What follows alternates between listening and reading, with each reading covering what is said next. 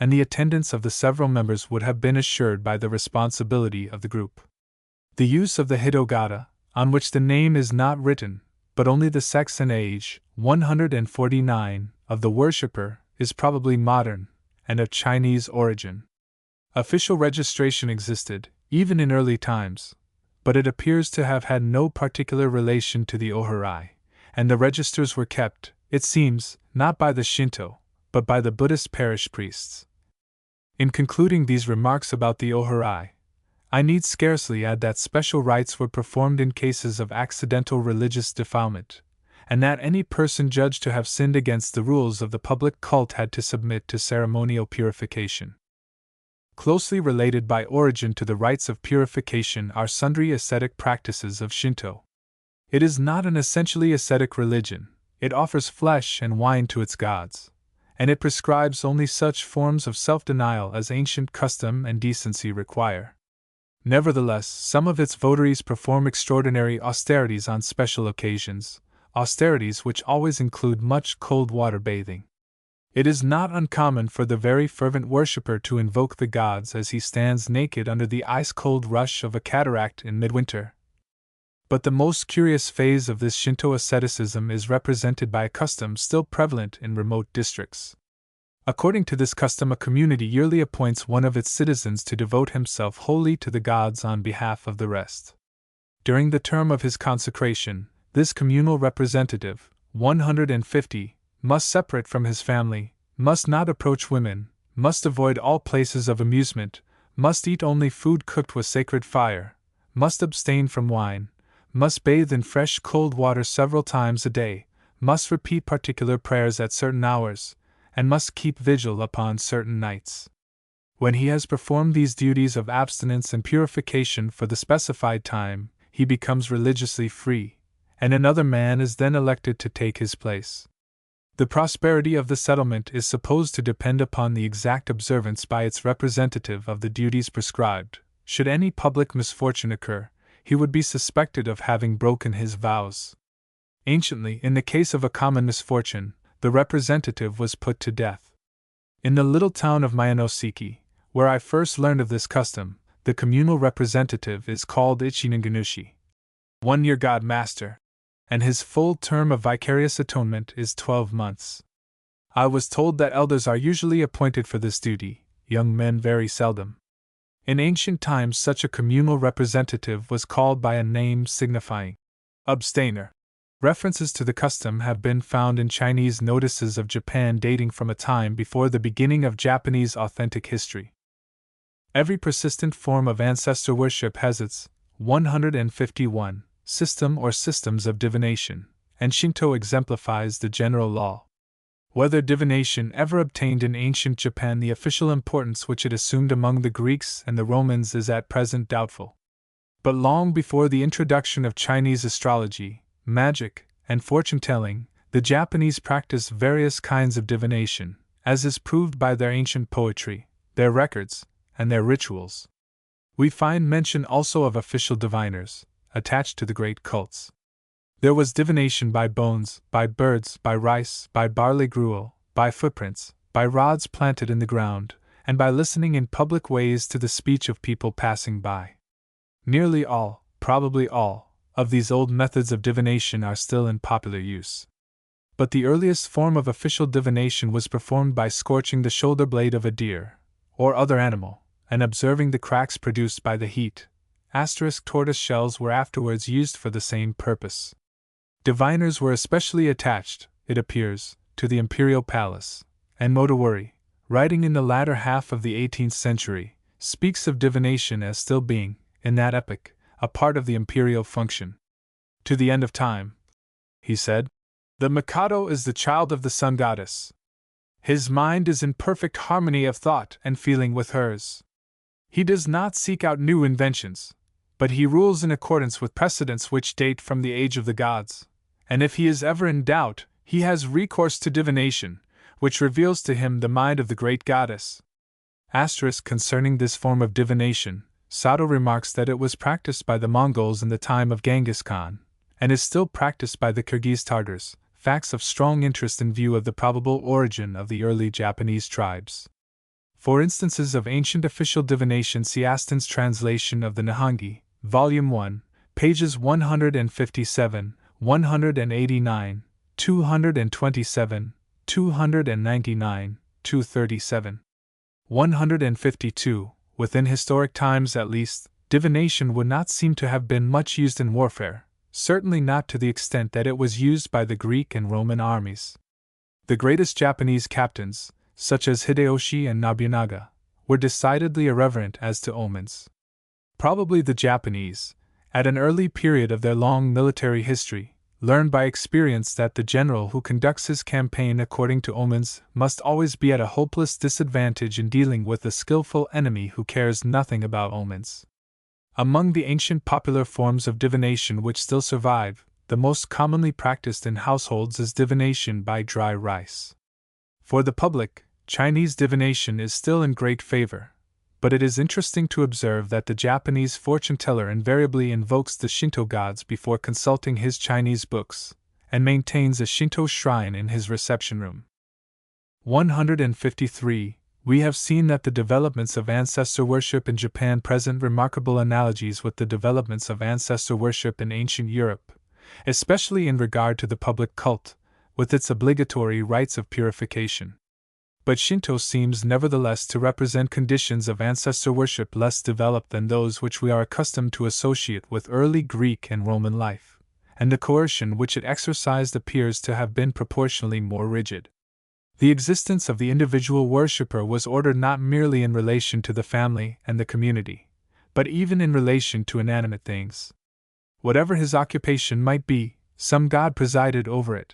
Whatever tools he might use, they had to be used in such manner as tradition prescribed for all admitted to the craft cult. It was necessary that the carpenter should so perform his work as to honor the deity of carpenters, that the smith should fulfill his daily task so as to honor the god of the bellows, that the farmer should never fail in respect to the earth god, and the food god, and the scarecrow god, and the spirits of the trees, about his habitation. Even the domestic utensils were sacred. The servant could not dare to forget the presence of the deities of the cooking range, the hearth, the cauldron, the brazier, or the supreme necessity of keeping the fire pure. The professions, not less, 154, than the trades, were under divine patronage. The physician, the teacher, the artist, each had his religious duties to observe, his special traditions to obey.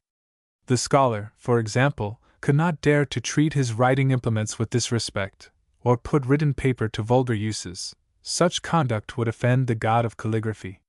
Nor were women ruled less religiously than men in their various occupations. The spinners and weaving maidens were bound to revere the weaving goddess and the goddess of silkworms. The sewing girl was taught to respect her needles, and in all homes there was observed a certain holiday upon which offerings were made to the spirits of needles. In samurai families the warrior was commanded to consider his armor and his weapons as holy things. To keep them in beautiful order was an obligation of which the neglect might bring misfortune in the time of combat, and on certain days offerings were set before the bows and spears, arrows and swords, and other war implements, in the alcove of the family guest room. Gardens, too, were holy, and there were rules to be observed in their management, lest offense should be given to the gods of trees and flowers. Carefulness, cleanliness, dustlessness, were everywhere enforced as religious obligations. It has often been remarked in these latter days that the Japanese do not keep their public offices, their railway stations, their new factory buildings, 155, thus scrupulously clean. But edifices built foreign style, with foreign material, under foreign supervision, and contrary to every local tradition, must seem to old-fashioned thinking God-forsaken places, and servants amid such unhallowed surroundings do not feel the invisible about them, the weight of pious custom, the silent claim of beautiful and simple things to human respect. 156. 157. The Rule of the Dead. It should now be evident to the reader that the ethics of Shinto were all comprised in the doctrine of unqualified obedience to customs originating, for the most part, in the family cult. Ethics were not different from religion, religion was not different from government, and the very word for government signified matters of religion.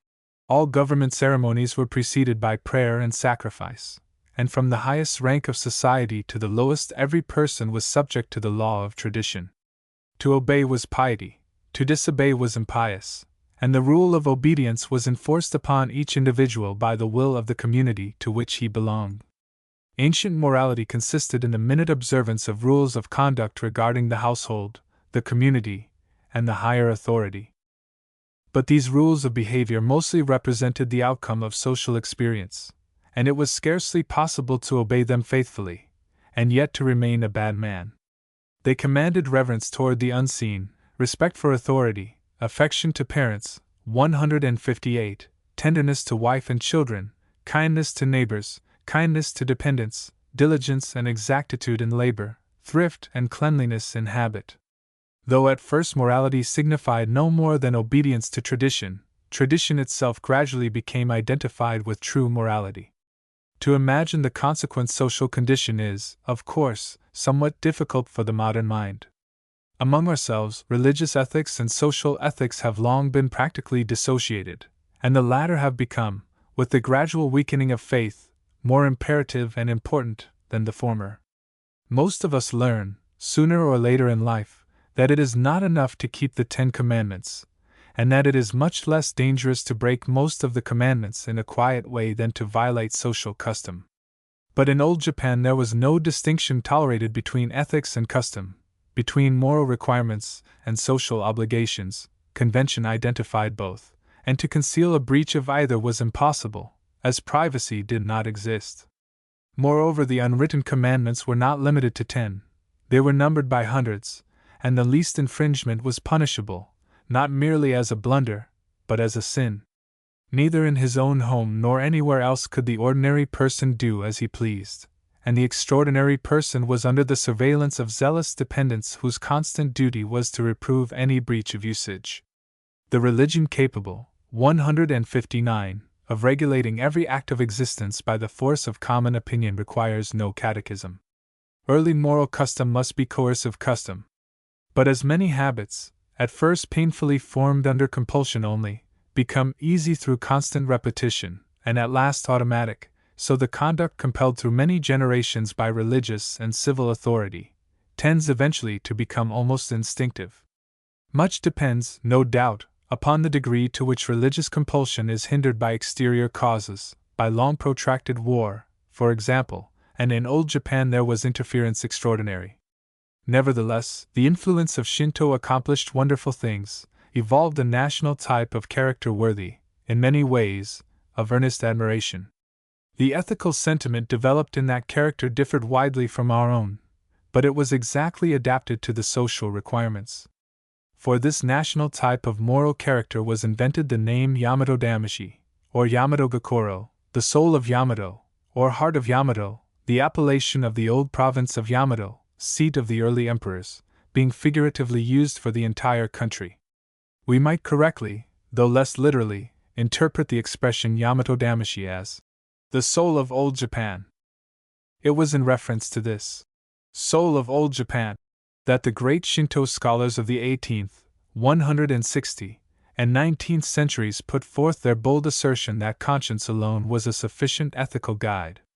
They declared the high quality of the Japanese conscience a proof of the divine origin of the race. Human beings, wrote Modawari, having been produced by the spirits of the two creative deities, are naturally endowed with the knowledge of what they ought to do, and of what they ought to refrain from doing. It is unnecessary for them to trouble their minds with systems of morality. If a system of morals were necessary, men would be inferior to animals, all of whom are endowed with the knowledge of what they ought to do, only in an inferior degree to men. Asterisk. All of these extracts are quoted from Sato's great essay on the Shinto revival. Mabuchi, at an earlier day, had made a comparison between Japanese and Chinese morality, greatly to the disadvantage of the latter. In ancient times, said Mabuchi, when men's dispositions were straightforward, a complicated system of morals was unnecessary. It would naturally happen that bad actions might be occasionally committed, but the straightforwardness of men's dispositions would prevent the evil from being concealed and so growing in extent. So in those days it was unnecessary to have a doctrine of right and wrong. But the Chinese, being bad at heart, in spite of the teaching which they got, were good, 161, only on the outside, so their bad acts became of such magnitude that society was thrown into disorder. The Japanese, being straightforward, could do without teaching. Motowori repeated these ideas in a slightly different way. It is because the Japanese were truly moral in their practice that they required no theory of morals, and the fuss made by the Chinese about theoretical morals is owing to their laxity in practice. To have learned that there is no way, ethical system, to be learned and practiced, is really to have learned to practice the way of the gods. At a later day Hirata wrote, "Learn to stand in awe of the unseen, and that will prevent you from doing wrong. Cultivate the conscience implanted in you, then you will never wander from the way." Though the sociologists may smile at these declarations of moral superiority, especially as based on the assumption that the race had been better in primeval times, when yet fresh from the hands of the gods, there was in them a grain of truth.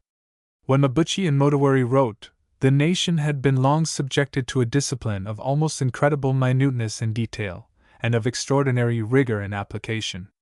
And this discipline had actually brought into existence a wonderful average of character, a character of surprising patience, unselfishness, honesty, kindliness, and docility combined with high courage.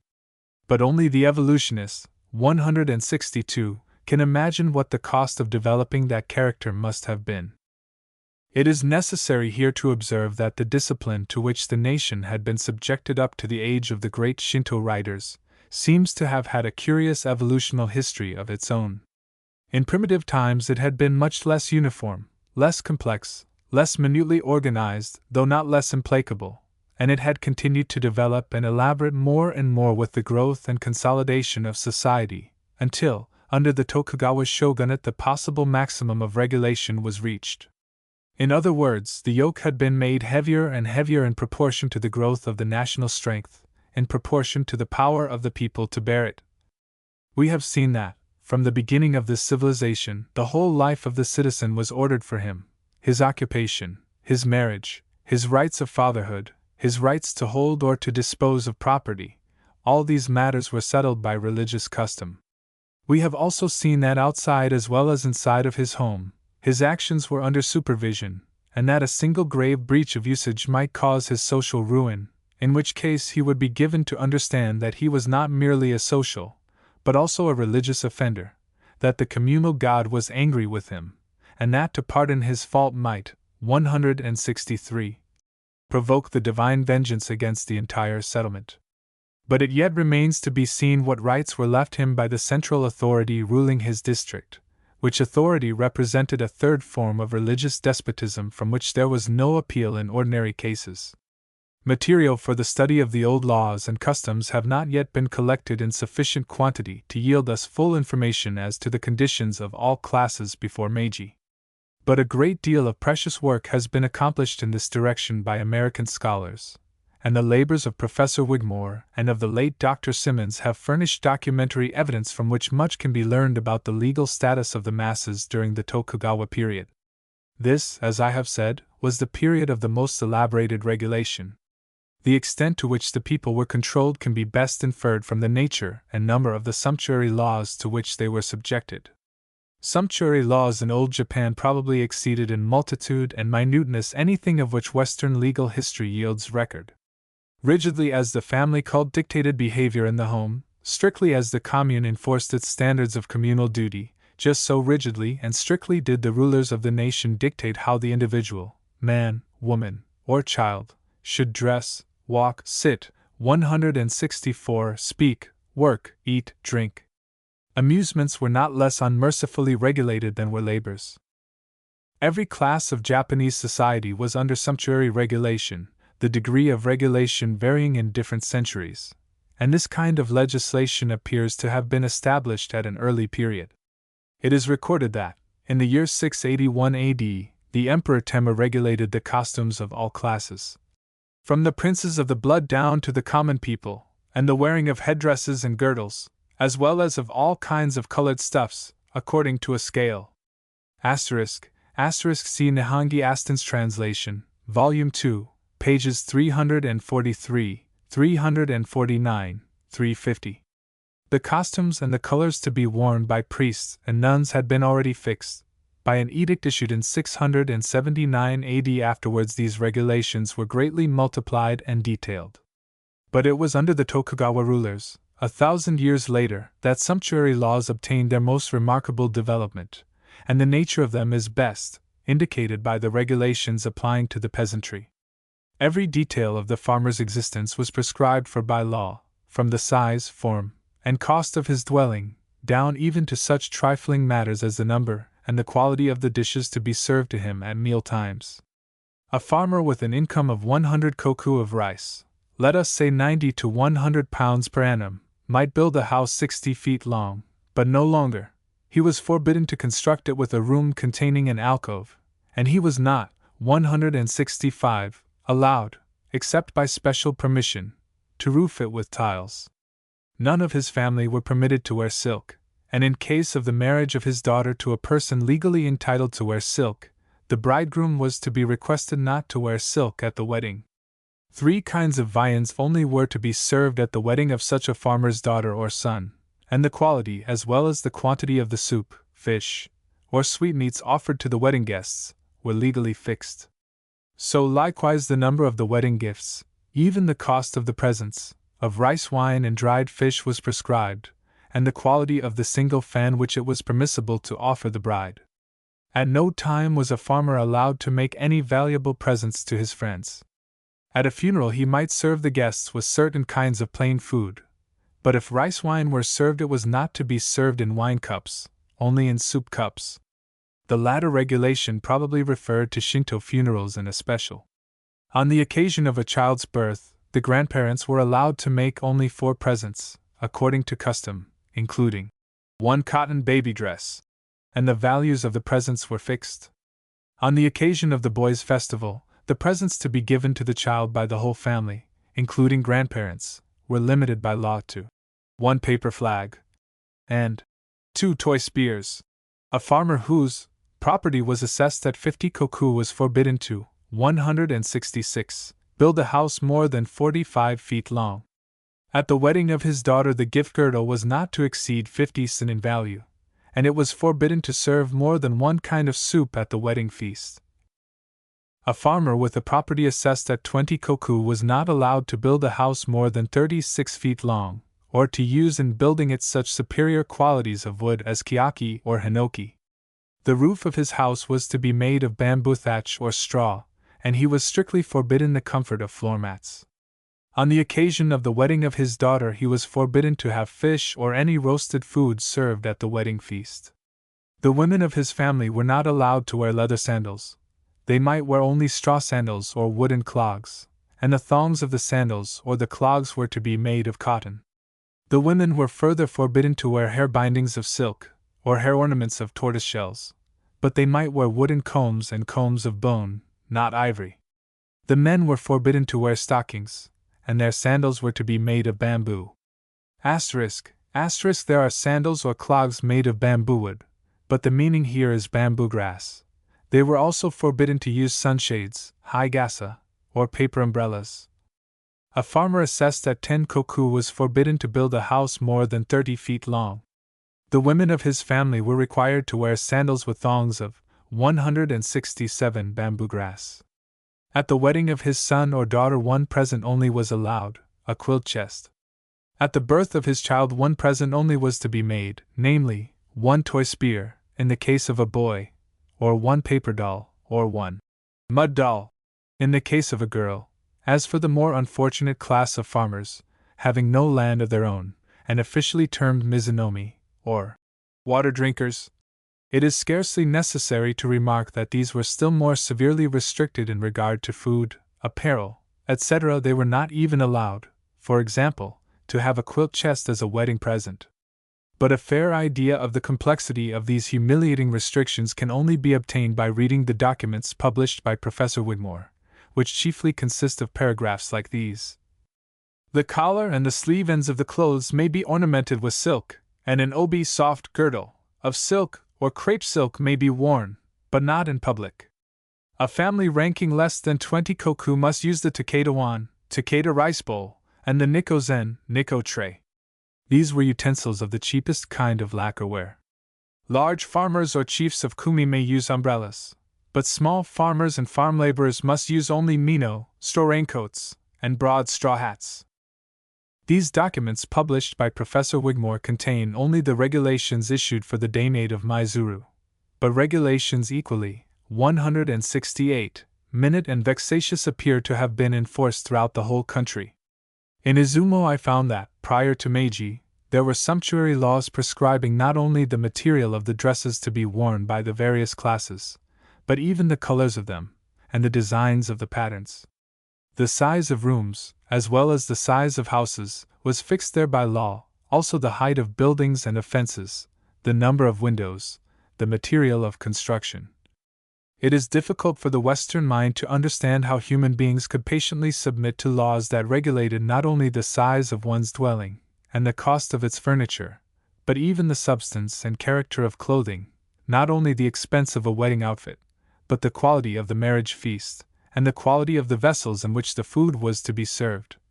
Not only the kind of ornaments to be worn in a woman's hair, but the material of the thongs of her sandals, not only the price of presents to be made to friends, but the character and the cost of the cheapest toy to be given to a child. And the peculiar constitution of society made it possible to enforce this sumptuary legislation by communal will. The people were obliged to coerce themselves. Each community, as we have seen, had been organized in groups of 5 or more households, called kumi, and the heads of the households forming a kumi elected one of their number as kumigashira, or group chief, directly, 169, responsible to the higher authority. The kumi was accountable for the conduct of each and all of its members, and each member was in some sort responsible for the rest. Every member of a kumi, declares one of the documents above mentioned, must carefully watch the conduct of his fellow members. If any one violates these regulations, without due excuse, he is to be punished, and his kumi will also be held responsible even for the serious offense of giving more than one paper doll to a child. But we should remember that in early Greek and Roman societies there was much legislation of a similar kind. The laws of Sparta regulated the way in which a woman should dress her hair. The laws of Athens fixed the number of her robes. At Rome, in early times, women were forbidden to drink wine, and a similar law existed in the Greek cities of Miletus and Massilia. In Rhodes and Byzantium the citizen was forbidden to shave. In Sparta he was forbidden to wear a mustache. I need scarcely refer to the later Roman laws regulating the cost of marriage feasts, and the number of guests that might be invited to a banquet, for this legislation was directed chiefly against luxury. The astonishment evoked by Japanese sumptuary laws, particularly as inflicted upon the peasantry, is justified less by their general character than by their implacable minuteness, their ferocity of detail. 170. Where a man's life was legally ordered even to the least particulars, even to the quality of his footgear and headgear, the cost of his wife's hairpins, and the price of his child's doll, one could hardly suppose that freedom of speech would have been tolerated. It did not exist, and the degree to which speech became regulated can be imagined only by those who have studied the spoken tongue. The hierarchical organization of society was faithfully reflected in the conventional organization of language, in the ordination of pronouns, nouns, and verbs, in the grades conferred upon adjectives by prefixes or suffixes. With the same merciless exactitude which prescribed rules for dress, diet, and manner of life, all utterance was regulated both negatively and positively, but positively much more than negatively. There was little insistence upon what was not to be said, but rules innumerable decided exactly what should be said, the word to be chosen, the phrase to be used. Early training enforced caution in this regard. Everybody had to learn that only certain verbs and nouns and pronouns were lawful when addressing superiors, and other words permissible only when speaking to equals or to inferiors. Even the uneducated were obliged to learn something about this. But education cultivated a system of verbal etiquette so multiform that only the training of years could enable anyone to master it. Among the 171 higher classes this etiquette developed almost inconceivable complexity. Grammatical modifications of language, which, by implication, exalted the person addressed or humbly depreciated the person addressing, must have come into general use at some very early period, but under subsequent Chinese influence these forms of propitiatory speech multiplied exceedingly.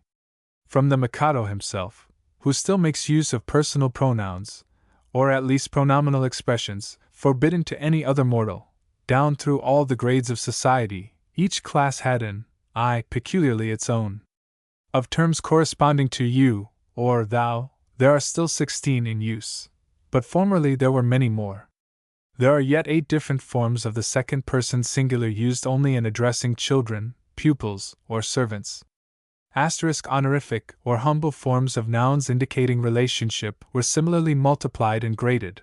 There are still in use 9 terms signifying father, 9 terms signifying mother, 11 terms for wife, 11 terms for son, 9 terms for daughter, and 7 terms for husband.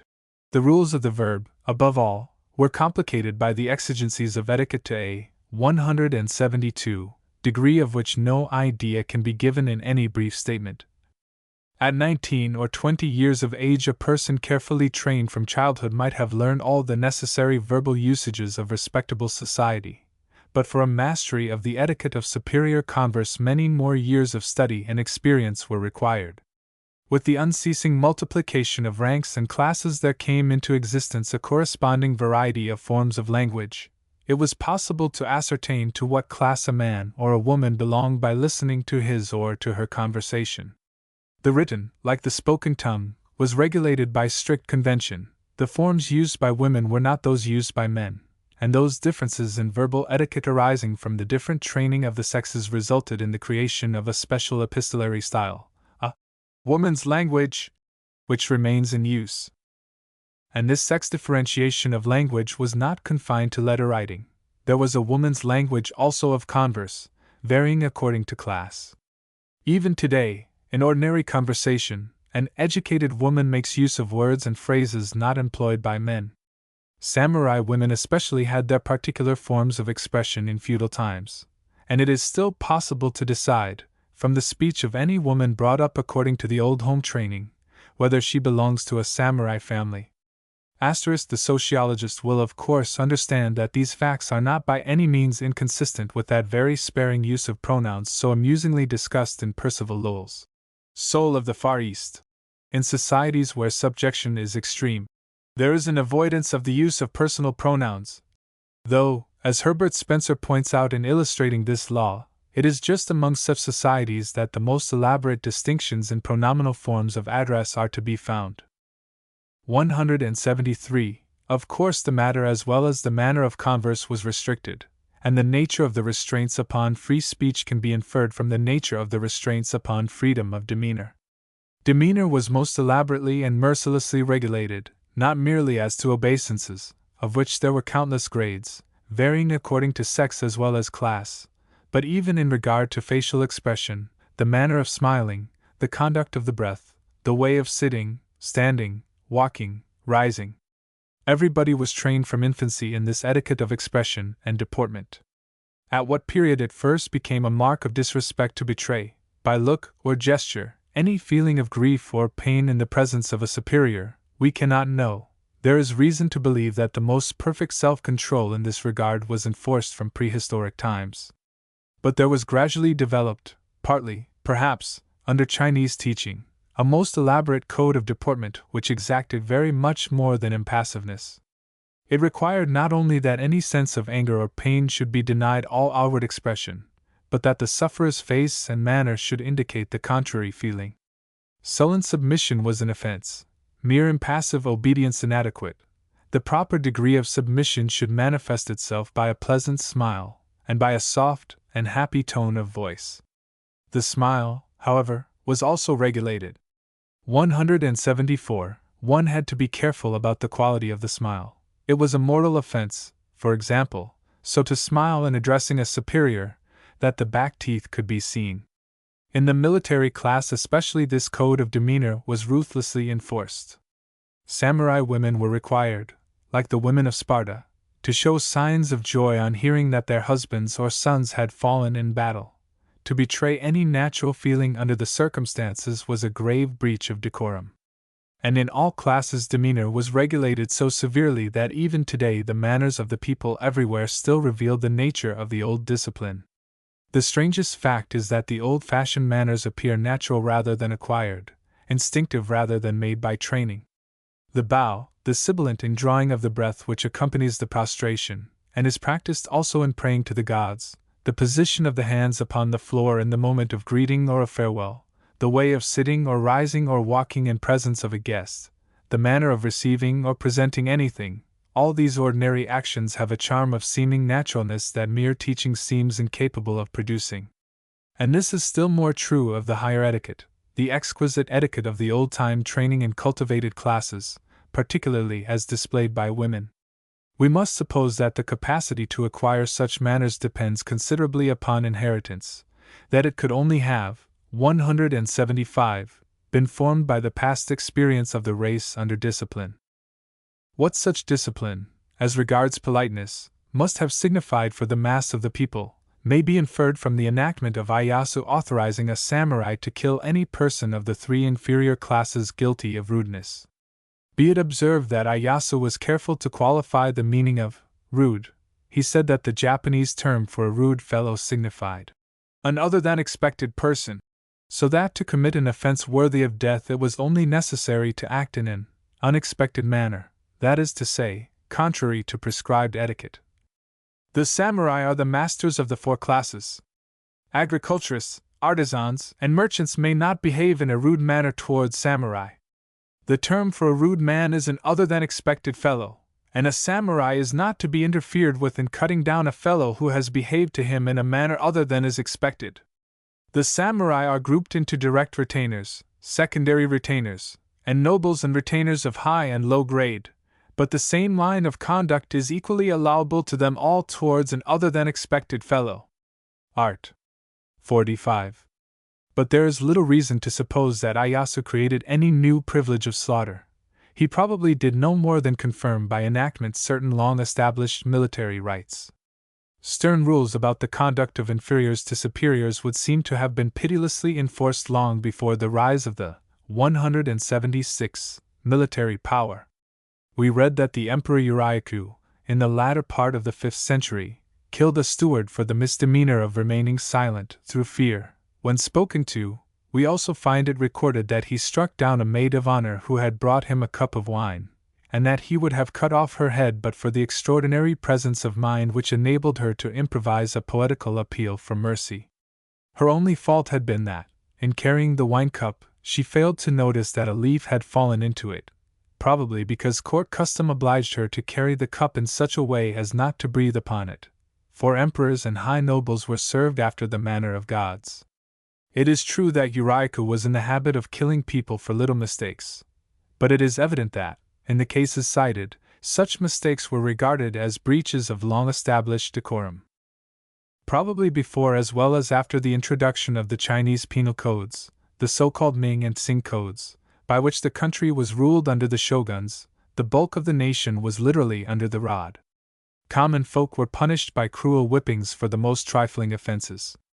For serious offenses, death by torture was an ordinary penalty, and there were extraordinary penalties as savage, or almost as savage, as those established during our own medieval period, 177, burnings and crucifixions and quarterings and boiling alive in oil. The documents regulating the life of village folk do not contain any indication of the severity of legal discipline. The Kumicho declarations that such and such conduct shall be punished suggest nothing terrible to the reader who has not made himself familiar with the ancient codes. As a matter of fact, the term punishment in a Japanese legal document might signify anything from a trifling fine up to burning alive. Some evidence of the severity used to repress quarreling even as late as the time of Ieyasu may be found in a curious letter of Captain Saris, who visited Japan in 1613. "The 1st of July," wrote the captain, "two of our company happened to quarrel the one with the other, and were very likely to have gone into the field, i.e. to have fought a duel, to the endangering of versus all. For it is a custom here that whosoever draws a weapon in anger, although he do no harm therewith, he is presently cut in pieces, and doing but small hurt, not only themselves are so executed, but their whole generation. The literal meaning of cut in pieces, he explains later on, when recounting in the same letter an execution that came under his observation. The 8th, 3 Iaponians were executed, viz., 2 men and 1 woman. The cause this, the woman, none of the honestest, her husband being trowelled from home, 178, had appointed these 2 their several hours to repair to her. The latter man, not knowing of the former, and coming in before the hour appointed, found the first man, and enraged thereat, he whipped out his katana, and wounded both of them very sorely, having very near hewn the chine of the man's back in 2. But as well as he might he cleared himself, and recurring his wounded the other.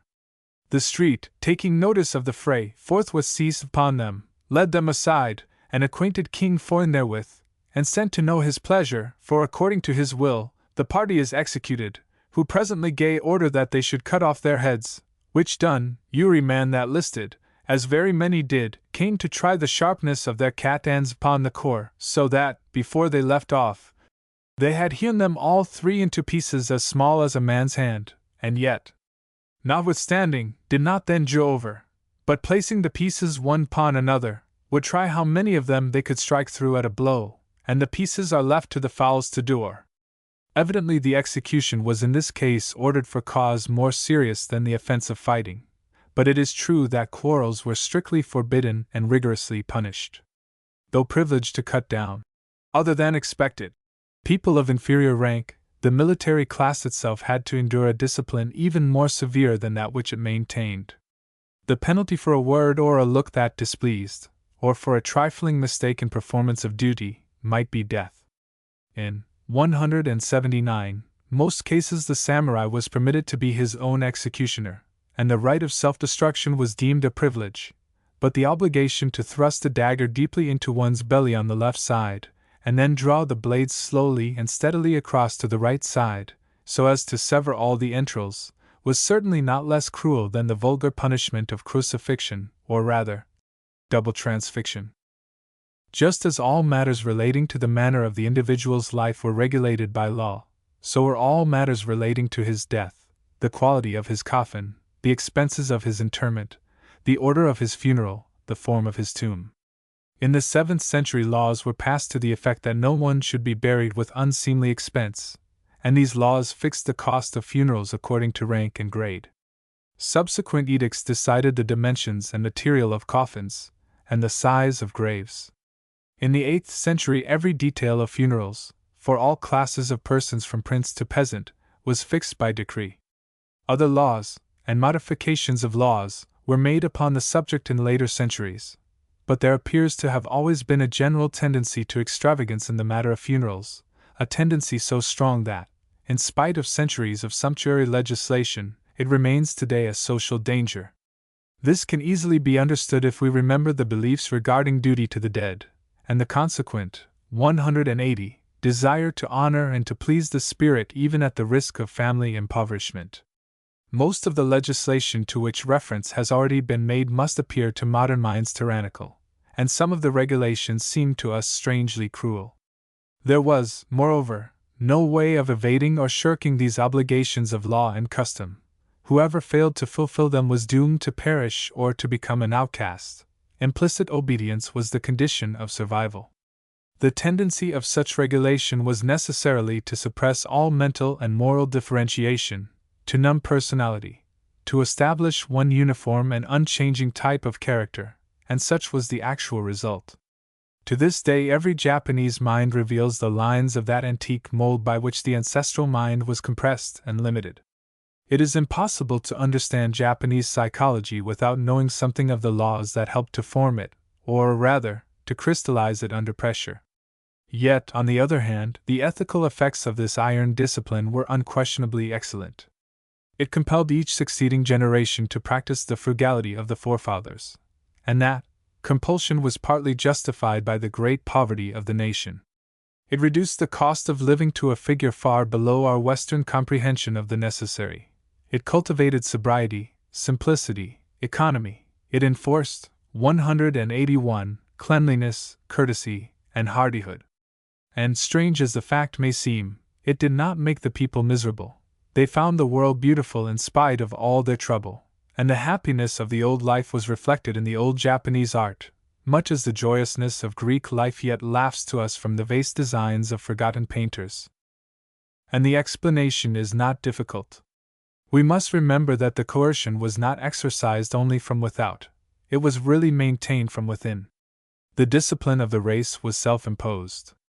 The people had gradually created their own social conditions, and therefore the legislation conserving those conditions, and they believed that legislation the best possible. They believed it to be the best possible for the excellent reason that it had been founded upon their own moral experience, and they could greatly endure because they had great faith.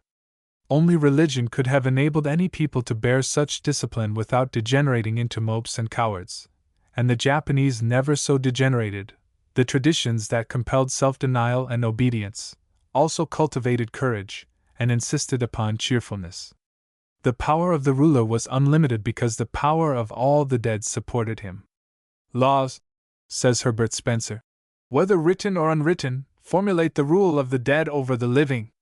In addition to that power which past generations exercise over present generations by transmitting 182 their natures, bodily and mental, and in addition to the power they exercise over them by bequeathed habits and modes of life, there is the power they exercise through their regulations for public conduct, handed down orally or in writing.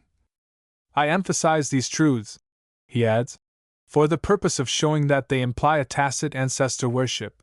Of no other laws in the history of human civilization are these observations more true than of the laws of old Japan. Most strikingly did they formulate the rule of the dead over the living, and the hand of the dead was heavy. It is heavy upon the living even today. 183. The introduction of Buddhism. The nature of the opposition which the ancient religion of Japan could offer to the introduction of any hostile alien creed should now be obvious. The family being founded upon ancestor worship, the commune being regulated by ancestor worship, the clan group or tribe being governed by ancestor worship, and the supreme ruler being at once the high priest and deity of an ancestral cult which united all the other cults in one common tradition. It must be evident that the promulgation of any religion essentially opposed to Shinto would have signified nothing less than an attack upon the whole system of society. Considering these circumstances, it may well seem strange that Buddhism should have succeeded, after some preliminary struggles, which included one bloody battle, in getting itself accepted as a second national faith.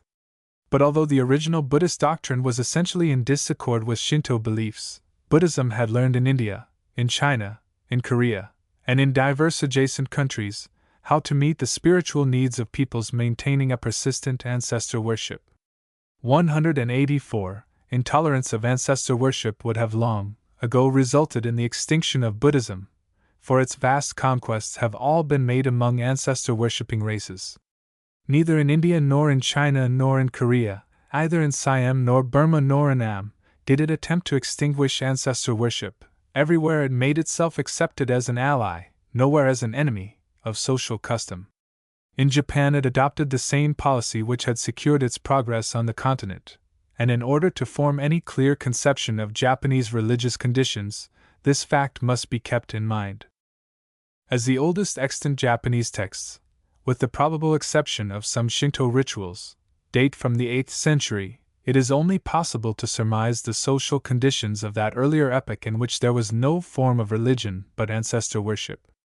Only by imagining the absence of all Chinese and Korean influences can we form some vague idea of the state of things which existed during the so-called Age of the Gods, and it is difficult to decide at what period these influences began to operate. Confucianism appears to have preceded Buddhism by a considerable interval, and its progress, as an organizing power, was much more rapid. Buddhism was first introduced from Korea, about 552 AD, but the mission accomplished little. By the end of the 8th century, 185, the whole fabric of Japanese administration had been reorganized upon the Chinese plan, under Confucian influence. But it was not until well into the 9th century that Buddhism really began to spread throughout the country. Eventually it overshadowed the national life, and colored all the national thought. Yet the extraordinary conservatism of the ancient ancestor cult, its inherent power of resisting fusion, was exemplified by the readiness with which the two religions fell apart on the disestablishment of Buddhism in 1871. After having been literally overlaid by Buddhism for nearly 1,000 years, Shinto immediately reassumed its archaic simplicity, and re-established the unaltered forms of its earliest rites. But the attempt of Buddhism to absorb Shinto seemed at one period to have almost succeeded. The method of the absorption is said to have been devised, about the year 800, by the famous founder of the Shingon sect, Kukai or Kobadaishi, as he is popularly called, who first declared the higher Shinto gods to be incarnations of various Buddhas. But in this matter, of course, Kobadaishi was merely following precedents of Buddhist policy. Under the name of Ryoba Shinto, the new compound of Shinto and Buddhism obtained imperial approval and support. The term, Ryobu, signifies two departments, or two religions. Thereafter, in hundreds of 186 places, the two religions were domiciled within the same precinct, sometimes even within the same building. They seem to have been veritably amalgamated. And nevertheless there was no real fusion. After 10 centuries of such contact they separated again, as lightly as if they had never touched. It was only in the domestic form of the ancestor cult that Buddhism really effected permanent modifications, yet even these were neither fundamental nor universal. In certain provinces they were not made, and almost everywhere a considerable part of the population preferred to follow the Shinto form of the ancestor cult. Yet another large class of persons, converts to Buddhism, continued to profess the older creed as well, and while practicing their ancestor worship according to the Buddhist rite, maintained separately also the domestic worship of the elder gods. In most Japanese houses today, the God shelf and the Buddhist shrine can both be found, both cults being maintained under the same roof. But I am mentioning these facts only as illustrating the conservative vitality of Shinto, not as indicating any weakness in the Buddhist propaganda. Unquestionably, the influence which Buddhism exerted upon Japanese 187 civilization was immense, profound, multiform, incalculable, and the only wonder is that it should not have been able to stifle Shinto forever. To state, as various writers have carelessly stated, that Buddhism became the popular religion, while Shinto remained the official religion, is altogether misleading. As a matter of fact, Buddhism became as much an official religion as Shinto itself, and influenced the lives of the highest classes not less than the lives of the poor. It made monks of emperors, and nuns of their daughters. It decided the conduct of rulers, the nature of decrees, and the administration of laws. In every community, the Buddhist parish priest was a public official as well as a spiritual teacher. He kept the parish register, and made report to the authorities upon local matters of importance. The ancestor worship and the funeral rites are Buddhist, as a general rule, if the family be Buddhist. But the Shinto gods are also worshipped in most Buddhist households, except those attached to the Shin sect. Many followers of even the Shin sect, however, appear to follow the ancient religion likewise, and they have their Ujigami. By introducing the love of learning, Confucianism had partly prepared the way for Buddhism. As early even as the 1st century there were some Chinese scholars in Japan, but it was toward the close of the 3rd century that the study of Chinese literature first really became fashionable among the ruling classes. Confucianism, however, did not represent a new religion. It was a system of ethical teachings founded upon an ancestor worship much like that of Japan. What it had to offer was a kind of social philosophy, an explanation of the 188 eternal reason of things. It reinforced and expanded the doctrine of filial piety. It regulated and elaborated pre-existing ceremonial, and it systematized all the ethics of government. In the education of the ruling classes it became a great power, and has so remained down to the present day.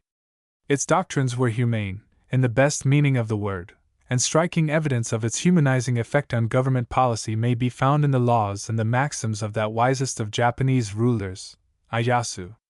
But the religion of the Buddha brought to Japan another and a wider humanizing influence, a new gospel of tenderness, together with a multitude of new beliefs that were able to accommodate themselves to the old, in spite of fundamental dissimilarity. In the highest meaning of the term, it was a civilizing power.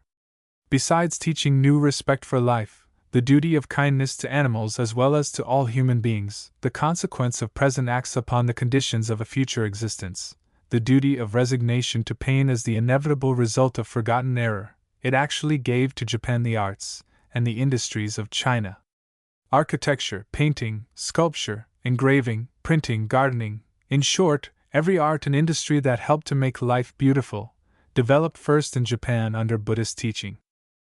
There are many forms of Buddhism, and in 189 modern Japan there are 12 principal Buddhist sects, but for present purposes, it will be enough to speak, in the most general way, of popular Buddhism only, as distinguished from philosophical Buddhism, which I shall touch upon in a subsequent chapter. The higher Buddhism could not, at any time or in any country, have had a large popular following, and it is a mistake to suppose that its particular doctrines, such as the doctrine of nirvana, were taught to the common people. Only such forms of doctrine were preached as could be made intelligible and attractive to very simple minds. There is a Buddhist proverb: first observe the person, then preach the law. That is to say, adapt your instruction to the capacity of the listener. In Japan, as in China, Buddhism had to adapt its instruction to the mental capacity of large classes of people yet unaccustomed to abstract ideas.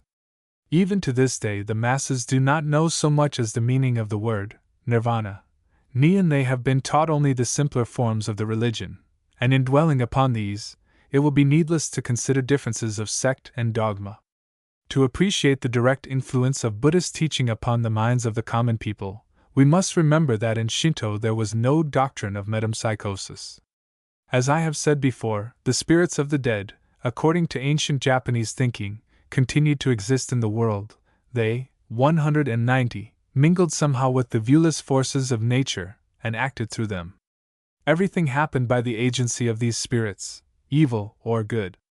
Those who had been wicked in life remained wicked after death, those who had been good in life became good gods after death, but all were to be propitiated. No idea of future reward or punishment existed before the coming of Buddhism. There was no notion of any heaven or hell. The happiness of ghosts and gods alike was supposed to depend upon the worship and the offerings of the living. With these ancient beliefs, Buddhism attempted to interfere only by expanding and expounding them, by interpreting them in a totally new light. Modifications were effected, but no suppressions. We might even say that Buddhism accepted the whole body of the old beliefs. It was true, the new teaching declared, that the dead continued to exist invisibly, and it was not wrong to suppose that they became divinities, since all of them were destined, sooner or later, to enter upon the way to Buddhahood, the divine condition. Buddhism acknowledged likewise the greater gods of Shinto, with all their attributes and dignities, declaring them incarnations of Buddhas or Bodhisattvas. Thus the goddess of the sun was identified with Dainichi Nyorai, the Tathagata Mahavairokkana. The deity Hachiman was identified with Amida, Amitabha. Nor did Buddhism deny the existence of goblins, 191, and evil gods. These were identified with the Pretas and the Marikaikas, and the Japanese popular term for goblin, ma, today reminds us of this identification. As for wicked ghosts, they were to be thought of as Pretas only, gaki, self-doomed by the errors of former lives to the circle of perpetual hunger. The ancient sacrifices to the various gods of disease and pestilence, gods of fever, smallpox, dysentery, consumption, coughs, and colds, were continued with Buddhist approval, but converts were bidden to consider such maleficent beings as Pretas, and to present them with only such food offerings as are bestowed upon Pretas, not for propitiation, but for the purpose of relieving ghostly pain. In this case, as in the case of the ancestral spirits, Buddhism prescribed that the prayers to be repeated were to be said for the sake of the haunters, rather than to them. The reader may be reminded of the fact that Roman Catholicism, by making a similar provision, still practically tolerates a continuance of the ancient European ancestor worship. And we cannot consider that worship extinct in any of those Western countries where the peasants still feast their dead upon the night of All Souls. Buddhism, however, did more than tolerate the old rites. It cultivated and elaborated them. Under its teaching, a new and beautiful form of the domestic cult came into existence, and all the 192 touching poetry of ancestor worship in modern Japan can be traced to the teaching of the Buddhist missionaries. Though ceasing to regard their dead as gods in the ancient sense, the Japanese converts were encouraged to believe in their presence, and to address them in terms of reverence and affection.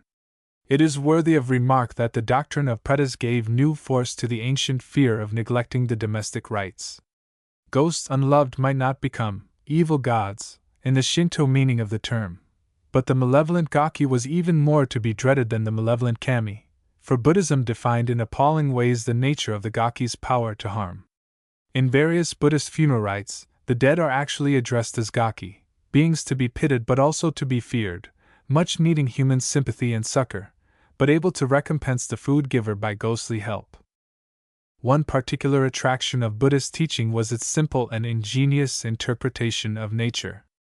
Countless matters which Shinto had never attempted to explain, and could not have explained, Buddhism expounded in detail, with much apparent consistency. Its explanations of the mysteries of birth, life, and death were at once consoling to pure minds, and wholesomely discomforting to bad consciences. It taught that the dead were happy or unhappy not directly because of the attention or the 193 neglect shown them by the living, but because of their past conduct while in the body. It did not attempt to teach the higher doctrine of successive rebirths, which the people could not possibly have understood, but the merely symbolic doctrine of transmigration, which everybody could understand.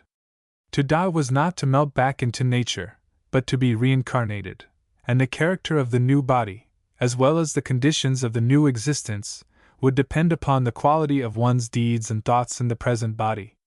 All states and conditions of being were the consequence of past actions.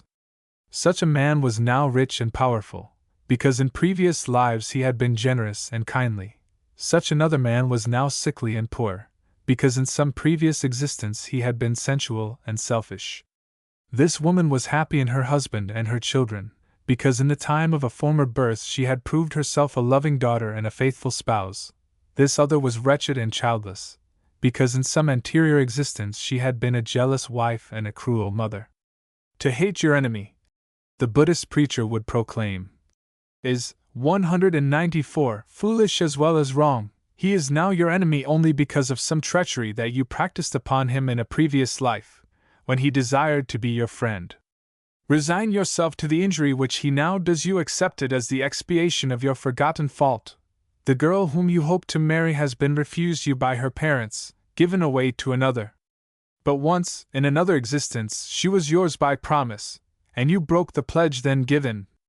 Painful indeed the loss of your child, but this loss is the consequence of having, in some former life, refused affection where affection was due. Maimed by mishap, you can no longer earn your living as before. Yet this mishap is really due to the fact that in some previous existence you wantonly inflicted bodily injury. Now the evil of your own act has returned upon you. Repent of your crime, and pray that its karma may be exhausted by this present suffering. All the sorrows of men were thus explained and consoled. Life was expounded as representing but one stage of a measureless journey, whose way stretched back through all the night of the past, and forward through all the mystery of the future, out of eternities forgotten into the eternities to be, and the world itself was to be thought of only as a traveler's resting place, an inn by the roadside. The reader will doubtless wonder how Buddhism could reconcile its doctrine of successive rebirths with the ideas of ancestor worship. If one died only to be born again, what could be the use of offering food or addressing any kind of prayer to the reincarnated spirit? This difficulty was met by the teaching that the dead were not immediately reborn in most cases, but entered into a particular condition called shuyu. They might remain in this disembodied condition for the time of 100 years, after which they were reincarnated. The Buddhist services for the dead are consequently limited to the time of 100 years. Instead of preaching to the people about nirvana, 195, Buddhism discoursed to them of blisses to be won and pains to be avoided, the paradise of Amida, Lord of immeasurable light, the 8 hot hells called Takwatsu, and the 8 icy hells called the Buddha. On the subject of future punishment the teaching was very horrible. I should advise no one of delicate nerves to read the Japanese, or rather the Chinese accounts of hell. But hell was the penalty for supreme wickedness only, it was not eternal, and the demons themselves would at last be saved. Heaven was to be the reward of good deeds. The reward might indeed be delayed, through many successive rebirths, by reason of lingering karma.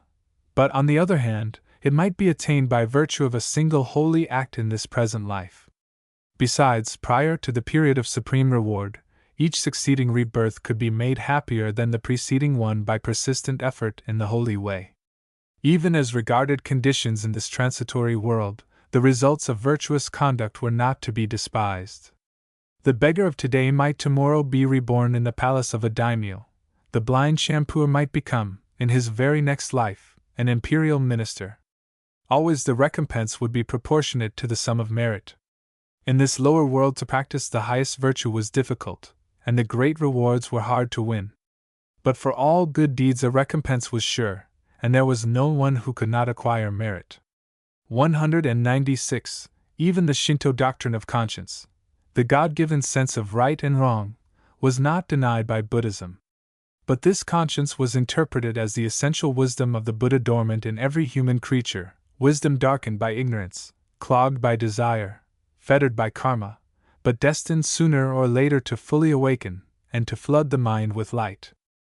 It would seem that the Buddhist teaching of the duty of kindness to all living creatures, and of pity for all suffering, had a powerful effect upon national habit and custom, long before the new religion found general acceptance. As early as the year 675, a decree was issued by the Emperor Temmu forbidding the people to eat the flesh of kine, horses, dogs, monkeys, or barn-door fowls, and prohibiting the use of traps or the making of pitfalls in catching game. See Aston's translation of the Nihongi, Volume 2, page 329. The fact that all kinds of flesh meat were not forbidden is probably explained by this emperor's zeal for the maintenance of both creeds. An absolute prohibition might have interfered with Shinto usages, and would certainly have been incompatible with Shinto traditions. But although fish never ceased to be an article of food for the laity, we may say that from about this time the mass of the nation abandoned its habits of diet, and forswore the eating of meat, in accordance with 197 Buddhist teaching. This teaching was based upon the doctrine of the unity of all sentient existence. Buddhism explained the whole visible world by its doctrine of karma, simplifying that doctrine so as to adapt it to popular comprehension. The forms of all creatures, bird, reptile, or mammal, insect or fish, represented only different results of karma. The ghostly life in each was one and the same, and in even the lowest, some spark of the divine existed. The frog or the serpent, the bird or the bat, the ox or the horse, all had, at some past time, the privilege of human, perhaps even superhuman, shape. Their present conditions represented only the consequence of ancient faults. Any human being also, by reason of like faults, might hereafter be reduced to the same dumb state, might be reborn as a reptile, a fish, a bird, or a beast of burden. The consequence of wanton cruelty to any animal might cause the perpetrator of that cruelty to be reborn as an animal of the same kind, destined to suffer the same cruel treatment. Who could even be sure that the goaded ox, the overdriven horse, or the slaughtered bird, had not formerly been a human being of closest kin, ancestor, parent, brother, sister, or child? Not by words only were all these things taught. It should be remembered that Shinto had no art. Its ghost houses, silent and void, were not even 198 decorated. But Buddhism brought in its train all the arts of carving, painting, and decoration. The images of its bodhisattvas, smiling in gold, the figures of its heavenly guardians and infernal judges, its feminine angels and monstrous demons, must have startled and amazed imaginations yet unaccustomed to any kind of art. Great paintings hung in the temples, and frescoes limned upon their walls or ceilings, explain better than words the doctrine of the 6 states of existence, and the dogma of future rewards and punishments. In rows of kakemono, suspended side by side, were displayed the incidents of a soul's journey to the realm of judgment, and all the horrors of the various hells. One pictured the ghosts of faithless wives, for ages doomed to pluck, with bleeding fingers, the rasping bamboo grass that grows by the springs of death. Another showed the torment of the slanderer, whose tongue was torn by demon pincers. In a third appeared the specters of lustful men, vainly seeking to flee the embraces of women of fire, or climbing, in frenzied terror, the slopes of the Mountain of Swords. Pictured also were the circles of the Predaworld, and the pangs of the hungry ghosts, and likewise the pains of rebirth in the form of reptiles and of beasts. And the art of these early representations, many of which have been preserved, was an art of no mean order. We can hardly conceive the effect upon inexperienced imagination of the crimson frown of Emma, 199, Yama, Judge of the Dead, or the vision of that weird mirror which reflected, to every spirit the misdeeds of its life in the body, or the monstrous fancy of that double-faced head before the judgment seat, representing the visage of the woman Murim, whose eyes behold all secret sin, and the vision of the man Kagwana, who smells all odors of evil doing. Parental affection must have been deeply touched by the painted legend of the world of children's ghosts, the little ghosts that must toil, under demon surveillance, in the dry bed of the river of souls. But pictured terrors were offset by pictured consolations, by the beautiful figure of Kwannon, white goddess of mercy, by the compassionate smile of Jizo, the playmate of infant ghosts, by the charm also of celestial nymphs, floating on iridescent wings in light of azure. The Buddhist painter opened to simple fancy the palaces of heaven, and guided hope, through gardens of jewel trees, even to the shores of that lake where the souls of the blessed are reborn in lotus blossoms, and tended by angel nurses.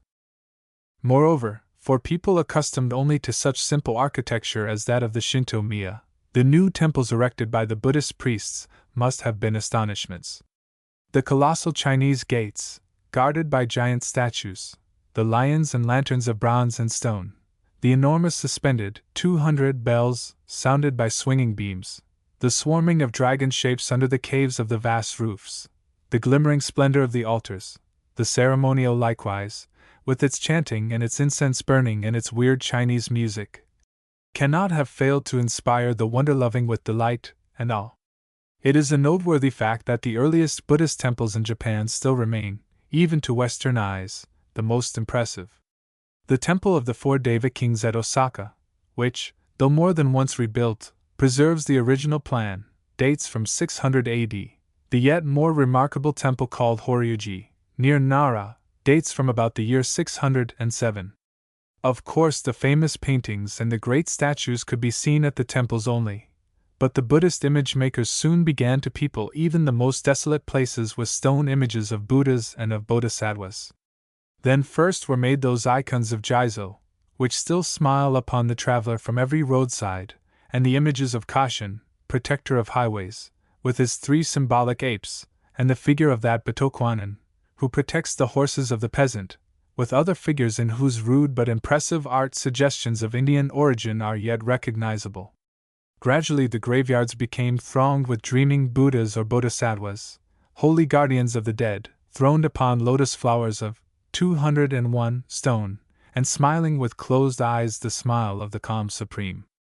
In the cities everywhere Buddhist sculptors opened shops, to furnish pious households with images of the chief divinities worshipped by the various Buddhist sects, and the makers of ihai, or Buddhist mortuary tablets, as well as the makers of household shrines, multiplied and prospered. Meanwhile the people were left free to worship their ancestors according to the creed, and if a majority eventually gave preference to the Buddhist rite, this preference was due in large measure to the peculiar emotional charm which Buddhism had infused into the cult. Except in minor details, the two rites differed scarcely at all, and there was no conflict whatever between the old ideas of filial piety and the Buddhist ideas attaching to the new ancestor worship. Buddhism taught that the dead might be helped and made happier by prayer, and that much ghostly comfort could be given them by food offerings. They were not to be offered flesh or wine, but it was proper to gratify them with fruits and rice and cakes and flowers and the smoke of incense. Besides, even the simplest food offerings might be transmuted, by force of prayer, into celestial nectar and ambrosia. But what especially helped the new ancestor cult to popular favor was the fact that it included many beautiful and touching customs not known to the old. Everywhere, 202, the people soon learned to kindle the 108 fires of welcome for the annual visit of their dead, to supply the spirits with little figures made of straw, or made out of vegetables, to serve for oxen or horses, *, also to prepare the ghost ships, Shoryobian, in which the souls of the ancestors were to return, over the sea, to their underworld.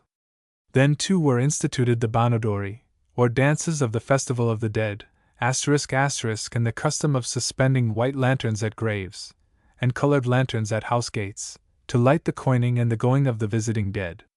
An eggplant, with 4 pegs of wood stuck into it, to represent legs, usually stands for an ox, and a cucumber, with 4 pegs, serves for a horse. One is reminded of the fact that, at some of the ancient Greek sacrifices, similar substitutes for real animals were used. In the worship of Apollo, at Thebes, apples with wooden pegs stuck into them, to represent feet and horns, were offered as substitutes for sheep. The dances themselves, very curious and very attractive to witness, are much older than Buddhism, but Buddhism made them a feature of the festival referred to, which lasts for 3 days. No person who has not witnessed a banodori can form the least idea of what Japanese dancing means. It is something utterly different from what usually goes by the name, something indescribably archaic, weird, and nevertheless fascinating. I have repeatedly sat up all night to watch the peasants dancing. Japanese dancing girls, be it observed, do not dance, they pose. The peasants dance. But perhaps the greatest value of Buddhism to the nation was educational. The Shinto priests were not teachers. In early times they were mostly aristocrats, religious representatives of the clans, and the idea of educating the common people could not even have occurred to them. Buddhism, on 203, the other hand, offered the boon of education to all, not merely a religious education, but an education in the arts and the learning of China. The Buddhist temples eventually became common schools, or had schools attached to them, and at each parish temple the children of the community were taught, at a merely nominal cost, the doctrines of the faith, the wisdom of the Chinese classics, calligraphy, drawing, and much besides. By degrees the education of almost the whole nation came under Buddhist control, and the moral effect was of the best. For the military class indeed there was another and special system of education, but samurai scholars sought to perfect their knowledge under Buddhist teachers of renown, and the imperial household itself employed Buddhist instructors. For the common people everywhere the Buddhist priest was the schoolmaster, and by virtue of his occupation as teacher, not less than by reason of his religious office, he ranked with the samurai. Much of what remains most attractive, in Japanese character, the winning and graceful aspects of it, seems to have been developed under Buddhist training. It was natural enough that to his functions of public instructor, the Buddhist priest should have added those of a public registrar. Until the period of disendowment, the Buddhist clergy remained, throughout the country, public as well as religious officials. They kept the parish records, and furnished, 204, at need certificates of birth, death, or family descent. To give any just conception of the immense civilizing influence which Buddhism exerted in Japan would require many volumes. Even to summarize the results of that influence by stating only the most general facts is scarcely possible, for no general statement can embody the whole truth of the work accomplished. As a moral force, Buddhism strengthened authority and cultivated submission, by its capacity to inspire larger hopes and fears than the more ancient religion could create. As teacher, it educated the race, from the highest to the humblest, both in ethics and in aesthetics. All that can be classed under the name of art in Japan was either introduced or developed by Buddhism, and the same may be said regarding nearly all Japanese literature possessing real literary quality, excepting some Shinto rituals, and some fragments of archaic poetry. Buddhism introduced drama, the higher forms of poetical composition, and fiction, and history, and philosophy. All the refinements of Japanese life were of Buddhist introduction, and at least a majority of its diversions and pleasures. There is even today scarcely one interesting or beautiful thing, produced in the country, for which the nation is not in some sort indebted to Buddhism. Perhaps the best and briefest way of 205 stating the range of such indebtedness is simply to say that Buddhism brought the whole of Chinese civilization into Japan, and thereafter patiently modified and reshaped it to Japanese requirements.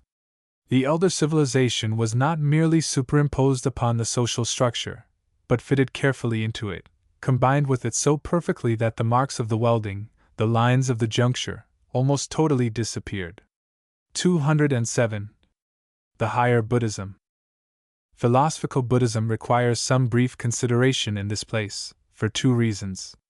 The first is that misapprehension or ignorance of the subject has rendered possible the charge of atheism against the intellectual classes of Japan. The second reason is that some persons imagine the Japanese common people, that is to say, the greater part of the nation, believers in the doctrine of nirvana as extinction, though, as a matter of fact, even the meaning of the word is unknown to the masses, and quite resigned to vanish from the face of the earth, because of that incapacity for struggle which the doctrine is supposed to create. A little serious thinking ought to convince any intelligent man that no such creed could ever have been the religion of either a savage or a civilized people.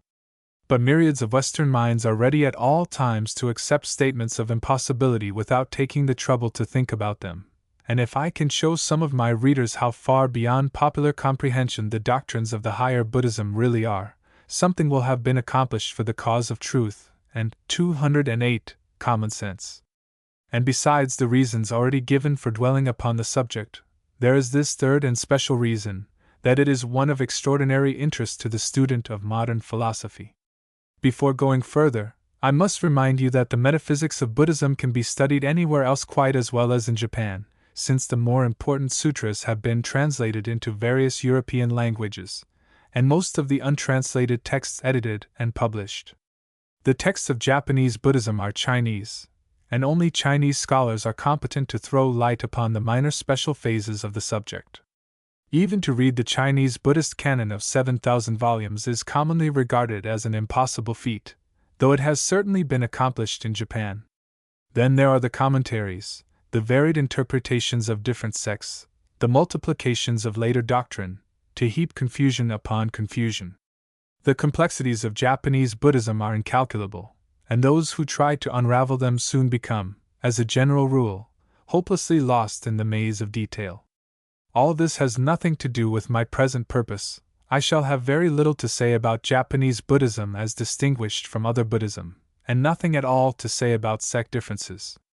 I shall keep to general facts as regards the higher doctrine, selecting from among such facts only those most suitable, 209, for the illustration of that doctrine. And I shall not take up the subject of nirvana, in spite of its great importance, having treated it as fully as I was able in my gleanings in Buddha fields, but confine myself to the topic of certain analogies between the conclusions of Buddhist metaphysics and the conclusions of contemporary Western thought. In the best single volume yet produced in English on the subject of Buddhism, the late Mr. Henry Clark Warren observed, "A large part of the pleasure that I have experienced in the study of Buddhism has arisen from what I may call the strangeness of the intellectual landscape." Buddhism in Translations, by Henry Clark Warren, Cambridge, Massachusetts, 1896. Published by Harvard University. All the ideas, the modes of argument, even the postulates assumed and not argued about, have always seemed so strange, so different from anything to which I have been accustomed, that I felt all the time as though walking in fairyland. Much of the charm that the Oriental thoughts and ideas have for me appears to be because they so seldom fit into Western categories. The serious attraction of Buddhist philosophy could not be better suggested. It is indeed the strangeness of the intellectual landscape, as of a world inside out and upside down, that has chiefly interested Western, 210, thinkers heretofore. Yet after all, there is a class of Buddhist concepts which can be fitted, or very nearly fitted, into Western categories. The higher Buddhism is a kind of monism, and it includes doctrines that accord, in the most surprising manner, with the scientific theories of the German and the English monists. To my thinking, the most curious part of the subject, and its main interest, is represented just by these accordances, particularly in view of the fact that the Buddhist conclusions have been reached through mental processes unknown to Western thinking, and unaided by any knowledge of science. I venture to call myself a student of Herbert Spencer, and it was because of my acquaintance with the synthetic philosophy that I came to find in Buddhist philosophy a more than romantic interest. For Buddhism is also a theory of evolution, though the great central idea of our scientific evolution, the law of progress from homogeneity to heterogeneity, is not correspondingly implied by Buddhist doctrine as regards the life of this world. The course of evolution as we conceive it, according to Professor Huxley, must describe a trajectory like that of a ball fired from a mortar, and the sinking half of that course is as much a part of the general process of evolution as the rising. The highest point of the trajectory would represent what Mr. Spencer calls equilibration, the supreme point of development preceding the period, 211, of decline. But, in Buddhist evolution, this supreme point vanishes into nirvana.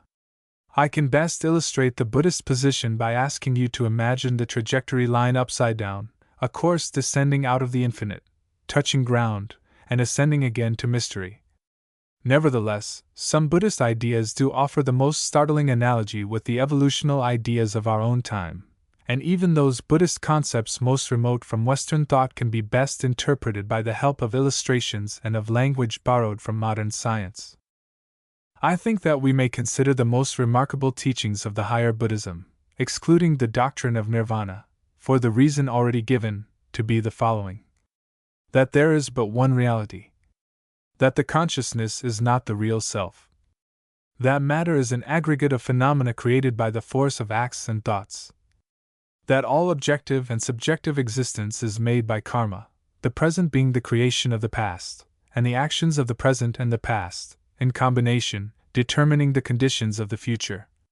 Or, in other words, that the universe of matter and the universe of conditioned mind represent in their evolution a strictly moral order. It will be worthwhile now to briefly consider 212 these doctrines in their relation to modern thought, beginning with the first, which is monism. All things having form or name, Buddhas, gods, men, and all living creatures, suns, worlds, moons, the whole visible cosmos, are transitory phenomena. Assuming, with Herbert Spencer, that the test of reality is permanence, one can scarcely question this position. It differs little from the statement with which the closing chapter of the First Principles concludes. Though the relation of subject and object renders necessary to us these antithetical conceptions of spirit and matter, the one is no less than the other to be regarded as but a sign of the unknown reality which underlies both. Edition of 1894. For Buddhism, the sole reality is the Absolute, Buddha as unconditioned and infinite being. There is no other veritable existence, whether of matter or of mind. There is no real individuality or personality. The I and the not I are essentially nowise different. We are reminded of Mr. Spencer's position that it is one and the same reality which is manifested to us both subjectively and objectively. Mr. Spencer goes on to say, subject and object, as actually existing, can never be contained in the consciousness produced by the cooperation of the two, though they are necessarily, 213, implied by it, and the antithesis of subject and object, never to be transcended while consciousness lasts, renders impossible all knowledge of that ultimate reality in which subject and object are united. I do not think that a master of the higher Buddhism would dispute Mr. Spencer's doctrine of transfigured realism. Buddhism does not deny the actuality of phenomena as phenomena, but denies their permanence, and the truth of the appearances which they present to our imperfect senses. Being transitory, and not what they seem, they are to be considered in the nature of illusions, impermanent manifestations of the only permanent reality. But the Buddhist position is not agnosticism. It is astonishingly different, as we shall presently see. Mr. Spencer states that we cannot know the reality so long as consciousness lasts, because while consciousness lasts we cannot transcend the antithesis of object and subject, and it is this very antithesis which makes consciousness possible. Very true, the Buddhist metaphysician would reply. We cannot know the sole reality while consciousness lasts. But destroy consciousness, and the reality becomes cognizable. Annihilate the illusion of mind, and the light will come. This destruction of consciousness signifies nirvana, the extinction of all that we call self.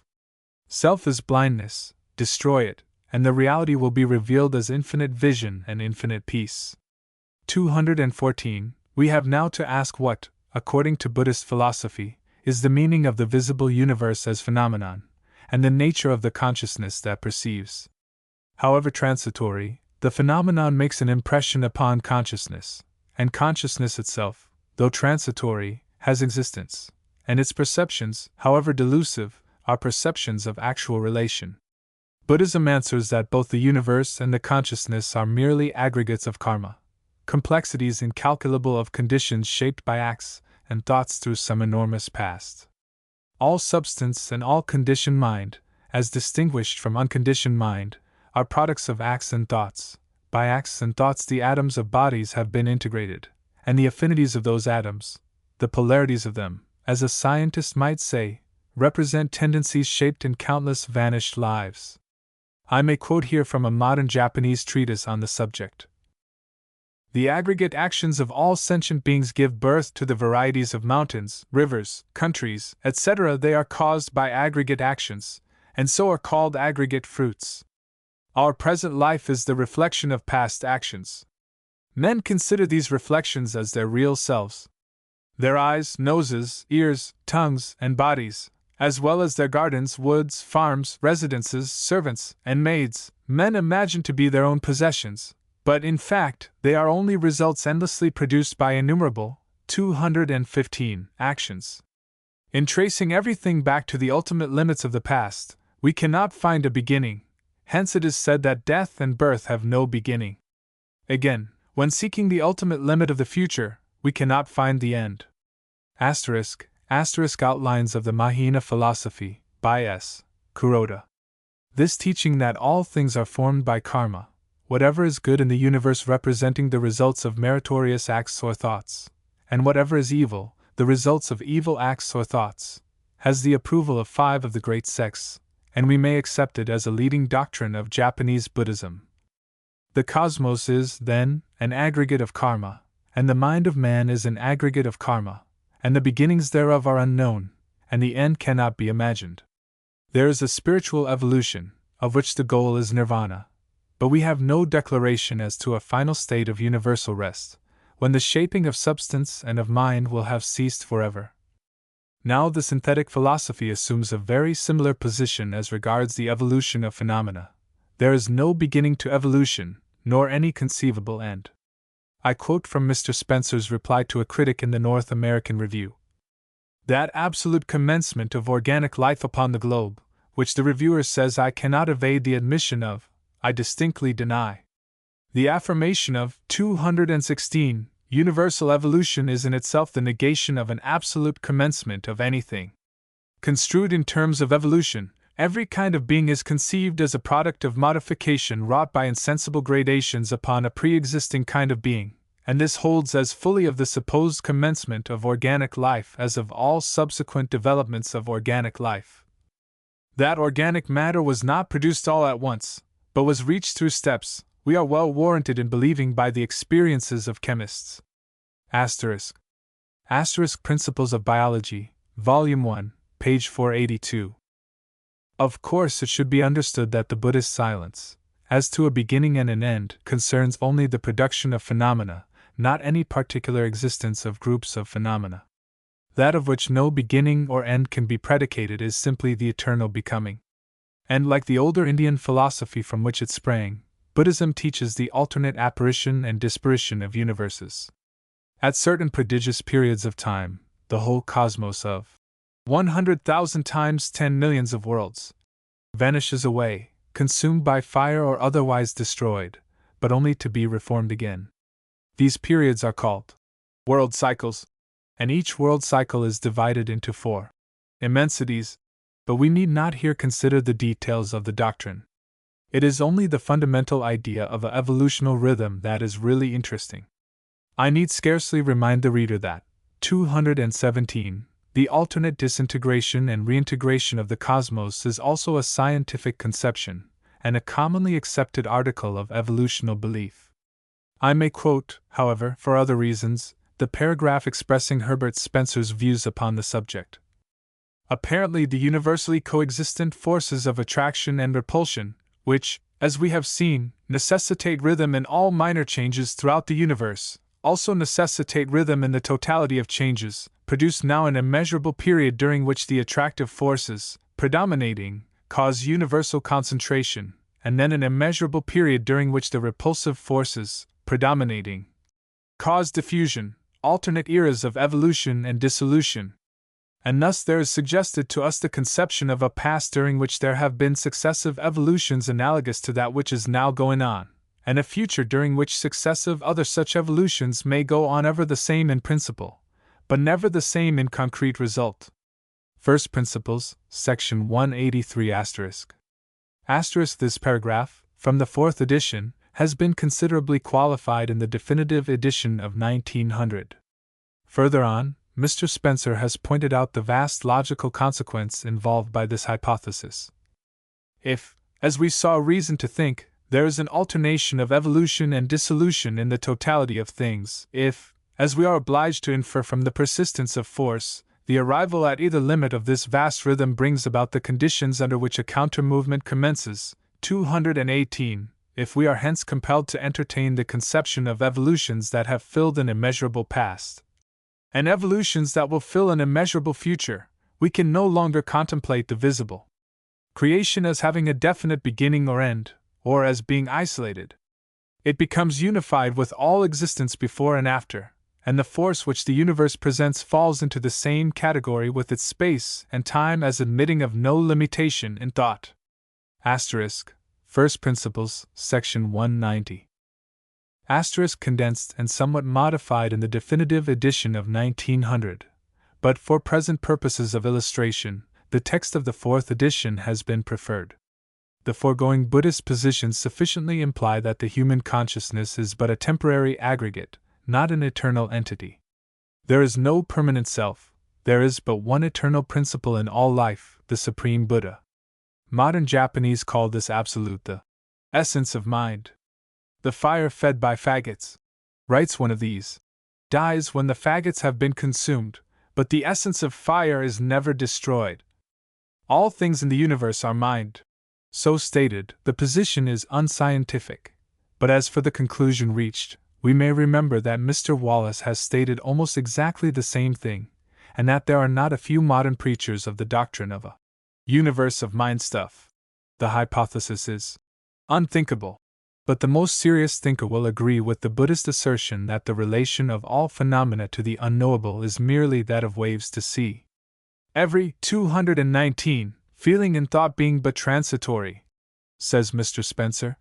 An entire life made up of such feelings and thoughts being but transitory, nay, the objects amid which life is passed, though less transitory, being severally in course of losing their individualities quickly or slowly, we learn that the one thing permanent is the unknown reality hidden under all these changing shapes. Here the English and the Buddhist philosophers are in accord, but thereafter they suddenly part company. For Buddhism is not agnosticism, but Gnosticism, and professes to know the unknowable. The thinker of Mr. Spencer's school cannot make assumptions as to the nature of the soul reality, nor as to the reason of its manifestations. He must confess himself intellectually incapable of comprehending the nature of force, matter, or motion. He feels justified in accepting the hypothesis that all known elements have been evolved from one primordial undifferentiated substance, the chemical evidence for this hypothesis being very strong. But he certainly would not call that primordial substance a substance of mind, nor attempt to explain the character of the forces that effected its integration.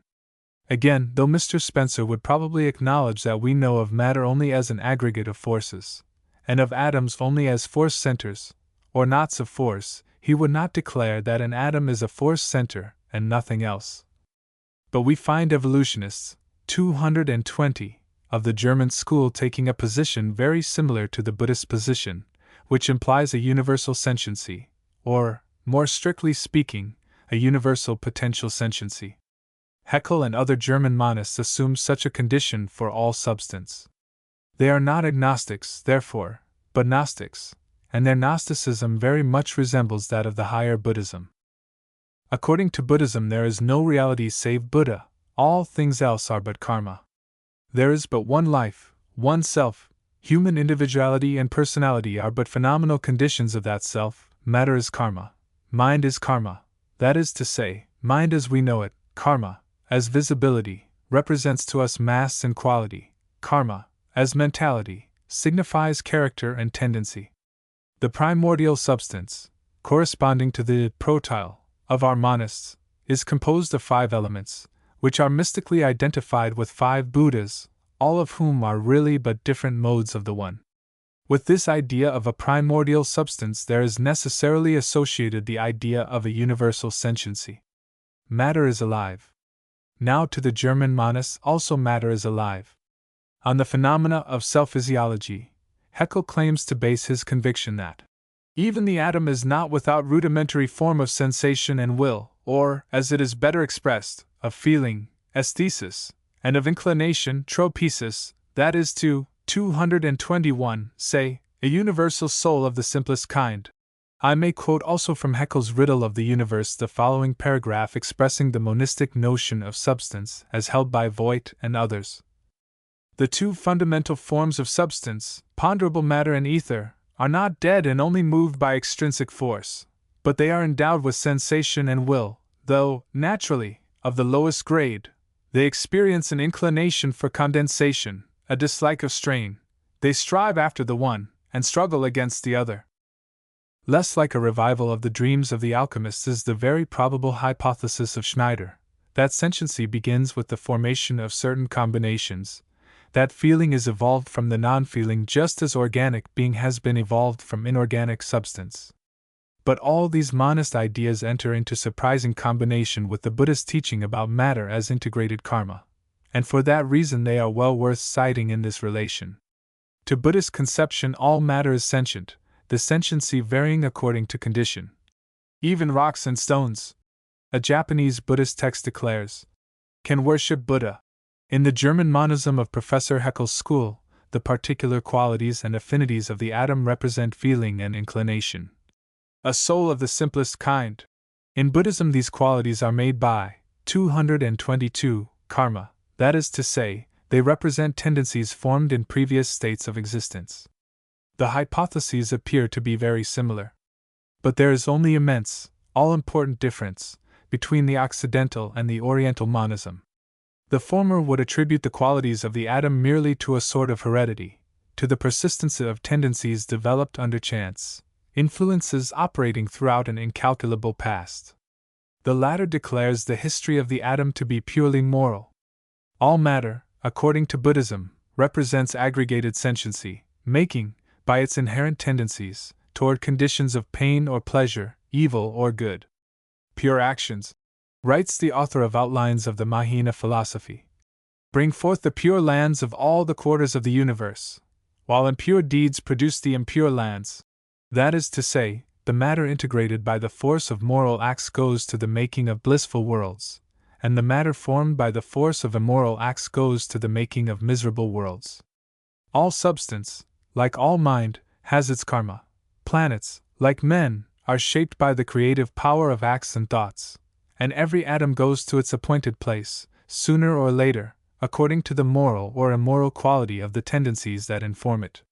Your good or bad thought or deed will not only affect your next rebirth, but will likewise affect in some sort the nature of worlds yet unevolved, wherein, after innumerable cycles, 223, you may have to live again. Of course, this tremendous idea has no counterpart in modern evolutional philosophy. Mr. Spencer's position is well known, but I must quote him for the purpose of emphasizing the contrast between Buddhist and scientific thought. We have no ethics of nebular condensation, or of sidereal movement, or of planetary evolution. The conception is not relevant to inorganic matter. Nor, when we turn to organized things, do we find that it has any relation to the phenomena of plant life, though we ascribe to plants superiorities and inferiorities, leading to successes and failures in the struggle for existence. We do not associate with them praise or blame. It is only with the rise of sentiency in the animal world that the subject matter of ethics originates. Principles of Ethics, Volume 2, Section 326. On the contrary, it will be seen, Buddhism actually teaches what we may call, to borrow Mr. Spencer's phrase, the ethics of nebular condensation, though to Buddhist astronomy, the scientific meaning of the term, nebular condensation, was never known. Of course, the hypothesis is beyond the power of human intelligence to prove or to disprove. But it is interesting, for it proclaims a purely moral order of the cosmos, and attaches almost infinite consequence to the least of human acts. Had the old Buddhist metaphysicians been acquainted with the facts of modern chemistry, they, 224, might have applied their doctrine, with appalling success, to the interpretation of those facts. They might have explained the dance of atoms, the affinities of molecules, the vibrations of ether, in the most fascinating and terrifying way by their theory of karma. Here is a universe of suggestion, most weird suggestion, for anybody able and willing to dare the experiment of making a new religion, or at least a new and tremendous system of alchemy, based upon the notion of a moral order in the inorganic world. But the metaphysics of karma in the higher Buddhism include much that is harder to understand than any alchemical hypothesis of atom combinations. As taught by popular Buddhism, the doctrine of rebirth is simple enough, signifying no more than transmigration. You have lived millions of times in the past, and you are likely to live again millions of times in the future, all the conditions of each rebirth depending upon past conduct. The common notion is that after a certain period of bodiless sojourn in this world, the spirit is guided somehow to the place of its next incarnation. The people, of course, believe in souls. But there is nothing of all this in the higher doctrine, which denies transmigration, denies the existence of the soul, denies personality. There is no self to be reborn, there is no transmigration, and yet there, 225, is rebirth. There is no real I that suffers or is glad, and yet there is new suffering to be borne or new happiness to be gained. What we call the self, the personal consciousness, dissolves at the death of the body, but the karma, formed during life, then brings about the integration of a new body and a new consciousness. You suffer in this existence because of acts done in a previous existence, yet the author of those acts was not identical with your present self. Are you, then, responsible for the faults of another person? The Buddhist metaphysician would answer thus. The form of your question is wrong, because it assumes the existence of personality, and there is no personality. There is really no such individual as the you of the inquiry. The suffering is indeed the result of errors committed in some anterior existence or existences, but there is no responsibility for the acts of another person, since there is no personality. The I that was and the I that is represent in the chain of transitory being aggregations momentarily created by acts and thoughts, and the pain belongs to the aggregates as condition resulting from quality. All this sounds extremely obscure. To understand the real theory we must put away the notion of personality, which is a very difficult thing to do. Successive births do not mean transmigration in the common sense of that word, but only the self-propagation of 226 karma, the perpetual multiplying of certain conditions by a kind of ghostly gemmation, if I may borrow a biological term. The Buddhist illustration, however, is that of flame communicated from one lampwick to another. 100 lamps may thus be lighted from one flame, and the 100 flames will all be different, though the origin of all was the same. Within the hollow flame of each transitory life is enclosed a part of the only reality, but this is not a soul that transmigrates. Nothing passes from birth to birth but karma, character or condition. One will naturally ask, how can such a doctrine exert any moral influence whatever? If the future being shaped by my karma is to be in no wise identical with my present self, if the future consciousness evolved by my karma is to be essentially another consciousness, how can I force myself to feel anxious about the sufferings of that unborn person? Again, your question is wrong. A Buddhist would answer. To understand the doctrine, you must get rid of the notion of individuality, and think, not of persons, but of successive states of feeling and consciousness, each of which buds out of the other, a chain of existences interdependently united. I may attempt another illustration. Every individual, as we understand the term, is continually changing. All the structures of the body are constantly undergoing waste and repair, and the 227 body that you have at this hour is not, as to substance, the same body that you had 10 years ago. Physically you are not the same person, yet you suffer the same pains, and feel the same pleasures, and find your powers limited by the same conditions. Whatever disintegrations and reconstructions of tissue have taken place within you, you have the same physical and mental peculiarities that you had 10 years ago. Doubtless the cells of your brain have been decomposed and recomposed, yet you experience the same emotions, recall the same memories, and think the same thoughts. Everywhere the fresh substance has assumed the qualities and tendencies of the substance replaced. This persistence of condition is like karma. The transmission of tendency remains, though the aggregate is changed. These few glimpses into the fantastic world of Buddhist metaphysics will suffice, I trust, to convince any intelligent reader that the higher Buddhism, to which belongs the much discussed and little comprehended doctrine of nirvana, could never have been the religion of millions almost incapable of forming abstract ideas, the religion of a population even yet in a comparatively early stage of religious evolution. It was never understood by the people at all, nor is it ever taught to them today. It is a religion of metaphysicians, a 228 religion of scholars, a religion so difficult to be understood, even by persons of some philosophical training, that it might well be mistaken for a system of universal negation. Yet the reader should now be able to perceive that, because a man disbelieves in a personal God, in an immortal soul, and in any continuation of personality after death, it does not follow that we are justified in declaring him an irreligious person, especially if he happen to be an Oriental. The Japanese scholar who believes in the moral order of the universe, the ethical responsibility of the present to all the future, the immeasurable consequence of every thought and deed, the ultimate dispersion of evil, and the power of attainment to conditions of infinite memory and infinite vision, cannot be termed either an atheist or a materialist, except by bigotry and ignorance. Profound as may be the difference between his religion and our own, in respect of symbols and modes of thought, the moral conclusions reached in either case are very much the same.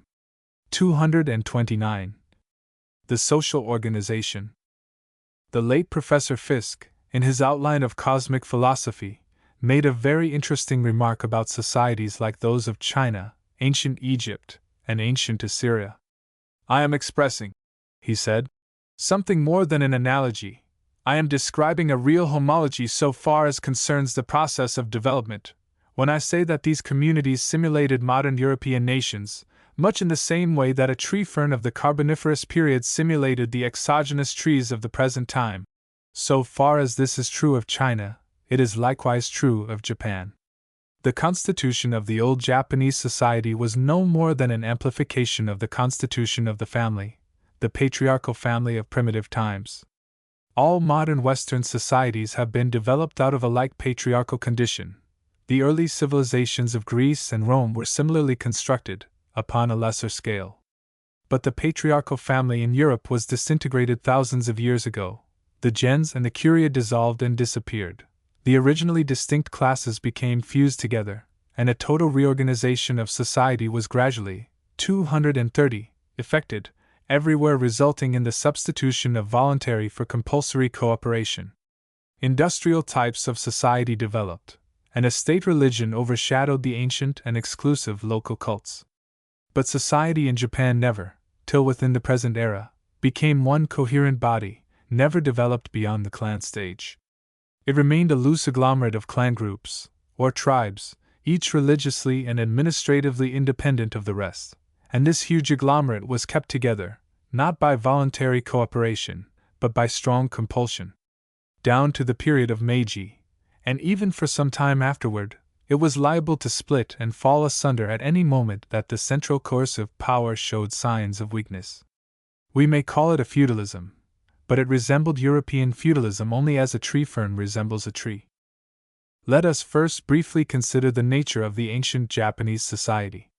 Its original unit was not the household, but the patriarchal family, that is to say, the gens or clan, a body of hundreds or thousands of persons claiming descent from a common ancestor, and so religiously united by a common ancestor worship, the cult of the Ujigami.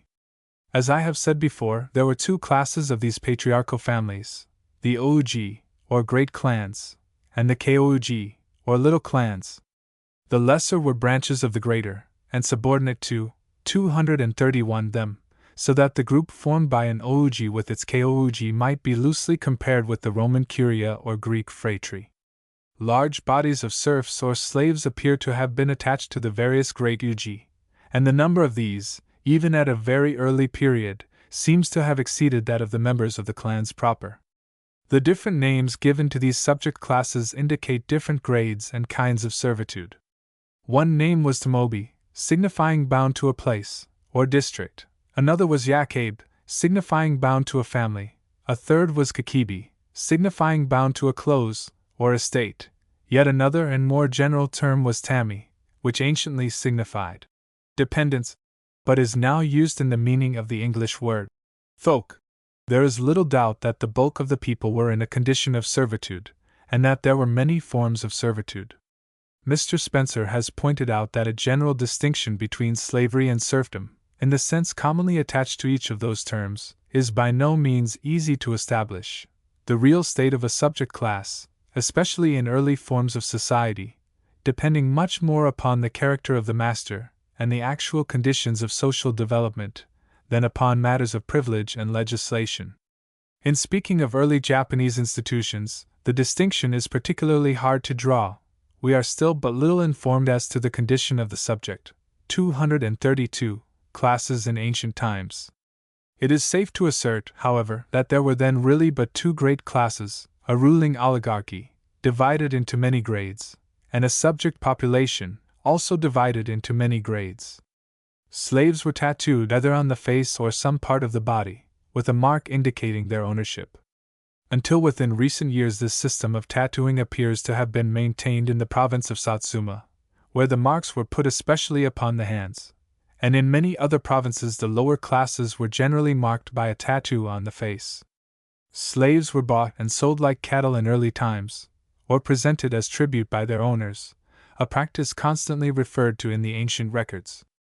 Their unions were not recognized, a fact which reminds us of the distinction among the Romans between connubium and contubernium, and the children of a slave mother by a free father remained slaves. In the 7th century, however, private slaves were declared state property, and great numbers were, 233, then emancipated, including nearly all, probably all, who were artisans or followed useful callings. Gradually a large class of freedmen came into existence, but until modern times the great mass of the common people appear to have remained in a condition analogous to serfdom. The greater number certainly had no family names, which is considered evidence of a former slave condition. Slaves proper were registered in the names of their owners. They do not seem to have had a cult of their own, in early times, at least. But prior to Meiji, only the aristocracy, samurai, doctors, and teachers, with perhaps a few other exceptions, could use a family name. Another queer bit of evidence, or the subject, furnished by the late Dr. Simmons, relates to the mode of wearing the hair among the subject classes. Up to the time of the Ashikaga shogunate, 1334 AD, all classes excepting the nobility, samurai, Shinto priests, and doctors shaved the greater part of the head and wore queues, and this fashion of wearing the hair was called yakoatama or doriatama, terms signifying slave head, and indicating that the fashion originated in a period of servitude. In the year 645, the Emperor Kotoku issued the following edict on the subject. The law of men and women shall be that the children born of a free man and a free woman shall belong to the father. If a free man takes to wife a slave woman, her children shall belong to the mother.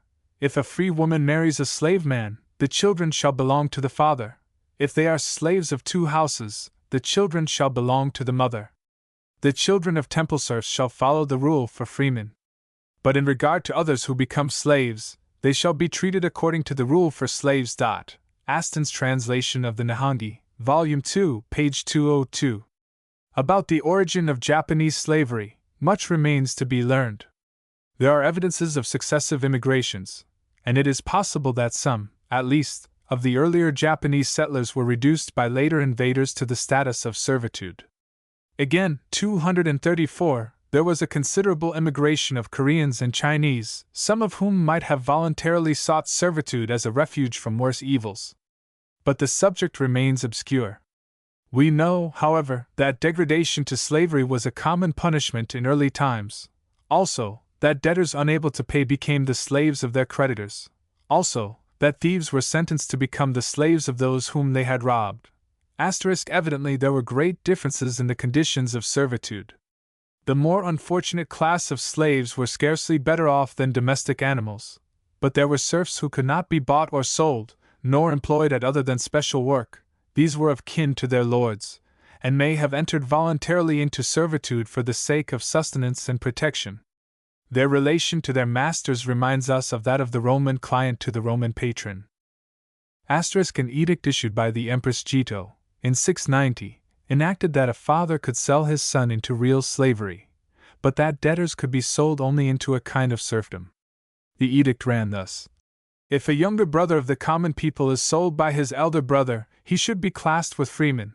If a child is sold by his parents, he should be classed with slaves. Persons confiscated into slavery, by way of payment of interest on debts, are to be classed with freemen, and their children, though born of a union with a slave, are to be all classed with freemen. Aston's Nihongi, Volume 2, p. 402. As yet it is difficult to establish any clear distinction between the freedmen and the freemen of ancient Japanese society, but we know that the free population, ranking below the ruling class, 235, consisted of two great divisions, the Kunitsuko and the Tamanatsuko. The first were farmers, descendants perhaps of the earliest Mongol invaders, and were permitted to hold their own lands independently of the central government. They were lords of their own soil, but not nobles. The Tamanatsuko were artisans, probably of Korean or Chinese descent, for the most part, and numbered no less than 180 clans. They followed hereditary occupations, and their clans were attached to the imperial clans, for which they were required to furnish skilled labor. Originally each of the Ouji and Kouji had its own territory, chiefs, dependents, serfs, and slaves. The chieftainships were hereditary, descending from father to son in direct succession from the original patriarch. The chief of a great clan was lord over the chiefs of the subclans attached to it. His authority was both religious and military.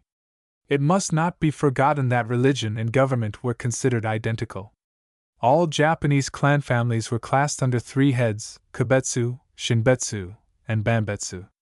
The Kibetsu, imperial branch, represented the so-called imperial families, claiming descent from the sun goddess. The Shinbetsu, divine branch, were clans claiming descent from other deities, terrestrial or celestial.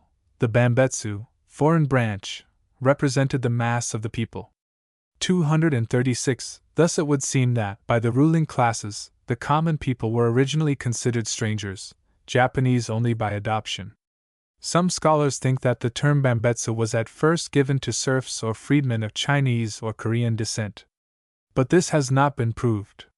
It is only certain that all society was divided into three classes, according to ancestry, that two of these classes constituted a ruling oligarchy, and that the third, or foreign, class represented the bulk of the nation, the plebs. Dr. Florenz accounts for the distinction between Kibetsu and Shinbetsu as due to the existence of two military ruling classes, resulting from two successive waves of invasion or immigration. The Kibetsu were the followers of Jimmu Tenno. The Shinbetsu were earlier conquerors who had settled in Yamato prior to the advent of Jimmu. These first conquerors, he thinks, were not dispossessed. There was a division also into castes, kabane or sei. I use the term caste, following Dr. Florenz, a leading authority on ancient Japanese civilization, who gives the meaning of sei as equivalent to that of the Sanskrit varna, signifying caste or color.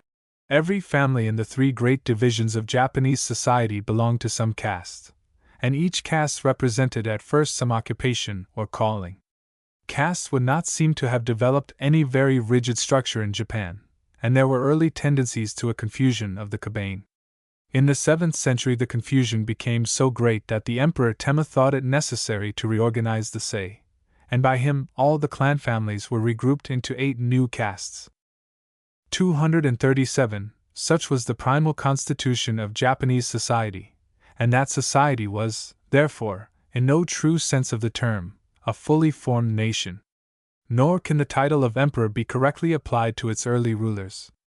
The German scholar, Dr. Florenz, was the first to establish these facts, contrary to the assumption of Japanese historians.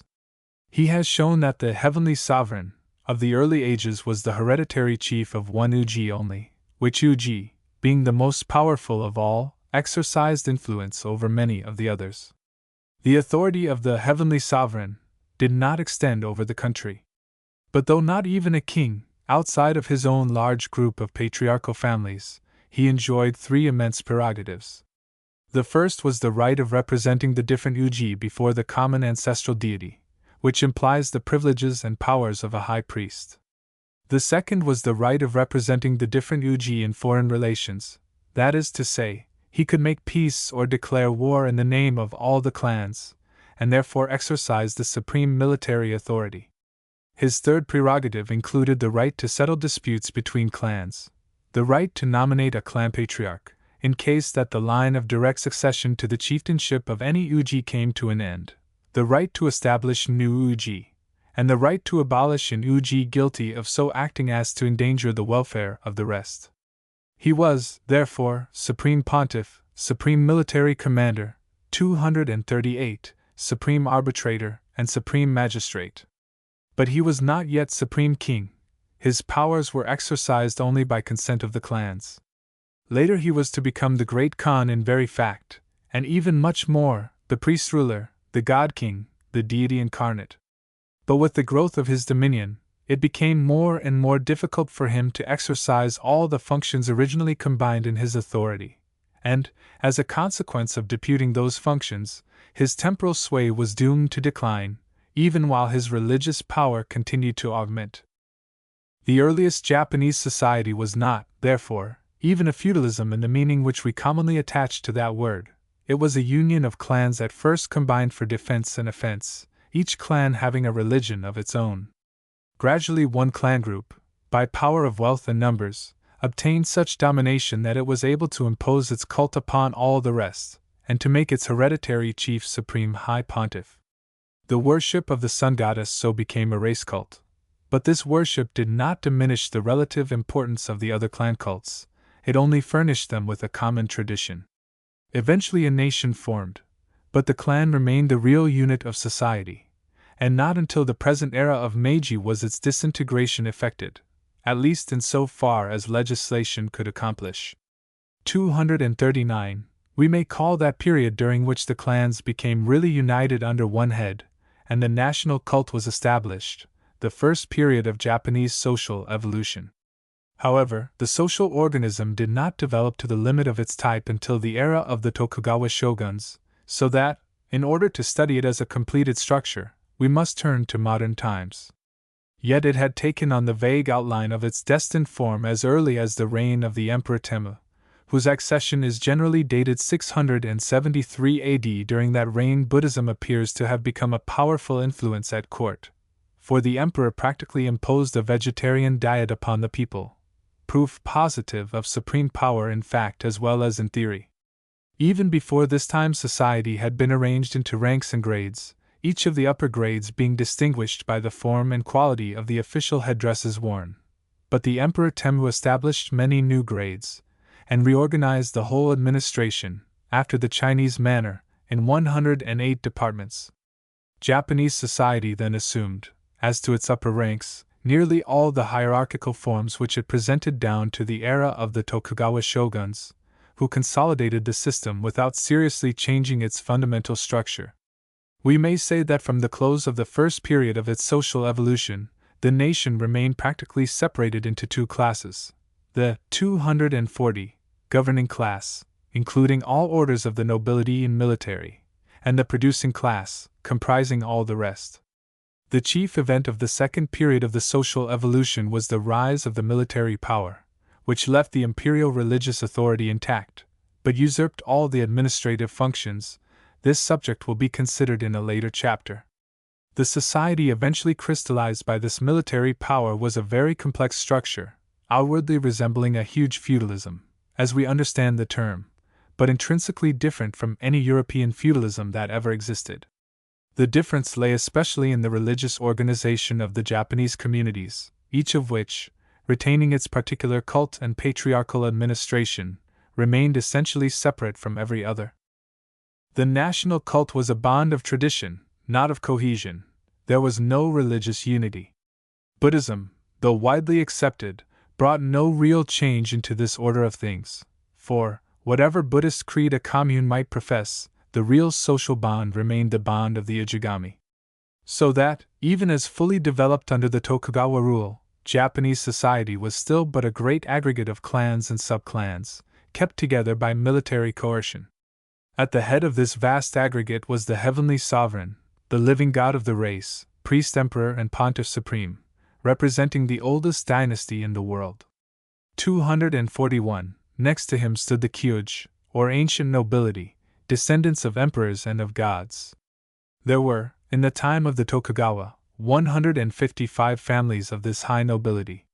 One of these, the Nakatomi, held, and still holds, the highest hereditary priesthood. The Nakatomi were, under the emperor, the chiefs of the ancestral cult. All the great clans of early Japanese history, such as the Fujiwara, the Taira, the Minamoto, were Kyuj, and most of the great regents and shoguns of later history were either Kyuj or descendants of Kyuj.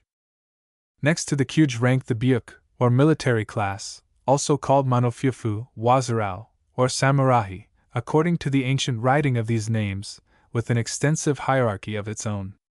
But the difference, in most cases, between the lords and the warriors of the Byuk was a difference of rank based upon income and title. All alike were samurai, and nearly all were of Kibetsu or Shinbetsu descent.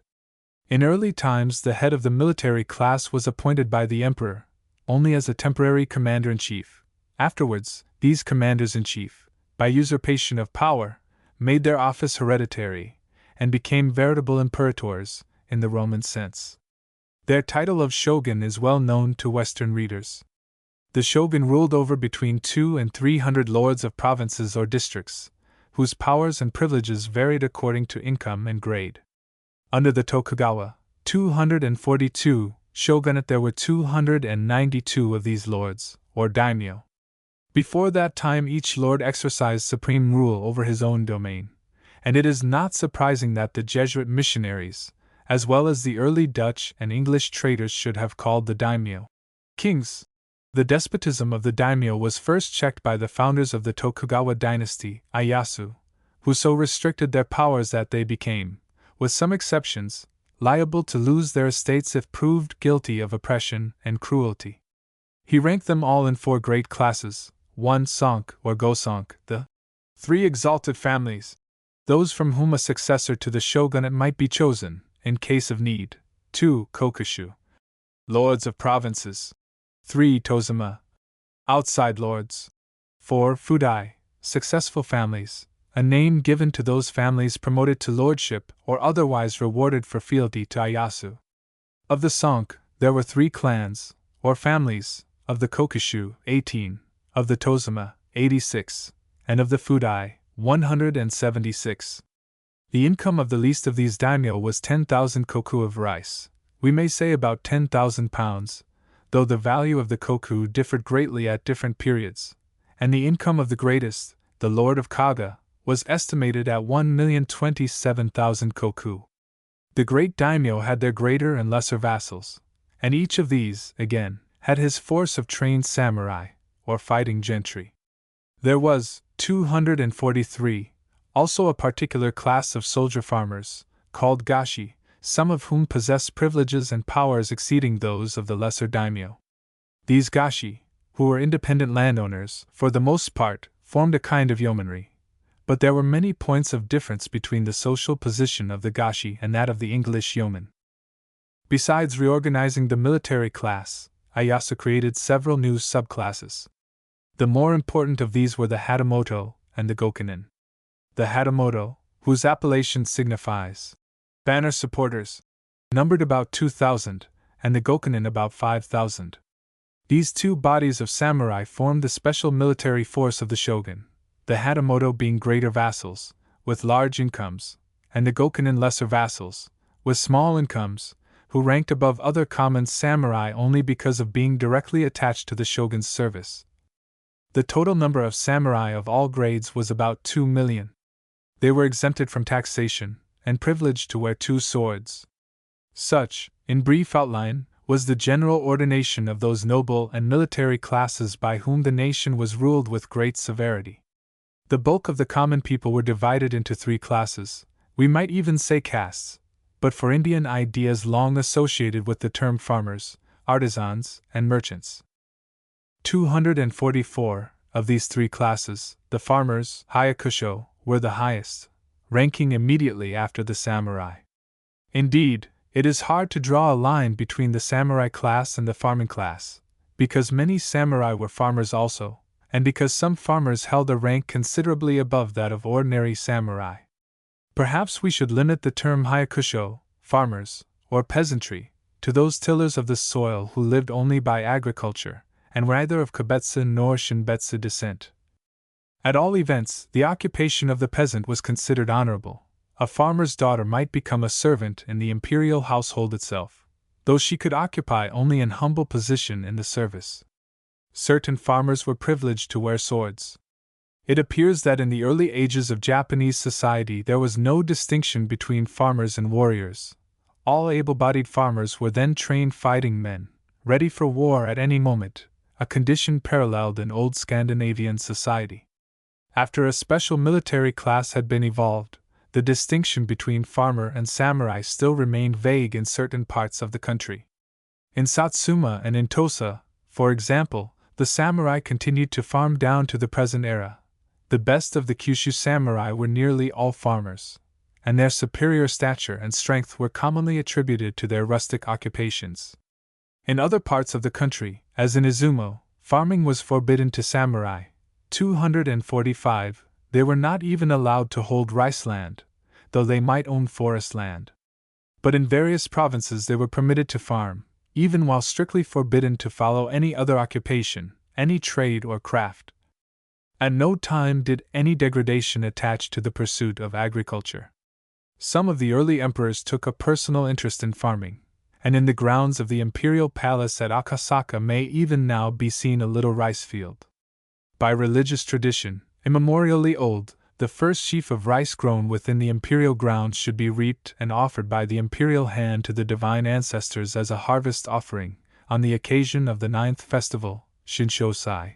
At this festival the first new silk of the year, as well as the first of the new rice crop, is still offered to the sun goddess by the emperor in person.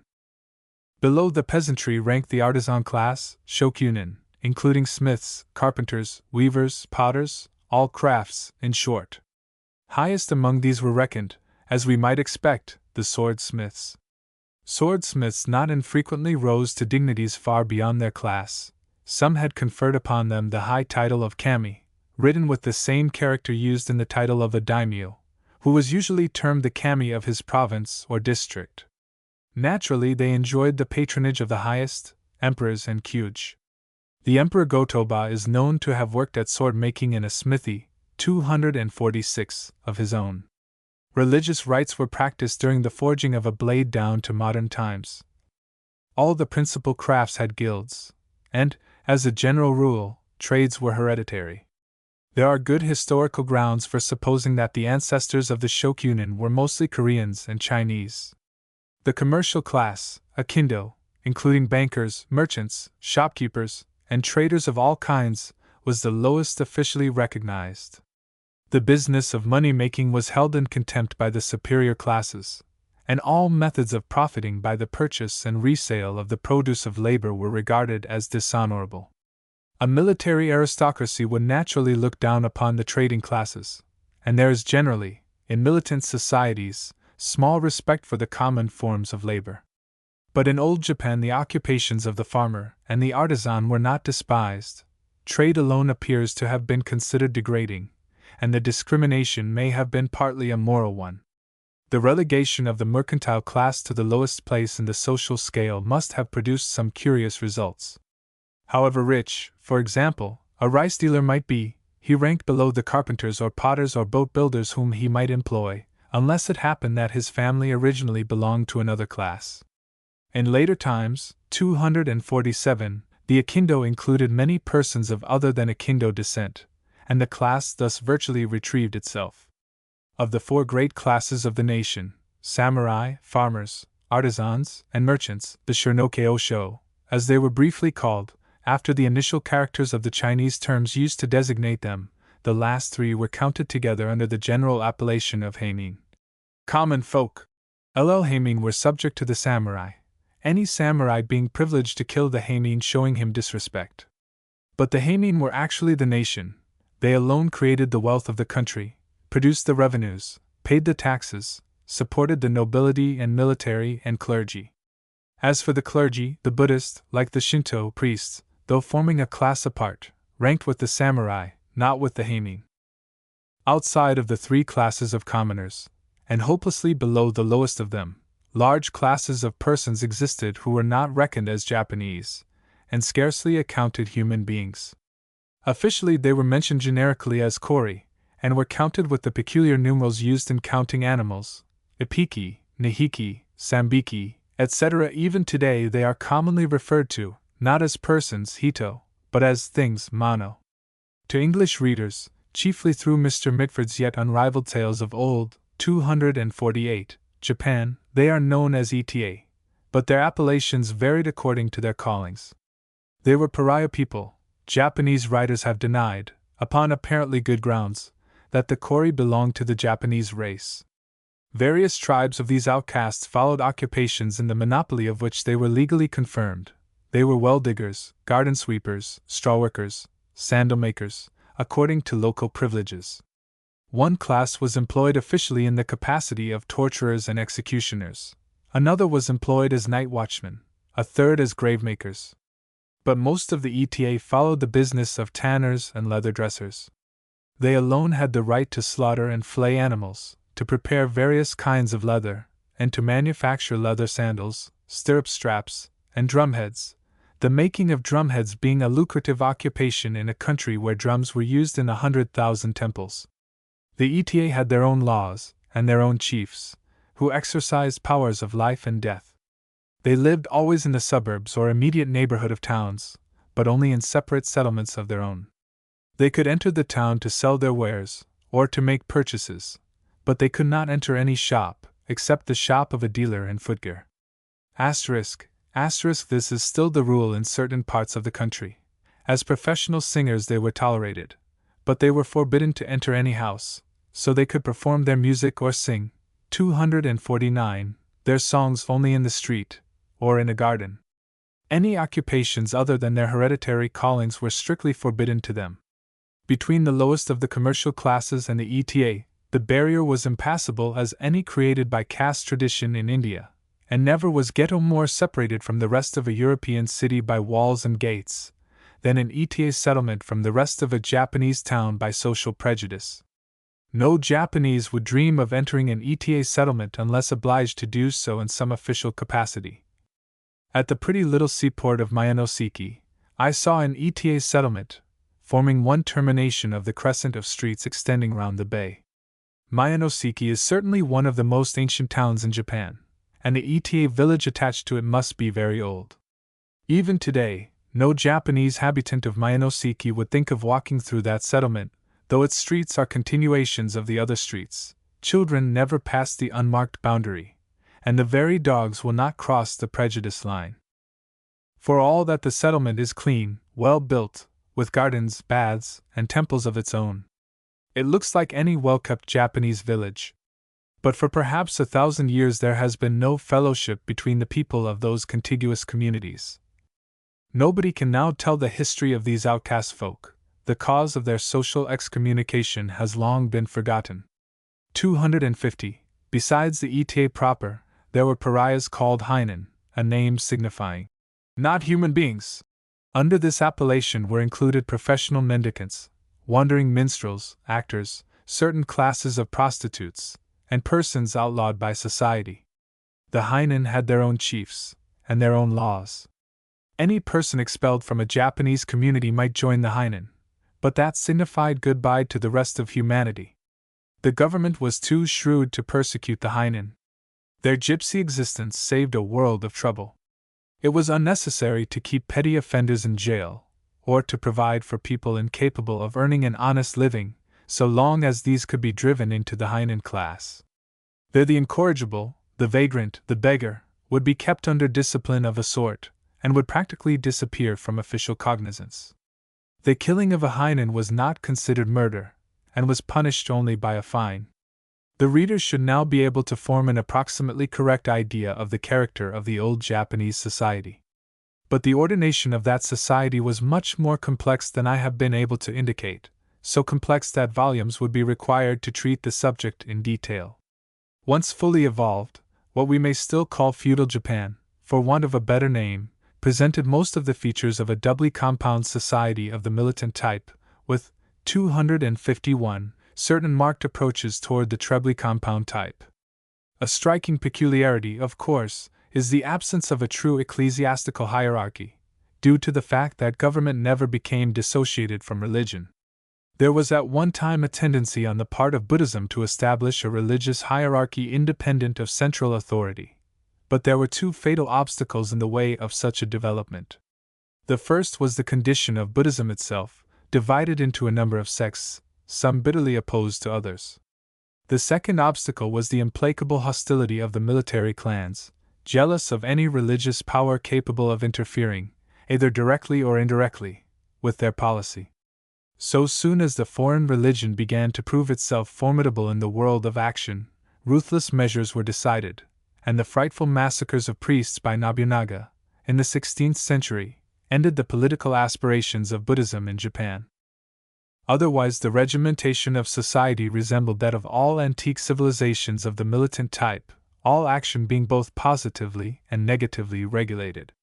The household ruled the person, the five-family group, the household, the community, the group, the lord of the soil, the community, the shogun, the lord. Over the whole body of the producing classes, 2 million samurai had power of life and death.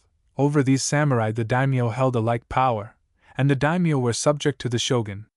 252. Nominally the shogun was subject to the emperor, but not in fact. Military usurpation disturbed and shifted the natural order of the higher responsibility. However, from the nobility downwards, the regulative discipline was much reinforced by this change in government. Among the producing classes there were countless combinations, guilds of all sorts, but these were only despotisms within despotisms, despotisms of the communistic order, each member being governed by the will of the rest, and enterprise, whether commercial or industrial, being impossible outside of some corporation.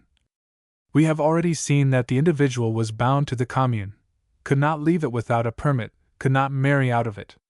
We have seen also that the stranger was a stranger in the old Greek and Roman sense, that is to say an enemy, a hostes, and could enter another community only by being religiously adopted into it. As regards exclusiveness, therefore, the social conditions were like those of the early European communities, but the militant conditions resembled rather those of the great Asiatic empires. Of course, such a society had nothing in common with any modern form of Occidental civilization. It was a huge mass of clan groups, loosely united under a diarchy, in which the military head was omnipotent, and the religious head only an object of 253 worship, the living symbol of a cult. However this organization might outwardly resemble what we are accustomed to call feudalism, its structure was rather like that of ancient Egyptian or Peruvian society, minus the priestly hierarchy. The supreme figure is not an emperor in our meaning of the word, not a king of kings and vice-regent of heaven, but a god incarnate, a race divinity, an Inca descended from the sun. About his sacred person, we see the tribes ranged in obeisance, each tribe, nevertheless, maintaining its own ancestral cult, and the clans forming these tribes, and the communities forming these clans, and the households forming these communities, have all their separate cults, and out of the mass of these cults have been derived the customs and the laws. Yet everywhere the customs and the laws differ more or less, because of the variety of their origins. They have this only in common, that they exact the most humble and implicit obedience, and regulate every detail of private and public life. Personality is wholly suppressed by coercion, and the coercion is chiefly from within, not from without, the life of every individual being so ordered by the will of the rest as to render free action, free speaking, or free thinking, out of the question. This means something incomparably harsher than the socialistic tyranny of early Greek society. It means religious communism doubled with a military despotism of 254, the most terrible kind. The individual did not legally exist, except for punishment, and from the whole of the producing classes, whether serfs or freemen, the most servile submission was ruthlessly exacted. It is difficult to believe that any intelligent man of modern times could endure such conditions and live, except under the protection of some powerful ruler, as in the case of the English pilot Will Adams, created a samurai by Ieyasu. The incessant and multiform constraint upon mental and moral life would of itself be enough to kill those who write today about the extraordinary capacity of the Japanese for organization, and about the democratic spirit of the people as natural proof of their fitness for representative government in the Western sense, mistake appearances for realities. The truth is that the extraordinary capacity of the Japanese for communal organization is the strongest possible evidence of their unfitness for any modern democratic form of government. Superficially, the difference between Japanese social organization and local self-government in the modern American, or the English colonial meaning of the term, appears slight, and we may justly admire the perfect self-discipline of a Japanese community. But the real difference between the two is fundamental, prodigious, measurable only by thousands of years. It is the difference between compulsory and free, 255, cooperation, the difference between the most despotic form of communism, founded upon the most ancient form of religion, and the most highly evolved form of industrial union, with unlimited individual right of competition. There exists a popular error to the effect that what we call communism and socialism in Western civilization are modern growths, representing aspiration towards some perfect form of democracy. As a matter of fact, these movements represent reversion toward the primitive conditions of human society. Under every form of ancient despotism we find exactly the same capacity of self-government among the people. It was manifested by the old Egyptians and Peruvians as well as by the early Greeks and Romans. It is exhibited today by Hindu and Chinese communities. It may be studied in Siamese or Annamese villages quite as well as in Japan. It means a religious communistic despotism, a supreme social tyranny suppressing personality, forbidding enterprise, and making competition a public offense. Such self-government also has its advantages. It was perfectly adapted to the requirements of Japanese life so long as the nation could remain isolated from the rest of the world. Yet it must be obvious that any society whose ethical traditions forbid the individual to profit at the cost of his fellow men will be placed at an enormous disadvantage when forced into the 256 industrial struggle for existence against communities whose self-government permits of the greatest possible personal freedom and the widest range of competitive enterprise. We might suppose that perpetual and universal coercion, moral and physical, would have brought about a state of universal sameness, a dismal uniformity and monotony in all life's manifestations. But such monotony existed only as to the life of the commune, not as to that of the race. The most wonderful variety characterized this quaint civilization, as it also characterized the old Greek civilization, and for precisely the same reasons. In every patriarchal civilization ruled by ancestor worship, all tendency to absolute sameness, to general uniformity, is prevented by the character of the aggregate itself, which never becomes homogeneous and plastic. Every unit of that aggregate, each one of the multitude of petty despotisms composing it, most jealously guards its own particular traditions and customs, and remains self-sufficing. Hence results, sooner or later, incomparable variety of detail, small detail, artistic, industrial, architectural, mechanical. In Japan such differentiation and specialization was thus maintained, that you will hardly find in the whole country even 2 villages where the customs, industries, and methods of production are exactly the same. The customs, 257, of the fishing villages will, perhaps, best illustrate what I mean. In every coast district the various fishing settlements have their own traditional ways of constructing nets and boats, and their own particular methods of handling them. Now, in the time of the great tidal wave of 1896, when 30,000 people perished, and scores of coast villages were wrecked, large sums of money were collected in Kobe and elsewhere for the benefit of the survivors, and well-meaning foreigners attempted to supply the want of boats and fishing implements by purchasing quantities of locally made nets and boats, and sending them to the afflicted districts. But it was found that these presents were of no use to the men of the northern provinces, who had been accustomed to boats and nets of a totally different kind, and it was further discovered that every fishing hamlet had special requirements of its own in this regard. Now the differentiations of habit and custom, thus exhibited in the life of the fishing communities, is paralleled in many crafts and callings.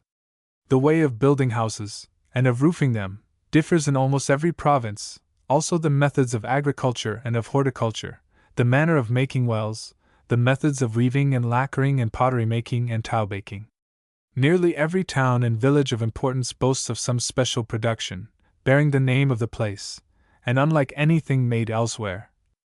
258. No doubt the ancestral cults helped to conserve and to develop such local specialization of industries.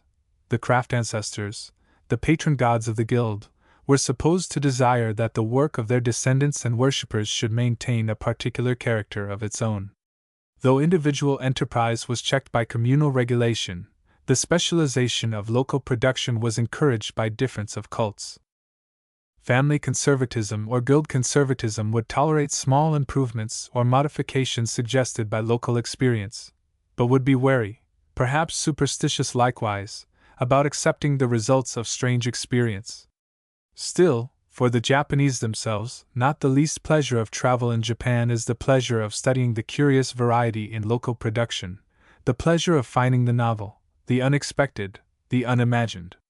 Even those arts or industries of old Japan, primarily borrowed from Korea or from China, appear to have developed and conserved innumerable queer forms under the influence of the numberless local cults.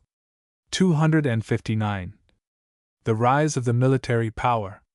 Almost the whole of authentic Japanese history is comprised in one vast episode, the rise and fall of the military power.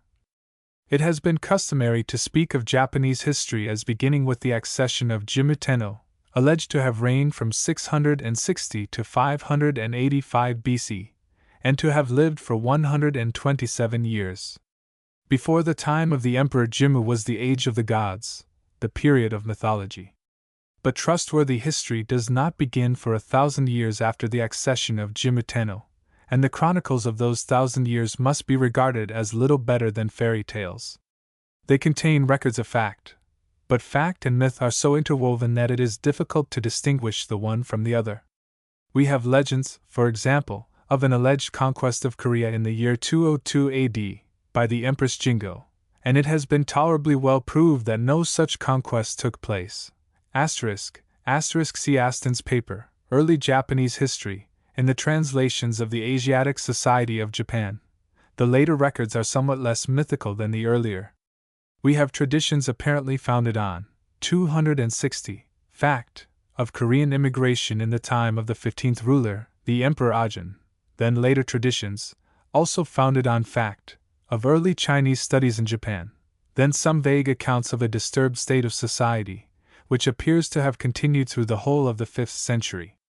Buddhism was introduced in the middle of the century following, and we have record of the fierce opposition offered to the new creed by a Shinto faction, and of a miraculous victory won by the help of the 4 Deva kings, at the prayer of Shotoku Taisho, the great founder of Buddhism, and regent of the Empress Suko.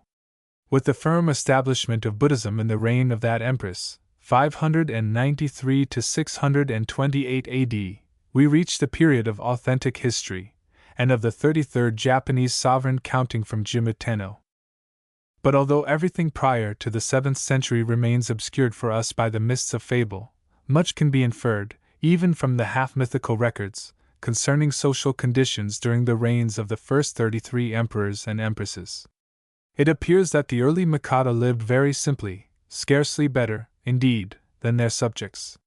The Shinto scholar Mabuchi tells us that they dwelt in huts with mud walls and roofs of shingle, that they wore hempen clothes, that they carried their swords in simple wooden scabbards, bound round with the tendrils of a wild, 261 vine, that they walked about freely among the people, that they carried their own bows and arrows when they went to hunt. But as society developed wealth and power, this early simplicity disappeared, and the gradual introduction of Chinese customs and etiquette effected great changes. The Empress Suko introduced Chinese court ceremonies, and first established among the nobility the Chinese grades of rank. Chinese luxury, as well as Chinese learning, soon made its appearance at court, and thereafter the imperial authority appears to have been less and less directly exerted. The new ceremonialism must have rendered the personal exercise of the multiform imperial functions more difficult than before, and it is probable that the temptation to act more or less by deputy would have been strong even in the case of an energetic ruler. At all events, we find that the real administration of government began about this time to pass into the hands of deputies, all of whom were members of the great Kyuj clan of the Fujiwara. This clan, which included the highest hereditary priesthood, represented a majority of the ancient nobility, claiming divine descent. 95 out of the total 155 families of Kyuj belonged to it, including the 5 families Gosek, from which alone the emperor was by tradition allowed to choose his empress. Its historic name dates only from the reign of the emperor, 262, Kwamo, 782 to 806 AD, who bestowed it as an honor upon Nakatomi no Kamitari, but the clan had long previously held the highest positions at court.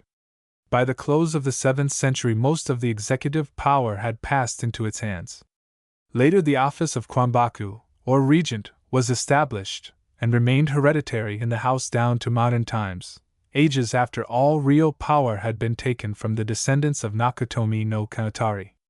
But during almost 5 centuries the Fujiwara remained the veritable regents of the country, and took every possible advantage of their position. All the civil offices were in the hands of Fujiwara men, all the wives and favorites of the emperors were Fujiwara women. The whole power of government was thus kept in the hands of the clan, and the political authority of the emperor ceased to exist.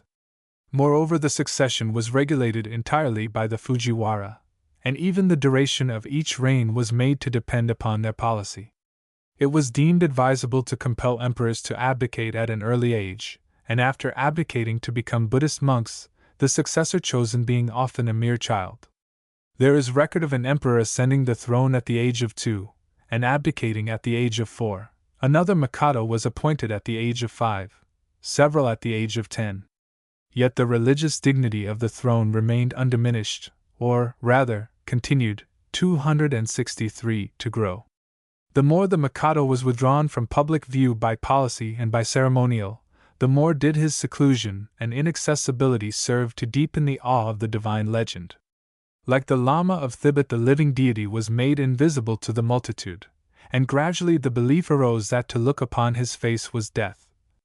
It is said that the Fujiwara were not satisfied even with these despotic means of assuring their own domination, and that luxurious forms of corruption were maintained within the palace for the purpose of weakening the character of young emperors who might otherwise have found the energy to assert the ancient rights of the throne. Perhaps this usurpation, which prepared the way for the rise of the military power, has never been rightly interpreted. The history of all the patriarchal societies of ancient Europe will be found to illustrate the same phase of social evolution. At a certain period in the development of each we find the same thing happening, the withdrawal of all political authority from the priest-king, who has suffered, nevertheless, to retain the religious dignity. It may be a mistake to judge the policy of the Fujiwara as a policy of mere ambition and usurpation. The Fujiwara were a religious aristocracy, claiming divine origin, clan chiefs of a society in which religion and government were identical, and holding to that society much the same relation as that of the 264 Eupatridae to the ancient Attic society. The Mikado had originally become supreme magistrate, military commander, and religious head by consent of a majority of the clan chiefs, each of whom represented to his own following what the heavenly sovereign represented to the social aggregate. But as the power of the ruler extended with the growth of the nation, those who had formerly united to maintain that power began to find it dangerous. They decided to deprive the heavenly sovereign of all political and legal authority, without disturbing in any way his religious supremacy. At Athens, at Sparta, at Rome, and elsewhere in ancient Europe, the same policy was carried out, for the same reasons, by religious senates. The history of the early kings of Rome, as interpreted by M. de Coulanges, best illustrates the nature of the antagonism developed between the priest-ruler and the religious aristocracy. But the same thing took place in all the Greek communities, with about the same result. Everywhere political power was taken away from the early kings, but they were mostly left in possession of their religious dignities and privileges. They remained supreme priests after having ceased to be rulers. This was the case also in Japan, and I imagine that future Japanese historians will be able to give us an entirely new interpretation of the Fujiwara episode, as reviewed in the light of modern sociology. At all events, there can be little doubt, 265, that, in curtailing the powers of the heavenly sovereign, the religious aristocracy must have been actuated by conservative precaution as well as by ambition. There had been various emperors who made changes in the laws and customs, changes which could scarcely have been viewed with favor by many of the ancient nobility. There had been an emperor whose diversions can today be written of only in Latin. There had even been an emperor, Kotoku, who, though God incarnate and chief of the ancient faith, despised the way of the gods, and cut down the holy grove of the shrine of Ikukuni-dama. Kotoku, for all his Buddhist piety, perhaps, indeed, because of it, was one of the wisest and best of rulers, but the example of a heavenly sovereign, despising the way of the gods, must have given the priestly clan matter for serious reflection. Besides, there is another important fact to be noticed. The imperial household proper had become, in the course of centuries, entirely detached from the Uji, and the omnipotence of this unit, independent of all other units, constituted in itself a grave danger to aristocratic privileges and established institutions. Too much might depend upon the personal character and will of an omnipotent god-king, capable of breaking with all clan custom, and of abrogating clan privileges. On the other hand, there was safety for all alike under the patriarchal rule of the clan, which, 266, could check every tendency on the part of any of its members to exert predominant influence at the expense of the rest. But for obvious reasons the imperial cult, traditional source of all authority and privilege, could not be touched. It was only by maintaining and reinforcing it that the religious nobility could expect to keep the real power in their hands. They actually kept it for nearly 5 centuries. The history of all the Japanese regencies, however, amply illustrates the general rule that inherited authority is ever and everywhere liable to find itself supplanted by deputed authority. The Fujiwara appear to have eventually become the victims of that luxury which they had themselves, for reasons of policy, introduced and maintained. Degenerating into a mere court nobility, they made little effort to exert any direct authority in other than civil directions, and trusting military matters almost wholly to the Buke. In the 8th century, the distinction between military and civil organization had been made upon the Chinese plan. The great military class then came into existence, and began to extend its power rapidly. Of the military clans proper, the most powerful were the Minamoto and the Taira. By deputing to these clans the conduct of all important matters relating to war, the Fujiwara eventually lost their high position and influence. As soon, 267, as the Buke found themselves strong enough to lay hands upon the reins of government, which happened about the middle of the 11th century, the Fujiwara supremacy became a thing of the past, although members of the clan continued for centuries to occupy positions of importance under various regents. But the Buke could not realize their ambition without a bitter struggle among themselves, the longest and the fiercest war in Japanese history. The Minamoto and the Taira were both huge, both claimed imperial descent. In the early part of the contest the Taira carried all before them, and it seemed that no power could hinder them from exterminating the rival clan. But fortune turned at last in favor of the Minamoto, and at the famous sea fight of Dan no Yura, in 1185, the Taira were themselves exterminated. Then began the reign of the Minamoto regents, or rather shogun. I have elsewhere said that the title, shogun, originally signified, as did the Roman military term imperator, only a commander-in-chief. It now became the title of the supreme ruler de facto, in his double capacity of civil and military sovereign, the king of kings.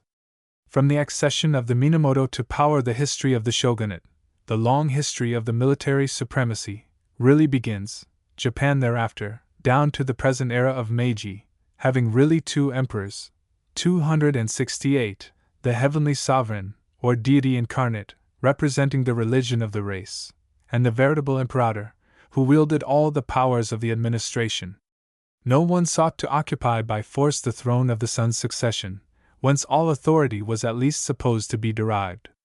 Regent or shogun bowed down before it, divinity could not be usurped. Yet peace did not follow upon the Battle of Dan no Yura.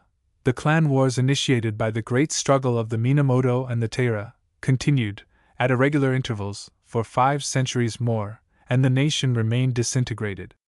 Nor did the Minamoto long keep the supremacy which they had so dearly won.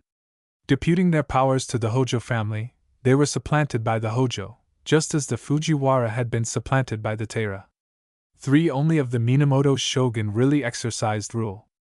During the whole of the 13th century, and for some time afterwards, the Hojo continued to govern the country, and it is noteworthy that these regents never assumed the title of shogun, but professed to be merely shogunal deputies. Thus a triple-headed government appeared to exist, for the Minamoto kept up a kind of court at Kamakura. But they faded into mere shadows, and are yet remembered by the significant appellation of Shadow Shogun, or Puppet Shogun. There was nothing shadowy, however, about the administration of the Hojo, 269 men of immense energy and ability. By them emperor or shogun could be deposed and banished without scruple, and the helplessness of the shogunate can be inferred from the fact that the 7th Hojo regent, before deposing the 7th shogun, sent him home in a palanquin, head downwards and heels upwards.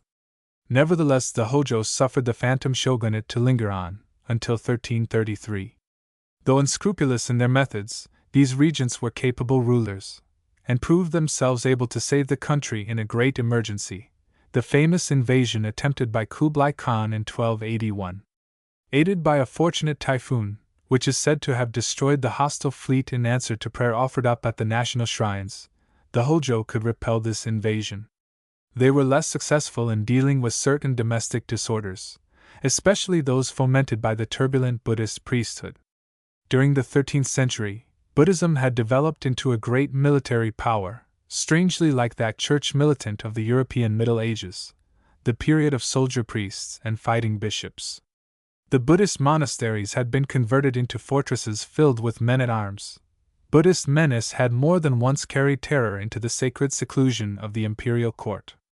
At an early day, Yoritamo, the far-seeing founder of the Minamoto dynasty, had observed a militant tendency in Buddhism, and had attempted to check 270 it by forbidding all priests and monks either to bear arms, or to maintain armed retainers. But his successors had been careless about enforcing these prohibitions, and the Buddhist military power developed in consequence so rapidly that the shrewdest Hojo were doubtful of their ability to cope with it. Eventually this power proved capable of giving them serious trouble. The 96th Mikado, Go-Daigo, found courage to revolt against the tyranny of the Hojo, and the Buddhist soldiery took part with him. He was promptly defeated, and banished to the islands of Oki, but his cause was soon espoused by powerful lords, who had long chafed under the despotism of the regency. These assembled their forces, restored the banished emperor, and combined in a desperate attack upon the regent's capital, Kamakura. The city was stormed and burned, and the last of the Hojo rulers, after a brave but vain defense, performed harakiri. Thus shogunate and regency vanished together, in 1333. For the moment the whole power of administration had been restored to the Mikado. Unfortunately for himself and for the country, Go-Daigo was too feeble of character to avail himself of this great opportunity. He revived the dead shogunate by appointing his own son shogun. He weakly ignored the services of those whose loyalty and courage had restored him, and he foolishly strengthened, 271, the hands of those whom he had every reason to fear.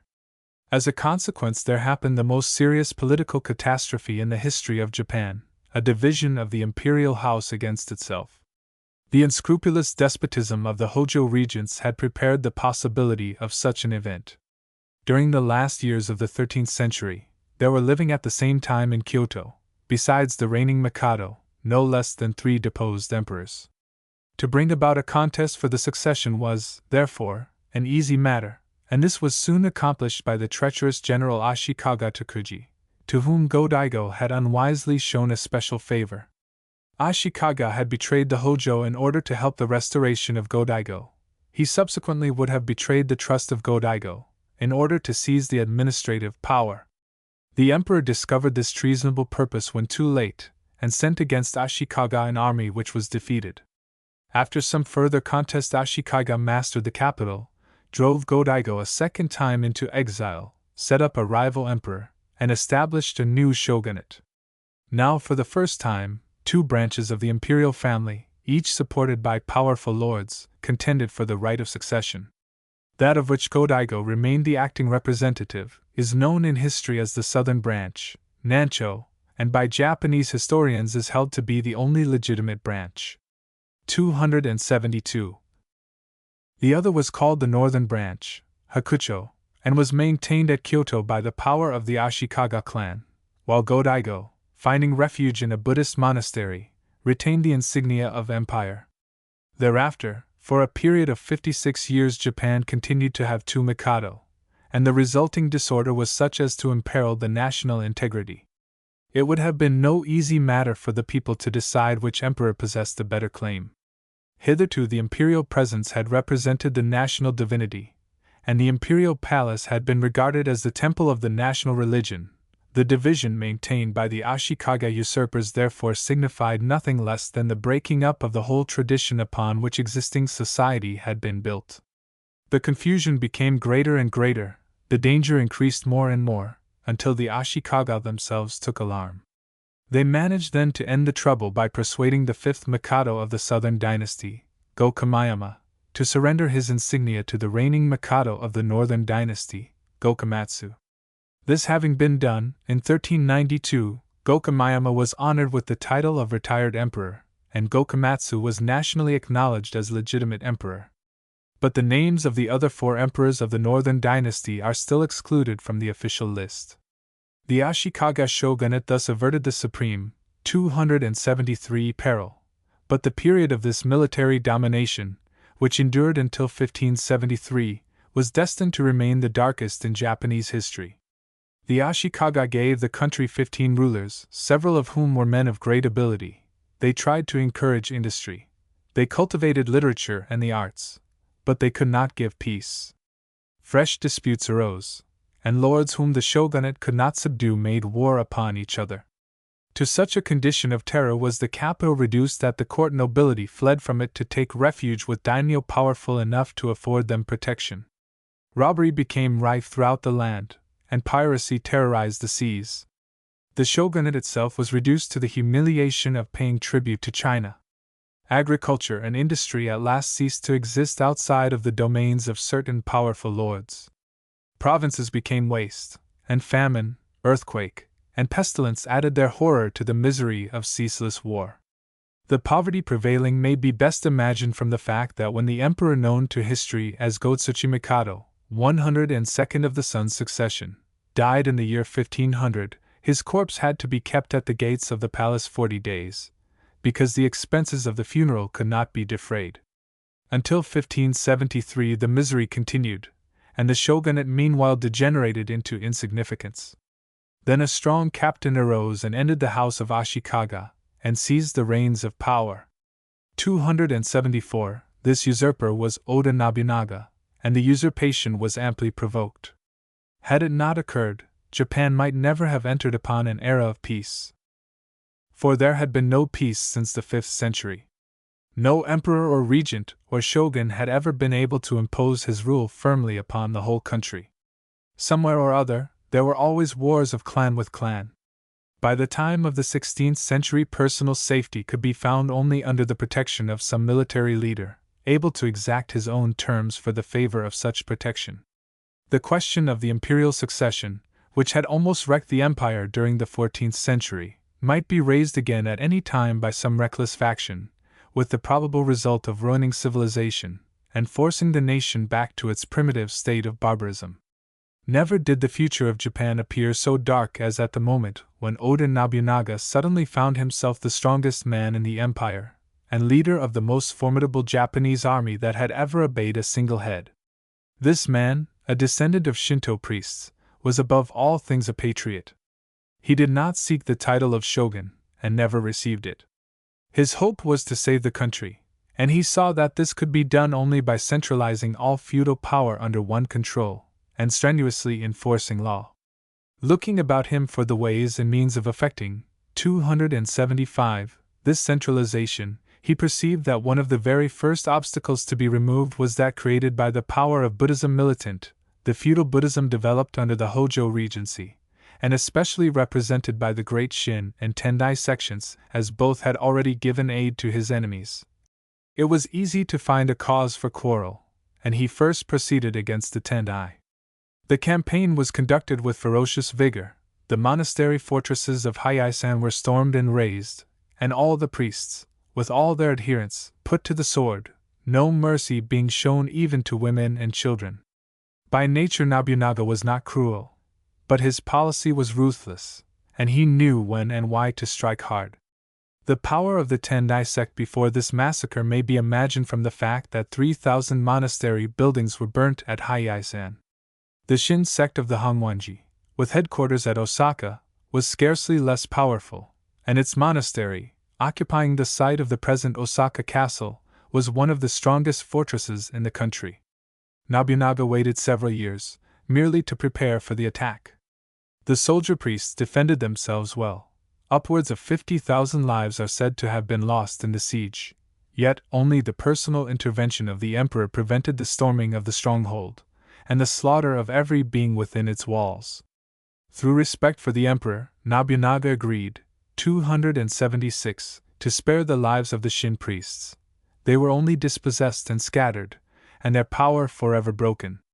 Buddhism having been thus effectually crippled, Nobunaga was able to turn his attention to the warring clans.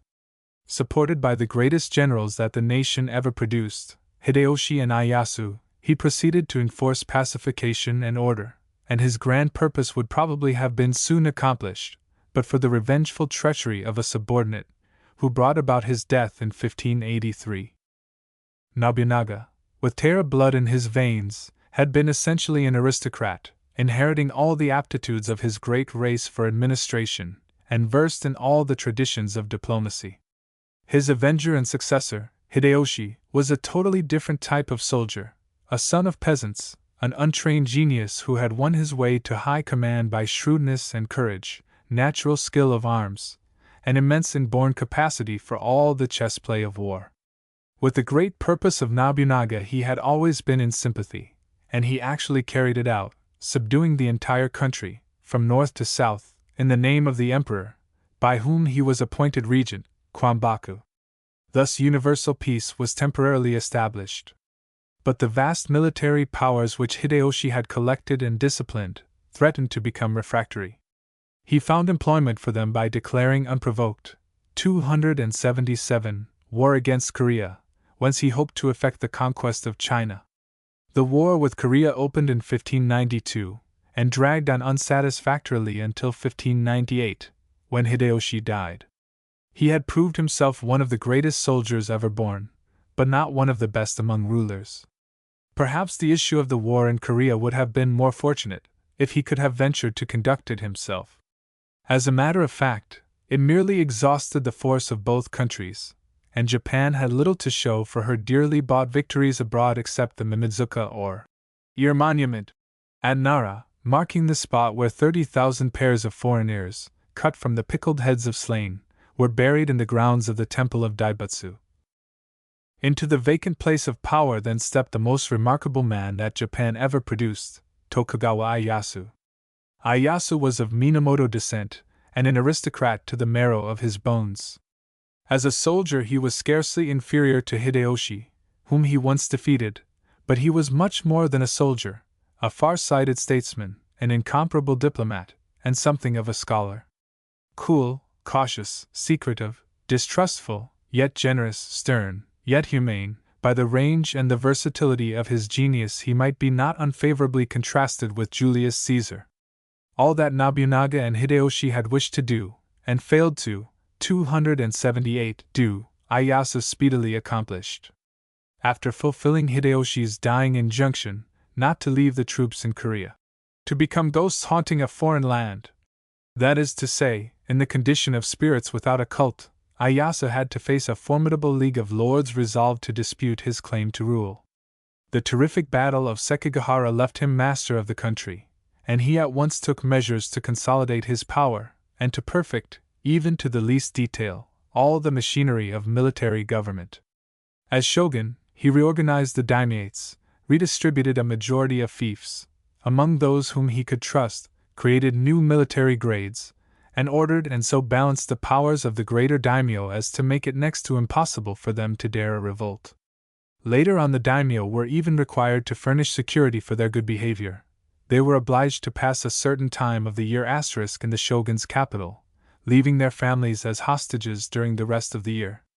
The entire administration was readjusted upon a simple and sagacious plan, and the laws of Ieyasu prove him to have been an excellent legislator. For the first time in Japanese history, the nation was integrated, at least, in so far as the peculiar nature of the social unit rendered possible. The councils, 279, of the founder of Edo were followed by his successors, and the Tokugawa shogunate, which lasted until 1867, gave the country 15 military sovereigns. Under these, Japan enjoyed both peace and prosperity for the time of 250 years, and her society was thus enabled to evolve to the full limit of its peculiar type. Industries and arts developed in new and wonderful ways. Literature found august patronage. The national cult was carefully maintained, and all precautions were taken to prevent the occurrence of another such contest for the imperial succession as had nearly ruined the country in the 14th century. The period of obligatory residence in Edo was not the same for all daimyo. In some cases the obligation seems to have extended to 6 months, in others, the requirement was to pass every alternate year in the capital. We have seen that the history of military rule in Japan embraces nearly the whole period of authentic history, down to modern times, and closes with the second period of national integration. The first period had been reached when the clans first accepted the leadership of the chief of the greatest clan, thereafter revered as the heavenly sovereign, supreme pontiff, supreme arbiter, supreme commander, and supreme magistrate. How long a time was required for this primal integration, under a patriarchal monarchy, we cannot know, but we have learned that the later integration, under a darchy, occupied considerably more than 1,000 years. Now the extraordinary fact to note is that, during all those centuries, the imperial, 280, cult was carefully maintained by even the enemies of the Mikado, the only legitimate ruler being, in national belief, the Tenchi, son of heaven, the Tenno, heavenly king. Through every period of disorder the offspring of the sun was the object of national worship, and his palace the temple of the national faith. Great captains might coerce the imperial will, but they styled themselves, none the less, the worshippers and slaves of the incarnate deity, and they would no more have thought of trying to occupy his throne than they would have thought of trying to abolish all religion by decree. Once only, by the arbitrary folly of the Ashikaga shogun, the imperial cult had been seriously interfered with, and the social earthquake consequent upon that division of the imperial house apprised the usurpers of the enormity of their blunder. Only the integrity of the imperial succession, the uninterrupted maintenance of the imperial worship, made it possible even for Ieyasu to clamp together the indissoluble units of society. Herbert Spencer has taught the student of sociology to recognize that religious dynasties have extraordinary powers of longevity, because they possess extraordinary power to resist change, whereas military dynasties, depending for their perpetuity upon the individual character of their sovereigns, are particularly liable to disintegration. The immense duration of the Japanese imperial dynasty, as contrasted, 281, with the history of the various shogunates and regencies representing a merely military domination, illustrates this teaching in a most remarkable way. Back through 2,500 years we can follow the line of the imperial succession, till it vanishes out of sight into the mystery of the past. Here we have evidence of that extreme power of resisting all changes which is inherently characteristic of religious conservatism. On the other hand, the history of shogunates and regencies proves the tendency to disintegration of institutions having no religious foundation, and therefore no religious power of cohesion. The remarkable duration of the Fujiwara rule, as compared with others, may perhaps be accounted for by the fact that the Fujiwara represented a religious, rather than a military, aristocracy. Even the marvelous military structure devised by Ieyasu had begun to decay before alien aggression precipitated its inevitable collapse. 283. The religion of loyalty. Militant societies, says the author of the Principles of Sociology, must have a patriotism which regards the triumph of their society as the supreme end of action. They must possess the loyalty whence flows obedience to authority, and, that they may be obedient, they must have abundant faith. The history of the Japanese people strongly exemplifies these truths. Among no other people has loyalty ever assumed more impressive and extraordinary forms, and among no other people has obedience ever been nourished by a more abundant faith, that faith derived from the cult of the ancestors. The reader will understand how filial piety, the domestic religion of obedience, widens in range with social evolution, and eventually differentiates both into that political obedience required by the community, and that military obedience exacted by the warlord, obedience implying not only submission, but affectionate submission, not merely the sense of obligation, but the sentiment of duty. In its origin, such dutiful obedience is essentially religious, and, as expressed in loyalty, it retains the 284 religious character, becomes the constant manifestation of a religion of self-sacrifice.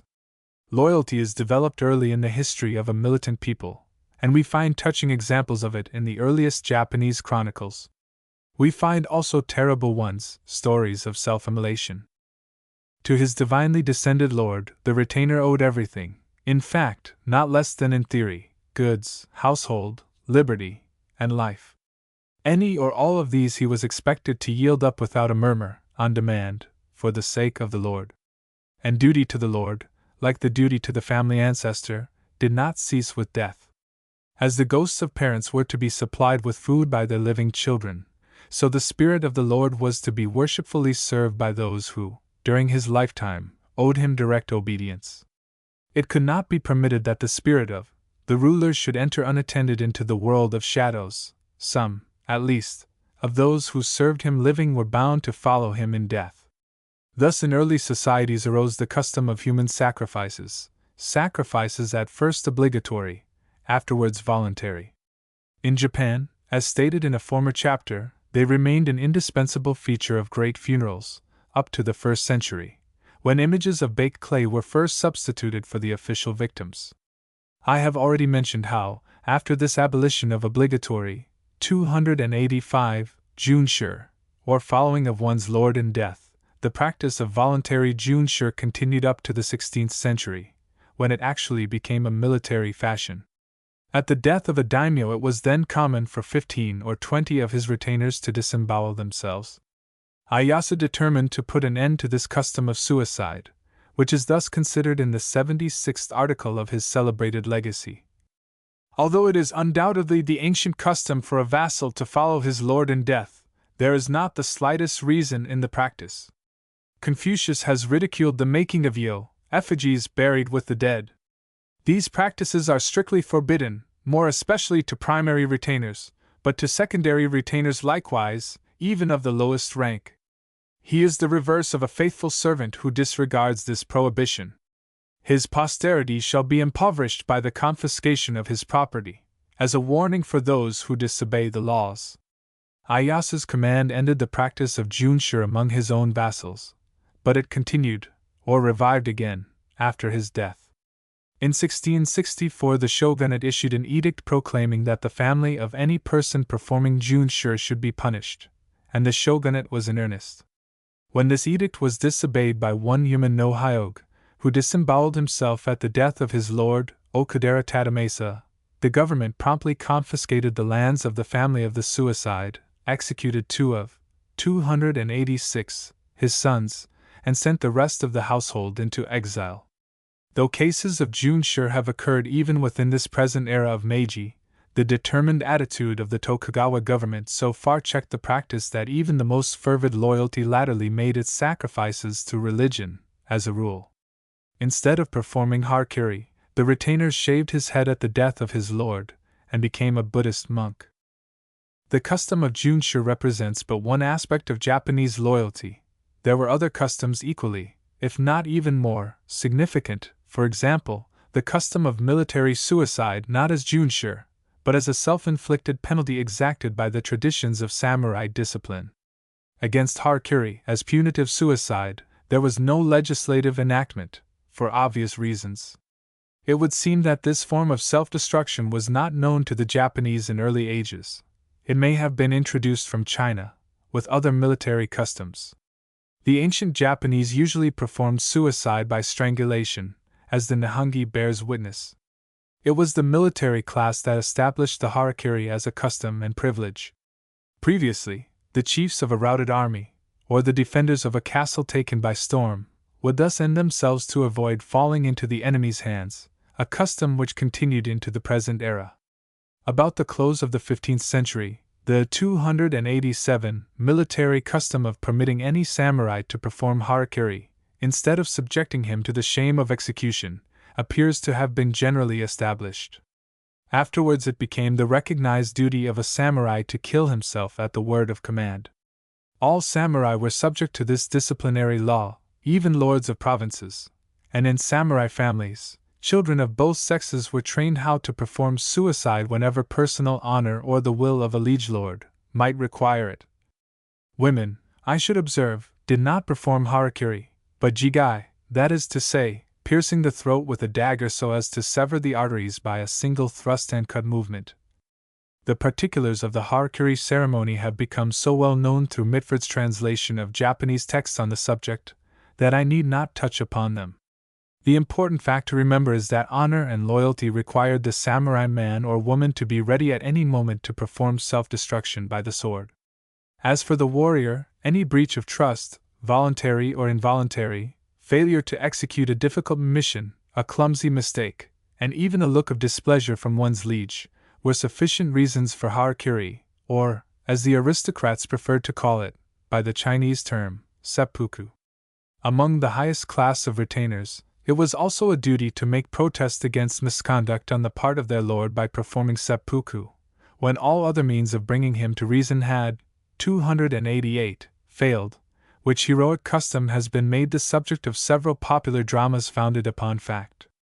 In the case of married women of the samurai class, directly responsible to their husbands, not to the lord, jigai was resorted to most often as a means of preserving honor in time of war, though it was sometimes performed merely as a sacrifice of loyalty to the spirit of the husband, after his untimely death. The Japanese moralist Yekin wrote, "A woman has no feudal lord, she must reverence and obey her husband." In the case of girls it was not uncommon for other reasons, samurai maidens often entering into the service of noble households, where the cruelty of intrigue might easily bring about a suicide, or where loyalty to the wife of the lord might exact it. For the samurai maiden in service was bound by loyalty to her mistress not less closely than the warrior to the lord, and the heroines of Japanese feudalism were many. In the early ages it appears to have been the custom for the wives of officials condemned to death to kill themselves. The ancient chronicles are full of examples. But this custom is perhaps to be partly accounted for by the ancient law, which held the household of the offender equally responsible with him for the offense, independently of the facts in the case. However, it was certainly also common enough for a bereaved wife to perform suicide, not through despair, but through the wish to follow her 289 husband into the other world, and there to wait upon him as in life. Instances of female suicide, representing the old ideal of duty to a dead husband, have occurred in recent times. Such suicides are usually performed according to the feudal rules, the woman robing herself in white for the occasion. At the time of the late war with China there occurred in Tokyo one remarkable suicide of this kind, the victim being the wife of Lieutenant Asada, who had fallen in battle. She was only 21. On hearing of her husband's death, she at once began to make preparations for her own, writing letters of farewell to her relatives, putting her affairs in order, and carefully cleaning the house, according to old-time rule. Thereafter she donned her death robe, laid mattings down opposite to the alcove in the guest room, placed her husband's portrait in the alcove, and set offerings before it. When everything had been arranged, she seated herself before the portrait, took up her dagger, and with a single skillful thrust divided the arteries of her throat. Besides the duty of suicide for the sake of preserving honor, there was also, for the samurai woman, the duty of suicide as a moral protest. I have already said that among the highest class of retainers it was thought a moral duty to perform harakiri as a remonstrance against shameless conduct on the part of one's lord, when all other means of persuasion, 290, had been tried in vain. Among samurai women, taught to consider their husbands as their lords, in the feudal meaning of the term, it was held a moral obligation to perform jigai, by way of protest, against disgraceful behavior upon the part of a husband who would not listen to advice or reproof. The ideal of wifely duty which impelled such sacrifice still survives, and more than one recent example might be cited of a generous life thus laid down in rebuke of some moral wrong. Perhaps the most touching instance occurred in 1892, at the time of the district elections in Nagano Prefecture. A rich voter named Ishijima, after having publicly pledged himself to aid in the election of a certain candidate, transferred his support to the rival candidate. On learning of this breach of promise, the wife of Ishijima robed herself in white and performed jigai after the old samurai manner. The grave of this brave woman is still decorated with flowers by the people of the district, and incense is burned before her tomb. To kill oneself at command, a duty which no loyal samurai would have dreamed of calling in question, appears to us much less difficult than another duty, also fully accepted, the sacrifice of children, wife, and household for the sake of the Lord. Much of Japanese popular tragedy is devoted to incidents of such sacrifice made by retainers or, 291, dependents of daimyo, men or women who gave their children to death in order to save the children of their masters. C. For a good example, the translation of the drama Terakoya, published, with admirable illustrations, by T. Hasegawa, Tokyo. Nor have we any reason to suppose that the facts have been exaggerated in these dramatic compositions, most of which are based upon feudal history. The incidents, of course, have been rearranged and expanded to meet theatrical requirements, but the general pictures thus given of the ancient society are probably even less grim than the vanished reality. The people still love these tragedies, and the foreign critic of their dramatic literature is wont to point out only the blood spots, and to comment upon them as evidence of a public taste for gory spectacles, as proof of some innate ferocity in the race. Rather, I think, is this love of the old tragedy proof of what foreign critics try always to ignore as much as possible, the deeply religious character of the people. These plays continue to give delight, not because of their horror, but because of their moral teaching, because of their exposition of the duty of sacrifice and courage, the religion of loyalty. They represent the martyrdoms of feudal society for its noblest ideals. All down through that society, in varying forms, the same spirit of loyalty had its manifestations. As the samurai to his liege lord, so the apprentice was bound to the patron, and the clerk to the 292 merchant. Everywhere there was trust, because everywhere there existed the like sentiment of mutual duty between servant and master. Each industry and occupation had its religion of loyalty, requiring, on the one side, absolute obedience and sacrifice at need, and on the other, kindliness and aid. And the rule of the dead was over all.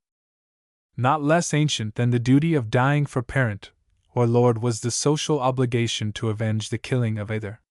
Even before the beginnings of settled society, this duty is recognized. The oldest chronicles of Japan teem with instances of obligatory vengeance.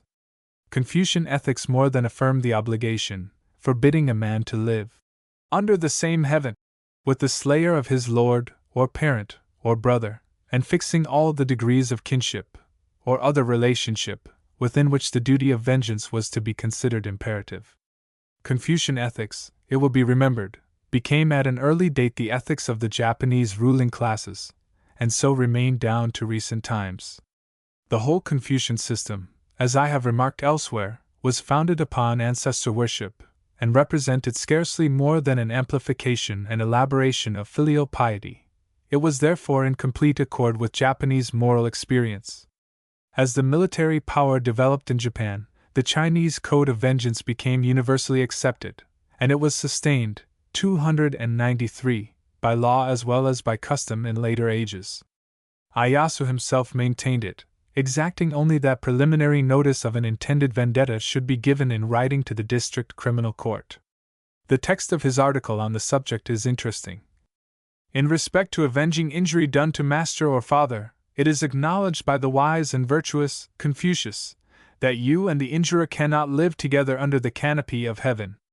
A person harboring such vengeance shall give notice in writing to the criminal court, and although no check or hindrance may be offered to the carrying out of his design within the period allowed for that purpose, it is forbidden that the chastisement of an enemy be attended with riot. Fellows who neglect to give notice of their intended revenge are like wolves of pretext. Their punishment or pardon should depend upon the circumstances of the case. Or hypocritical wolves. That is to say, brutal murderers seeking to excuse their crime on the pretext justifiable vengeance. The translation is by Loder. Kindred, as well as parents, teachers, as well as lords, were to be revenged.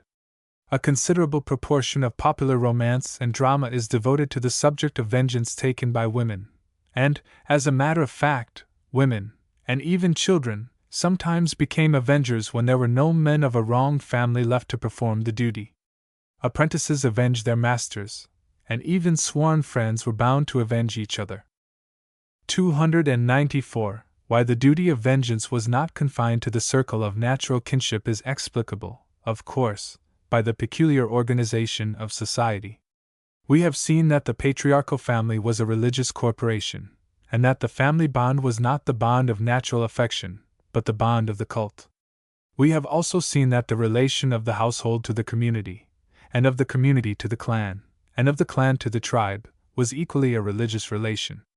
As a necessary consequence, the earlier customs of vengeance were regulated by the bond of the family, communal, or tribal cult, as well as by the bond of blood, and with the introduction of Chinese ethics, and the development of militant conditions, the idea of revenge as duty took a wider range. The son or the brother by adoption was in respect of obligation the same as the son or brother by blood, and the teacher stood to his pupil in the relation of father to child. To strike one's natural parent was a crime punishable by death. To strike one's teacher was, before the law, an equal offense. This notion of the teacher's claim to filial reverence was of Chinese importation, an extension of the duty of filial piety to the father of the mind. There were other such extensions, and the origin of all, Chinese or Japanese, may be traced alike to ancestor worship. Now, what has never been properly insisted upon, in any of the books treating of ancient, 295, Japanese customs, is the originally religious significance of the katakiachi. That a religious origin can be found for all customs of vendetta established in early societies is, of course, well known, but a peculiar interest attaches to the Japanese vendetta in view of the fact that it conserved its religious character unchanged down to the present era. The katakiachi was essentially an act of propitiation, as is proved by the rite with which it terminated, the placing of the enemy's head upon the tomb of the person avenged, as an offering of atonement. And one of the most impressive features of this rite, as formerly practiced, was the delivery of an address to the ghost of the person avenged. Sometimes the address was only spoken, sometimes it was also written, and the manuscript left upon the tomb. There is probably none of my readers unacquainted with Mitford's ever delightful tales of old Japan, and his translation of the true story of the 47 Ronins. But I doubt whether many persons have noticed the significance of the washing of Kira Katsuke no Suke's severed head, or the significance of the address inscribed to their dead lord by the brave men who had so long waited and watched for the chance to avenge him. This address, of which I quote Mitford's translation, was laid upon the tomb of the Lord Asano. It is still preserved at the temple called Sengakuji. 296. The 15th year of Jinroku, 17,031, the 12th month, the 15th day. We have come this day to do homage here, 47 men in all, from Oishi Kuranasuke down to the foot soldier Terasaka Kichiman, all cheerfully about to lay down our lives on your behalf. We reverently announce this to the honored spirit of our dead master. On the 14th day of the 3rd month of last year, our honored master was pleased to attack Kira Katsuke no Suke, for what reason we know not. Our honored master put an end to his own life, but Kira Katsuke no Suke lived. Although we fear that after the decree issued by the government, this plot of ours will be displeasing to our honored master, still we, who have eaten of your food, could not without blushing repeat the verse. Thou shalt not live under the same heaven, nor tread the same earth with the enemy of thy Father or Lord. Nor could we have dared to leave hell, Hades, and present ourselves before you in paradise, unless we had carried out the vengeance which you began. Every day that we waited seemed as 3 autumns to us. Verily we have trodden the snow for 1 day, nay, for 2 days, and have tasted food but once. The old and decrepit, the sick and the ailing, have come forth gladly to lay down their lives. Men might laugh at us, as at grasshoppers trusting in the strength of their arms, and thus shame our honored Lord, but we could not halt in our deed of vengeance. Having taken counsel together last night, we have escorted my Lord Katsuke no Suke hither to your tomb. This dirk, by which our honored Lord set great store last year, and entrusted to our care, we now bring back. If your noble spirit be now present before this tomb, we pray you, as a 297 sign, to take the dirk, and striking the head of your enemy with it a second time, to dispel your hatred forever. This is the respectful statement of 47 men. It will be observed that the Lord Asano is addressed as if he were present and visible. The head of the enemy has been carefully washed, according to the rule concerning the presentation of heads to a living superior. It is laid upon the tomb together with the 9-inch sword, or dagger, originally used by the Lord Asano in performing harakiri at government command, and afterwards used by Oishi Kuranasuke in cutting off the head of Kira Katsuke no Suke, and the spirit of the Lord Asano is requested to take up the weapon and to strike the head, so that the pain of ghostly anger may be dissipated forever. Then, having been themselves all sentenced to perform harakiri, the 47 retainers join their lord in death, and are buried in front of his tomb. Before their graves the smoke of incense, offered by admiring visitors, has been ascending daily for 200 years. Asterisk. It has been long the custom also for visitors to leave their cards upon the tombs of the 47 Ronin. When I last visited Sengakuji, the ground about the tombs was white with visiting cards. One must have lived in Japan, and have been able to feel the true spirit of the old Japanese life, in order to comprehend the whole of this romance of loyalty. But I think that whoever carefully reads Mr. Mitford's version of it, and his translation of the 298 authentic documents relating to it, will confess himself moved. That address especially touches, because of the affection and the faith to which it testifies, and the sense of duty beyond this life. However much revenge must be condemned by our modern ethics, there is a noble side to many of the old Japanese stories of loyal vengeance, and these stories affect us by the expression of what has nothing to do with vulgar revenge, by their exposition of gratitude, self-denial, courage in facing death, and faith in the unseen. And this means, of course, that we are, consciously or unconsciously, impressed by their religious quality. Mere individual revenge, the postponed retaliation for some personal injury, repels our moral feeling. We have learned to regard the emotion inspiring such revenge as simply brutal, something shared by man with lower forms of animal life. But in the story of a homicide exacted by the sentiment of duty or gratitude to a dead master, there may be circumstances which can make appeal to our higher moral sympathies, to our sense of the force and beauty of unselfishness, unswerving fidelity, unchanging affection. And the story of the 47 Ronin is one of this class. Yet it must be borne in mind that the old Japanese religion of loyalty, which found its supreme manifestation in those 3 terrible customs of 299, Junsure, Harakiri, and Katakiachi, was narrow in its range. It was limited by the very constitution of society. Though the nation was ruled, through all its groups, by notions of duty everywhere similar in character, the circle of that duty, for each individual, did not extend beyond the clan group to which he belonged. For his own lord the retainer was always ready to die, but he did not feel equally bound to sacrifice himself for the military government, unless he happened to belong to the special military following of the shogun. His fatherland, his country, his world, extended only to the boundary of his chief's domain. Outside of that domain he could be only a wanderer, a ronin, or wave man, as the masterless samurai was termed. Under such conditions, that larger loyalty which identifies itself with love of king and country, which is patriotism in the modern, not in the narrower antique sense, could not fully evolve. Some common peril, some danger to the whole race, such as the attempted Tartar conquest of Japan, might temporarily arouse the true sentiment of patriotism, but otherwise that sentiment had little opportunity for development. The IC cult represented, indeed, the religion of the nation, as distinguished from the clan or tribal worship, but each man had been taught to believe that his first duty was to his lord. One cannot efficiently serve two masters, and feudal government practically, 300, suppressed any tendencies in that direction. The lordship so completely owned the individual, body and soul, that the idea of any duty to the nation, outside of the duty to the chief, had neither time nor chance to define itself in the mind of the vassal. To the ordinary samurai, for example, an imperial order would not have been law. He recognized no law above the law of his daimyo. As for the daimyo, he might either disobey or obey an imperial command according to circumstances.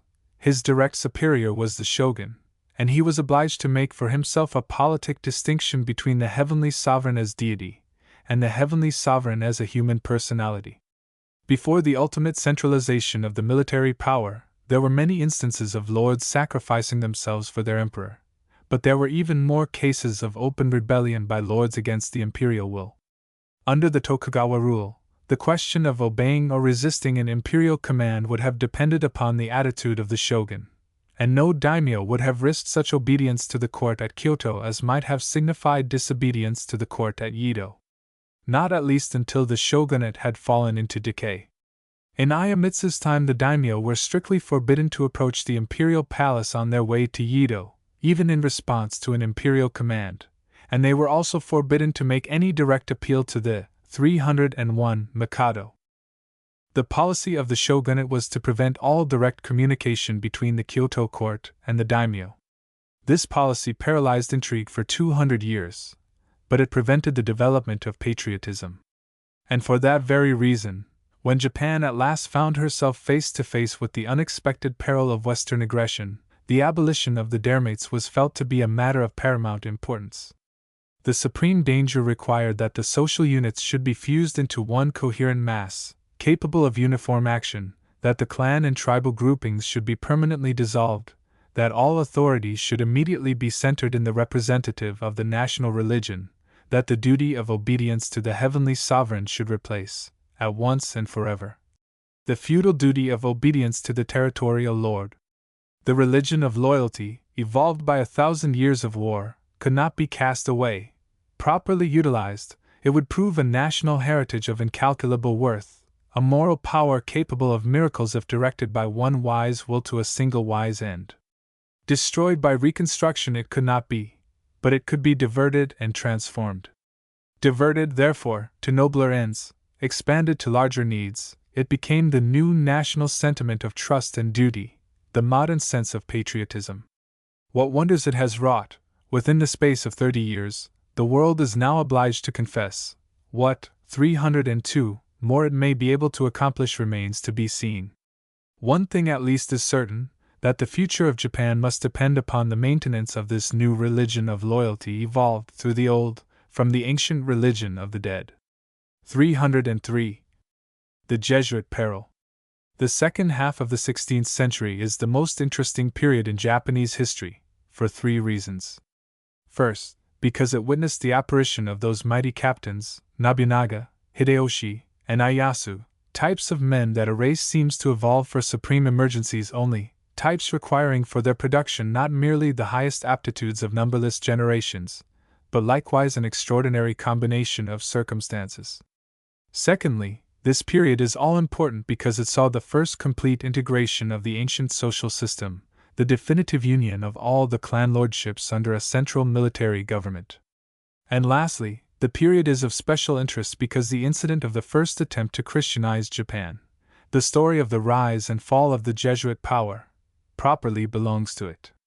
The sociological significance of this episode is instructive. Excepting, perhaps, the division of the imperial house against itself in the 12th century, the greatest danger that ever threatened Japanese national integrity was the introduction of Christianity, 304, by the Portuguese Jesuits. The nation saved itself only by ruthless measures, at the cost of incalculable suffering and of myriads of lives.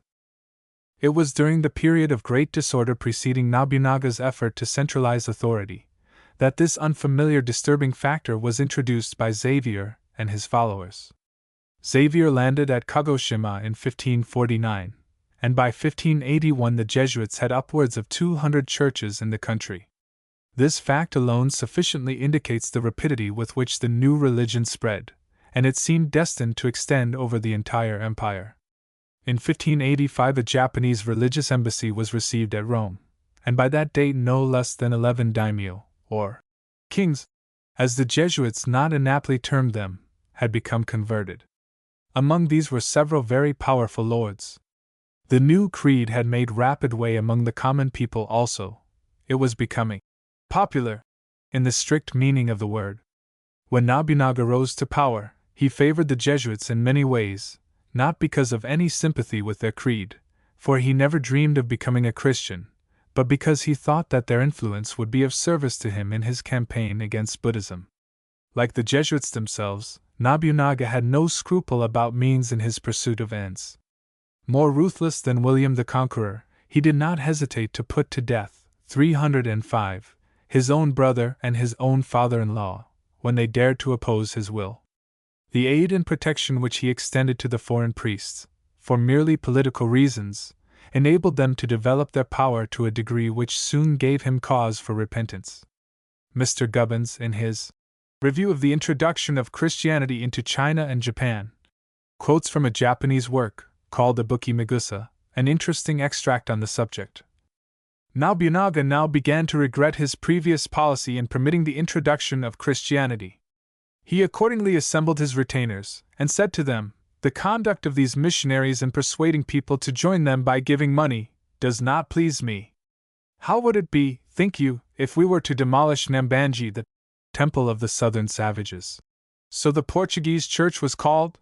To this Maeda Tokuzanin replied, "It is now too late to demolish the temple of the Namban. To endeavor to arrest the power of this religion now is like trying to arrest the current of the ocean. Nobles, both great and small, have become adherents of it. If you would exterminate this religion now, there is fear that disturbance should be created among your own retainers. I am therefore of opinion that you should abandon your intention of destroying Nambanji."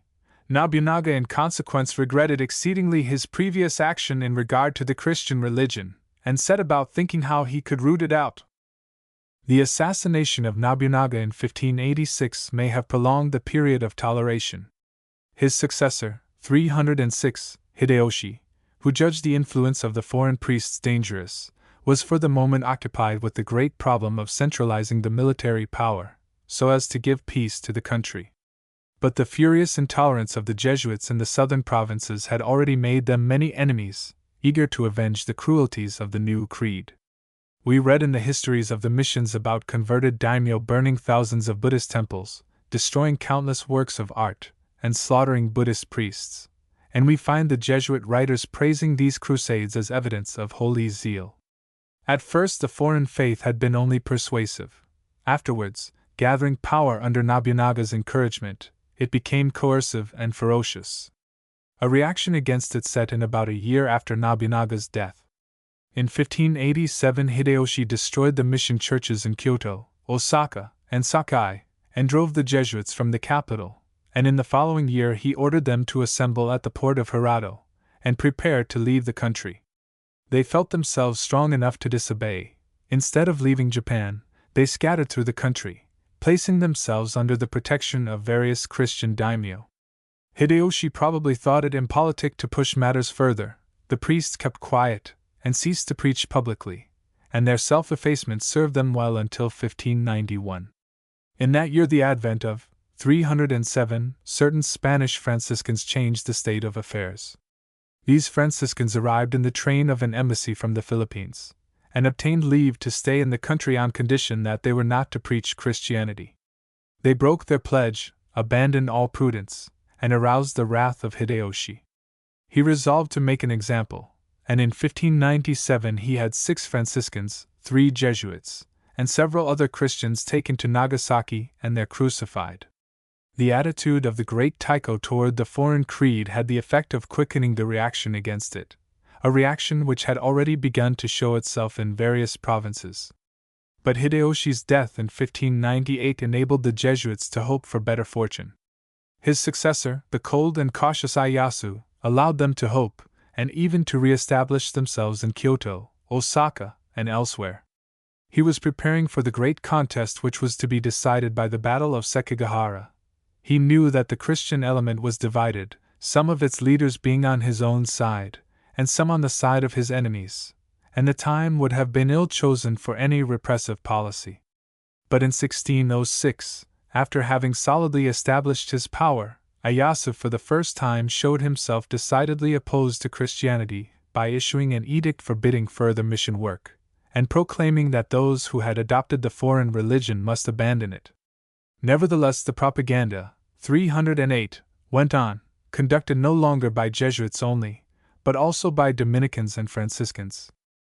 The number of Christians then in the empire is said, with gross exaggeration, to have been nearly 2 millions. But Ieyasu neither took, nor caused to be taken, any severe measures of repression until 1614, from which date the great persecution may be said to have begun. Previously there had been local persecutions only, conducted by independent daimyo, not by the central government. The local persecutions in Kyushu, for example, would seem to have been natural consequences of the intolerance of the Jesuits in the days of their power, when converted daimyo burned Buddhist temples and massacred Buddhist priests, and these persecutions were most pitiless in those very districts such as Bungo, Omura, and Higo, where the native religion had been most fiercely persecuted at Jesuit instigation.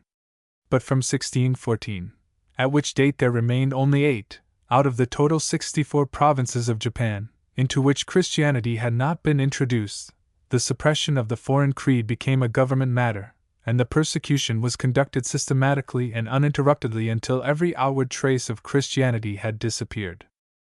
The fate of the missions, therefore, was really settled by Ieyasu and his immediate successors, 309, and it is the part taken by Ieyasu that especially demands attention. Of the 3 great captains, all had, sooner or later, become suspicious of the foreign propaganda, but only Ieyasu could find both the time and the ability to deal with the social problem which it had aroused.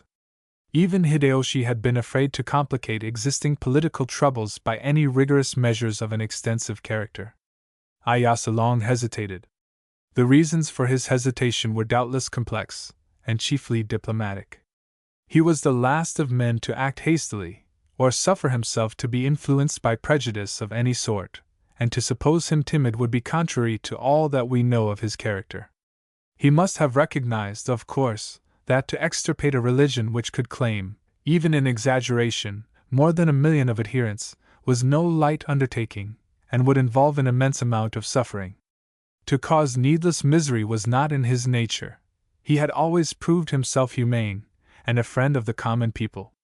But he was first of all a statesman and patriot, and the main question for him must have been the probable relation of the foreign creed to political and social conditions in Japan.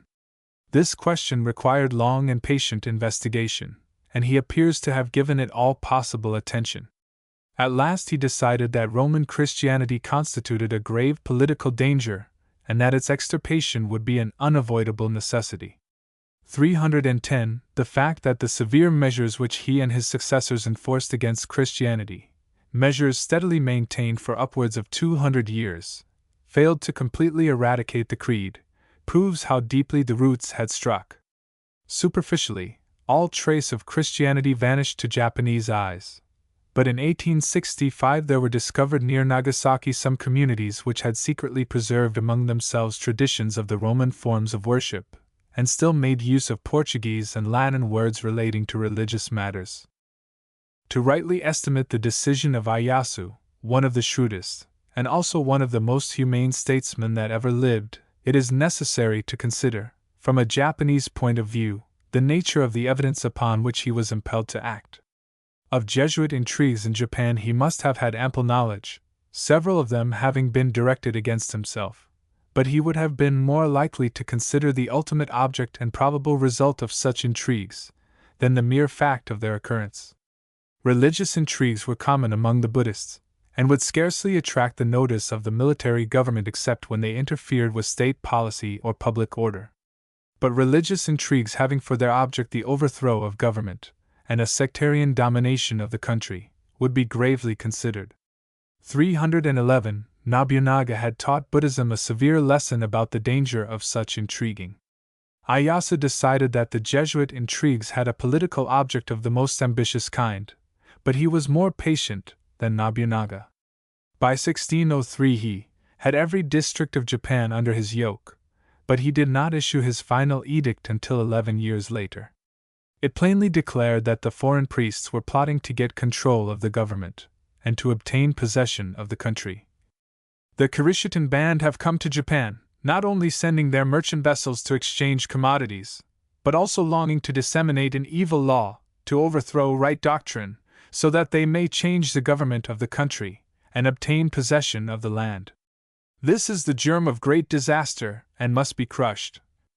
Japan is the country of the gods and of the Buddha. It honors the gods and reveres the Buddha. The faction of the Badaran * disbelieve in the way of the gods, and blaspheme the true law, violate right doing, and injure the good. They truly are the enemies of the gods and of the Buddha. If this be not speedily prohibited, the safety of the state will, assuredly hereafter be imperiled, and if those who are charged with ordering its affairs do not put a stop to the evil, they will expose themselves to heaven's rebuke. Badaran, a corruption of the Portuguese padre, is still the term used for Roman Catholic priests, of any denomination. These missionaries must be instantly swept out, so that not an inch of soil remains to them in Japan on which 312 to plant their feet, and if they refuse to obey this command, they shall suffer the penalty. Let heaven and the four seas hear this. Obey! The entire proclamation, which is of considerable length, has been translated by Sato, and may be found in Volume 6, Part 1, of the Transactions of the Asiatic Society of Japan.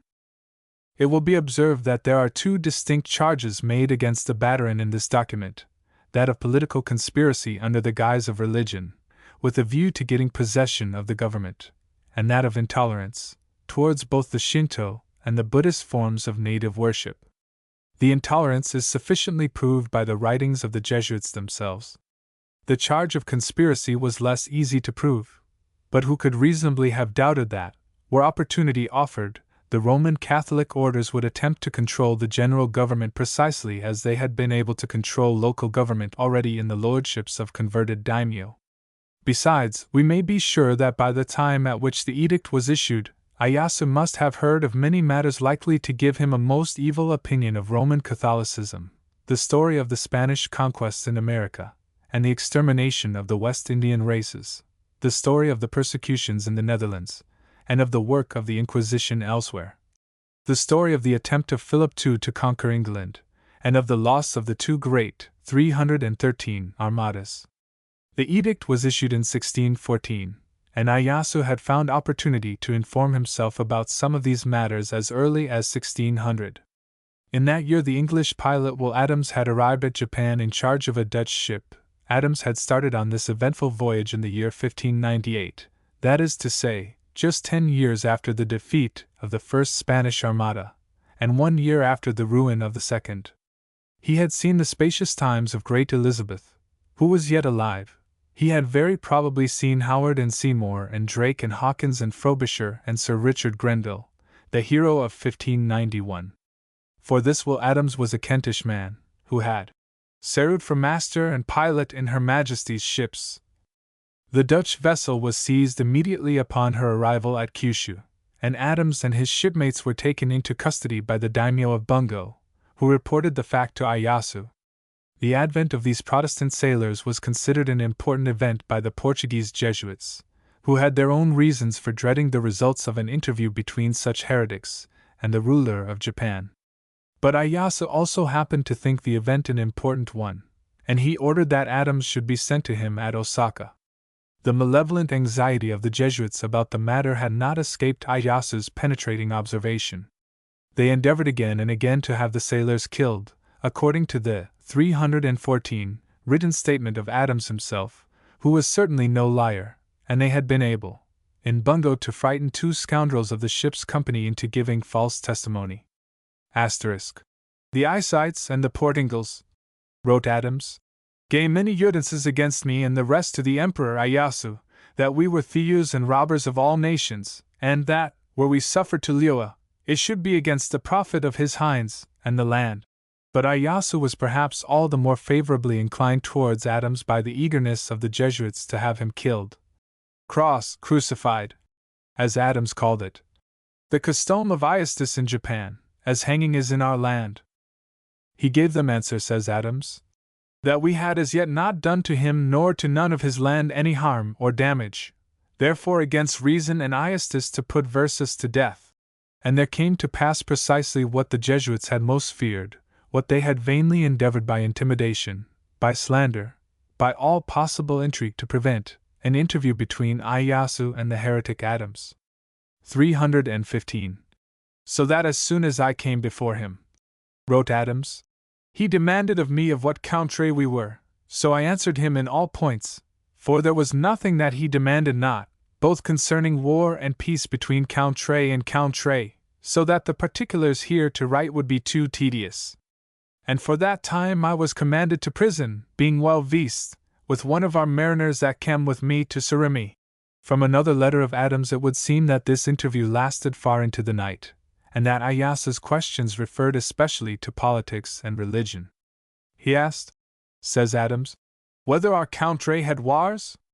I answered him, yeah, with the Spaniards and Portugals, being in peace with all other nations.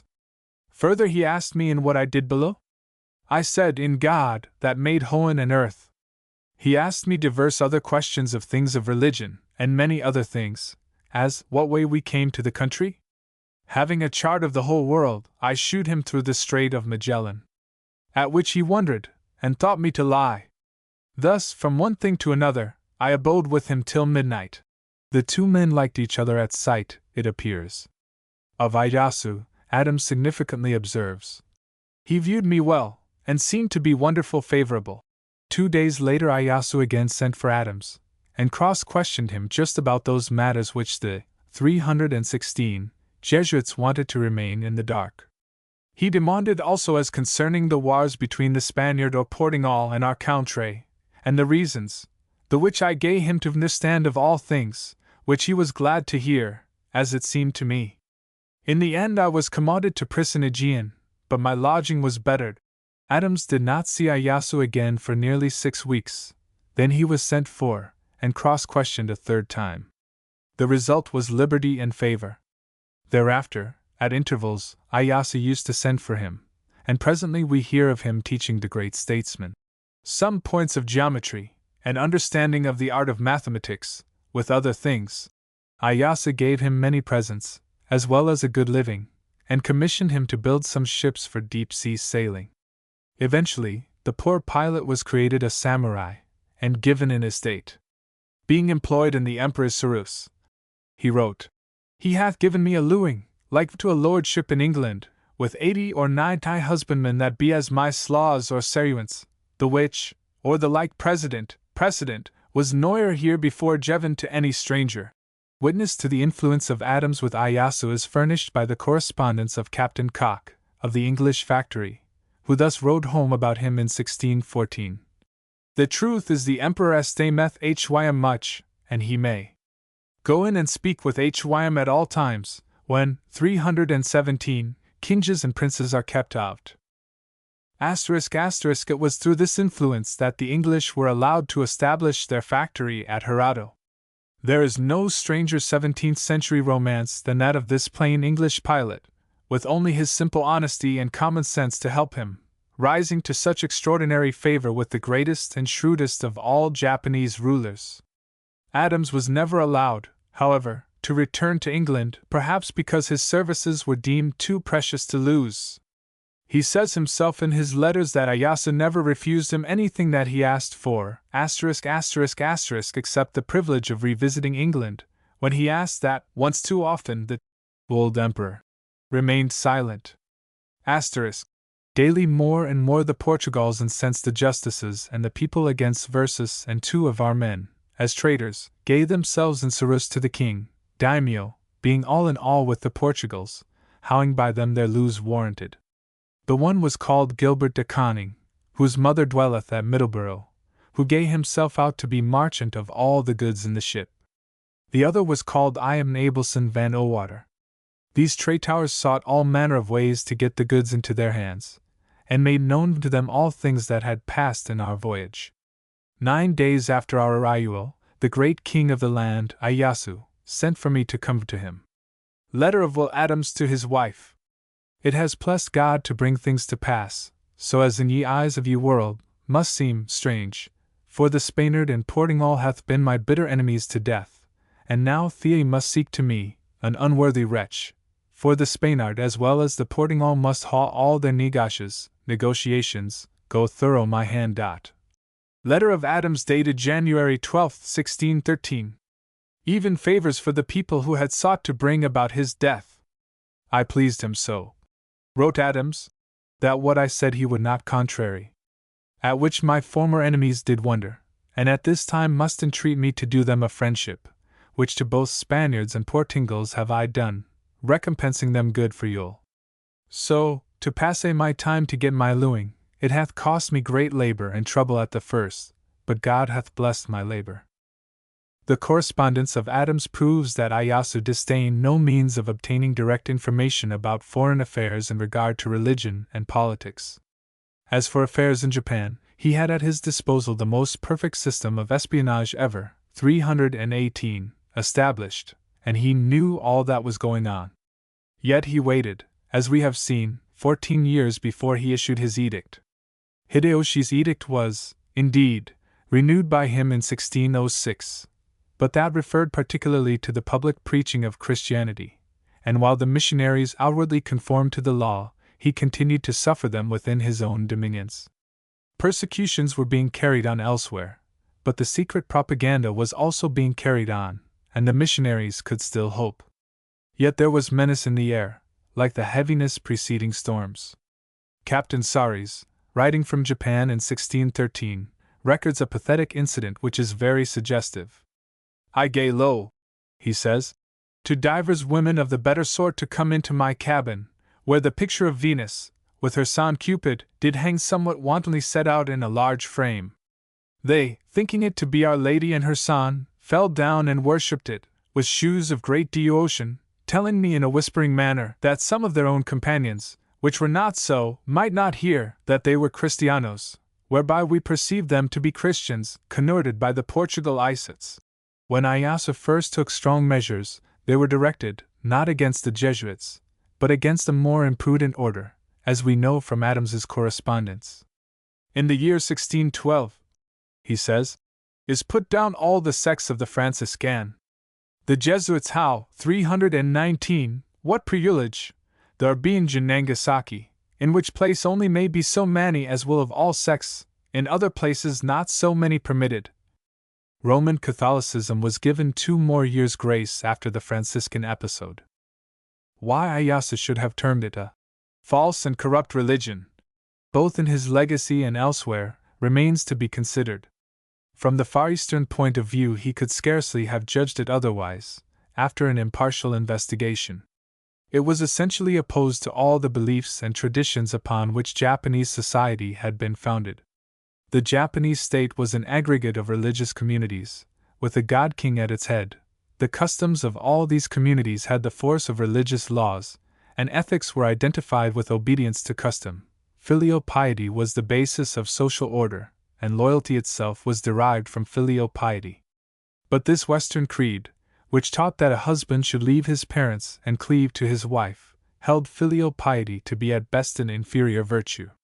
It proclaimed that duty to parents, lords, and rulers remained duty only when obedience involved no action opposed to Roman teaching, and that the supreme duty of obedience was not to the heavenly sovereign at Kyoto, but to the Pope at Rome. Had not the gods and the Buddhas been called devils by these missionaries from Portugal and Spain? Assuredly such doctrines were subversive, 320, no matter how astutely they might be interpreted by their apologists. Besides, the worth of a creed as a social force might be judged from its fruits. This creed in Europe had been a ceaseless cause of disorders, wars, persecutions, atrocious cruelties. This creed, in Japan, had fomented great disturbances, had instigated political intrigues, had wrought almost immeasurable mischief. In the event of future political trouble, it would justify the disobedience of children to parents, of wives to husbands, of subjects to lords, of lords to shogun. The paramount duty of government was now to compel social order, and to maintain those conditions of peace and security without which the nation could never recover from the exhaustion of 1,000 years of strife. But so long as this foreign religion was suffered to attack and to sap the foundations of order, there never could be peace. Convictions like these must have been well established in the mind of Ieyasu when he issued his famous edict. The only wonder is that he should have waited so long. Very possibly Ieyasu, who never did anything by halves, was waiting until Christianity should find itself without one Japanese leader of ability. In 1611 he had information of a Christian conspiracy in the island of Sado, a convict mining district, whose governor, Okubo, had been induced to adopt Christianity, and was to be made ruler of the country if, 321, the plot proved successful. But still Ieyasu waited. By 1614 Christianity had scarcely even an Okubo to lead the forlorn hope. The daimyo converted in the 16th century were dead or dispossessed or in banishment. The great Christian generals had been executed. The few remaining converts of importance had been placed under surveillance, and were practically helpless. The foreign priests and native catechists were not cruelly treated immediately after the proclamation of 1614. Some 300 of them were put into ships and sent out of the country, together with various Japanese suspected of religious political intrigues, such as Takayama, former daimyo of Akashi, who was called Justo Yukondono by the Jesuit writers, and who had been dispossessed and degraded by Hideyoshi for the same reasons. Ieyasu set no example of unnecessary severity. But harsher measures followed upon an event which took place in 1615, the very year after the issuing of the edict. Hideyori, the son of Hideyoshi, had been supplanted, fortunately for Japan, by Ieyasu, to whose tutelage the young man had been confided. Ieyasu took all care of him, but had no intention of suffering him to direct the government of the country, a task scarcely within the capacity of a lad of 23. In spite of various political intrigues in which Hideyori was known to have taken part, Ieyasu had left him in possession 322 of large revenues, and of the strongest fortress in Japan, that mighty castle of Osaka, which Hideyoshi's genius had rendered almost impregnable. Hideyori, unlike his father, favored the Jesuits, and he made the castle a refuge for adherents of the false and corrupt sect. Informed by government spies of a dangerous intrigue there preparing, Ieyasu resolved to strike, and he struck hard. In spite of a desperate defense, the great fortress was stormed and burnt, Hideyori perishing in the conflagration. 100,000 lives are said to have been lost in this siege. Adams wrote thus quaintly of Hideyori's fate, and the results of his conspiracy. He mad wars with the emperor, also by the Jesuits and friars, which mad below he should be ford with miracles and wonders, but in fine it proved the contrary. For the old emperor against him presently mocketh his forces ready by sea and land, and compasseth his castle that he was in, although with loss of multitudes on both sides, yet in the end rasketh the castle walls, setteth it on fire, and burneth Hym in it. Thus ended the wars.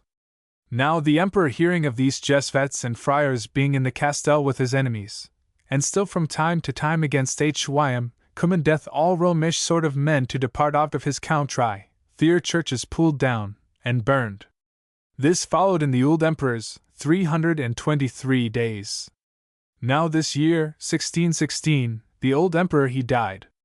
His son reigneth in his place, and he is more hot against the Romish religion than his father was, for he hath forbidden thorough all his dominions, on pain of death, none of his subjects to be Romish Christian, which Romish sect to prevent Uri ways that he may, he hath forbidden that no stranger merchant shall abide in any of the great cities. The son here referred to was Hidetada, who, in 1617, issued an ordinance sentencing to death every Roman priest or friar discovered in Japan, an ordinance provoked by the fact that many priests expelled from the country had secretly returned, and that others had remained to carry on their propaganda under various disguises. Meanwhile, in every city, town, village, and hamlet throughout the empire, measures had been taken for the extirpation of Roman Christianity. Every community was made responsible for the existence in it of any person belonging to the foreign creed, and special magistrates, or inquisitors, were appointed, called Cariscitanbugio, to seek out and punish members of the prohibited religion. Christians 324, who freely recanted were not punished, but only kept under surveillance. Those who refused to recant, even after torture, were degraded to the condition of slaves, or else put to death.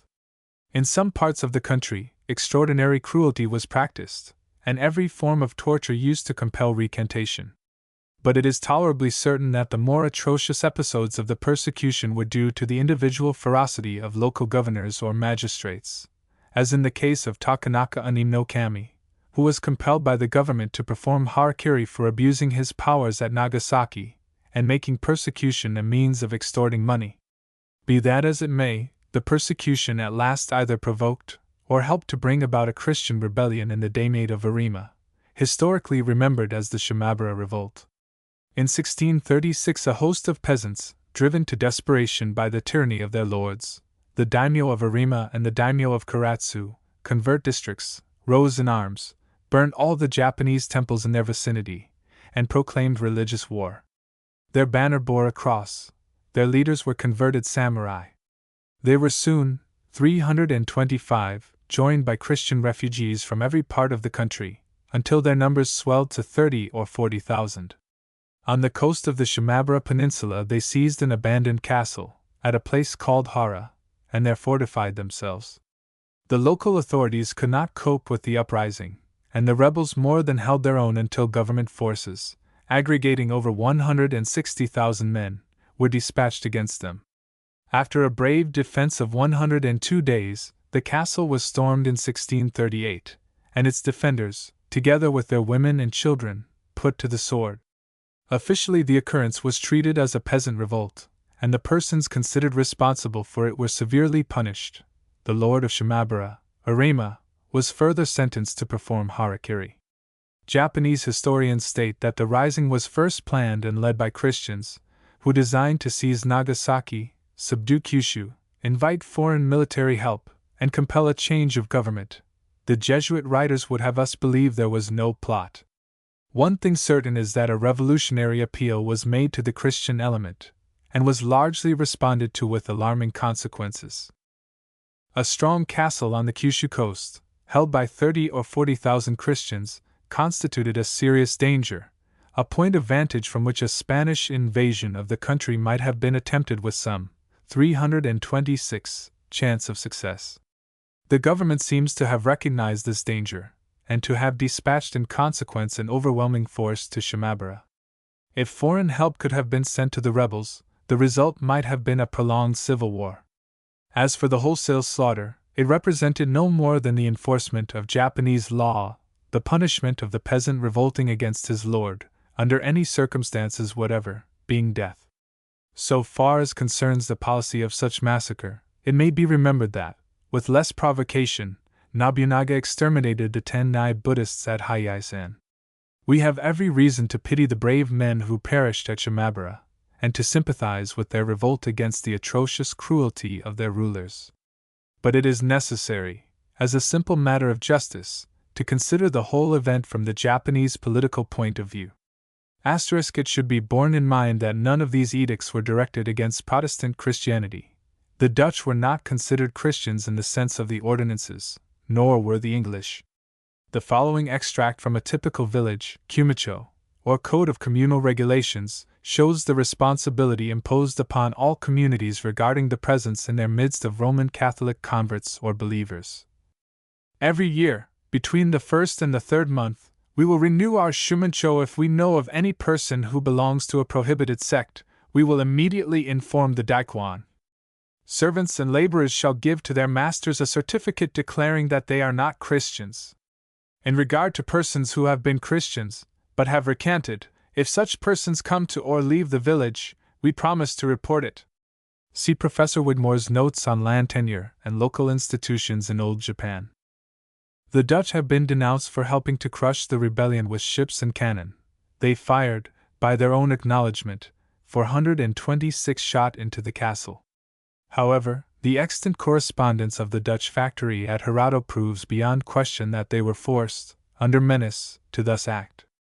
In any event, it would be difficult to discover a good reason for the merely religious denunciations of their conduct, although that conduct would be open to criticism from the humane, 327, point of view. Dutchmen could not reasonably have refused to assist the Japanese authorities in suppressing a revolt, merely because a large proportion of the rebels happened to profess the religion which had been burning alive as heretics the men and women of the Netherlands. Very possibly, not a few persons of kin to those very Dutch had suffered in the days of Alva. What would have happened to all the English and Dutch in Japan, if the Portuguese and Spanish clergy could have got full control of government, ought to be obvious. With the massacre of Shimabara ends the real history of the Portuguese and Spanish missions. After that event, Christianity was slowly, steadily, implacably stamped out of visible existence. It had been tolerated, or half-tolerated, for only 65 years. The entire history of its propagation and destruction occupies a period of scarcely 90 years. People of nearly every rank, from prince to pauper, suffered for it. Thousands endured tortures for its sake. Tortures so frightful that even 3 of those Jesuits who sent multitudes to useless martyrdom were forced to deny their faith under the infliction.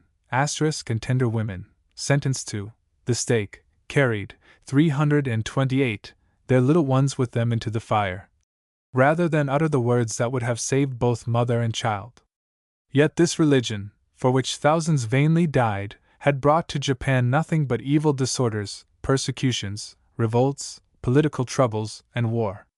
Even those virtues of the people which had been evolved at unutterable cost for the protection and conservation of society, their self-denial, their faith, their loyalty, their constancy and courage, were by this black creed distorted, diverted, and transformed into forces directed to the destruction of that society. Could that destruction have been accomplished, and a new Roman Catholic Empire have been founded upon the ruins, the forces of that empire would have been used for the further extension of priestly tyranny, the spread of the Inquisition, the perpetual Jesuit warfare against freedom of conscience and human progress. Well may we pity the victims of this pitiless faith, and justly admire their useless courage, yet who can regret that their cause was lost? Viewed from another standpoint than that of religious bias, and simply judged by its results, the Jesuit effort to Christianize Japan must be regarded as a crime against humanity, a labor of devastation, a calamity comparable only, by reason of the misery and destruction which it wrought, to an earthquake, a tidal wave, a volcanic eruption. Francisco Casola, Pedro Marquez, and Giuseppe Chiara. 2 of these, probably under compulsion, married Japanese women. For their after-history, see a paper by Sato in the Transactions of the Asiatic Society of Japan, Volume 6, Part 1. 329. The policy of isolation, of shutting off Japan from the rest of the world, as adopted by Hidetada and maintained by his successors, sufficiently indicates the fear that religious intrigues had inspired. Not only were all foreigners, excepting the Dutch traders, expelled from the country, all half-breed children of Portuguese or Spanish blood were also expatriated, Japanese families being forbidden to adopt or conceal any of them, under penalties to be visited upon all the members of the household disobeying. In 1636 287 half-breed children were shipped to Macau. It is possible that the capacity of half-breed children to act as interpreters was particularly dreaded, but there can be little doubt that, at the time when this ordinance was issued, race hatred had been fully aroused by religious antagonism. After the Shimabara episode, all Western foreigners, without exception, were regarded with unconcealed distrust. The Chinese traders, however, were allowed much more liberty than the Dutch. The Portuguese and Spanish traders were replaced by the Dutch, the English factory having been closed some years previously. But even in the case of these, extraordinary precautions were taken. They were compelled to abandon their good quarters at Hirado, and transfer their factory to Deshima, a tiny island only 600 feet long, by 240 feet wide. There they were kept under constant guard, like prisoners. They were not, 330, permitted to go among the people. No man could visit them without permission, and no woman, except a prostitute, was allowed to enter their reservation under any circumstances. But they had a monopoly of the trade of the country, and Dutch patients endured these conditions, for the Prophet's sake, during more than 200 years. Other commerce with foreign countries than that maintained by the Dutch factory, and by the Chinese, was entirely suppressed. For any Japanese to leave Japan was a capital offense, and any one who might succeed in leaving the country by stealth was to be put to death upon his return. The purpose of this law was to prevent Japanese, sent abroad by the Jesuits for missionary training, from returning to Japan in the disguise of laymen. It was forbidden also to construct ships capable of long voyages, and all ships exceeding a dimension fixed by the government were broken up. Lookouts were established along the coast to watch for strange vessels, and any European ships entering a Japanese port, excepting the ships of the Dutch Company, were to be attacked and destroyed. The great success at first achieved by the Portuguese missions remains to be considered. In our present comparative ignorance of Japanese social history, it is not easy to understand the whole of the Christian episode. There are plenty of Jesuit missionary, 331, records, but the Japanese contemporary chronicles yield us scanty information about the missions, probably for the reason that an edict was issued in the 17th century interdicting not only all books on the subject of Christianity, but any book containing the words Christian or foreign. What the Jesuit books do not explain, and what we should rather have expected Japanese historians to explain, had they been allowed, is how a society founded on ancestor worship, and apparently possessing immense capacity for resistance to outward assault, could have been so quickly penetrated and partly dissolved by Jesuit energy. The question of all questions that I should like to see answered by Japanese evidence is this: to what extent did the missionaries interfere with the ancestor cult? It is an important question. In China, the Jesuits were quick to perceive that the power of resistance to proselytism lay in ancestor worship, and they shrewdly endeavored to tolerate it, somewhat as Buddhism before them had been obliged to do. Had the papacy supported their policy, the Jesuits might have changed the history of China. But other religious orders fiercely opposed the compromise, and the chance was lost. How far the ancestor cult was tolerated by the Portuguese missionaries in Japan is a matter of much sociological interest for investigation. The supreme cult was, of course, left alone, for obvious reasons. It is difficult to suppose that the 332 domestic cult was attacked then as implacably as it is attacked now by Protestant and Roman Catholic missionaries alike. It is difficult to suppose, for example, that converts were compelled to cast away or to destroy their ancestral tablets. On the other hand, we are yet in doubt as to whether many of the poorer converts, servants and other common folk, possessed a domestic ancestor cult. The outcast classes, among whom many converts were made, need not be considered, of course, in this relation. Before the matter can be fairly judged, much remains to be learned about the religious condition of the Heimin during the 16th century. Anyhow, whatever methods were followed, the early success of the missions was astonishing. Their work, owing to the particular character of the social organization, necessarily began from the top. The subject could change his creed only by permission of his Lord. From the outset, this permission was freely granted. In some cases, the people were officially notified that they were at liberty to adopt the new religion. In other cases, converted lords ordered them to do so. It would seem that the foreign faith was at first mistaken for a new kind of Buddhism, and in the extant official grant of land at Yamaguchi to the Portuguese mission, in 1552, the Japanese text plainly states that the grant, which appears to have included a temple called Daidoji, was made to the strangers that they might preach. 333, the Law of Buddha. Buppo Shoryo no Tame. The original document is thus translated by Sir Ernest Sato, who reproduced it in facsimile. With respect to Daidoji in Yamaguchi Agata, Yashiki Department, Province of Suwo. This deed witnesses that I have given permission to the priests who have come to this country from the western regions, in accordance with their request and desire, that they may found and erect a monastery and house in order to develop the law of Buddha. The 28th day of the 8th month of the 21st year of Tambun. Sowonosik. August seal. Asterisk. Asterisk in the Latin and Portuguese translations, or rather pretended translations of this document, there is nothing about preaching the law of Buddha, and there are many things added which do not exist in the Japanese text at all. See Transactions of the Asiatic Society of Japan, Volume 8, Part 2, for Sato's comment on this document and the false translation made of it.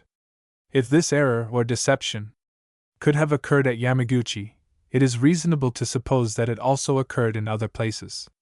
Exteriorly, the Roman rites resembled those of popular Buddhism.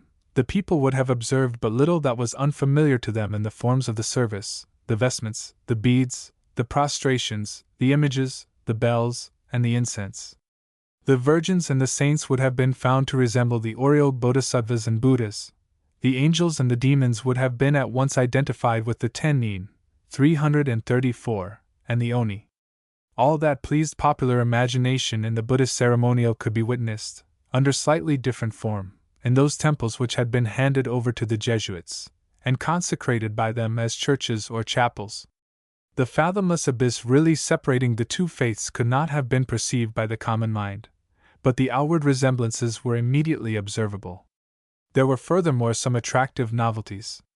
It appears, for example, that the Jesuits used to have miracle plays performed in their churches for the purpose of attracting popular attention. But outward attractions of whatever sort, or outward resemblances to Buddhism, could only assist the spread of the new religion. They could not explain the rapid progress of the propaganda. Coercion might partly explain it, coercion exercised by converted daimyo upon their subjects. Populations of provinces are known to have followed, under strong compulsion, the religion of their converted lords, and hundreds, perhaps thousands, of persons must have done the same thing through mere habit of loyalty. In these cases it is worth while to consider what sort of persuasion was used upon the daimyo. We know that one great help to the missionary work was found in Portuguese commerce, especially the trade in firearms and ammunition. In the disturbed state of the country, 335, preceding the advent to power of Hideyoshi, this trade was a powerful bribe in religious negotiation with provincial lords. The daimyo able to use firearms would necessarily possess some advantage over a rival lord having no such weapons, and those lords able to monopolize the trade could increase their power at the expense of their neighbors. Now this trade was actually offered for the privilege of preaching, and sometimes much more than that privilege was demanded and obtained. In 1572 the Portuguese presumed to ask for the whole town of Nagasaki, as a gift to their church, with power of jurisdiction over the same, threatening, in case of refusal, to establish themselves elsewhere. The daimyo, Omura, at first demurred, but eventually yielded, and Nagasaki then became Christian territory, directly governed by the church. Very soon the fathers began to prove the character of their creed by furious attacks upon the local religion.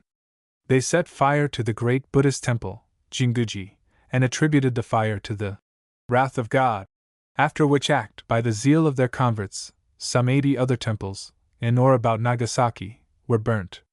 Within Nagasaki territory Buddhism was totally suppressed, its priests being persecuted and driven away. In the province of Bungo the Jesuit persecution of Buddhism was far more violent, and conducted upon an extensive scale. Otomo Soren Munakika, the reigning daimyo, not 336, only destroyed all the Buddhist temples in his dominion, to the number, it is said, of 3,000, but had many of the Buddhist priests put to death. For the destruction of the great temple of Hikozen, whose priests were reported to have prayed for the tyrant's death, he is said to have maliciously chosen the 6th day of the 5th month, 1576, the festival of the birthday of the Buddha. Coercion, exercised by their lords upon a docile people trained to implicit obedience, would explain something of the initial success of the missions, but it would leave many other matters unexplained: the later success of the secret propaganda, the fervor and courage of the converts under persecution, the long-continued indifference of the chiefs of the ancestor cult to the progress of the hostile faith. When Christianity first began to spread through the Roman Empire, the ancestral religion had fallen into decay, the structure of society had lost its original form, and there was no religious conservatism really capable of successful resistance. But in the Japan of the 16th and 17th centuries, the religion of the ancestors was very much alive, and society was only entering upon the second period of its yet imperfect integration. The Jesuit conversions were not made among a people already losing their ancient faith, but in one of the most intensely religious and conservative societies that ever existed. Christianity of any sort could not, 337, have been introduced into such a society without effecting structural disintegrations, at least, of a local character. How far these disintegrations extended and penetrated we do not know, and we have yet no adequate explanation of the long inertia of the native religious instinct in the face of danger. But there are certain historical facts which appear to throw at least a sidelight upon the subject. The early Jesuit policy in China, as established by Ricci, had been to leave converts free to practice the ancestral rites. So long as this policy was followed, the missions prospered. When, in consequence of this compromise, dissensions arose, the matter was referred to Rome. Pope Innocent X decided for intolerance by a bull issued in 1645, and the Jesuit missions were thereby practically ruined in China. Pope Innocent's decision was indeed reversed the very next year by a bull of Pope Alexander VIII, but again and again contests were raised by the religious bodies over this question of ancestor worship, until in 1693 Pope Clement XI definitively prohibited converts from practicing the ancestral rites under any form whatsoever. All the efforts of all the missions in the Far East have ever since then failed to advance the cause of Christianity. The sociological reason is plain. We have seen, then, that up to the year 1645 the ancestor cult had been tolerated by the Jesuits, 338, in China, with promising results, and it is probable that an identical policy of tolerance was maintained in Japan during the second half of the 16th century. The Japanese missions began in 1549, and their history ends with the Shimabara slaughter in 1638, about 7 years before the first papal decision against the tolerance of ancestor worship. The Jesuit mission work seems to have prospered steadily, in spite of all opposition, until it was interfered with by less cautious and more uncompromising zealots. By a bull issued in 1585 by Gregory XIII, and confirmed in 1600 by Clement III, the Jesuits alone were authorized to do missionary work in Japan, and it was not until after their privileges had been ignored by Franciscan zeal that trouble with the government began. We have seen that in 1593 Hideyoshi had 6 Franciscans executed. Then the issue of a new papal bull in 1608 by Paul V, allowing Roman Catholic missionaries of all orders to work in Japan, probably ruined the Jesuit interests. It will be remembered that Ieyasu suppressed the Franciscans in 1612, a proof that their experience with Hideyoshi had profited them little. On the whole, it appears more than likely that both Dominicans and Franciscans recklessly meddled with matters which the Jesuits, whom they accused of timidity, had been wise enough to leave alone, and that this interference hastened the inevitable ruin of the missions. 339. We may reasonably doubt whether there were 1,000,000 Christians in Japan at the beginning of the 17th century. The more probable claim of 600,000 can be accepted.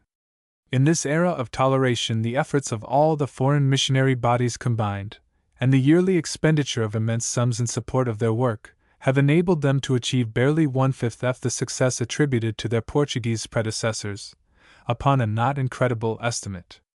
The 16th century Jesuits were indeed able to exercise, through various lords, the most forcible sort of coercion upon whole populations of provinces, but the modern missions certainly enjoy advantages educational, financial, and legislative, much outweighing the doubtful value of the power to coerce, and the smallness of the results which they have achieved seems to require explanation.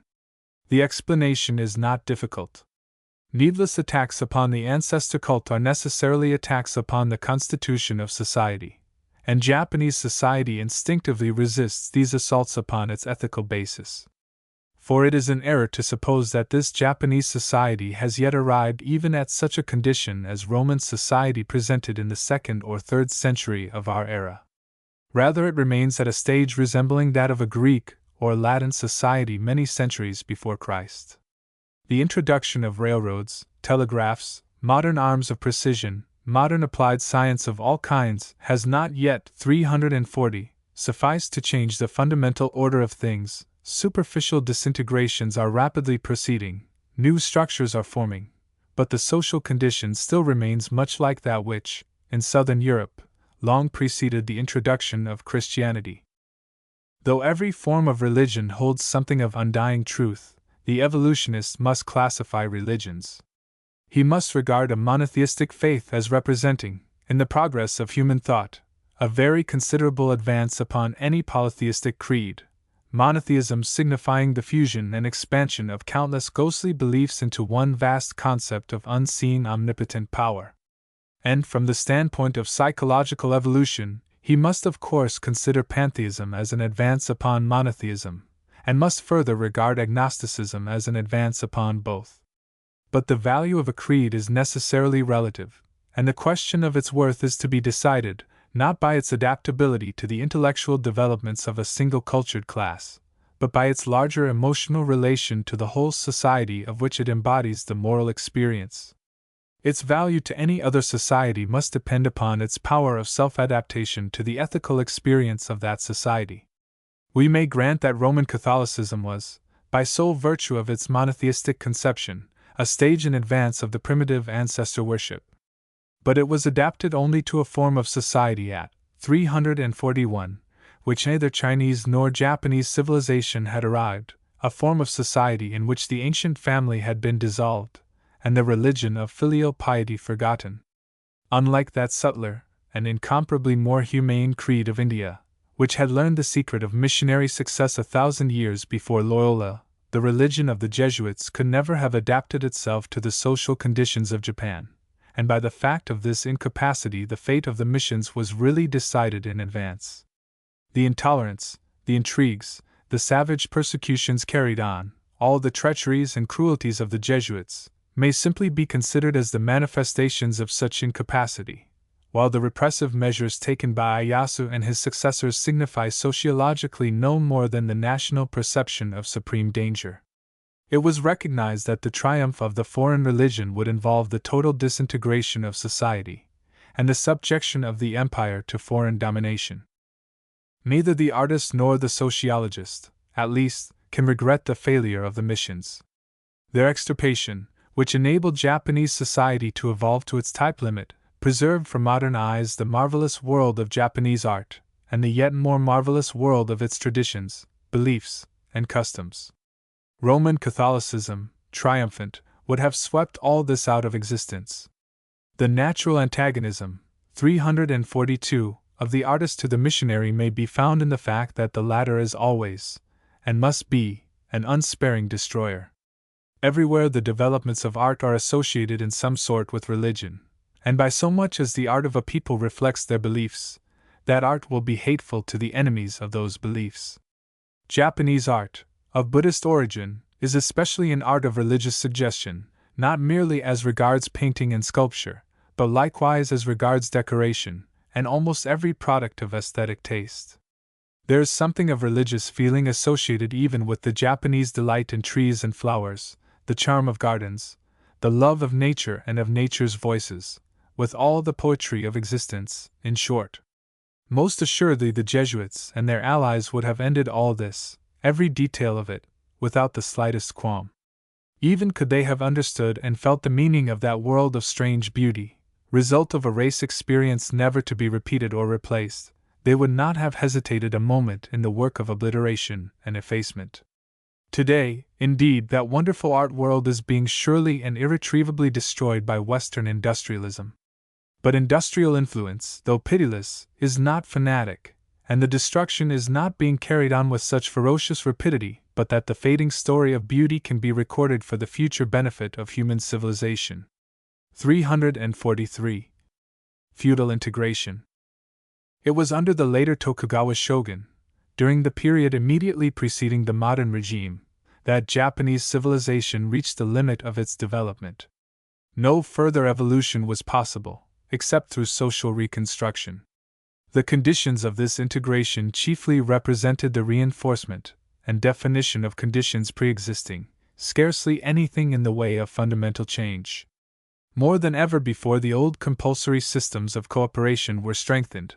More than ever before, all details of ceremonial convention were insisted upon with merciless exactitude. In preceding ages there had been more harshness, but at no previous period had there been less liberty. Nevertheless, the results of this increased restriction were not without ethical value. The time was yet far off at which personal liberty could prove a personal advantage, and the paternal coercion of the Tokugawa rule helped to develop and to accentuate much of what is most attractive in the national character.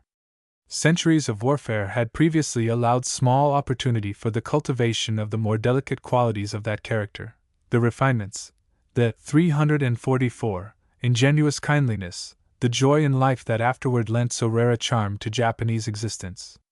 But during 200 years of peace, prosperity, and national isolation, the graceful and winning side of this human nature found chance to bloom, and the multiform restraints of law and custom then quickened and curiously shaped the blossoming, as the gardener's untiring art evolves the flowers of the chrysanthemum into 100 forms of fantastic beauty. Though the general social tendency under pressure was toward rigidity, constraint left room, in special directions, for moral and aesthetic cultivation. In order to understand the social condition, it will be necessary to consider the nature of the paternal rule in its legal aspects.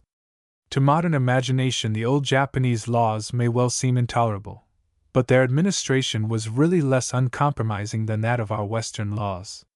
Besides, although weighing heavily upon all classes, from the highest to the lowest, the legal burden was proportioned to the respective strength of the bearers, the application of law being made less and less rigid as the social scale descended.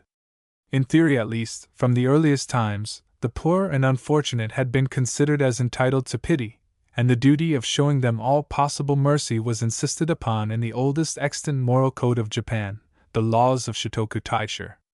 345. But the most striking example of such discrimination appears in the legacy of Ieyasu, which represents the conception of justice in a time when society had become much more developed, its institutions more firmly fixed, and all its bonds tightened.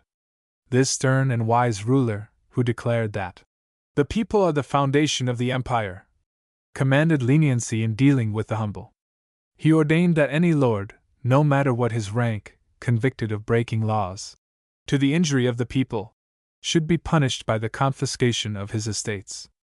Perhaps the humane spirit of the legislator is most strongly shown in his enactments regarding crime, as, for example, where he deals with the question of adultery, necessarily a crime of the first magnitude in any society based on ancestor worship. By the 50th article of the legacy, the injured husband is confirmed in his ancient right to kill, but with this important provision, that should he kill but one of the guilty parties, he must himself be held as guilty as either of them. Should the offenders be brought up for trial, Ieyasu advises that, in the case of common people, particular deliberation be given to the matter. He remarks upon the weakness of human nature, and suggests that, among the young and simple-minded, some momentary impulse of passion may lead to folly even when the parties are not naturally depraved. But in the next article, 346, number 51, he orders that no mercy whatever be shown to men and women of the upper classes when convicted of the same crime. These, he declares, are expected to know better than to occasion disturbance by violating existing regulations, and such persons, breaking the laws by lewd trifling or illicit intercourse, shall at once be punished without deliberation or consultation. Asterisk, that is to say, immediately put to death. It is not the same in this case as in the case of farmers, artisans, and traders.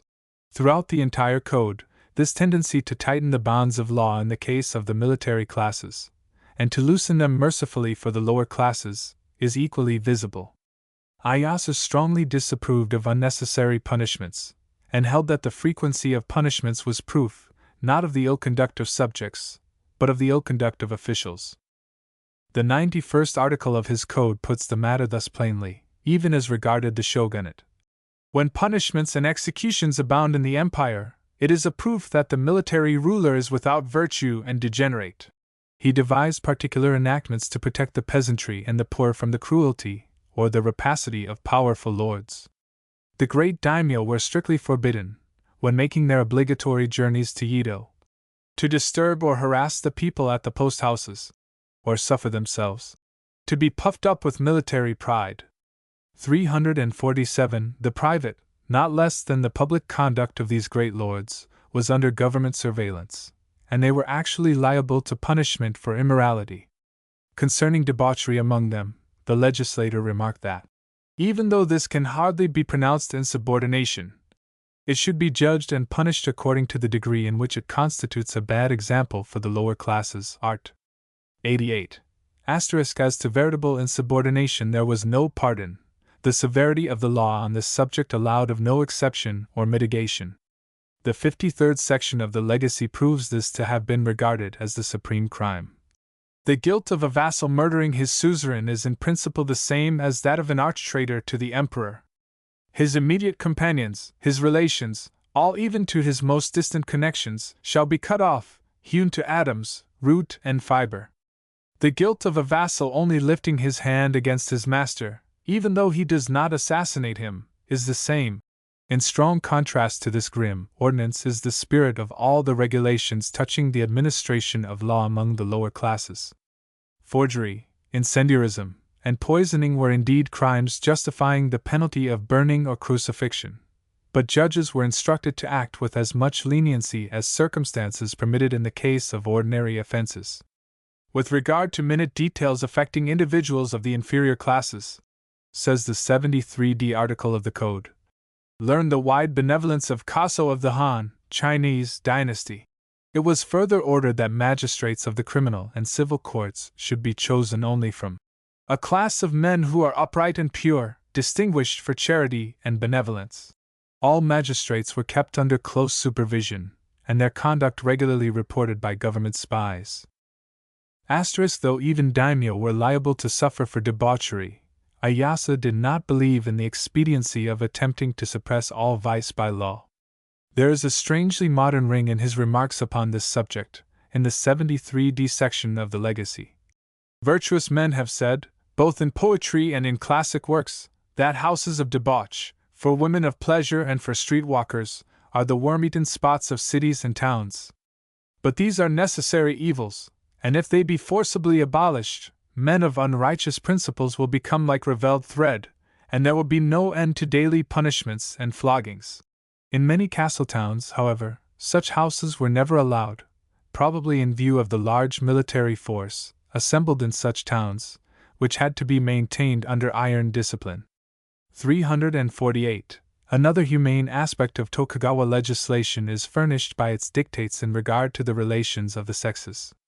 Although concubinage was tolerated in the samurai class, for reasons relating to the continuance of the family cult, Ieyasu denounces the indulgence of the privilege for merely selfish reasons. Silly and ignorant men neglect their true wives for the sake of a loved mistress, and thus disturb the most important relation. Men so far sunk as this may always be known as samurai without fidelity or sincerity. Celibacy, condemned by public, 349, opinion, except in the case of Buddhist priests, was equally condemned by the Code. One should not live alone after 16 years of age, declares the legislator. All mankind recognize marriage as the first law of nature. The childless man was obliged to adopt a son, and the 47th article of the Legacy ordained that the family estate of a person dying without male issue, and without having adopted a son, should be forfeited without any regard to his relatives or connections. This law, of course, was made in support of the ancestor cult, the continuance of which it was deemed the paramount duty of each man to provide for. But the government regulations concerning adoption enabled everybody to fulfill the legal requirement, without difficulty. Considering that this code, which inculcated humanity, repressed moral laxity, prohibited celibacy, and rigorously maintained the family cult, was drawn up in the time of the extirpation of the Jesuit missions, the position assumed in regard to religious freedom appears to us one of singular liberality. High and low alike, proclaims the 31st article, may follow their own inclinations with respect to religious tenets which have obtained down to the present time, except as regards the false and corrupt school, Roman Catholicism. Religious disputes have ever proved the bane and misfortune of this empire, and must be firmly suppressed. But the seeming liberality of this article must not be misinterpreted.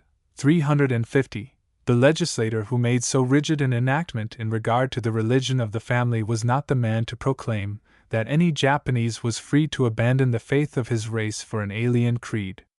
One must carefully read the entire legacy in order to understand Ieyasu's real position, which was simply this: that any man was free to adopt any religion tolerated by the state, in addition to his ancestor cult.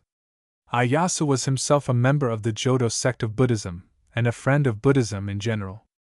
But he was first of all a Shintoist, and the third article of his code commands devotion to the kami as the first of duties.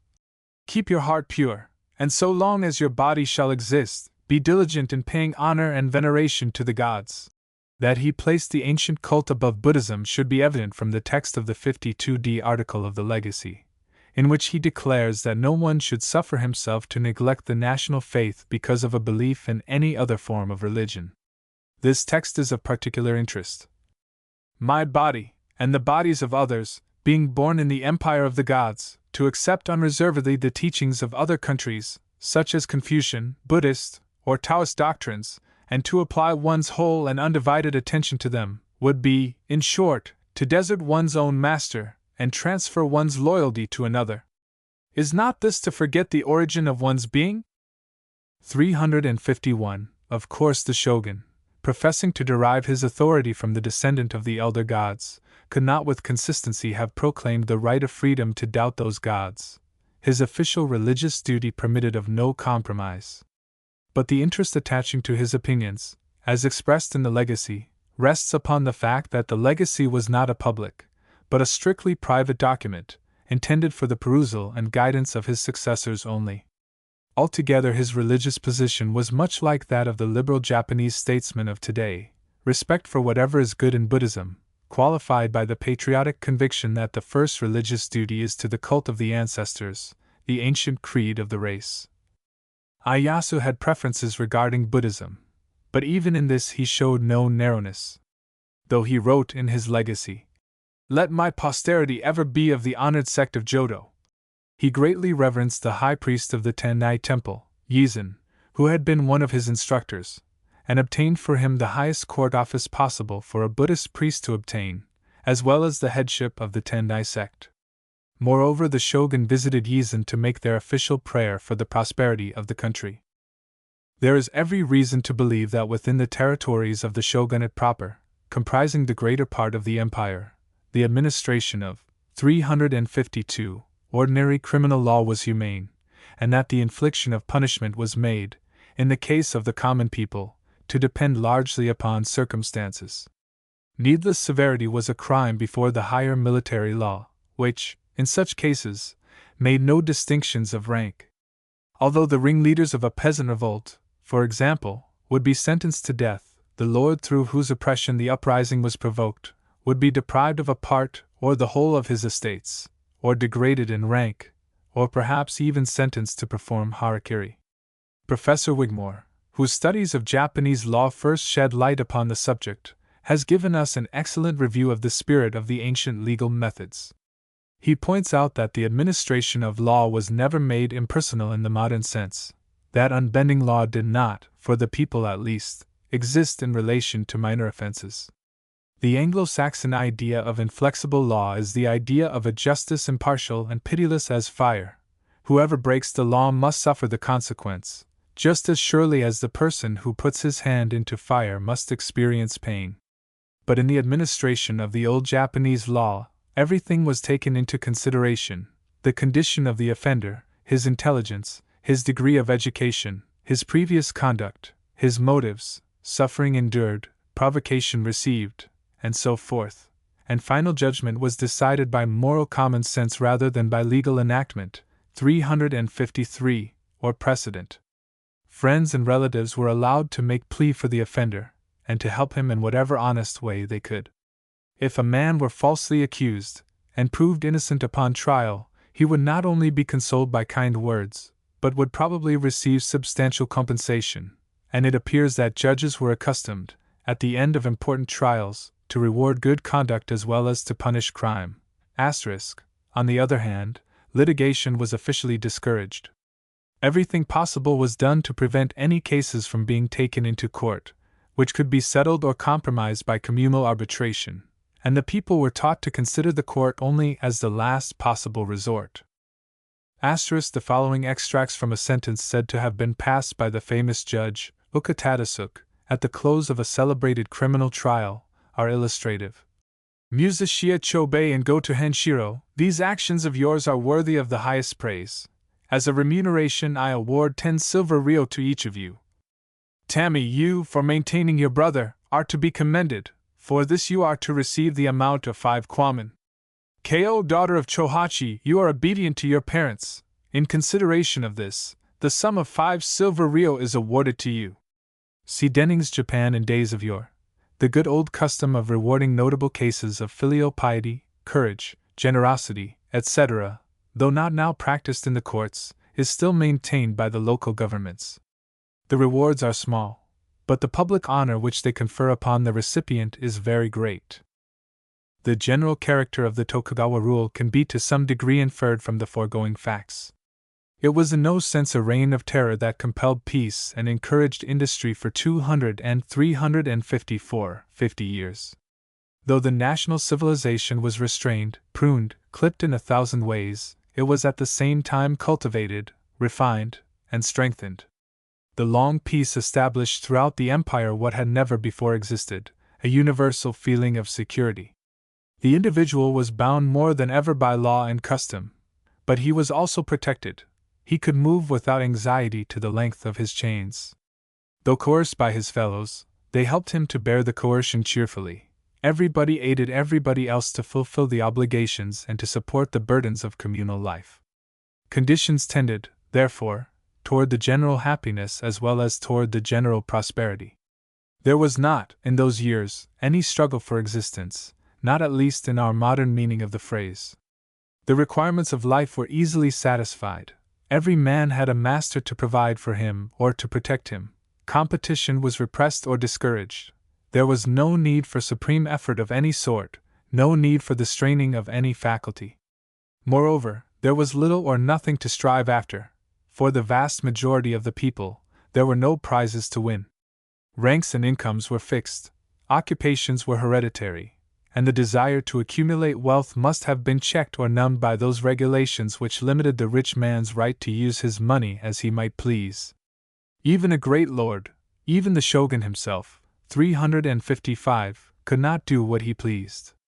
As for any common person, farmer, craftsman, or shopkeeper, he could not build a house as he liked, or furnish it as he liked, or procure for himself such articles of luxury as his taste might incline him to buy.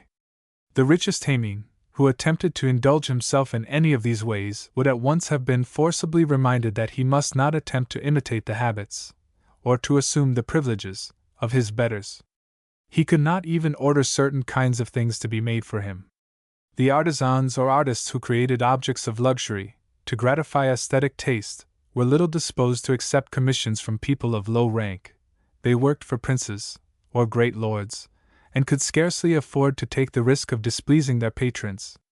Every man's pleasures were more or less regulated by his place in society, and to pass from a lower into a higher rank was no easy matter.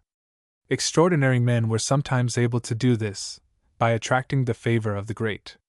But many perils attended upon such distinction, and the wisest policy for the heimin was to remain satisfied with his position, and try to find as much happiness in life as the law allowed. Personal ambition being thus restrained, and the cost of existence reduced to a minimum much below our Western ideas of the necessary, there were really established conditions highly favorable to certain forms of culture, in despite of sumptuary, 356, regulations.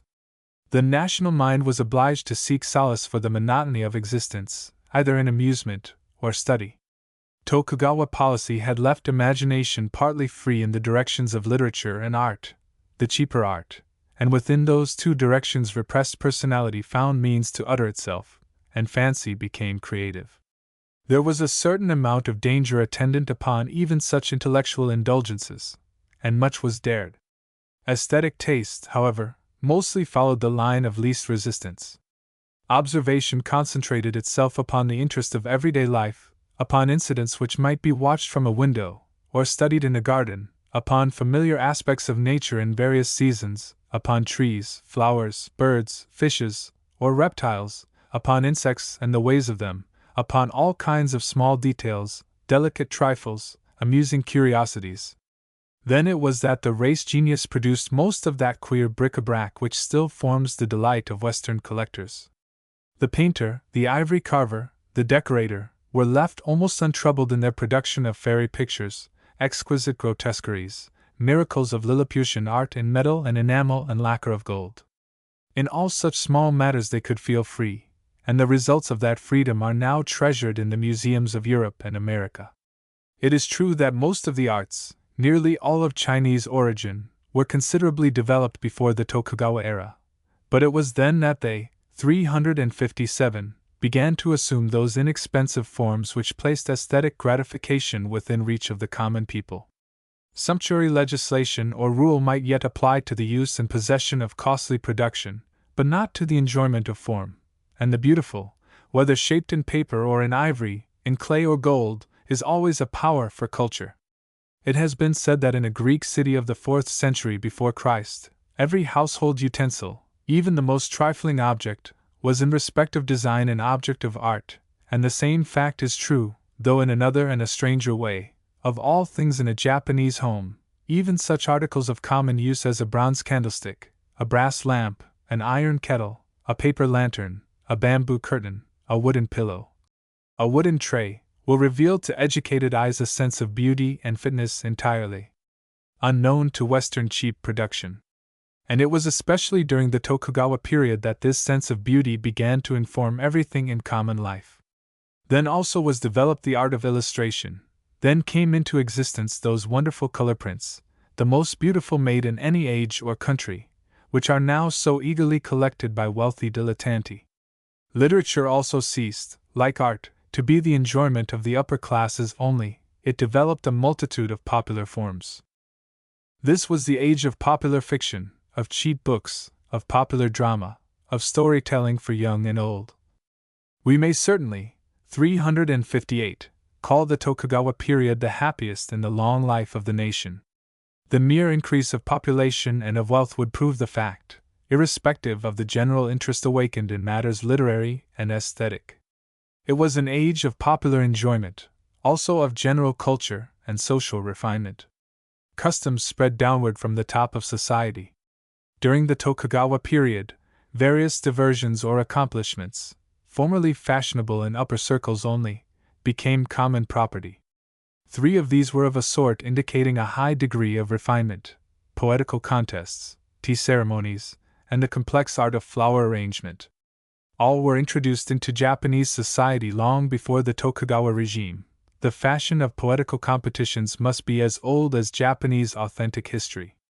But it was under the Tokugawa shogunate that such amusements and accomplishments became national. Then the tea ceremonies were made a feature of female education throughout the country. Their elaborate character could be explained only by the help of many pictures, and it requires years of training and practice to graduate in the art of them. Yet the whole of this art, as to detail, signifies no more than the making and serving of a cup of tea. However, it is a real art, a most exquisite art. The actual making of the infusion is a matter of no consequence in itself. The supremely important matter is that the act be performed in the most perfect, 359, most polite, most graceful, most charming manner possible. Everything done, from the kindling of the charcoal fire to the presentation of the tea, must be done according to rules of supreme etiquette, rules requiring natural grace as well as great patience to fully master. Therefore, a training in the tea ceremonies is still held to be a training in politeness, in self-control, in delicacy, a discipline in deportment. Quite as elaborate is the art of arranging flowers. There are many different schools, but the object of each system is simply to display sprays of leaves and flowers in the most beautiful manner possible, and according to the irregular graces of nature herself. This art also requires years to learn, and the teaching of it has a moral as well as an aesthetic value. It was in this period also that etiquette was cultivated to its uttermost. that politeness became diffused throughout all ranks, not merely as a fashion, but as an art. In all civilized societies of the militant type, politeness becomes a national characteristic at an early period, and it must have been a common obligation among the Japanese, as their archaic tongue bears witness, before the historical epoch. Public enactments on the subject were made as early as the 7th century by the founder of Japanese Buddhism, the Prince Regent, Shotoku Taisho. Ministers and functionaries, he proclaimed, 360, should make decorous behavior * their leading principle, for their leading principle of the government of the people consists in decorous behavior. If the superiors do not behave with decorum, the inferiors are disorderly. If inferiors are wanting in proper behavior, there must necessarily be offenses. Therefore it is that when lord and vassal behave with propriety, the distinctions of rank are not confused. When the people behave with propriety, the government of the Commonwealth proceeds of itself. Something of the same old Chinese teaching we find re-echoed, 1,000 years later, in the legacy of Ieyasu. The art of governing a country consists in the manifestation of due deference on the part of a suzerain to his vassals. Know that if you turn your back upon this, you will be assassinated, and the empire will be lost. We have already seen that etiquette was rigidly enforced upon all classes by the military rule, for at least 10 centuries before Ieyasu, the nation had been disciplined in politeness, under the edge of the sword. But under the Tokugawa shogunate, politeness became particularly a popular characteristic, a rule of conduct maintained by even the lowest classes in their daily relations. Among the higher classes it became the art of beauty in life. All the taste, the grace, the 361 nicety which then informed artistic production in precious material, equally informed every detail of speech and action. Courtesy was a moral and aesthetic study, carried to such incomparable perfection that every trace of the artificial disappeared. Grace and charm seemed to have become habit, inherent qualities of the human fiber, and doubtless, in the case of one sex at least, did so become. * or ceremony, the Chinese term used signifying everything relating to gentlemanly and upright conduct. The translation is Mr. Aston's, see Volume 2, p. 130, of his translation of the Nihongi. For it has well been said that the most wonderful aesthetic products of Japan are not its ivories, nor its bronzes, nor its porcelains, nor its swords, nor any of its marvels in metal or lacquer, but its women. Accepting as partly true the statement that woman everywhere is what man has made her, we might say that this statement is more true of the Japanese woman than of any other. Of course, it required thousands and thousands of years to make her, but the period of which I am speaking beheld the work completed and perfected. Before this ethical creation, criticism should hold its breath, for there is here no single fault save the fault of a moral charm unsuited to any world of selfishness and struggle. It is the moral artist that now commands our praise, the realizer of an ideal beyond Occidental reach. How frequently has it been asserted that, as a moral being, the Japanese woman does not seem to belong to the same race as the Japanese man. Considering that heredity is limited by sex, there is reason in the assertion. The Japanese woman is an ethically different, 362, being from the Japanese man. Perhaps no such type of woman will appear again in this world for 100,000 years. The conditions of industrial civilization will not admit of her existence. The type could not have been created in any society shaped on modern lines, nor in any society where the competitive struggle takes those unmoral forms with which we have become too familiar. Only a society under extraordinary regulation and regimentation, a society in which all self-assertion was repressed, and self-sacrifice made a universal obligation, a society in which personality was clipped like a hedge, permitted to bud and bloom from within, never from without, in short, only a society founded upon ancestor worship could have produced it. It has no more in common with the humanity of this 20th century of ours, perhaps very much less, than has the life depicted upon old Greek vases. Its charm is the charm of a vanished world, a charm strange, alluring, indescribable as the perfume of some flower of which the species became extinct in our Occident before the modern languages were born. Transplanted successfully it cannot be. Under a foreign sun its forms revert to something altogether different, its colors fade, its perfume passes away. The Japanese woman can be known only in her own country, the Japanese woman as prepared and perfected by the old-time education for that strange society in which the charm, 363, of her moral being, her delicacy, her supreme unselfishness, her childlike piety and trust, her exquisite tactful perception of all ways and means to make happiness about her, can be comprehended and valued. I have spoken only of her moral charm. It requires time for the unaccustomed foreign eye to discern the physical charm. Beauty, according to our Western standards, can scarcely be said to exist in this race, or shall we say that it has never yet been developed? One seeks in vain for a facial angle satisfying Western aesthetic canons. It is seldom that one meets even with a fine example of that physical elegance, that manifestation of the economy of force, which we call grace, in the Greek meaning of the word.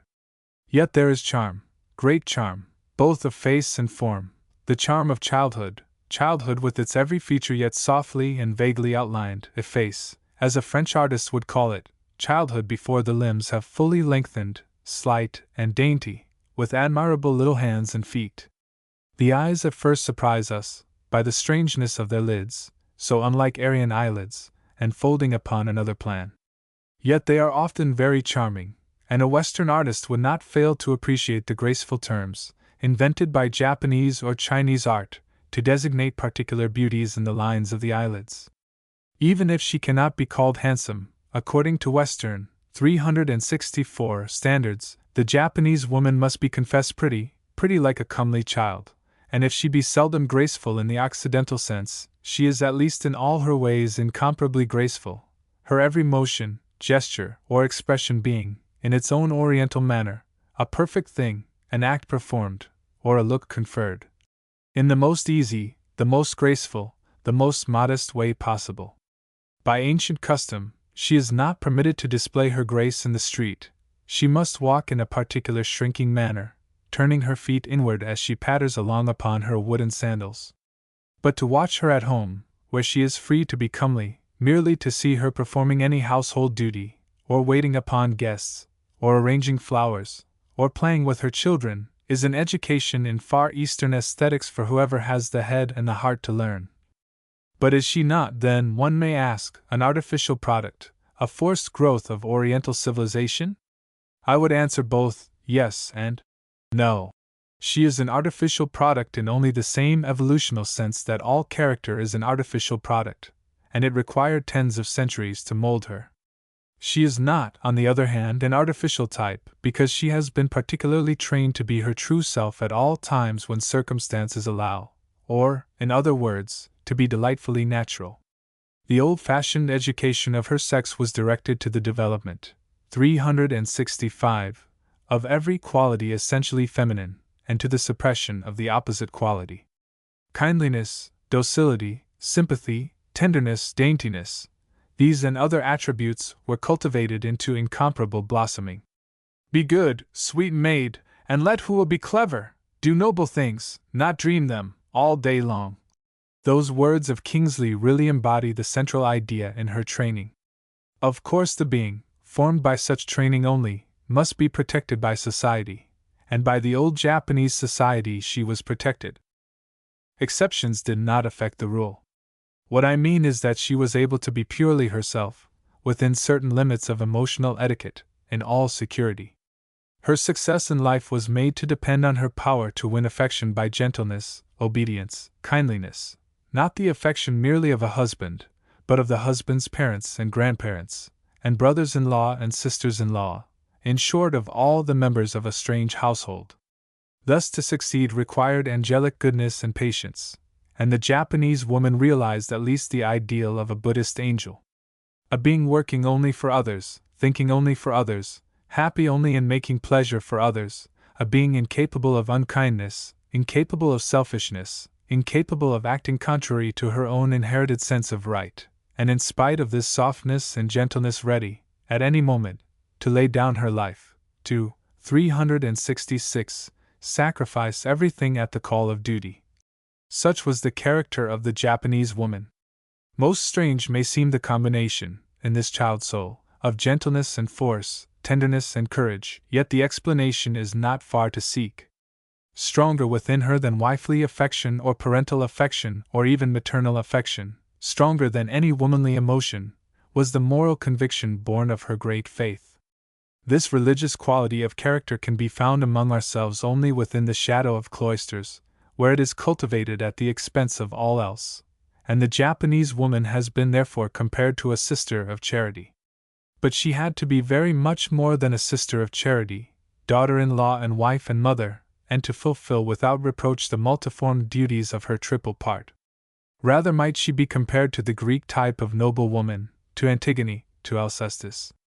With the Japanese woman, as formed by the ancient training, each act of life was an act of faith, her existence was a religion, her home a temple, her every word and thought ordered by the law of the cult of the dead. This wonderful type is not extinct, though surely doomed to disappear. A human creature so shaped for the service of gods and men that every beat of her heart is duty, that every drop of her blood is moral feeling, were not less out of place in the future world of competitive selfishness than an angel in hell. 367. The Shinto Revival.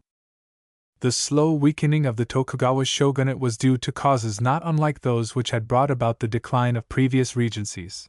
The race degenerated during that long period of peace which its rule had inaugurated. The strong builders were succeeded by feebler and feebler men. Nevertheless, the machinery of administration, astutely devised by Ieyasu, and further perfected by Ieyamitsu, worked so well that the enemies of the shogunate could find no opportunity for a successful attack until foreign aggression unexpectedly came to their aid. The most dangerous enemies of the government were the great clans of Satsuma and Choshu. Ieyasu had not ventured to weaken them beyond a certain point. The risks of the undertaking would have been great, and on the other hand, the alliance of those clans was for the time being a matter of vast political importance. He only took measures to preserve a safe balance of power, placing between those formidable allies new lordships in whose rulers he could put trust, a trust based first upon interest, secondly upon kinship. But he always felt that danger to the shogunate, 368, might come from Satsuma and Choshu, and he left to his successors careful instructions about the policy to be followed in dealing with such possible enemies. He felt that his work was not perfect, that certain outlying blocks of the structure had not been properly clamped to the rest. He could not do more in the direction of consolidation, simply because the material of society had not yet sufficiently evolved, had not yet become plastic enough, to permit of perfect and permanent cohesion. In order to effect that, it would have been necessary to dissolve the clans. But Ieyasu did all that human foresight could have safely attempted under the circumstances, and no one was more keenly conscious than himself of the weak points in his wonderful organization. For more than 200 years the Satsuma and Choshu clans, and several others ready to league with them, submitted to the discipline of the Tokugawa rule. But they chafed under it, and watched for a chance to break the yoke. All the while this chance was being slowly created for them, not by any political changes, but by the patient toil of Japanese men of letters. Three among these, the greatest scholars that Japan ever produced, especially prepared the way, by their intellectual labors, for the abolition of the shogunate. They were Shinto scholars, and they represented the not unnatural reaction of native conservatism against the 309 long tyranny of alien ideas and alien beliefs, against the literature and philosophy and bureaucracy of China, against the preponderant influence upon education of the foreign religion of Buddhism. To all this they opposed the old native literature of Japan, the ancient poetry, the ancient cult, the early traditions and rites of Shinto. The names of these three remarkable men were Mabuchi, 1697–1769, Motowari, 1730–1801, and Hirata, 1776–1843. Their efforts actually resulted in the disestablishment of Buddhism, and in the great Shinto revival of 1871. The intellectual revolution made by these scholars could have been prepared only during a long era of peace, and by men enjoying the protection and patronage of members of the ruling class. By a strange chance, it was the house of Tokugawa itself which first gave to literature such encouragement and aid as made possible the labors of the Shinto scholars. Ieyasu had been a lover of learning, and had devoted the later years of his life, passed in retirement at Shizuoka, to the collection of ancient books and manuscripts. He bequeathed his Japanese books to his eighth son, the Prince of Owari, and his Chinese books to another son, the Prince of Kishu. The Prince of Owari himself composed several works upon Japanese early literature. Other descendants of Ieyasu inherited the great, 370, shogun's love of letters. One of his grandsons, Mitsukuni, the second Prince of Mito, 1622–1700, compiled, with the aid of various scholars, the first important history of Japan, the Dainyanshu, in 240 books. Also, he compiled a work of 500 volumes upon the ceremonies and the etiquette of the imperial court, and set aside from his revenues a sum equal to about £30,000 per annum, to cover the cost of publishing the splendid productions. Under the patronage of great lords like these, collectors of libraries, there gradually developed a new school of men of letters, men who turned away from Chinese literature to the study of the Japanese classics. They reedited the ancient poetry and chronicles. They republished the sacred records, with ample commentaries. They produced whole libraries of works upon religious, historical, and philological subjects. They made grammars and dictionaries. They wrote treatises on the art of poetry, on popular errors, on the nature of the gods, on government, on the manners and customs of ancient days. The foundations of this new scholarship were laid by two Shinto priests, Kada and Mabuchi. The high patrons of learning never suspected the possible results of those researches which they had encouraged and aided. The study of the ancient records, the study of Japanese literature, the study of the early political and religious conditions, 371, naturally led men to consider the history of those foreign literary influences which had well-nigh stifled native learning, and to consider also the history of the foreign creed which had overwhelmed the religion of the ancestral gods. Chinese ethics, Chinese ceremonial, and Chinese Buddhism had reduced the ancient faith to the state of a minor belief, almost to the state of a superstition. The Shinto gods, exclaimed one of the scholars of the new school, have become the servants of the Buddhas. But those Shinto gods were the ancestors of the race, the fathers of its emperors and princes, and their degradation could not but involve the degradation of the imperial tradition. Already, indeed, the emperors had been deprived not only of their immemorial rights and privileges, but of their revenues. Many had been deposed and banished and insulted. Just as the gods had been admitted only as inferior personages to the Buddhist pantheon, so their living descendants were now permitted to reign only as the dependents of military usurpers. By sacred law the whole soil of the empire belonged to the heavenly sovereign, yet there had been great poverty at times in the imperial palace, and the revenues, allotted for the maintenance of the Mikado, had often been insufficient to relieve his family from want. Assuredly all this was wrong. The shogunate had indeed established peace and inaugurated prosperity, but who could forget that, 372, it had originated in a military usurpation of imperial rights. Only by the restoration of the Son of Heaven to his ancient position of power, and by the relegation of the military chiefs to their proper state of subordination, could the best interests of the nation be really served. All this was thought and felt and strongly suggested, but not all of it was openly proclaimed. To have publicly preached against the military government as a usurpation would have been to invite destruction.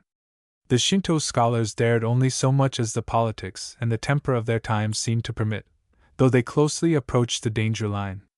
By the end of the 18th century, however, their teaching had created a strong party in favor of the official revival of the ancient religion, the restoration of the Mikado to supreme power, and the repression, if not suppression, of the military power.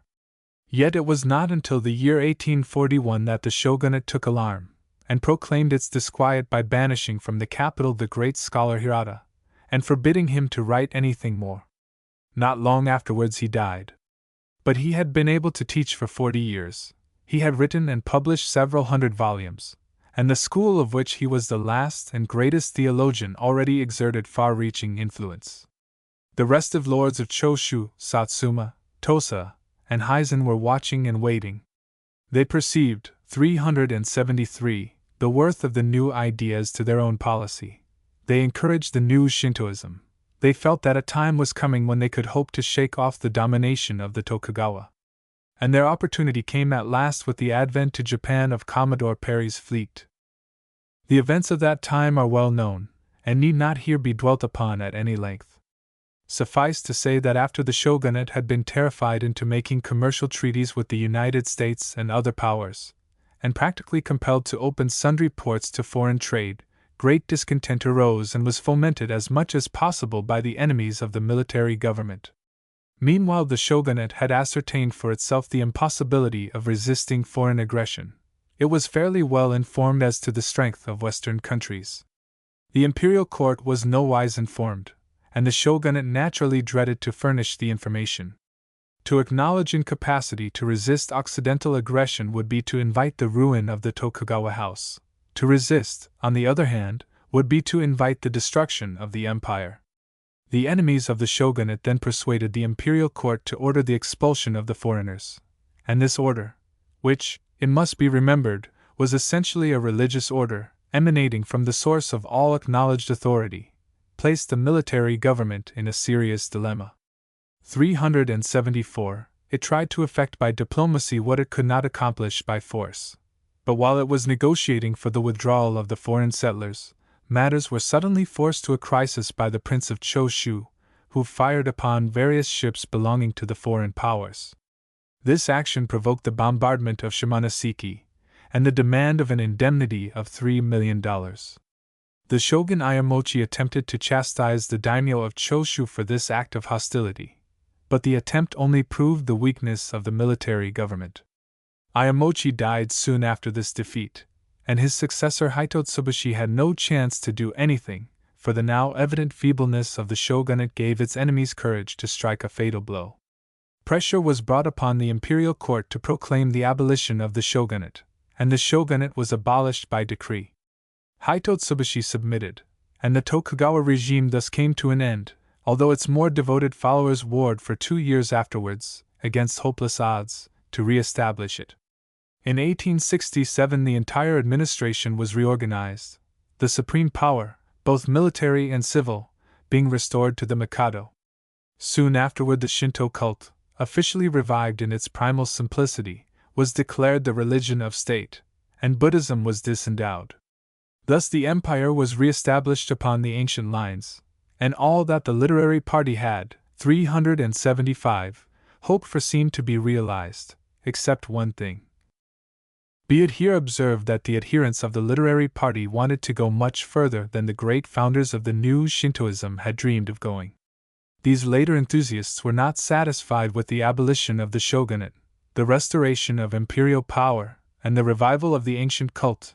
They wanted a return of all society to the simplicity of primitive times.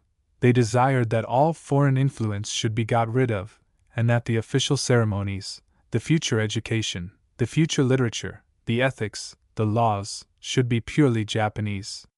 They were not even satisfied with the disendowment of Buddhism.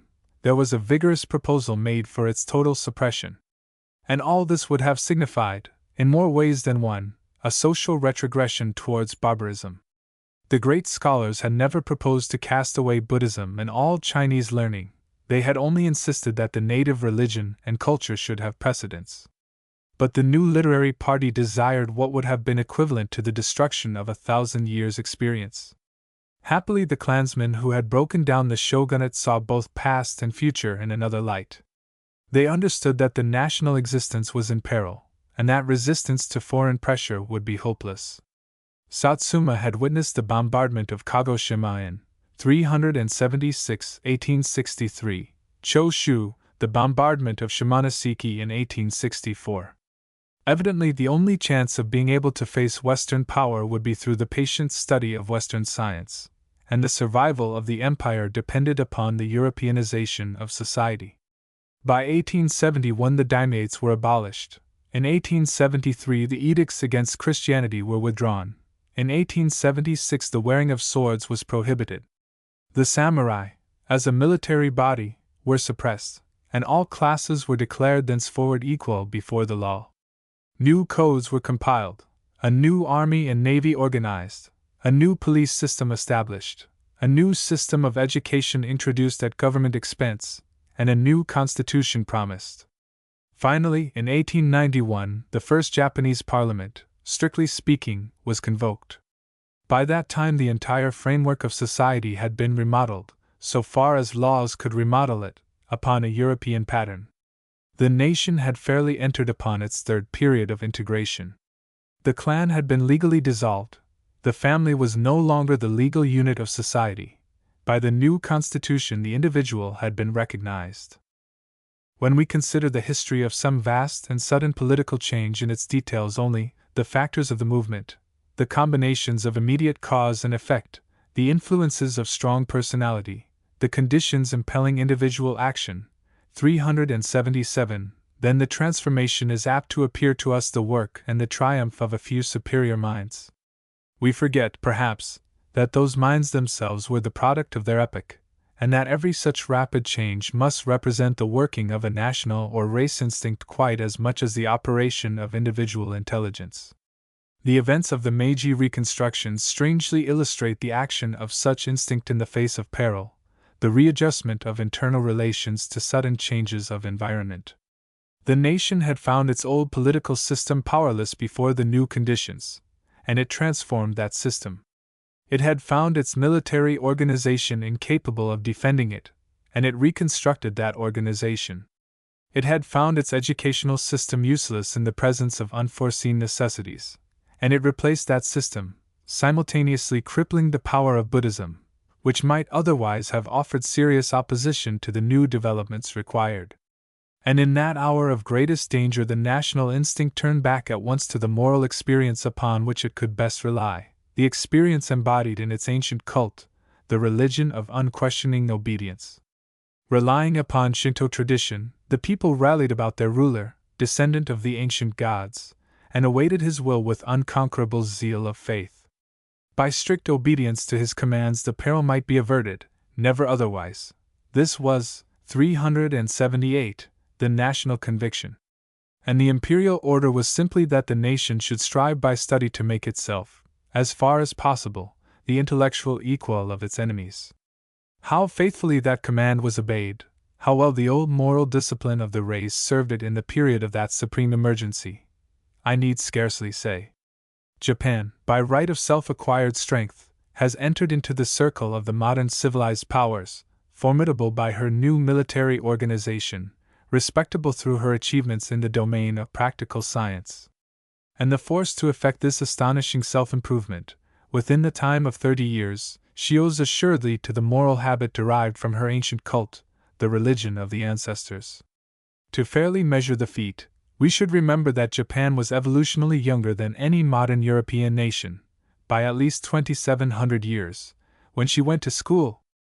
Herbert Spencer has shown that the great value to society of ecclesiastical institutions lies in their power to give cohesion to the mass, to strengthen rule by enforcing obedience to custom, and by opposing innovations likely to supply any element of disintegration. In other words, the value of a religion, from the sociological standpoint, lies in its conservatism.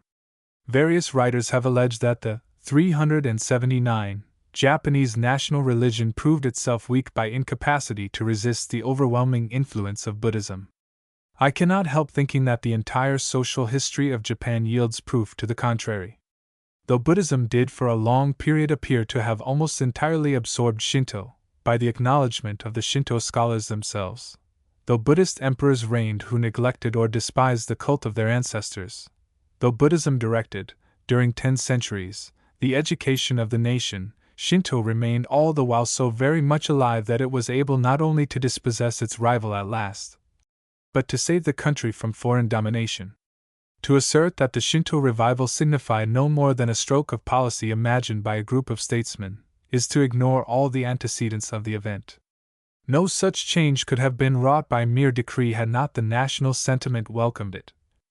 Moreover, there are 3 important facts to be remembered in regard to the former Buddhist predomination. 1. Buddhism conserved the family cult, modifying the forms of the rite. 2. Buddhism never really supplanted the Ujigami cults, but maintained them. 3. Buddhism never interfered with the imperial cult.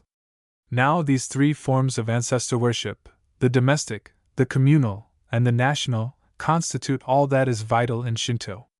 No single essential of the ancient faith had ever been weakened, 380, much less abolished, under the long pressure of Buddhism. The supreme cult is not now the state religion by request of the chiefs of Shinto. It is not even officially classed as a religion. Obvious reasons of state policy decided this course. Having fulfilled its grand task, Shinto abdicated. But as representing all those traditions which appeal to race feeling, to the sentiment of duty, to the passion of loyalty, and the love of country, it yet remains an immense force, a power to which appeal will not be vainly made in another hour of national peril. 381. Survivals. In the gardens of certain Buddhist temples there are trees which have been famous for centuries, trees trained and clipped into extraordinary shapes. Some have the form of dragons, others have the form of pagodas, ships, umbrellas. Supposing that one of these trees were abandoned to its own natural tendencies, it would eventually lose the queer shape so long imposed upon it, but the outline would not be altered for a considerable time, as the new leafage would at first unfold only in the direction of least resistance, that is to say, within limits originally established by the shears and the pruning knife. By sword and law the old Japanese society had been pruned and clipped, bent and bound, just like such a tree, and after the reconstructions of the Meiji period, after the abolition of the daimyates, and the suppression of the military class, it still maintained its former shape, just as the tree would continue to do when first abandoned by the gardener. Though delivered from the bonds of feudal law, released from the shears of military rule, the great bulk of the social structure preserved its ancient, 382, aspect, and the rare spectacle bewildered and delighted and deluded the Western observer. Here indeed was Elfland, the strange, the beautiful, the grotesque, the very mysterious, totally unlike aught of strange and attractive ever beheld elsewhere. It was not a world of the 19th century after Christ, but a world of many centuries before Christ, yet this fact, the wonder of wonders, remained unrecognized, and it remains unrecognized by most people even to this day. Fortunate indeed were those privileged to enter this astonishing fairyland 30-odd years ago, before the period of superficial change, and to observe the unfamiliar aspects of its life, the universal urbanity, the smiling silence of crowds, the patient deliberation of toil, the absence of misery and struggle. Even yet, in those remoter districts where alien influence has wrought but little change, the charm of the old existence lingers and amazes, and the ordinary traveler can little understand what it means. That all are polite, that nobody quarrels, that everybody smiles, that pain and sorrow remain invisible, that the new police have nothing to do, would seem to prove a morally superior humanity. But for the trained sociologist it would prove something different, and suggest something very terrible. It would prove to him that this society had been molded under immense coercion, and that the coercion must have been exerted uninterruptedly, 383, for thousands of years. He would immediately perceive that ethics and custom had not yet become dissociated, and that the conduct of each person was regulated by the will of the rest. He would know that personality could not develop in such a social medium, that no individual's superiority dare assert itself, that no competition would be tolerated. He would understand that the outward charm of this life, its softness, its smiling silence as of dreams, signified the rule of the dead. He would recognize that between those minds and the minds of his own epoch no kinship of thought, no community of sentiment, no sympathy whatever could exist, that the separating gulf was not to be measured by thousands of leagues, but only by thousands of years, that the psychological interval was hopeless as the distance from planet to planet. Yet this knowledge probably would not, certainly should not, blind him to the intrinsic charm of things. Not to feel the beauty of this archaic life is to prove oneself insensible to all beauty. Even that Greek world, for which our scholars and poets profess such loving admiration, must have been in many ways a world of the same kind, whose daily mental existence no modern mind could share. Now that the great social tree, so wonderfully clipped and cared for during many centuries, 384, is losing its fantastic shape, let us try to see how much of the original design can still be traced. Under all the outward aspects of individual activity that modern Japan presents to the visitor's gaze, the ancient conditions really persist to an extent that no observation could reveal. Still the immemorial cult rules all the land. Still the family law, the communal law, and though in a more irregular manner, the clan law, control every action of existence.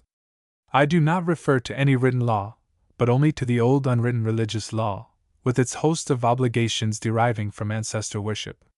It is true that many changes, and in the opinion of the wise, too many changes, have been made in civil legislation, but the ancient proverb, "Government laws are only 7-day laws," still represents popular sentiment in regard to hasty reforms. The old law, the law of the dead, is that by which the millions prefer to act and think. Though ancient social groupings have been officially abolished, regroupings of a corresponding sort have been formed, instinctively, throughout the country districts. In theory, the individual is free. In practice, he is scarcely more free than were his forefathers. Old penalties for breach of custom have been abrogated, yet communal opinion is able to compel the ancient obedience. Legal enactments can nowhere effect immediate, 385, change of sentiment and long-established usage, least of all among a people of such fixity of character as the Japanese. Young persons are no more at liberty now than were their fathers and mothers under the shogunate, to marry at will, to invest their means and efforts in undertakings not sanctioned by family approval, to consider themselves in any way enfranchised from family authority, and it is probably better for the present that they are not. No man is yet complete master of his activities, his time, or his means. Though the individual is now registered, and made directly accountable to the law, while the household has been relieved from its ancient responsibility for the acts of its members, still the family practically remains the social unit, retaining its patriarchal organization and its particular cult. Not unwisely, the modern legislators have protected this domestic religion. To weaken its bond at this time were to weaken the foundations of the national moral life, to introduce disintegrations into the most deeply seated structures of the social organism. The new codes forbid the man who becomes by succession the head of a house to abolish that house. He is not permitted to suppress a cult. No legal presumptive heir to the headship of a family can enter into another family as adopted son or husband, nor can he abandon the paternal house to establish an independent, 386, family of his own. Asterisk provision has been made to meet extraordinary cases, but no individual is allowed, without good and sufficient reason, to free himself from those traditional obligations which the family cult imposes. As regards adoption, the new law maintains the spirit of the old, with fresh provision for the conservation of the family religion, permitting any person of legal age to adopt a son, on the simple condition that the person adopted shall be younger than the adopter. The new divorce laws do not permit the dismissal of a wife for sterility alone, and divorce for such cause had long been condemned by Japanese sentiment. But, in view of the facilities given for adoption, this reform does not endanger the continuance of the cult. An interesting example of the manner in which the law still protects ancestor worship is furnished by the fact that an aged and childless widow, last representative of her family, is not permitted to remain without an heir. She must adopt a son if she can; if she cannot, because of poverty, or for other reasons, 387, the local authorities will provide a son for her, that is to say, a male heir to maintain the family worship. Such official interference would seem to us tyrannical. It is simply paternal, and represents the continuance of an ancient regulation intended to protect the bereaved against what Eastern faith still deems the supreme misfortune, the extinction of the home cult. In other respects, the later codes allow of individual liberty unknown in previous generations. But the ordinary person would not dream of attempting to claim a legal right opposed to common opinion. Family and public sentiment are still more potent than law. The Japanese newspapers frequently record tragedies resulting from the prevention or dissolution of unions, and these tragedies afford strong proof that most young people would prefer even suicide to the probable consequence of a successful appeal to law against family decision. That is to say, he cannot separate himself from the family in law, but he is free to live in a separate house. The tendency to further disintegration of the family is shown by a custom which has been growing of late years, especially in Tokyo, the custom of demanding, as a condition of marriage, that the bride shall not be obliged to live in the same house with the parents of the bridegroom. This custom is yet confined to certain classes, and has been adversely criticized. Many young men, on marrying, leave the parental home to begin independent housekeeping, though remaining legally attached to their parents' families, of course. It will perhaps be asked, what becomes of the cult in such cases? The cult remains in the parental home. When the parents die, then the ancestral tablets are transferred to the home of the married son. The communal form of coercion is less apparent in the large cities, but everywhere it endures to some extent, and in the agricultural districts it remains supreme. Between the new conditions and the old there is this difference, that the man who finds the yoke of his district hard to bear can flee from it. He could not do so 50 years ago. But he can flee from it only to enter into another state of subordination of nearly the same kind. Full 388 advantage, nevertheless, has been taken of this modern liberty of movement. Thousands yearly throng to the cities, other thousands travel over the country, from province to province, working for a year or a season in one place, then going to another, with little more to hope for than experience of change. Emigration also has been taking place upon an extensive scale, but for the common class of emigrants, at least, the advantage of emigration is chiefly represented by the chance of earning larger wages. A Japanese emigrant community abroad organizes itself upon the home plan, and the individual emigrant probably finds himself as much under communal coercion in Canada, Hawaii, or the Philippine Islands, as he could ever have been in his native province. Needless to say that in foreign countries such coercion is more than compensated by the aid and protection which the communal organization ensures. But with the constantly increasing number of restless spirits at home, and the ever-widening experience of Japanese emigrants abroad, it would seem likely that the power of the commune for compulsory cooperation must become considerably weakened in the near future. Except as regards the communal cult, perhaps. The domestic cult is transplanted. Emigrants who go abroad, accompanied by their families, take the ancestral tablets with them. To what extent the communal cult may have been established in emigrant communities, I have not yet been able to learn. It would appear, however, that the absence of ujigami in certain emigrant settlements is to be accounted for solely by the pecuniary difficulty of constructing such temples and maintaining competent officials. In Formosa, for example, though the domestic ancestor cult is maintained in the homes of the Japanese settlers, ujigami have not yet been established. The government, however, has erected several important Shinto temples, and I am told that some of these will probably be converted into ujigami when the Japanese population has increased enough to justify the measure. 389. As for the tribal or clan law, it survives to the degree of remaining almost omnipotent in administrative circles, and in all politics. Voters, officials, legislators, do not follow principles in our sense of the word, they follow men, and obey commands. In these spheres of action the penalties of disobedience to orders are endless as well as serious. By a single such offense one may array against oneself powers that will continue their hostile operation for years and years, unreasoningly, implacably, blindly, with the weight and persistence of natural forces, of winds or tides. Any comprehension of the history of Japanese politics during the last 15 years is not possible without some knowledge of clan history.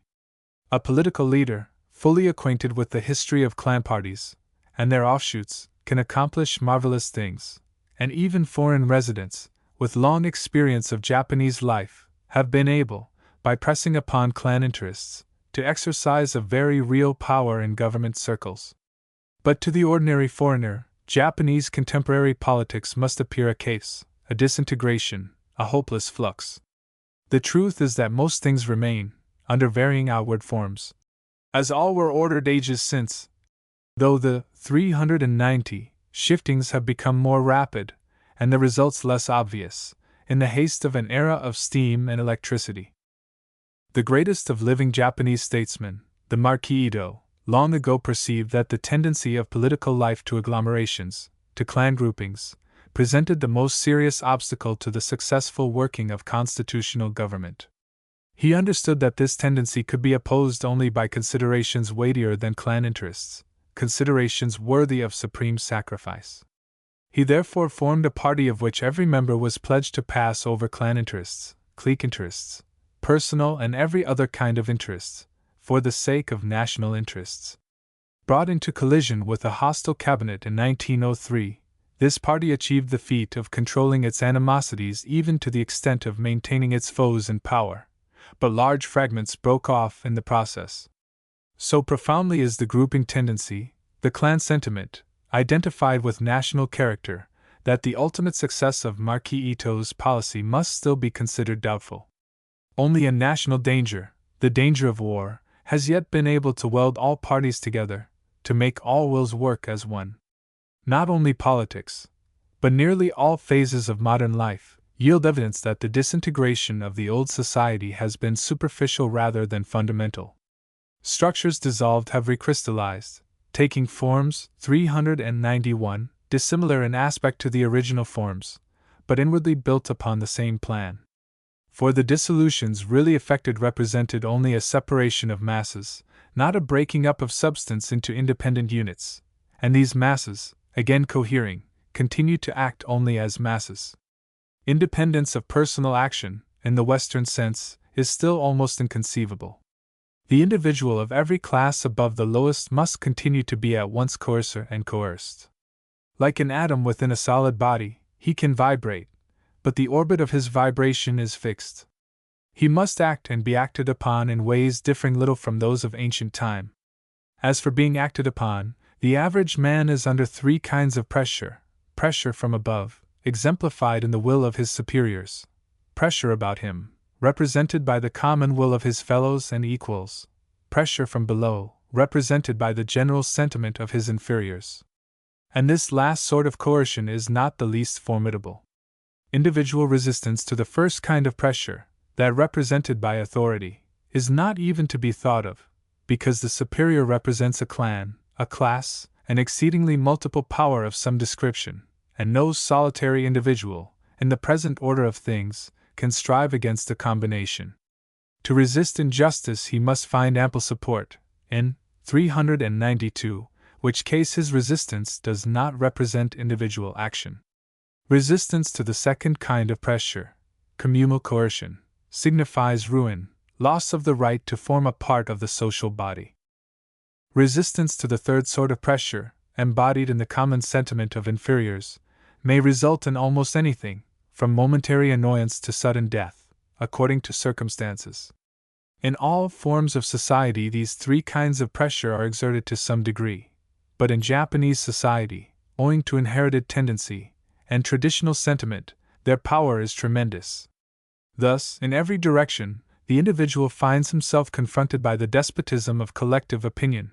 It is impossible for him to act with safety except as one unit of a combination. The first kind of pressure deprives him of moral freedom, exacting unlimited obedience to orders. The second kind of pressure denies him the right to use his best faculties in the best way for his own advantage, that is to say, denies him the right of free competition. The third kind of pressure compels him, in directing the actions of others, to follow tradition, to forbear innovations, to avoid making any changes, however beneficial, which do not find willing acceptance on the part of his inferiors. These are the social conditions which, under 393, normal circumstances, make for stability, for conservation, and they represent the will of the dead. They are inevitable to a militant state. They make the strength of that state. They render facile the creation and maintenance of formidable armies. But they are not conditions favorable to success in the future international competition, in the industrial struggle for existence against societies incomparably more plastic, and of higher mental energy. 394. 395. Modern restraints. For even a vague understanding of modern Japan, it will be necessary to consider the effect of the three forms of social coercion, mentioned in the preceding chapter, as restraints upon individual energy and capacity. All three represent survivals of the ancient religious responsibility. I shall treat of them in order inverse, beginning with the under pressure. It has often been asserted by foreign observers that the real power in Japan is exercised not from above, but from below. There is some truth in this assertion, but not all the truth. The conditions are much too complex to be covered by any general statement. What cannot be gainsaid is that superior authority has always been more or less restrained by tendencies to resistance from below. At no time in Japanese history, for example, do the peasants appear to have been left without recourse against excessive oppression, notwithstanding all the humiliating regulations imposed on their existence. They were suffered to frame their own village laws, to estimate the possible amount of 396, their tax payments, and to make protest, through official channels, against unmerciful exaction. They were made to pay as much as they could, but they were not reduced to bankruptcy or starvation, and their holdings were mostly secured to them by laws forbidding the sale or alienation of family property. Such was at least the general rule. There were, however, wicked daimyo, who treated their farmers with extreme cruelty, and found ways to prevent complaints or protests from reaching the higher authorities. The almost invariable result of such tyranny was revolt, and the tyrant was then made responsible for the disorder, and punished. Though denied in theory, the right of the peasant to rebel against oppression was respected in practice. The revolt was punished, but the oppressor was likewise punished. Daimyo were obliged to reckon with their farmers in regard to any fresh imposition of taxes or forced labor. We also find that although heimin were made subject to the military class, it was possible for artisans and commercial folk to form, in the great cities, strong associations by which military tyranny was kept in check. Everywhere the reverential deference of the common people to authority, as exercised in usual directions, seems to have been accompanied by an extraordinary readiness to defy authority exercised in other directions. It may seem strange that a society in which religion, 397, and government, ethics and custom, were practically identical, should furnish striking examples of resistance to authority. But the religious fact itself supplies the explanation. From the earliest period there was firmly established, in the popular mind, the conviction that implicit obedience to authority was the universal duty under all ordinary circumstances. But with this conviction there was united another, that resistance to authority, accepting the sacred authority of the supreme ruler, was equally a duty under extraordinary circumstances. And these seemingly opposed convictions were not really inconsistent. So long as rule followed precedent, so long as its commands, however harsh, did not conflict with sentiment and tradition, that rule was regarded as religious, and there was absolute submission. But when rulers presumed to break with ethical usage, in a spirit of reckless cruelty or greed, then the people might feel it a religious obligation to resist with all the zeal of voluntary martyrdom. The danger line for every form of local tyranny was departure from precedent. Even the conduct of regents and princes was much restrained by the common opinion of their retainers, and by the knowledge that certain kinds of arbitrary conduct were likely to provoke assassination. Deference to the sentiment of vassals and retainers was from ancient time a necessary policy with Japanese rulers, not merely because of the peril involved, 398, by needless oppression, but much more because of the recognition that duties are well performed only when subordinates feel assured that their efforts will be fairly considered, and that sudden needless changes will not be made to their disadvantage. This old policy still characterizes Japanese administration, and the deference of high authority to collective opinion astonishes and puzzles the foreign observer. He perceives only that the conservative power of sentiment, as exercised by groups of subordinates, remains successfully opposed to those conditions of discipline which we think indispensable to social progress. Just as in old Japan the ruler of a district was held responsible for the behavior of his subjects, so today, in New Japan, every official in charge of a department is held responsible for the smooth working of its routine. But this does not mean that he is responsible only for the efficiency of a service. It means that he is held responsible likewise for failure to satisfy the wishes of his subordinates, or at least the majority of his subordinates. If this majority be displeased with their minister, governor, president, manager, chief, or director, the fact is considered proof of administrative incompetency. Perhaps educational circles afford the most curious examples of this old idea of responsibility.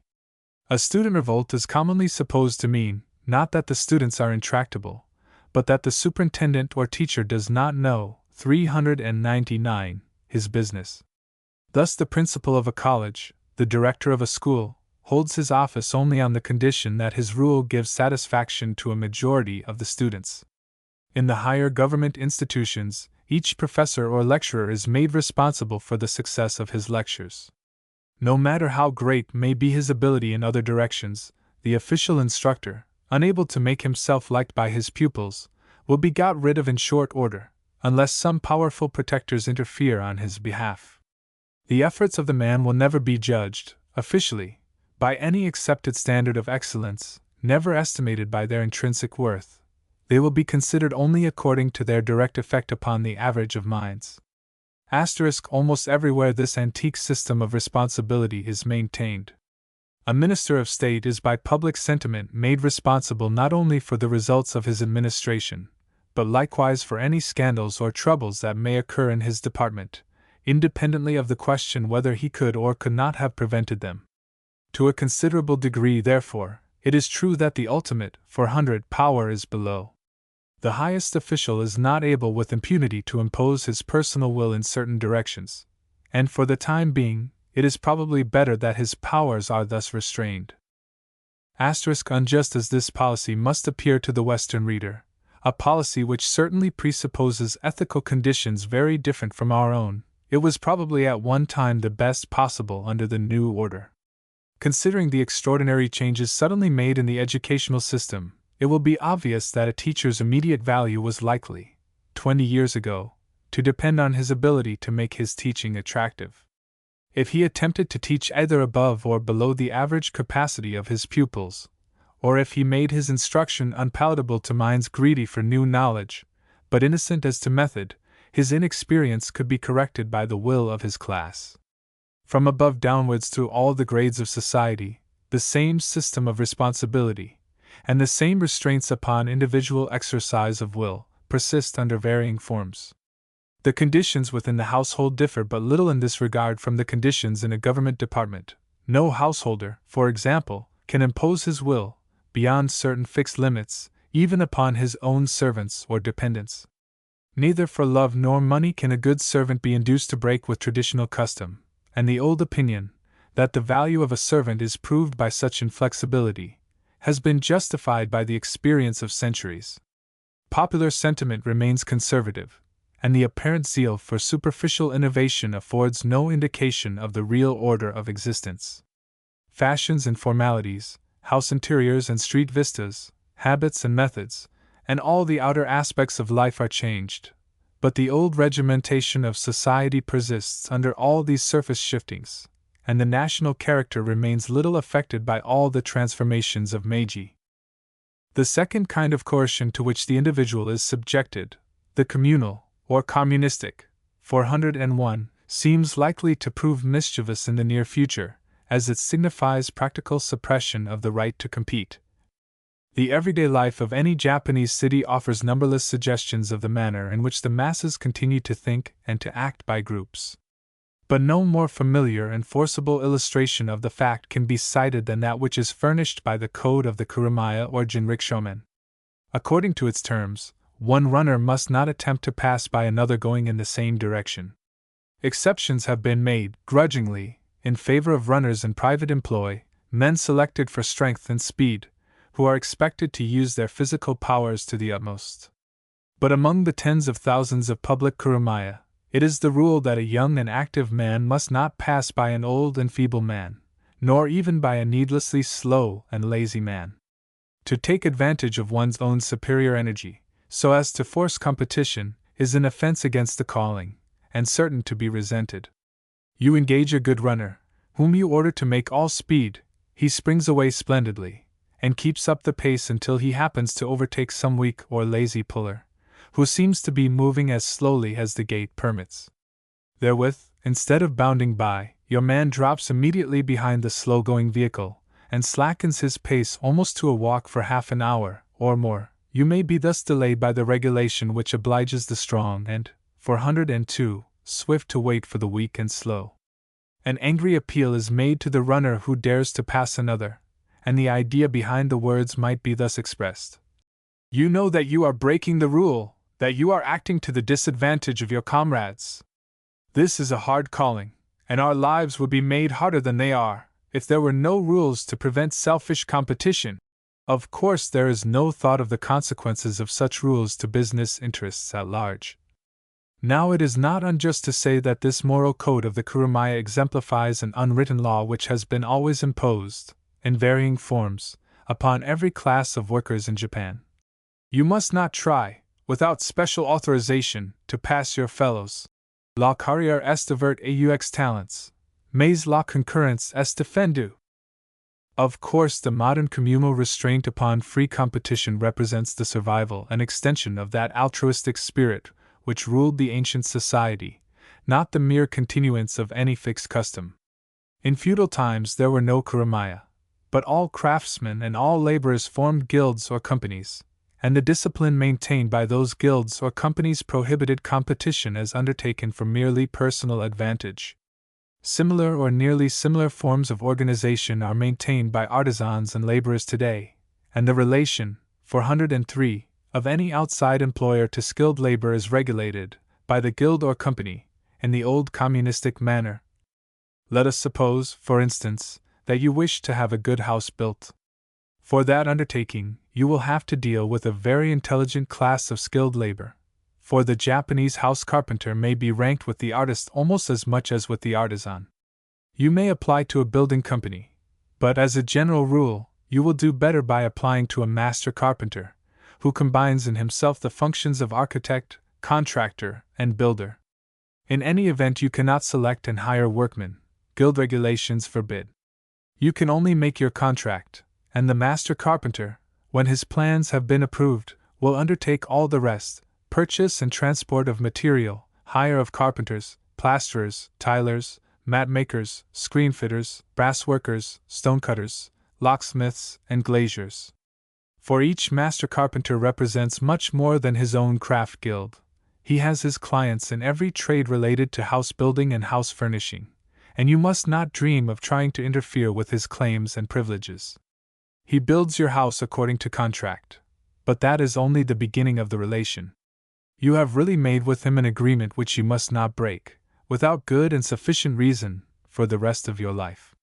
Whatever afterwards may happen to any part, 404, of your house, walls, floor, ceiling, roof, foundation, you must arrange for repairs with him, never with anybody else. Should the roof leak, for instance, you must not send for the nearest tiler or tinsmith. If the plaster cracks, you must not send for a plasterer. The man who built your house holds himself responsible for its condition, and he is jealous of that responsibility. None but he has the right to send for the plasterer, the roofer, the tinsmith. If you interfere with that right, you may have some unpleasant surprises. If you make appeal to the law against that right, you will find that you can get no carpenter, tiler, or plasterer to work for you at any terms. Compromise is always possible, but the guilds will resent a needless appeal to the law. And after all, these craft guilds are usually faithful performers, and well worth conciliating. Or take the occupation of landscape gardening. You want a pretty garden, and you hire a professional gardener who comes to you well recommended. He makes the garden, and you pay his price. But your gardener really represents a company, and by engaging him it is understood that either he, or some other member of the gardeners' corporation to which he belongs, will continue to take care of your garden as long as you own it.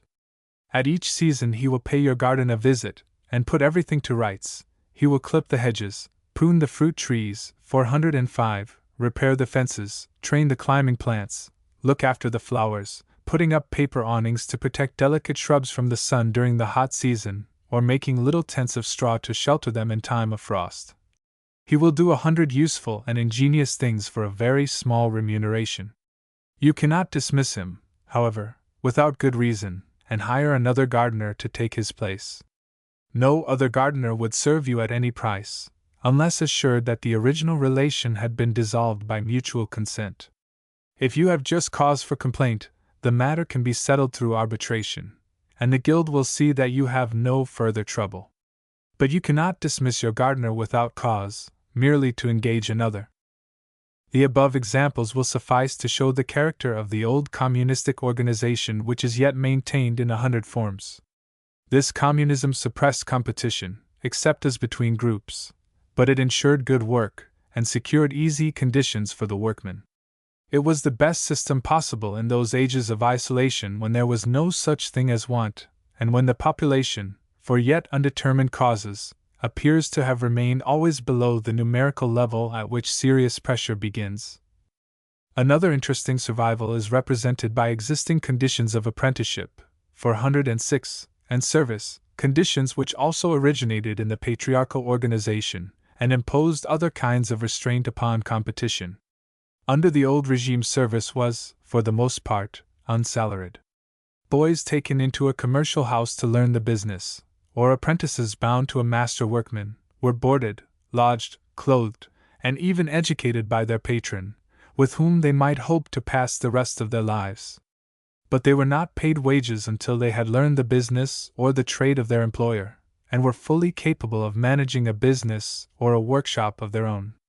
To a considerable degree these conditions still prevail in commercial centers, though the merchant or patron seldom now finds it necessary to send his clerk or apprentice to school. Many of the great commercial houses pay salaries only to men of great experience. Other employees are only trained and cared for until their term of service ends, when the most clever among them will be re-engaged as experts, and the others help to start in business for themselves. In like manner, the apprentice to a trade, when his term expires, may be re-engaged by his master as a hired journeyman, or help to find permanent employ elsewhere. These paternal and filial relations between employer and employed have helped to make life pleasant and labor cheerful, and the quality of all industrial production must suffer much when they disappear. 407. Even in private domestic service the patriarchal system still prevails to a degree that is little imagined, and this subject deserves more than a passing mention. I refer especially to female service. The maid-servant, according to the old custom, is not primarily responsible to her employers, but to her own family, and the terms of her service must be arranged with her family, who pledge themselves for their daughter's good behavior. As a general rule, a nice girl does not seek domestic service for the sake of the wages, which it is now the custom to pay, nor for the sake of a living, but chiefly to prepare herself for marriage, and this preparation is desired as much in the hope of doing credit to her own family, as in the hope of better fitting herself for membership in the family of her future husband. The best servants are country girls, and they are sometimes put out to service very young. Parents are careful about choosing the family into which their daughter thus enters. They particularly desire that the house be one in which a girl can learn nice ways, therefore a house in which things are ordered according to the old etiquette. A good girl expects to be treated rather as a helper than as a hireling, to be kindly considered, and trusted, and liked. In an old-fashioned household the maid is indeed so treated, and the relation is not a brief one, from 3 to 5 years being the term of service usually agreed upon. But when a girl is, 408, taken into service at the age of 11 or 12, she will probably remain for 8 or 10 years. Besides wages, she is entitled to receive from her employers the gift of a dress, twice every year, besides other necessary articles of clothing, and she is entitled also to a certain number of holidays. Such wages, or presents in money, as she receives, should enable her to provide herself, by degrees, with a good wardrobe. Except in the event of some extraordinary misfortune, her parents will make no claim upon her wages, but she remains subject to them, and when she is called home to be married, she must go. During the period of her service, the services of her family are also at the disposal of her employers. Even if the mistress or master desire no recognition of the interest taken in the girl, some recognition will certainly be made. If the servant be a farmer's daughter, it is probable that gifts of vegetables, fruits, or fruit trees, garden plants, or other country products will be sent to the house at intervals fixed by custom. If the parents belong to the artisan class, it is likely that some creditable example of handicraft will be presented as a token of gratitude.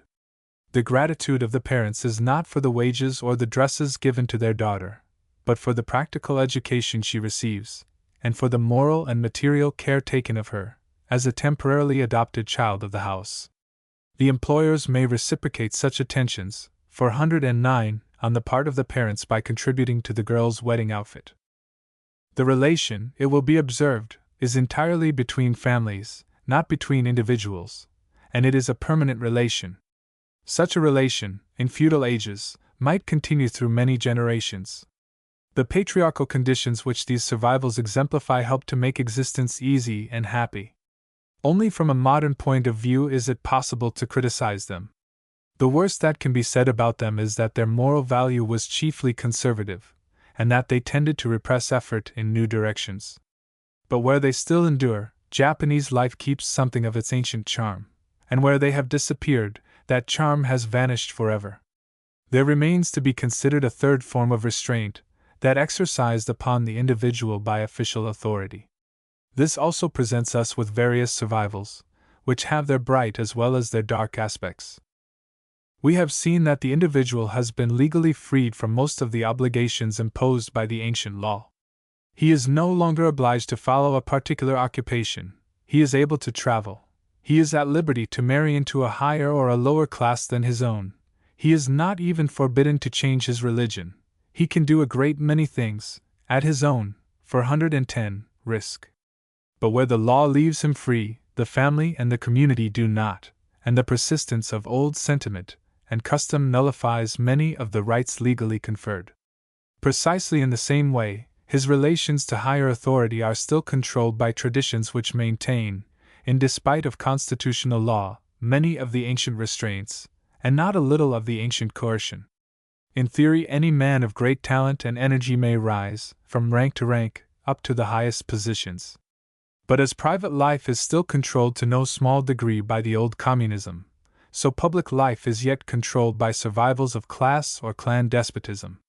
The chances for ability to rise without assistance, to win its way to rank and power, are extraordinarily small, since to contend alone against an opposition that thinks by groups, and acts by masses, must be almost hopeless. Only commercial or industrial life now offers really fair opportunities to capable men. The few talented persons of humble origin who do succeed in official directions owe their success chiefly to party help or clan patronage. In order to force any recognition of personal ability, group must be opposed to group. Alone, no man is likely to accomplish anything by mere force of competition, outside of trade or commerce. It is true, of course, that individual talent must in every country encounter many forms of opposition. It is likewise true that the malevolence of envy and the brutalities of class prejudice, 411, have their sociological worth. They help to make it impossible for any but the most gifted to win and to keep success. But in Japan, the peculiar constitution of society lends excessive power to social intrigues directed against obscure ability, and makes them highly injurious to the interests of the nation. For at no previous time in her history has Japan needed, so much as now, the best capacities of her best men, irrespective of class or condition. But all this was inevitable in the period of Reconstruction. More significant is the fact that in no single department of its multitudinous service does the government yet offer substantial reward to rising merit. No matter how well a man may strive to win government approbation, he must strive for little more than honor and the bare means of existence. The costliest efforts are no more highly paid in proportion to their worth than the cheapest. The most invaluable services are scarcely better recognized than those most easily dispensed with or replaced. There have been some remarkable exceptions. I am stating only the general rule. By extraordinary energy, patience, and cleverness, one may reach, with class help, some position which in Europe would assure comfort as well as honor. But the emoluments of such a position in Japan will scarcely cover the actual cost of living. Whether in the army or in the navy, in the departments of justice, of education, of communications, or of 412 home affairs, the differences in remuneration nowhere represent the differences in capacity and responsibility.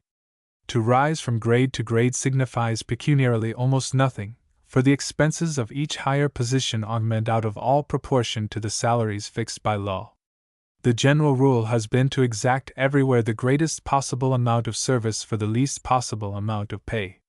Any one unacquainted with the social history, 413, of the country might suppose that the policy of the government toward its employees consisted in substituting empty honors for material advantages. But the truth is that the government has simply maintained, under modern forms, the ancient feudal condition of service in exchange for the means of simple but honorable living. In feudal times, the farmer was expected to pay all that he could pay for the right to exist. The artist or artisan was expected to content himself with the good fortune of having a distinguished patron. Even the ordinary samurai were supplied with barely more than the necessary by their liege lords. To receive considerably more than the necessary signified extraordinary favor, and the gift was usually accompanied by promotion. But although the same policy is yet successfully maintained by government, under the modern system of money payments, the conditions everywhere, outside of commercial life, are incomparably harder than in feudal times. Then the poorest samurai was secured against want, and not liable to be dismissed from his post without fault. Then the teacher received no salary, but the respect of the community and the gratitude of his pupils assured him of the means to live, 414, respectably.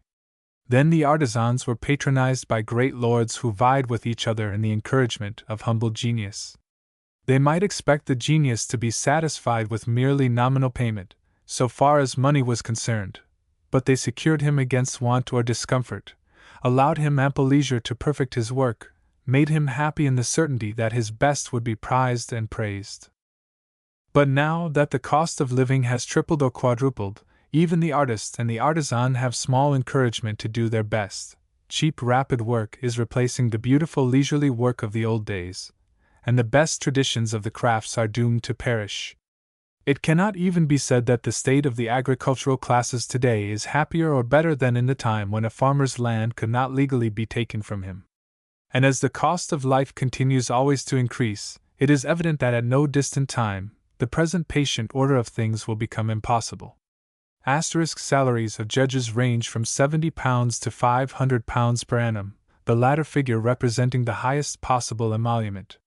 The highest salary allowed to a Japanese professor in the imperial universities has been fixed at £120. The wages of employees in the postal departments is barely sufficient to meet the cost of living.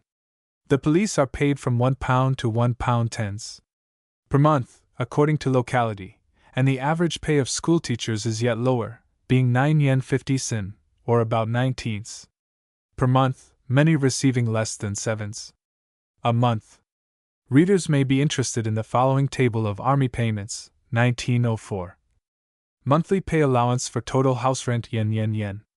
General £550, 25:005 25:00 Lieutenant General 333 18 hours 75 minutes 351:75 Major General 263, 12:52 75:50 Colonel 179. 10 o'clock 189:00 Lieutenant Colonel 146 8 hours 75 minutes 154:75 Major 102 751:09:50 Captain, 1st grade, 74 hours 75 minutes 74:75 2nd grade, 64 hours 75 minutes 64:75 Lieutenant, 1st grade, 45, 4 o'clock 49:00 2nd grade, 34, 4 o'clock 38:00 2nd lieutenant 33 50 33:50. When these rates of pay were fixed, about 20 years ago, house rent was cheap. A good house could be rented anywhere at 3 yen or 4 yen per month. Today in Tokyo an officer can scarcely rent even a very small house at less than 19 yen or 20 yen, and prices of foodstuffs have tripled. Yet there have been very few complaints. Officers whose pay will not allow them to rent houses hire rooms wherever they can. Many suffer hardship, but all are proud of the privilege of serving, and no one dreams of resigning. To many it would seem that a wise government must recognize the impracticability of indefinitely maintaining its present demand for self-sacrifice, must perceive the necessity of encouraging talent, inviting fair competition, and making the prizes of life large enough to stimulate healthy egoism. But it is possible that the government has been acting more wisely than outward appearances would indicate.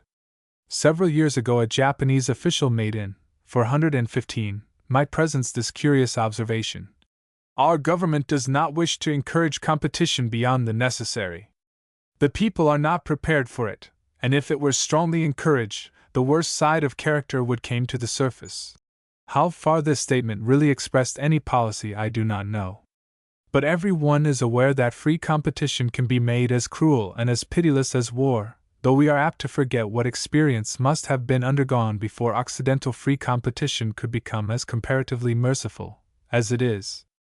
Among a people trained for centuries to regard all selfish competition as criminal, and all profit-seeking despicable, any sudden stimulation of effort for purely personal advantage might well be impolitic. Evidence as to how little the nation was prepared, 12 or 13 years ago, for Western forms of free government, has been furnished by the history of the earlier district elections and of the first parliamentary sessions. There was really no personal enmity in those furious election contests, which cost so many lives. There was scarcely any personal antagonism in those parliamentary debates of which the violence astonished strangers. The political struggles were not really between individuals, but between clan interests, or party interests, and the devoted followers of each clan or party understood the new politics only as a new kind of war, a war of loyalty to be fought for the leader's sake, 416, a war not to be interfered with by any abstract notions of right or justice. Suppose that a people have been always accustomed to think of loyalty in relation to persons rather than to principles, loyalty as involving the duty of self-sacrifice regardless of consequence. It is obvious that the first experiments of such a people with parliamentary government will not reveal any comprehension of fair play in the Western sense. Eventually that comprehension may come, but it will not come quickly. And if you can persuade such a people that in other matters every man has a right to act according to his own convictions, and for his own advantage, independently of any group to which he may belong, the immediate result will not be fortunate, because the sense of individual moral responsibility has not yet been sufficiently cultivated outside of the group relation. The probable truth is that the strength of the government up to the present time has been chiefly due to the conservation of ancient methods, and to the survival of the ancient spirit of reverential submission. Later on, no doubt, great changes will have to be made. Meanwhile, much must be bravely endured. Perhaps the future history of modern civilization will hold record of nothing more touching than the patient heroism of those myriads of Japanese patriots, content to accept, under legal, 417, conditions of freedom, the official servitude of feudal days, satisfied to give their talent, their strength, their utmost effort, their lives, for the simple privilege of obeying a government that still accepts all sacrifices in the feudal spirit, as a matter of course, as a national duty. And as a national duty, indeed, the sacrifices are made. All know that Japan is in danger, between the terrible friendship of England and the terrible enmity of Russia, that she is poor, that the cost of maintaining her armaments is straining her resources, that it is everybody's duty to be content with as little as possible. So the complaints are not many. Nor has the simple obedience of the nation at large been less touching, especially, perhaps, as regards the imperial order to acquire Western knowledge, to learn Western languages, to imitate Western ways. Only those who have lived in Japan during or before the early 90s are qualified to speak of the loyal eagerness that made self-destruction by overstudy a common form of death, the passionate obedience that impelled even children to ruin their health in the effort to master tasks too difficult for their little minds, tasks devised by well-meaning advisors with no knowledge of Far Eastern psychology. And the strange courage of persistence in periods of earthquake and conflagration, when boys and girls used the tiles of their ruined homes for school slates, and bits of fallen plaster for pencils. What, 418, tragedies I might relate even of the higher educational life of universities, of fine brains giving way under pressure of work beyond the capacity of the average European student, of triumphs won in the teeth of death, of strange farewells from pupils in the time of the dreaded examinations, as when one said to me, "Sir, I am very much afraid that my paper is bad, because I came out of the hospital to make it. There is something the matter with my heart." His diploma was placed in his hands scarcely an hour before he died, and all this striving not only against difficulties of study, but in most cases against difficulties of poverty, and underfeeding, and discomfort, has been only for duty, and the means to live. To estimate the Japanese student by his errors, his failures, his incapacity to comprehend sentiments and ideas alien to the experience of his race, is the mistake of the shallow, To judge him rightly, one must have learned to know the silent moral heroism of which he is capable. 419. Official education. The extent to which national character has been fixed by the discipline of centuries, and the extent or its extraordinary capacity to resist change, is perhaps most strikingly indicated by certain results of state education.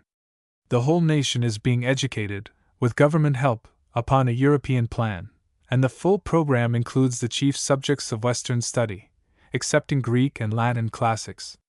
From kindergarten to university, the entire system is modern in outward seeming, yet the effect of the new education is much less marked in thought and sentiment than might be supposed.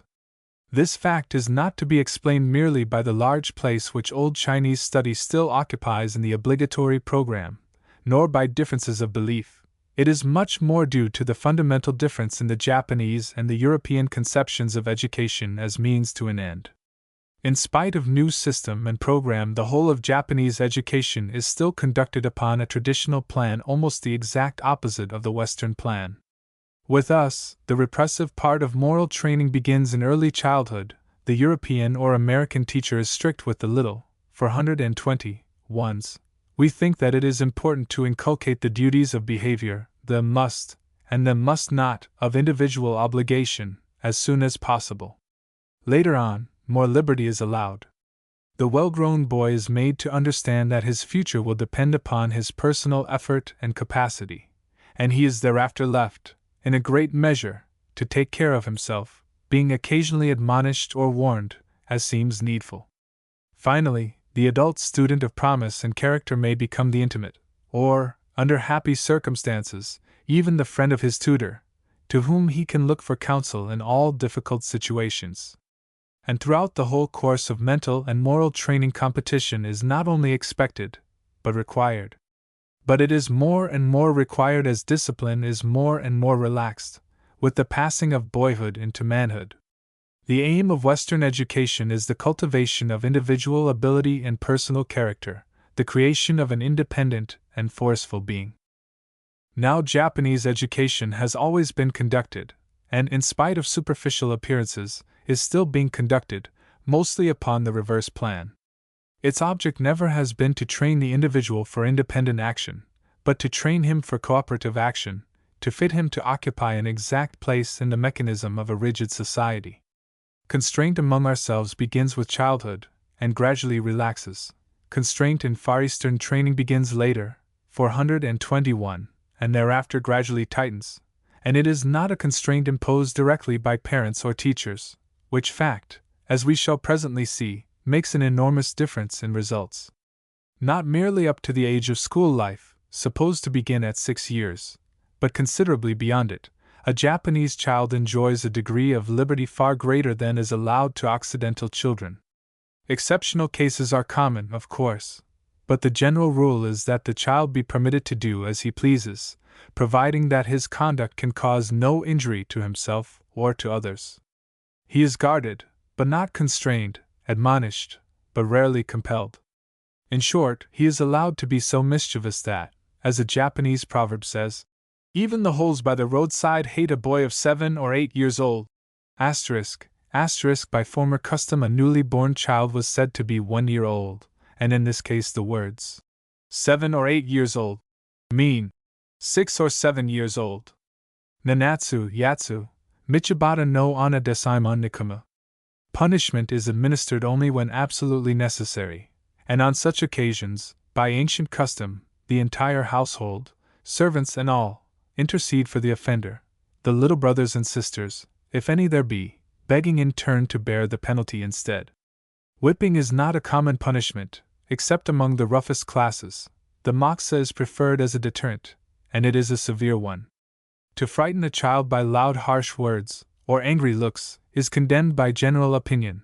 All punishment ought, 422, to be inflicted as quietly as possible, the punisher calmly admonishing the while. To slap a child about the head, for any reason, is a proof of vulgarity and ignorance.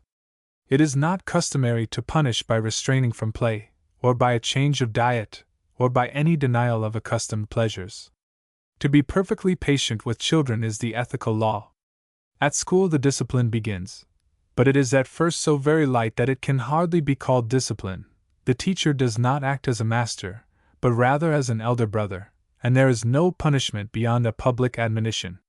Whatever restraint exists is chiefly exerted on the child by the common opinion of his class, and a skillful teacher is able to direct that opinion. Also, each class is nominally governed by one or two little captains, selected for character and intelligence, and when a disagreeable order has to be given, it is the child captain, the Kyucho, who is commissioned with the duty of giving it. These little details are worthy of note. I cite them only to show how early in school life begins the discipline of opinion, the pressure of the common will, and how perfectly this policy accords with the ethical traditions of the race. In higher classes the pressure slightly increases, and in higher schools it is very much stronger, the ruling power always being class sentiment, not the individual will of the teacher. In middle schools the pupils become serious. Class opinion there attains a force to which the teacher, 423, himself must bend, as it is quite capable of expelling him for any attempt to override it. Each middle school class has its elected officers, who represent and enforce the moral code of the majority, the traditional standard of conduct. This moral standard is deteriorating, but it survives everywhere to some degree. Fighting or bullying are yet unknown in Japanese schools of this grade for obvious reasons. There can be little indulgence of personal anger, and no attempt at personal domination, under a discipline enforcing a uniform manner of behavior. It is never the domination of the one over the many that regulates class life. It is always the rule of the many over the one, and the power is formidable. The student who consciously or unconsciously offends class sentiment will suddenly find himself isolated, condemned to absolute solitude. No one will speak to him or notice him even outside of the school, until such time as he decides to make a public apology, when his pardon will depend upon a majority vote. Such temporary ostracism is not unreasonably feared, because it is regarded even outside of student circles as a disgrace, and the memory of it will cling to the offender during the rest of his career. However high he may rise in official or professional life in after years, the fact that he was once condemned by the general opinion of his schoolmates will not be forgotten. Those circumstances may occur, 424, which will turn the fact to his credit. In the great government schools, to one of which the student may proceed after graduating from a middle school, class discipline is still more severe. The instructors are mostly officials looking for promotion, the students are grown men, preparing for the university, and destined, with few exceptions, for public office. In this quietly and coldly ordered world there is little place for the joy of youth, and small opportunity for sympathetic expansion. There are gatherings and societies, but these are arranged or established for practical purposes, chiefly in relation to particular branches of study. There is little time for merrymaking, and less inclination. Under all circumstances, a certain formal demeanor is exacted by tradition, a tradition older by far than any public school. Everybody watches everybody. Eccentricities or singularities are quickly marked and quietly suppressed. The results of this class discipline, as maintained in some institutions, must seem to the foreign observer discomforting. What most impressed me about these higher official schools was the sinister silence of them. In one where I taught for several years, the most conservative school in the country, there were more than 1,000 young men, full of life and energy, yet during the intervals between classes, or during recreation hours in the playground, the garden, and the gymnastic hall, the general hush gave one a strange sense of, 425, oppression. One might watch a game of football being played, and hear nothing but the thud of the kicking, or one might watch wrestling contests in the jiu-jitsu room, and hear no words spoken for half an hour at a time. The rules of jiu-jitsu, it is true, require not only silence, but the total suppression of all visible emotional interest on the part of the spectators. All this repression at first seemed to me very strange, though I knew that 30 years previously, the training at samurai schools compelled the same impassiveness and reticence. At last the university is reached, the great gate of ceremony to public office. Here the student finds himself released from the restraints previously imposed upon his private life, though the class will continues to rule him in certain directions. As a rule, the student passes into official life after having graduated, marries, and becomes the head, or the 426th prospective head, of a household. How sudden the transformation of the man at this epoch of his career! Only those who have observed the transformation can imagine. It is then that the full significance of Japanese education reveals itself. This release is of recent date, and the results, by the acknowledgement of the students themselves, have not been good. 25 years ago, university study was so seriously thought about that a scholar who failed, through his own fault, would have been considered a criminal. There was then a Chinese poem in vogue, which used to be sung at the departure of youths for the university of that time, Daiga Kunenko, by their friends and relations. Danji ko karazushi watatit, kaya kwan wa idzu, gakumoshi narazumba, shisutomo karadzu. The young man, having made a firm resolve, leaves his native home. If he fail to acquire learning, then, even though he die, he must never return. In those years also it was obligatory upon students to live and dress simply, and to abstain from all self-indulgence. Few incidents of Japanese life are more surprising than the metamorphosis of the gawky student into the dignified, impassive, easy-mannered official.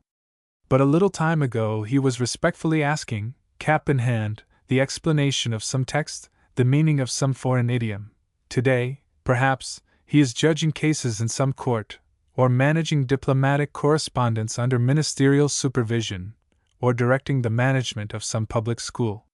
Whatever you may have thought of his particular capacity as a student, you will scarcely doubt his particular fitness for the position to which he has been called.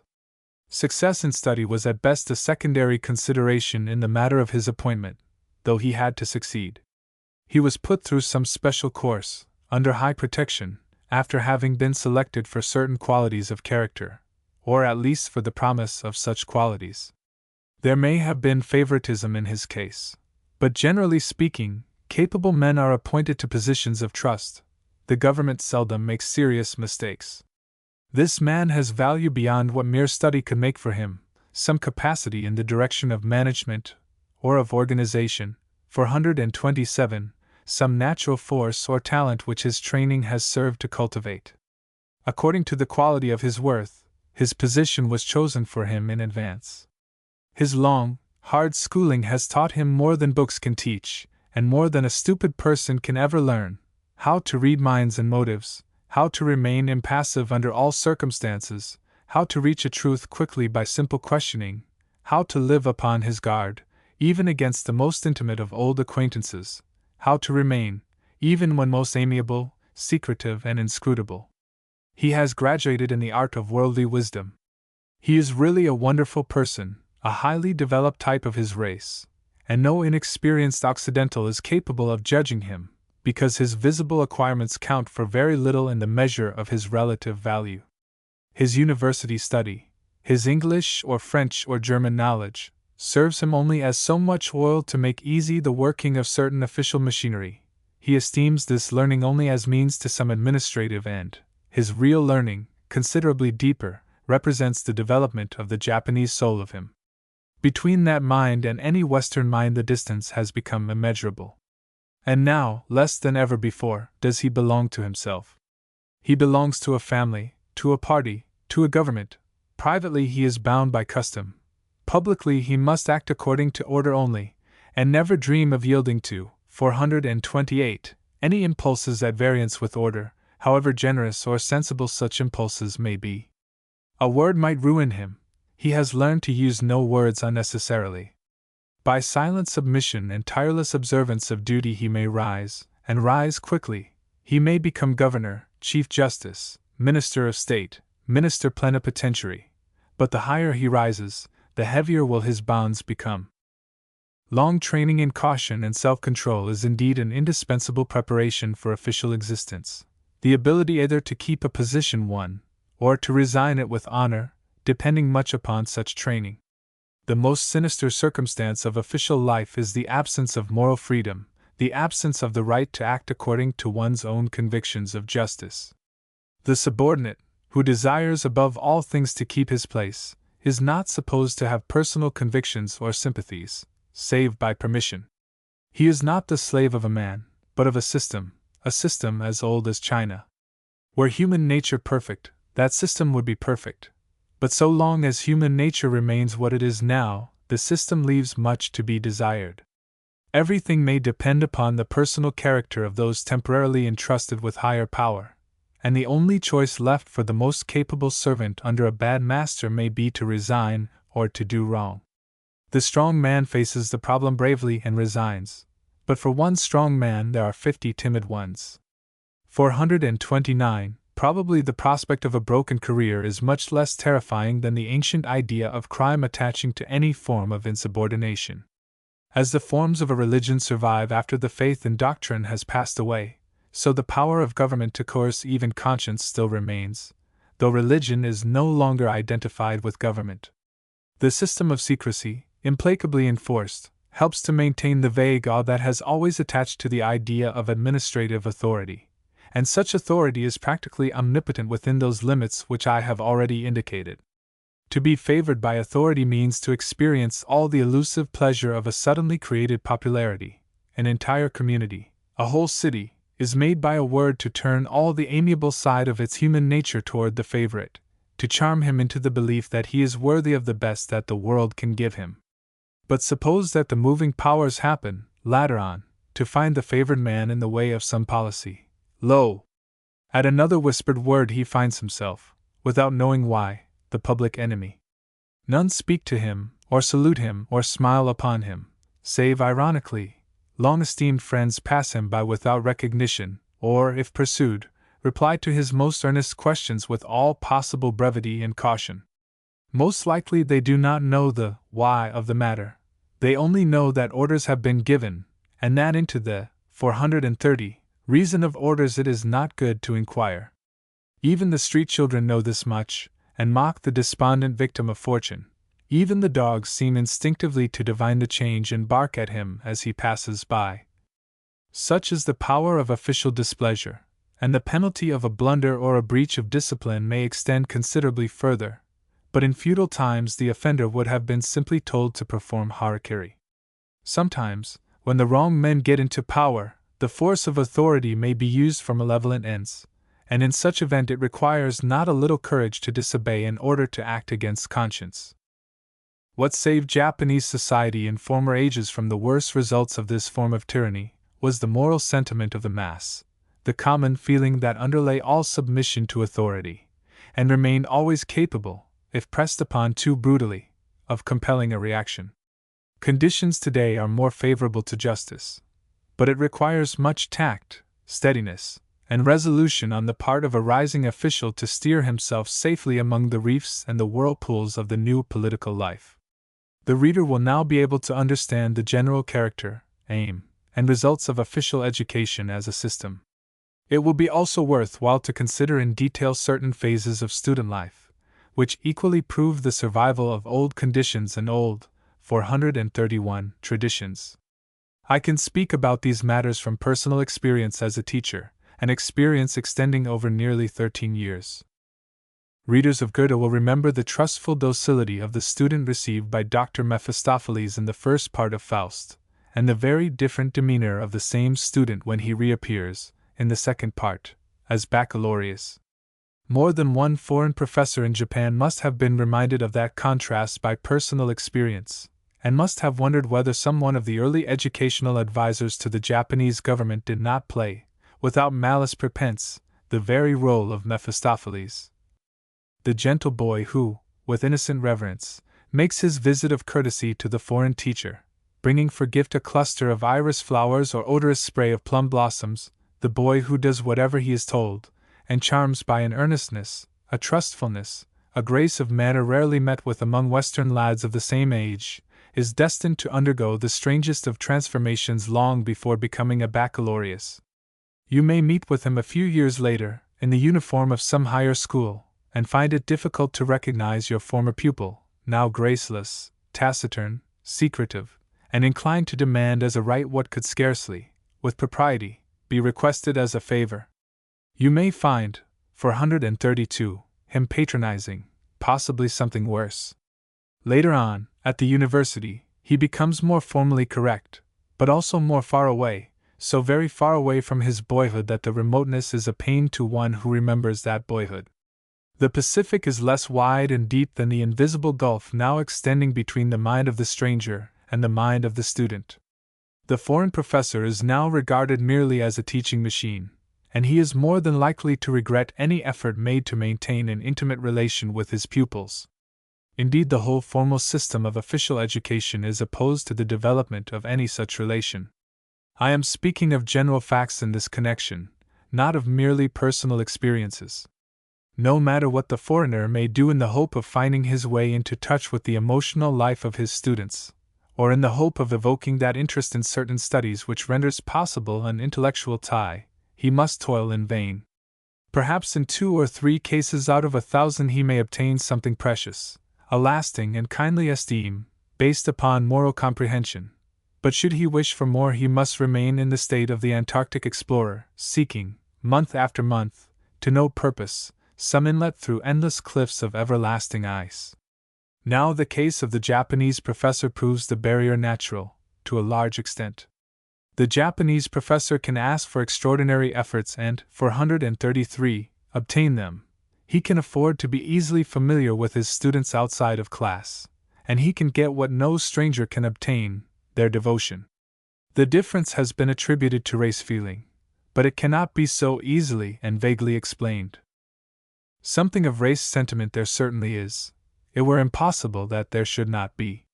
No inexperienced foreigner can converse for 1/2 hour with any Japanese, at least with any Japanese who has not sojourned abroad, and avoid saying something that jars upon Japanese good taste or sentiment, and few, perhaps none, among untraveled Japanese can maintain a brief conversation in any European tongue without making some startling impression upon the foreign listener. Sympathetic understanding, between minds so differently constructed, is next to impossible. But the foreign professor who looks for the impossible, who expects from Japanese students the same quality of intelligent comprehension that he might reasonably expect from Western students, is naturally disturbed. Why must there always remain the width of a world between us? Is a question often asked and rarely answered. Some of the reasons should by this time be obvious to my reader, but one among them, and the most curious, will not. Before stating it, I must observe that while the relation between foreign 434 instructor and the Japanese student is artificial, that between the Japanese teacher and the student is traditionally one of sacrifice and obligation. The inertia encountered by the stranger, the indifference which chills him at all times, are due in great part to the misapprehension arising from totally opposite conceptions of duty. Old sentiment lingers long after old forms have passed away, and how much of feudal Japan survives in modern Japan, no stranger can readily divine. Probably the bulk of existing sentiment is hereditary sentiment. The ancient ideals have not yet been replaced by fresh ones. In feudal times, the teacher taught without salary. He was expected to devote all his time, thought, and strength to his profession. High honor was attached to that profession, and the matter of remuneration was not discussed, the instructor trusting wholly to the gratitude of parents and pupils. Public sentiment bound them to him with a bond that could not be broken. Therefore, a general, upon the eve of an assault, would take care that his former teachers should have an opportunity to escape from the place beleaguered. The tie between teacher and pupil was in force second only to the tie between parent and child. The teacher sacrificed everything for his pupil. The pupil was ready at all times to die for his teacher. Now, indeed, the hard and selfish aspects of Japanese character are coming to the surface.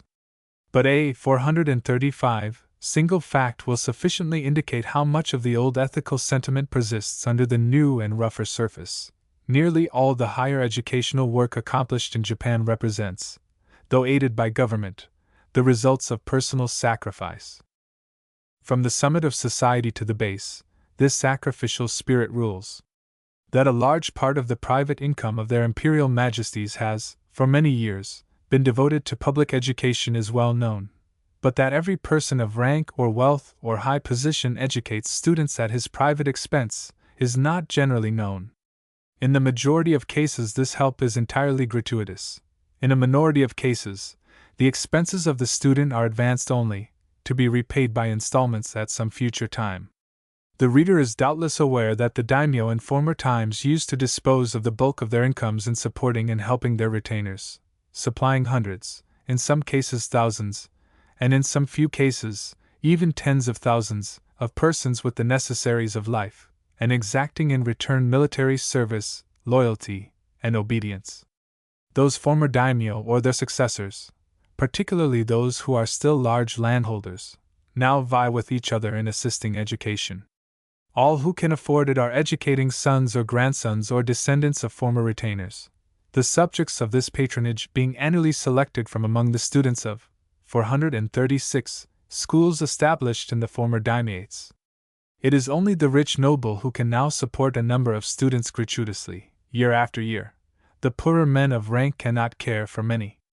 But all, or very nearly all, maintain some, and this even in cases where the patron's income is so small that the expense could not be borne unless the student were pledged to repay it after graduation. In some instances, half of the cost is borne by the patron, the student being required to repay the rest. Now these aristocratic examples are extensively followed through other grades of society. Merchants, bankers, and manufacturers, all rich men of the commercial and industrial classes, are educating students. Military officers, civil service officials, physicians, lawyers, men of every profession, in short, are doing the same thing. Persons whose incomes are too small to permit of much generosity are able to help students by employing them as doorkeepers, messengers, tutors, giving them board and lodging, and a little pocket money at times, in return for light services. In Tokyo, and in most of the large cities, almost every large house is guarded by students who are being thus assisted. As for what the teachers do, that requires special mention. The majority of teachers in the public schools do not receive salaries enabling them to help students with money, but all teachers earning more than the 437 bare necessary give aid of some sort. Among the instructors and professors of the higher educational establishments, the helping of students seems to be thought of as a matter of course, so much a matter of course that we might suspect a new tyranny of custom, especially in view of the smallness of official salaries. But no tyranny of custom would explain the pleasure of sacrifice and the strange persistence of feudal idealism which are revealed by some extraordinary facts. For example, a certain university professor is known to have supported and educated a large number of students by dividing among them, during many years, nearly the whole of his salary. He lodged, clothed, boarded, and educated them, bought their books, and paid their fees, reserving for himself only the cost of his living, and reducing even that cost by living upon hot sweet potatoes. Fancy a foreign professor in Japan putting himself upon a diet of bread and water for the purpose of educating gratuitously a number of poor young men. I know of 2 other cases nearly as remarkable. The helper, in one instance, being an old man of more than 70, who still devotes all his means, time, and knowledge to his ancient ideal of duty. How much obscure sacrifice of this kind has been performed by those least able to afford it never will be known. Indeed, the publication of the facts would only give pain. I am guilty of some indiscretion in mentioning, 418, even the cases brought to my attention, though human nature is honored by the mention. Now it should be evident that while Japanese students are accustomed to witness self-denial of this sort on the part of native professors, they cannot be much impressed by any manifestation of interest or sympathy on the part of the foreign professor, who, though receiving a higher salary than his Japanese colleagues, has no reason and small inclination to imitate their example. Surely this heroic fact of education sustained by personal sacrifices, in the face of unimaginable difficulties, is enough to redeem much humbug and wrong. In spite of the corruption which has been of late years rife in educational circles, in spite of official scandals, intrigues, and shams, all needed reforms can be hoped for while the spirit of generous self-denial continues to rule the world of teachers and students. I can venture also the opinion that most of the official scandals and failures have resulted from the interference of politics with modern education, or from attempting to imitate foreign conventional methods totally at variance with national moral experience. Where Japan has remained true to her old moral ideals, she has done nobly and well. Where she has needlessly departed from them, sorrow and trouble have been the natural consequences. There are yet other facts in modern education, 439, suggesting even more forcibly how much of the old life remains hidden under the new conditions, and how rigidly race character has become fixed in the higher types of mind. I refer chiefly to the results of Japanese education abroad, a higher special training in German, English, French, or American universities.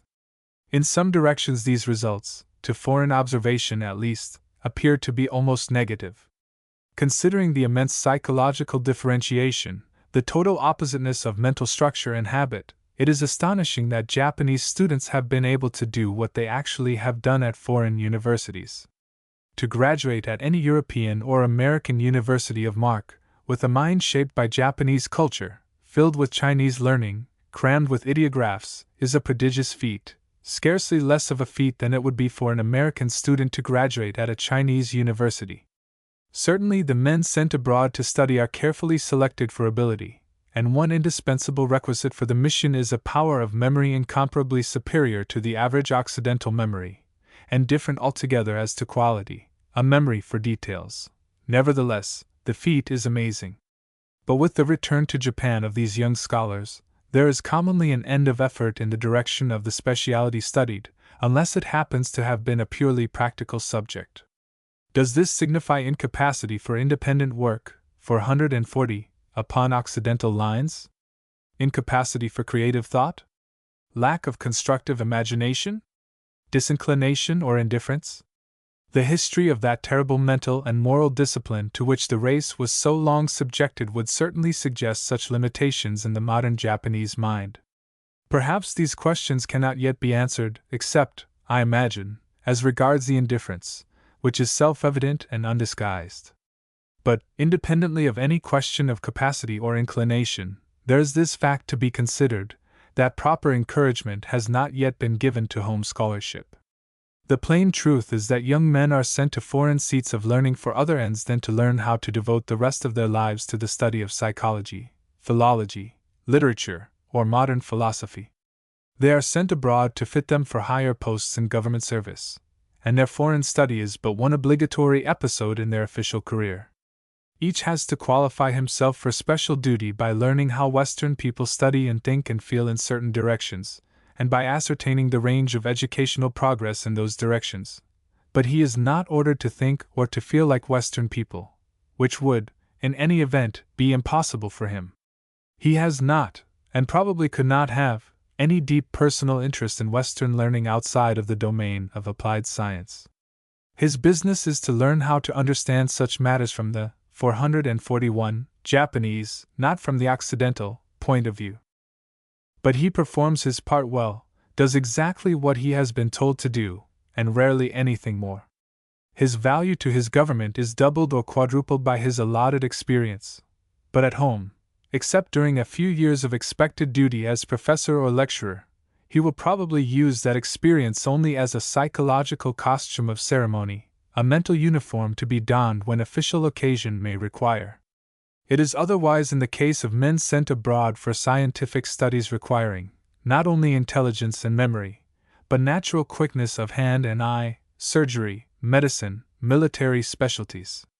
I doubt whether the average efficiency of Japanese surgeons can be surpassed. The study of war, I need hardly say, is one for which the national mind and character have inherited aptitude.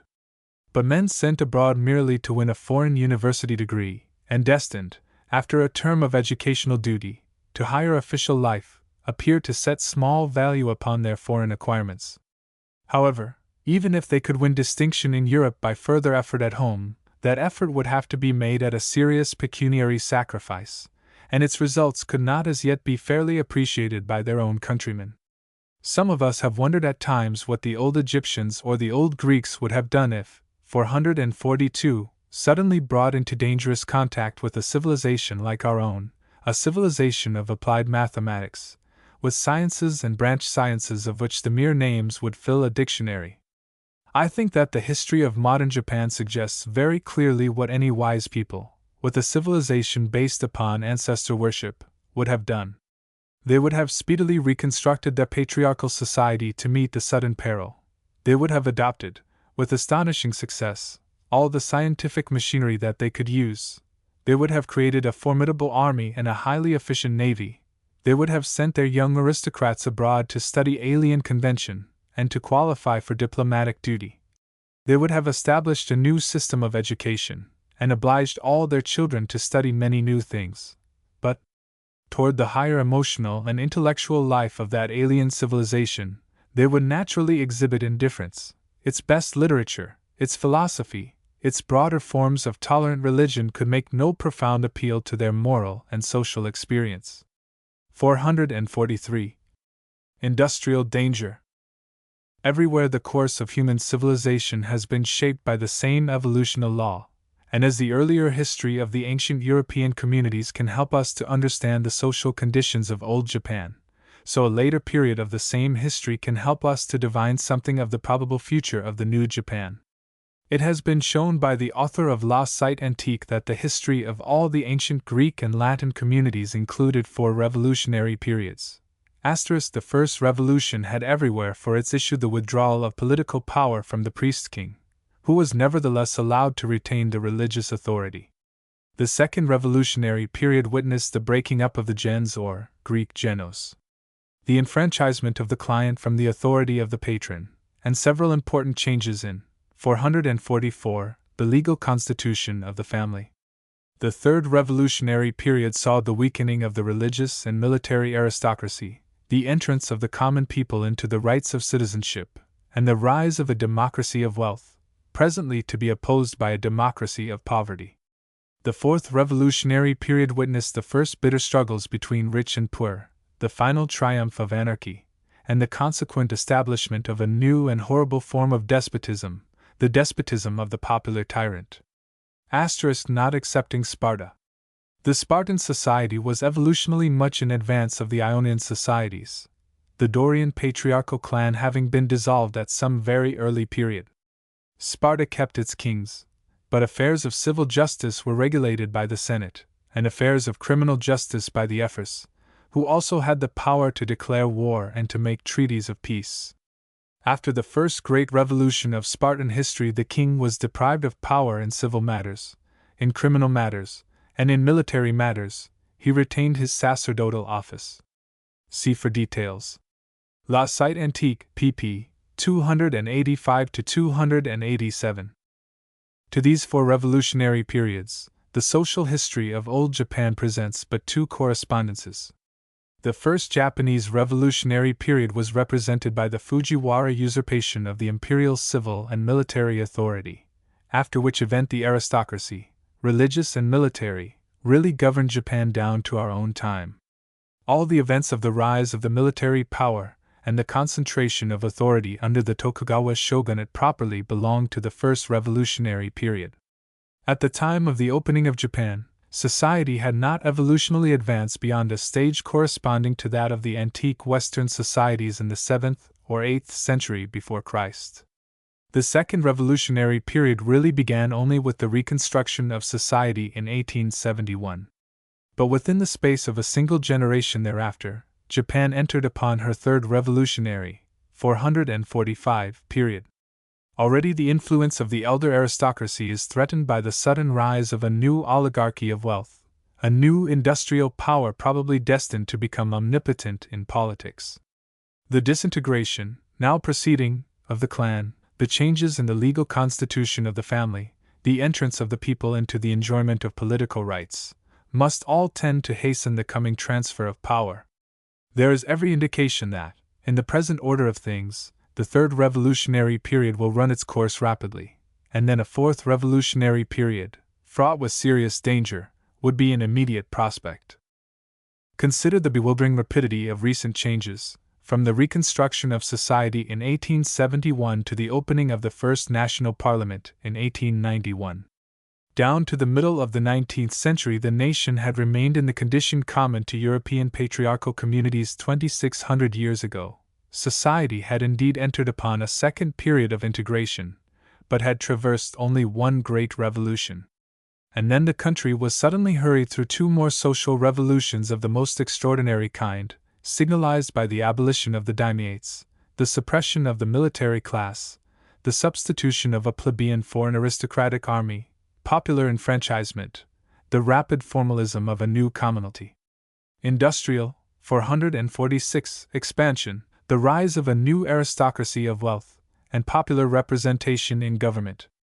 Old Japan had never developed a wealthy and powerful middle class. She had not even approached that stage of industrial development which, in the ancient European societies, naturally brought about the first political struggles between rich and poor. Her social organization made industrial oppression impossible. The commercial classes were kept at the bottom of society, under the feet even of those who, in more highly evolved communities, are most at the mercy of money power.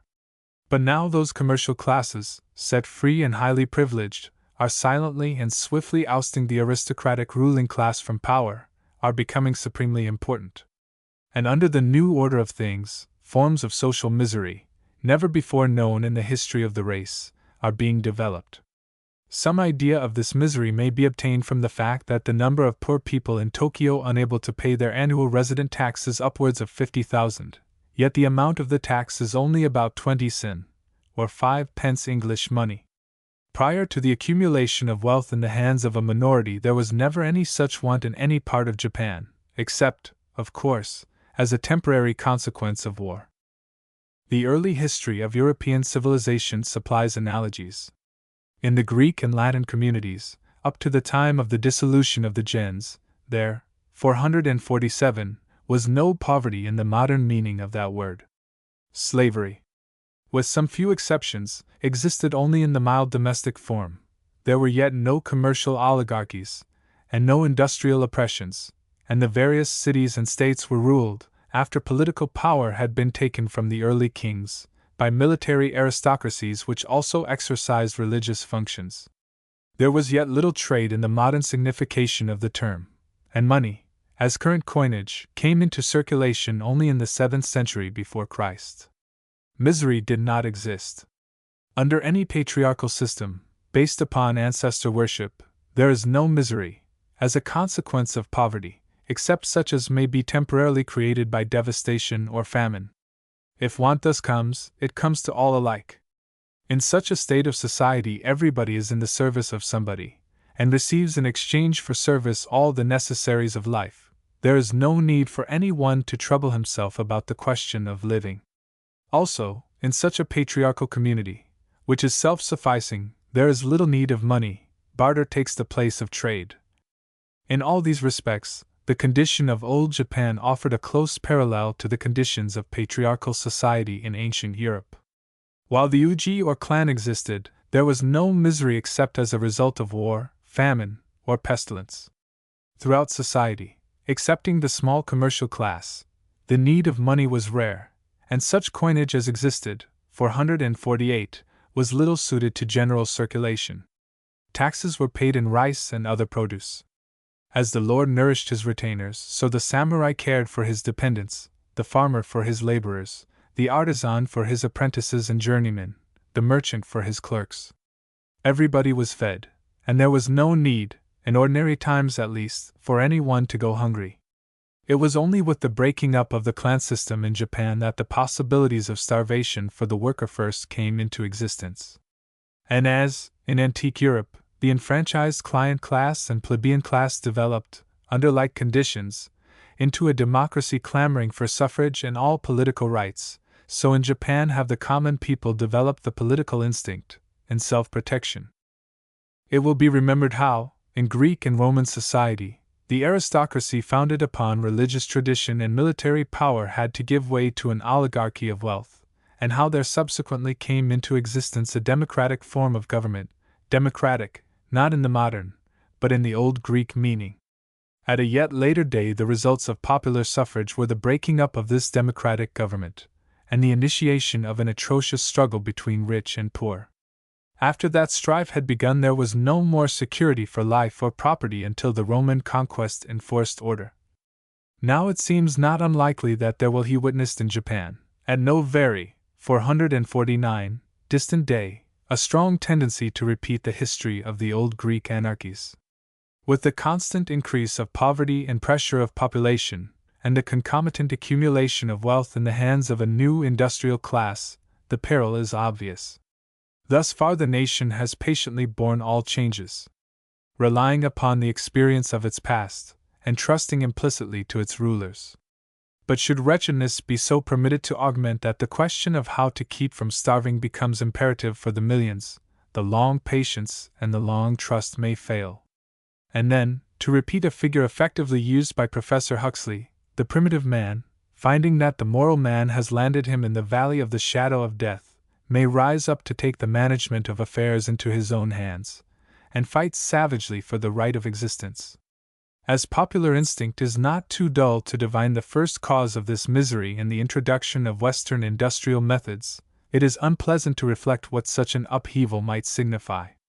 But nothing of moment has yet been done to ameliorate the condition of the wretched class of operatives, now estimated to exceed 500,000.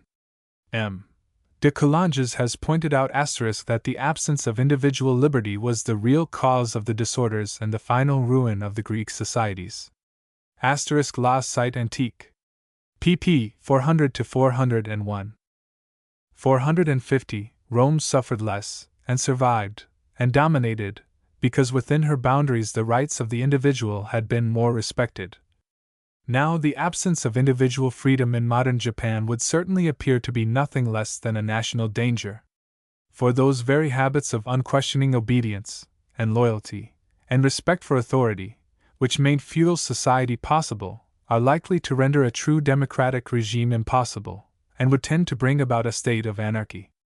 Only races long accustomed to personal liberty, liberty to think about matters of ethics apart from matters of government, liberty to consider questions of right and wrong, justice and injustice, independently of political authority, are able to face without risk the peril now menacing Japan. For should social disintegration take in Japan the same course which it followed in the old European societies, unchecked by any precautionary legislation, and so bring about another social revolution, the consequence could scarcely be less than utter ruin. In the antique world of Europe, the total disintegration of the patriarchal system occupied centuries.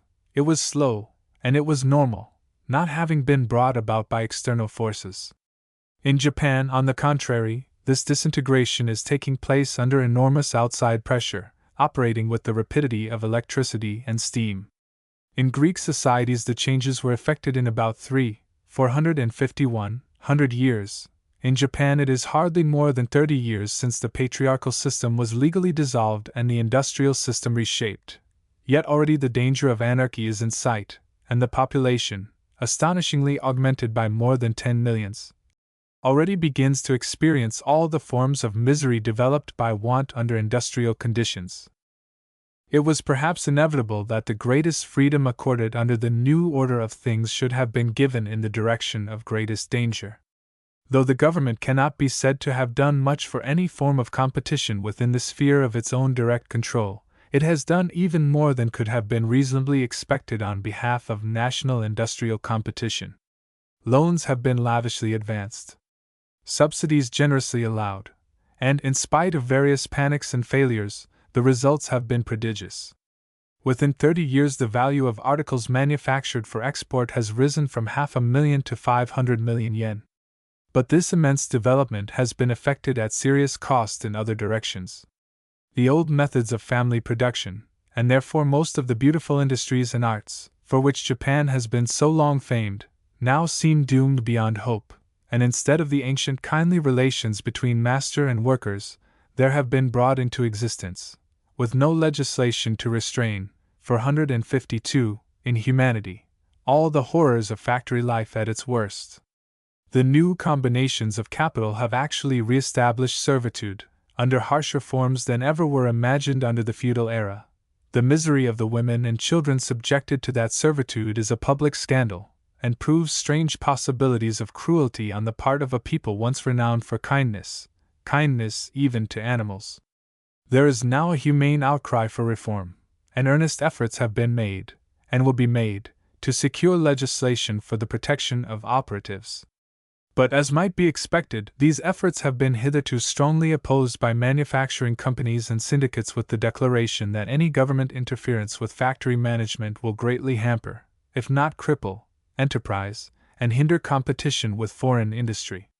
Less than 20 years ago, the very same arguments were used in England to oppose the efforts then being made to improve the condition of the industrial classes, and that opposition was challenged by Professor Huxley in a noble address, which every Japanese legislator would do well to read today.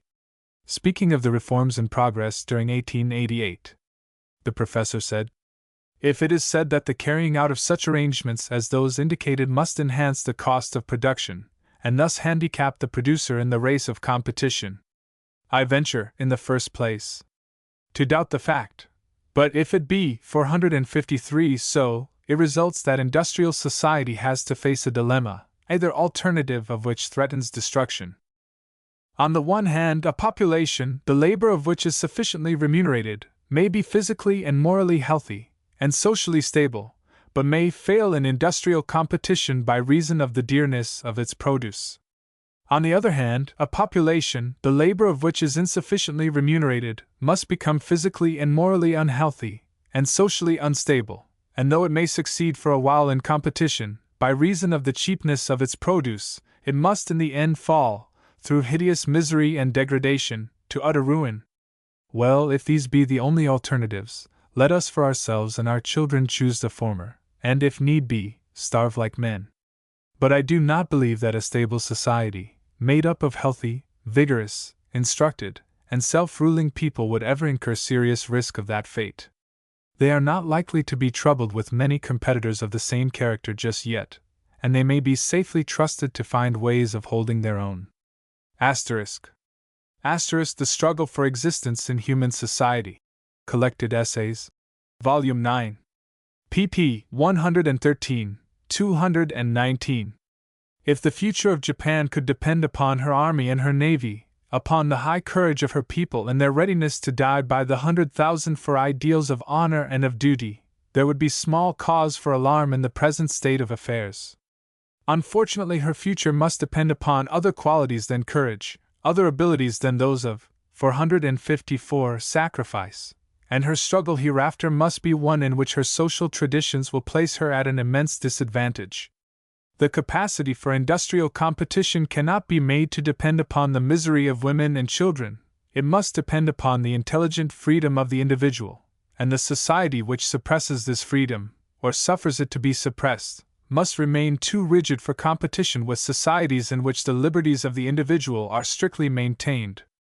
While Japan continues to think and to act by groups, even by groups of industrial companies, so long she must always continue incapable of her best.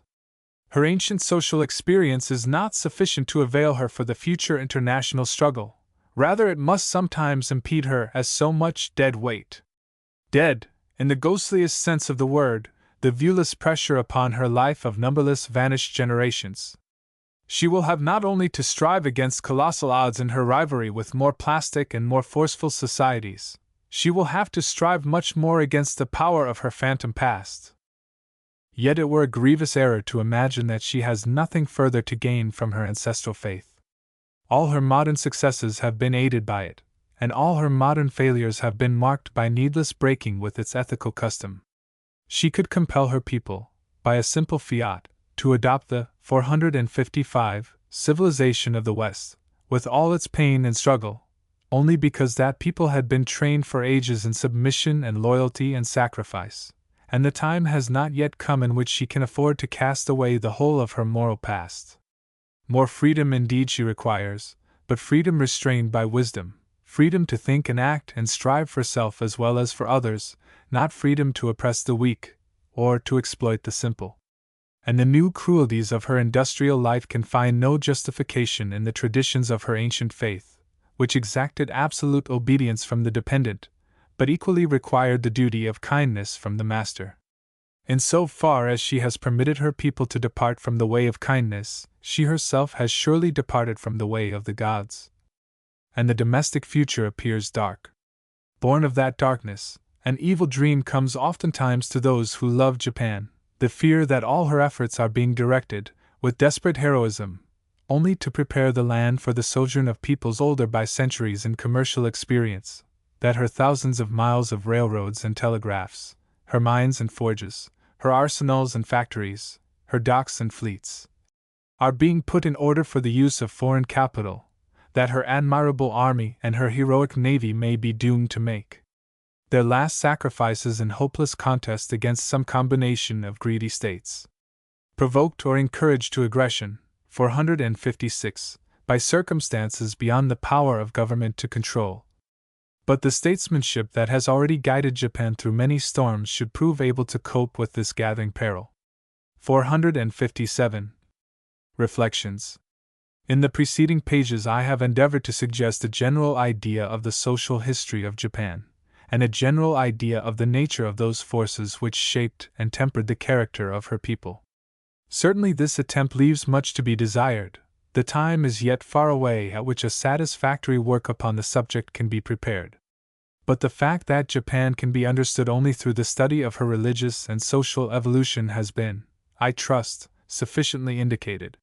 She affords us the amazing spectacle of an Eastern society maintaining all the outward forms of Western civilization, using, with unquestionable efficiency, the applied science of the Occident, accomplishing, by prodigious effort, the work of centuries within the time of 3 decades, yet sociologically remaining at a stage corresponding to that which, in ancient Europe, preceded the Christian era by hundreds of years.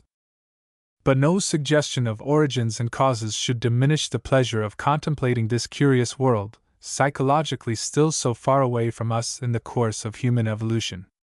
The wonder and 458. The beauty of what remains of the old Japan cannot be lessened by any knowledge of the conditions that produced them.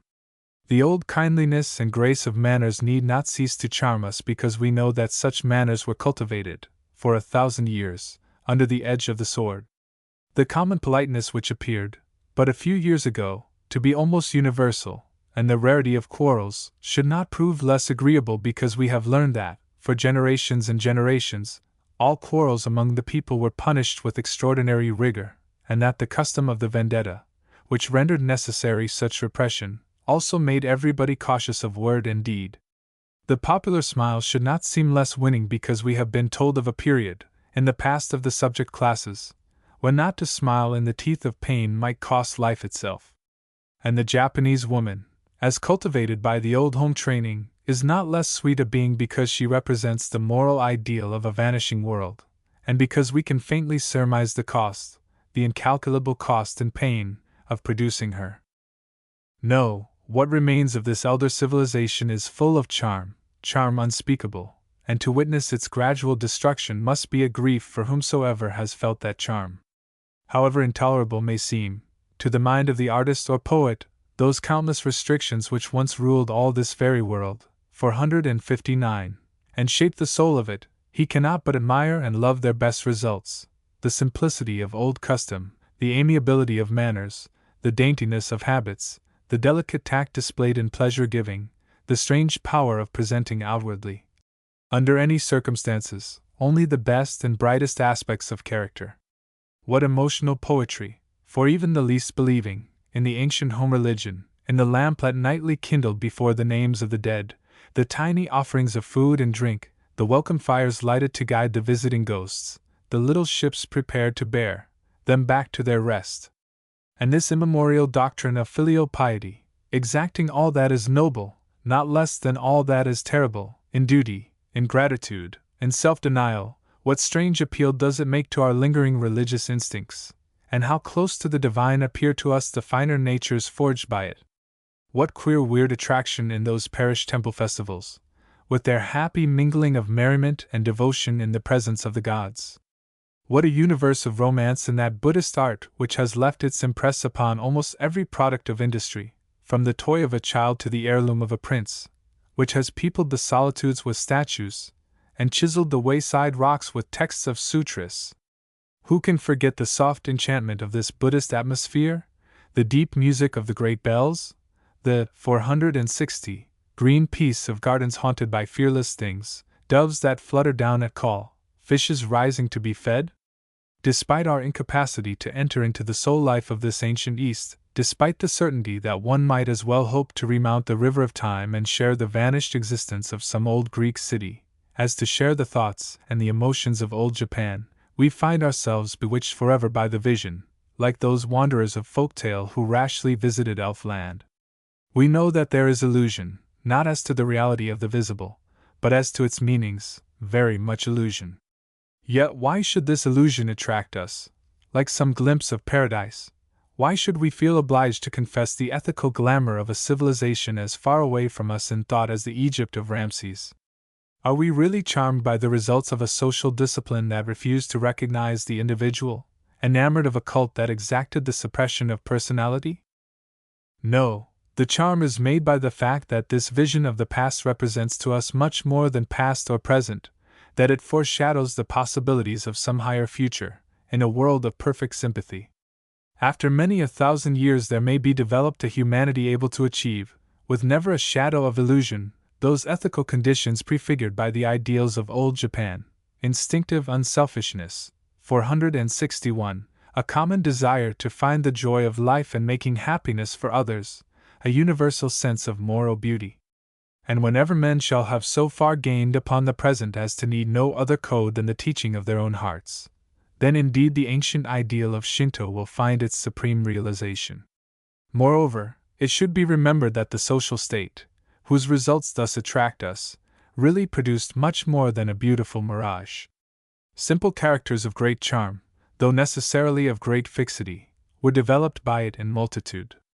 Old Japan came nearer to the achievement of the highest moral ideal than our far more evolved societies can hope to do for many 100 years. And but for those 10 centuries of war which followed upon the rise of the military power, the ethical end to which all social discipline tended might have been much more closely approached. Yet if the better side of this human nature had been further developed at the cost of darker and sterner qualities, the consequence might have proved unfortunate for the nation. No people so ruled by altruism as to lose its capacities for aggression and cunning could hold their own, in the present state of the world, against races hardened by the discipline of competition as well as by the discipline of war. The future Japan must rely upon the least, 462, amiable qualities of her character for success in the universal struggle, and she will need to develop them strongly.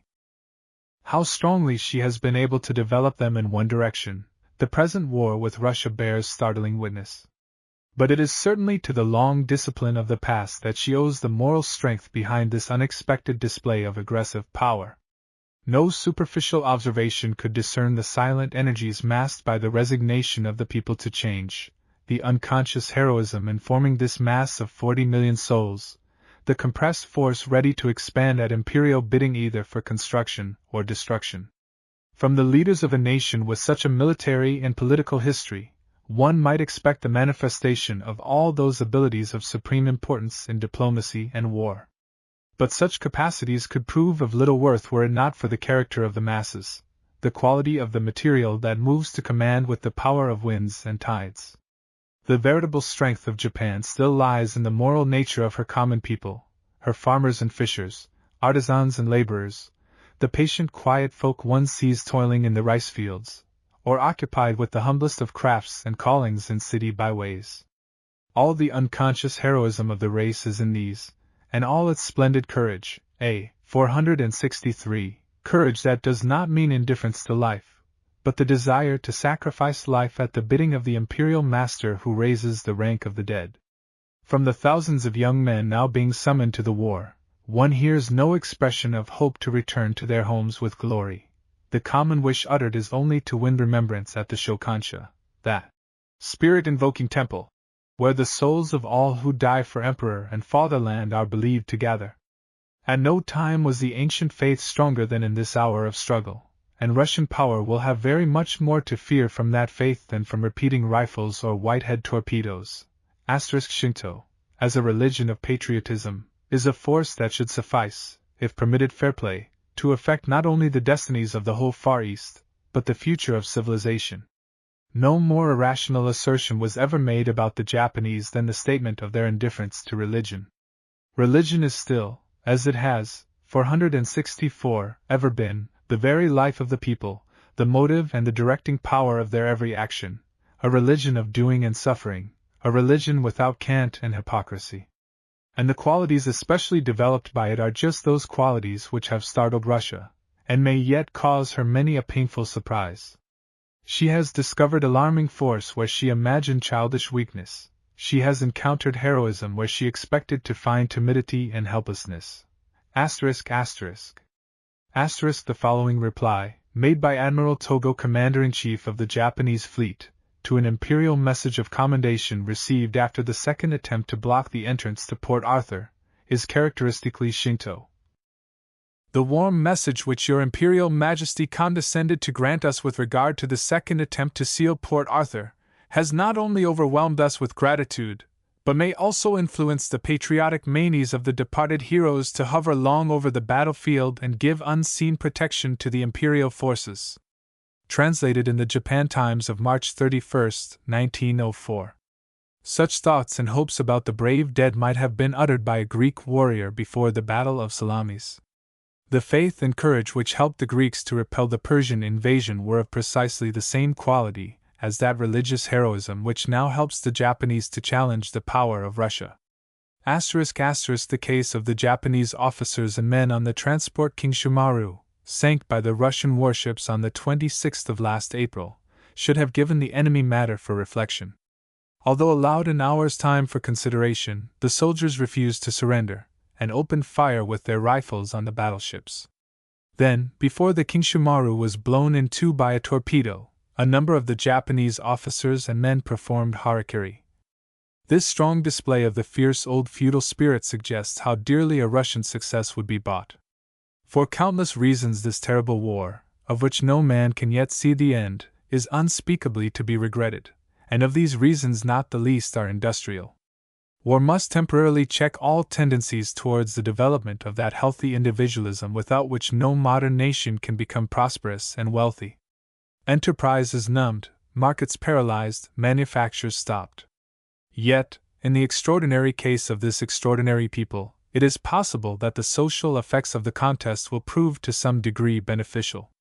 Prior to hostilities, there had been a visible tendency to, 465, the premature dissolution of institutions founded upon centuries of experience, a serious likelihood of moral disintegration. That great changes must hereafter be made, that the future well-being of the country requires them, would seem to admit of no argument. But it is necessary that such changes be effected by degrees, not with such inopportune haste as to imperil the moral constitution of the nation. A war for independence, a war that obliges the race to stake its all upon the issue, must bring about a tightening of the old social bonds, a strong quickening of the ancient sentiments of loyalty and duty, a reinforcement of conservatism. This will signify retrogression in some directions, but it will also mean invigoration in others. Before the Russian menace, the soul of Yamato revives again. Out of the contest Japan will come, if successful, morally stronger than before, and a new sense of self-confidence, a new spirit of independence, might then reveal itself in the national attitude toward foreign policy and foreign pressure. There would be, of course, the danger of overconfidence. A people able to defeat Russian power on land and sea might be tempted to believe themselves equally able to cope with foreign capital upon their own territory, and every means would certainly be tried of persuading or bullying the government, 466, into some fatal compromise on the question of the right of foreigners to hold land. Efforts in this direction have been carried on persistently and systematically for years, and these efforts seem to have received some support from a class of Japanese politicians, apparently incapable of understanding what enormous tyranny a single privileged syndicate of foreign capital would be capable of exercising in such a country.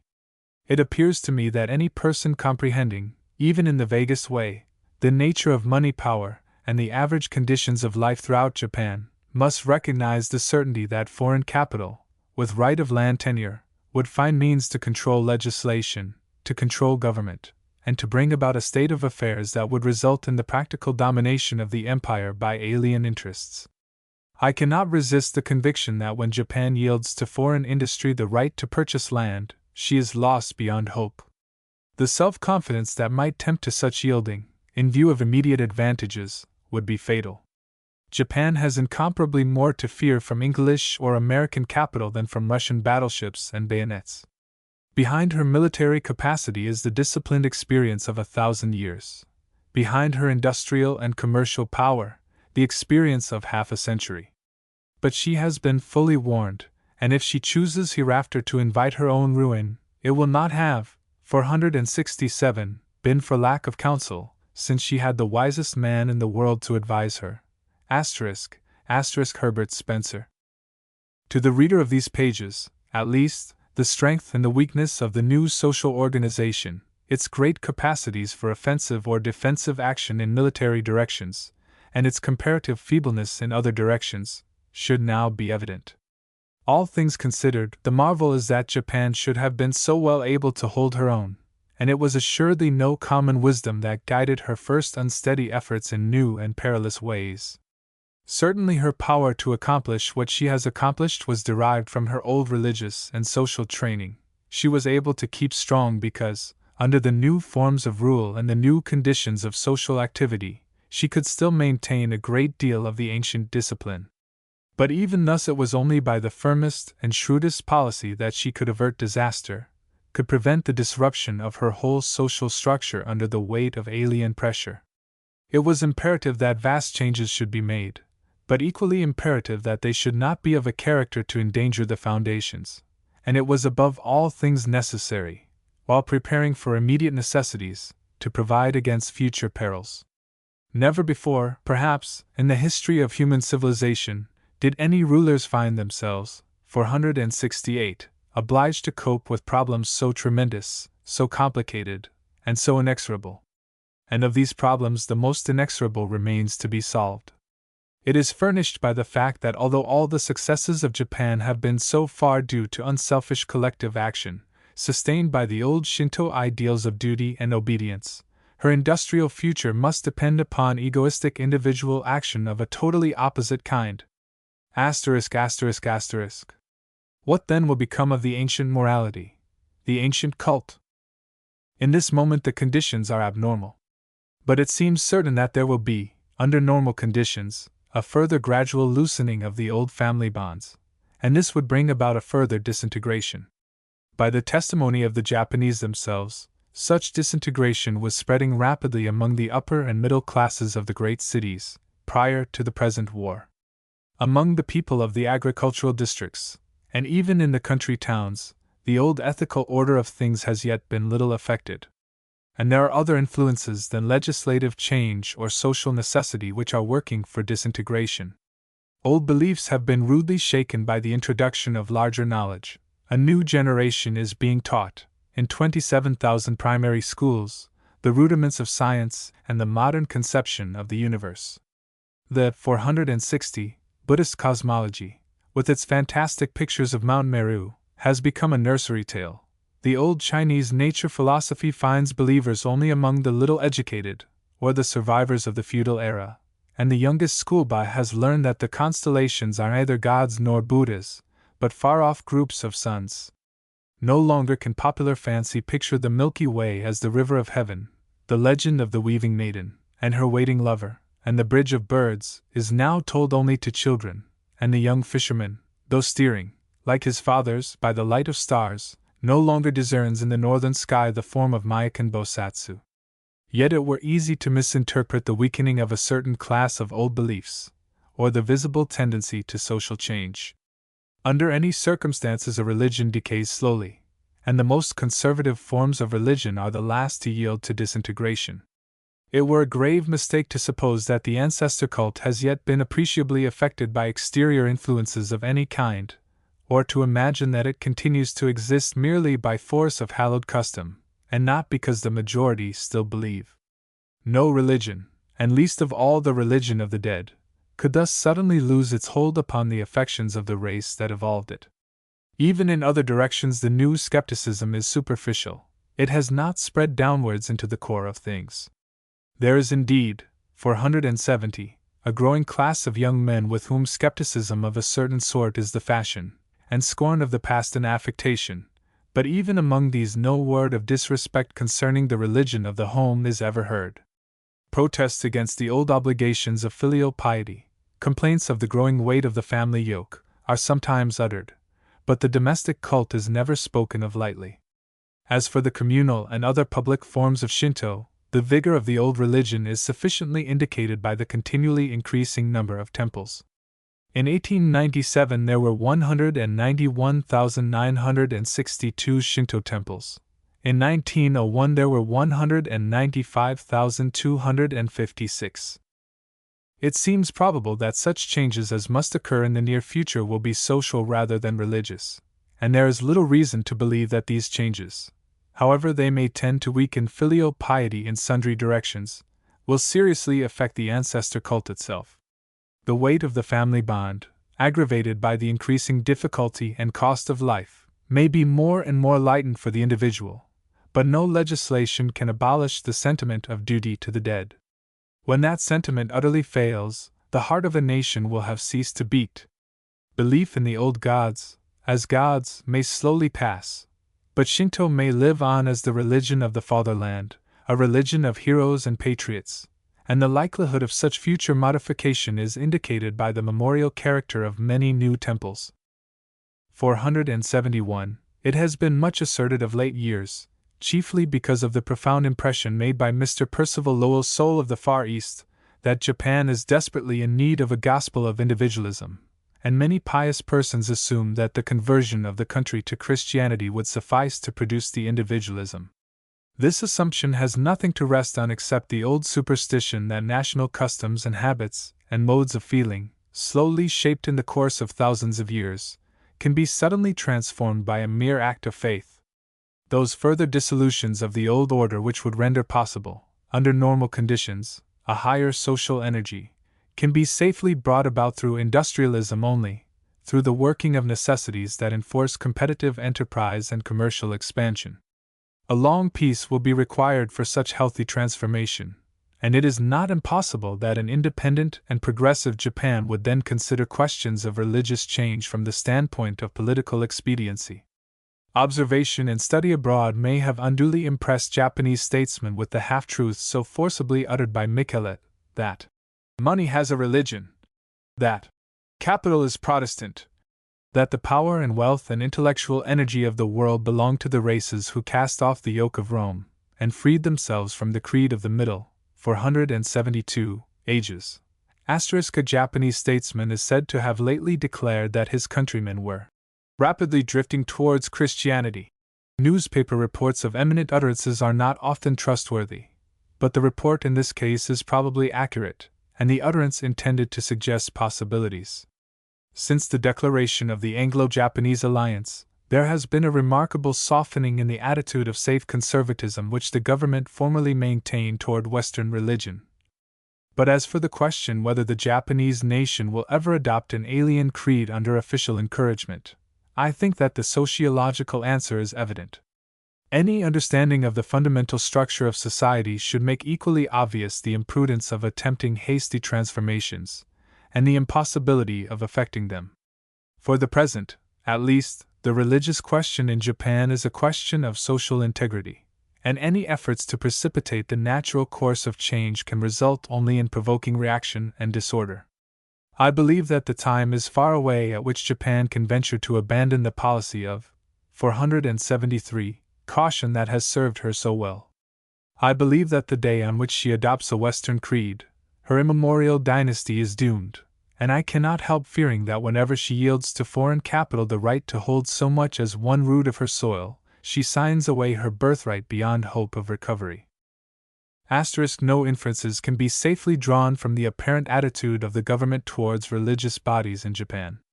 Of late years the seeming policy has been to encourage the less tolerant forms of Western religion. In curious contrast to this attitude is the non-toleration of Freemasonry. Strictly speaking, Freemasonry is not allowed in Japan, although, since the abolition of exterritoriality, the foreign lodges at the open ports have been permitted, or rather, suffered, to exist upon certain conditions. A Japanese in Europe or America is free to become a Mason, but he cannot become a Mason in Japan, where the proceedings of all societies must remain open to official surveillance. With a few general remarks upon the religion of the Far East, in its relation to Occidental aggressions, this attempt at interpretation may fitly conclude. All the societies of the Far East are founded, like that of Japan, upon ancestor worship. This ancient religion, in various forms, represents their moral experience, and it offers everywhere to the introduction of Christianity, as now intolerantly preached, obstacles of the most serious kind. Attacks upon it must seem, to those whose lives are directed by it, the greatest of outrages and the most unpardonable of crimes. A religion for which every member of a community believes it his duty to die at call is a religion for which he will fight. His patience with attacks upon it will depend upon the degree of his intelligence and the nature of his training. All the races of the Far East have not the intelligence of the Japanese, nor have they been equally well trained, under ages of military discipline, to adapt their conduct to circumstances. 474. The Chinese peasant, in especial, attacks upon his religion are intolerable. His cult remains the most precious of his possessions, and his supreme guide in all matters of social right and wrong. The East has been tolerant of all creeds which do not assault the foundations of its societies, and if Western missions had been wise enough to leave those foundations alone, to deal with the ancestor cult as Buddhism did, and to show the same spirit of tolerance in other directions, the introduction of Christianity upon a very extensive scale should have proved a matter of no difficulty. That the result would have been a Christianity differing considerably from Western Christianity is obvious, the structure of Far Eastern society not admitting of sudden transformations, but the essentials of doctrine might have been widely propagated, without exciting social antagonism, much less race hatred. Today it is probably impossible to undo what the sterile labor of intolerance has already done. The hatred of Western religion in China and adjacent countries is undoubtedly due to the needless and implacable attacks which have been made upon the ancestor cult. To demand of a Chinese or an Annamese that he cast away or destroy his ancestral tablets is not less irrational and inhuman than it would be to demand of an Englishman or a Frenchman that he destroy his mother's tombstone in proof of his devotion to Christianity. 475. Nay, it is much more inhuman, for the European attaches to the funeral monument no such idea of sacredness as that which attaches, in Eastern belief, to the simple tablet inscribed with the name of the dead parent. From old time these attacks upon the domestic faith of docile and peaceful communities have provoked massacres, and if persisted in, they will continue to provoke massacres while the people have strength left to strike. How foreign religious aggression is answered by native religious aggression, and how Christian military power avenges the foreign victims with tenfold slaughter and strong robbery, need not here be recorded. It has not been in these years only that ancestor-worshipping peoples have been slaughtered, impoverished, or subjugated in revenge for the uprisings that missionary intolerance provokes. But while Western trade and commerce directly gain by these revenges, Western public opinion will suffer no discussion of the right of provocation or the justice of retaliation. The less tolerant religious bodies call it a wickedness even to raise the question of moral right, and against the impartial observer, who dares to lift his voice in protest, fanaticism turns as ferociously as if he were proved an enemy of the human race. From the sociological point of view, the whole missionary system, irrespective of sect and creed, represents the skirmishing force of Western civilization in its general attack upon all civilizations of the 476 ancient type, the first line in the forward movement of the strongest and most highly evolved societies upon the weaker and less evolved. The conscious work of these fighters is that of preachers and teachers. Their unconscious work is that of sappers and destroyers. The subjugation of weak races has been aided by their work to a degree little imagined, and by no other conceivable means could it have been accomplished so quickly and so surely. For destruction they labor unknowingly, like a force of nature. Yet Christianity does not appreciably expand. They perish, and they really lay down their lives, with more than the courage of soldiers, not, as they hope, to assist the spread of that doctrine which the East must still of necessity refuse, but to help industrial enterprise and Occidental aggrandizement. The real and avowed object of missions is defeated by persistent indifference to sociological truths, and the martyrdoms and sacrifices are utilized by Christian nations for ends essentially opposed to the spirit of Christianity. Needless to say that the aggressions of race upon race are fully in accord with the universal law of struggle, that perpetual struggle in which only the more capable survive.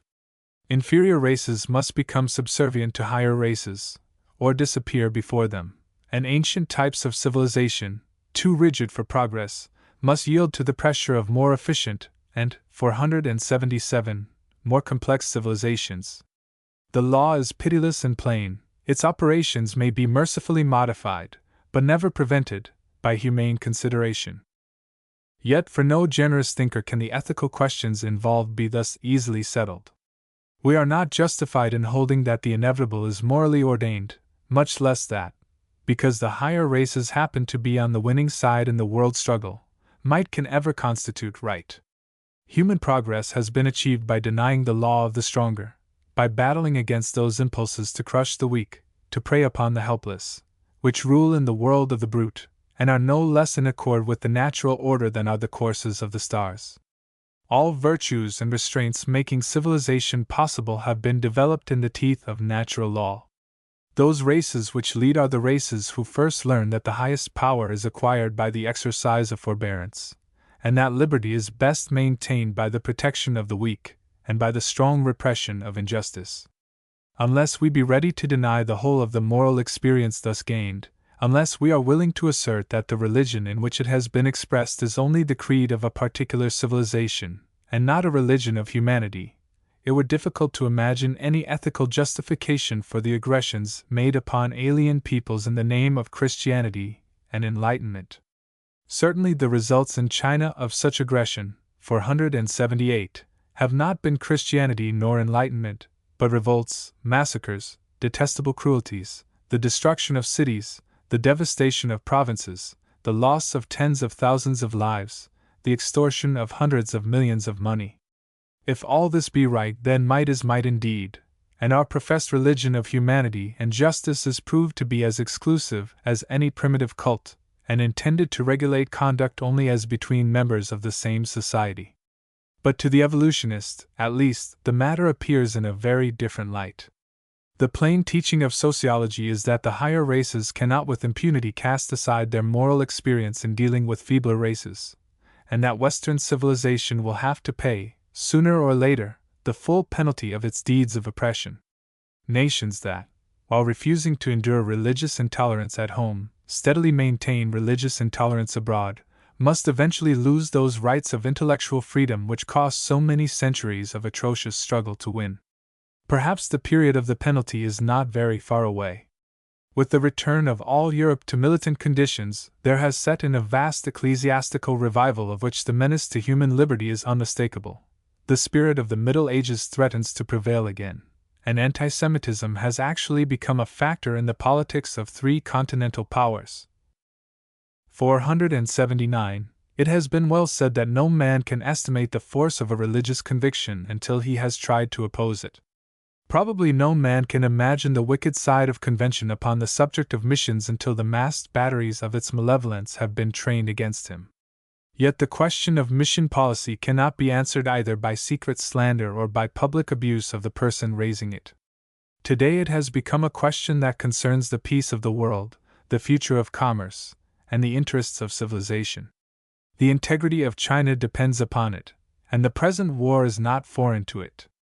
Perhaps this book, in spite of many shortcomings, will not fail to convince some thoughtful persons that the constitution of Far Eastern society presents insuperable obstacles to the propaganda of Western religion, as hitherto conducted, that these obstacles now demand, more than at any previous epoch, the most careful and humane consideration, and that the further needless maintenance of an uncompromising attitude towards them can result in nothing but evil.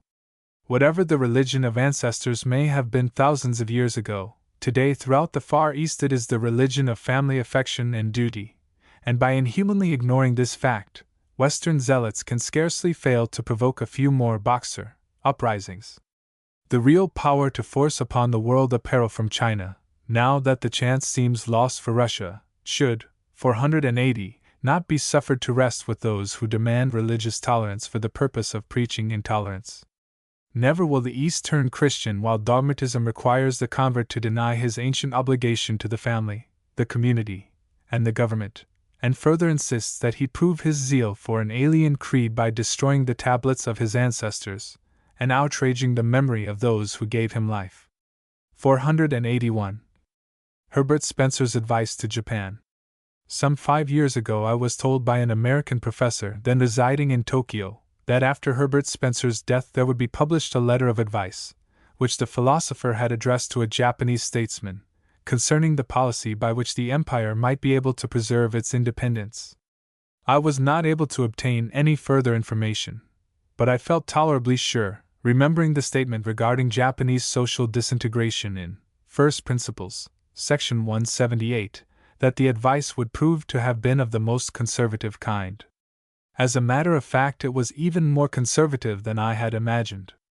Herbert Spencer died on the morning of December 8, 1903, while this book was in course of preparation, and the letter, addressed to Baron Kaneko Kentaro, under circumstances with which the public have already been made familiar, was published in the London Times of January 18, 1904.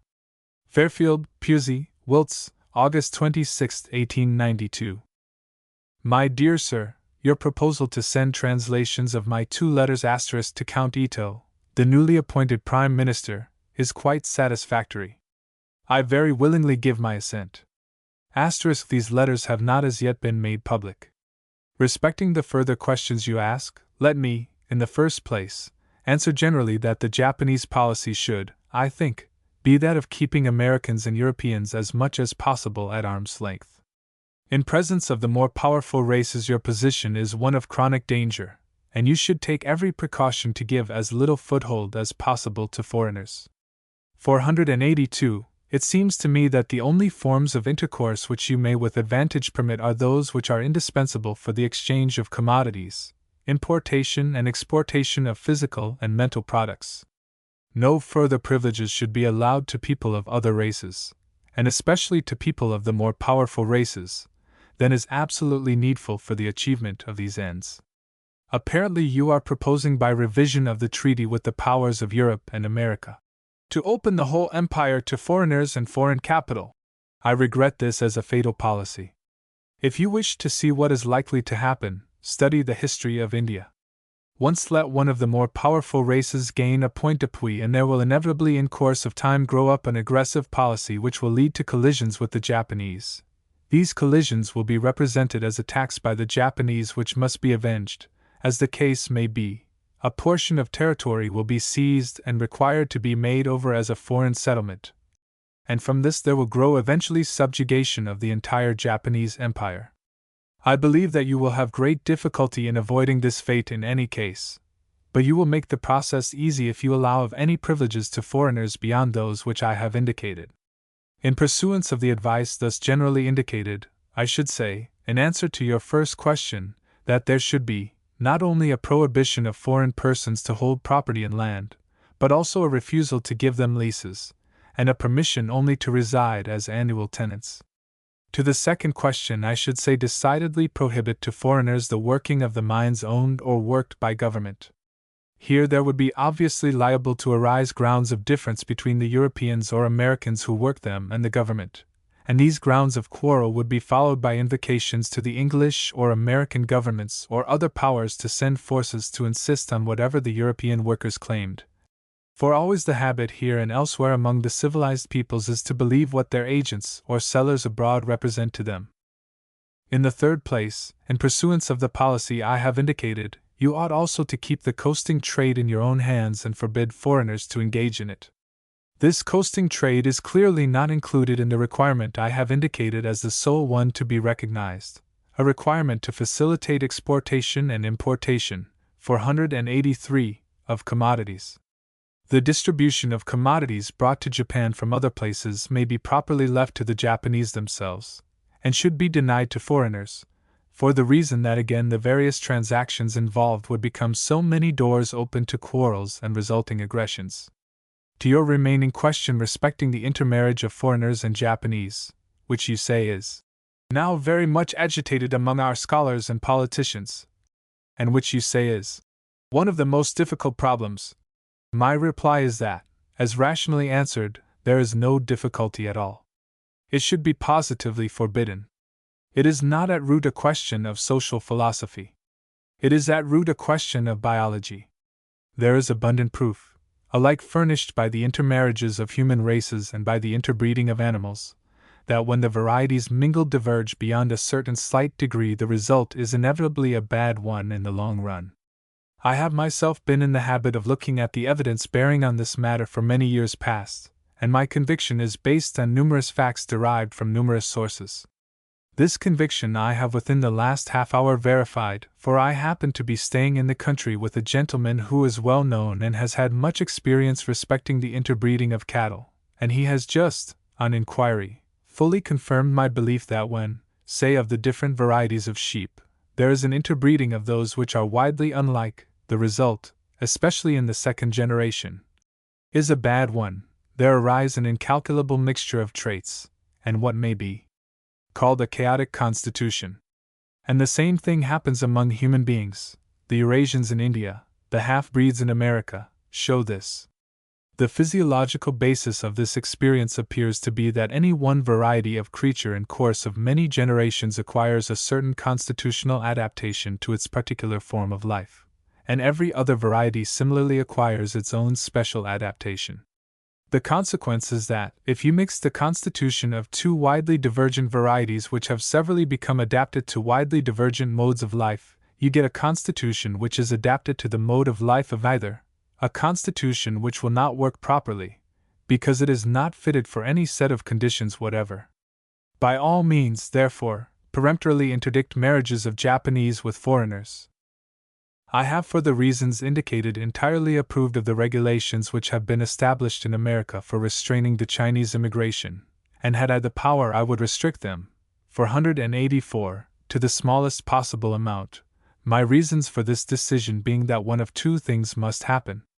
If the Chinese are allowed to settle extensively in America, they must either, if they remain unmixed, form a subject race standing in the position, if not of slaves, yet of a class approaching to slaves, or if they mix they must form a bad hybrid.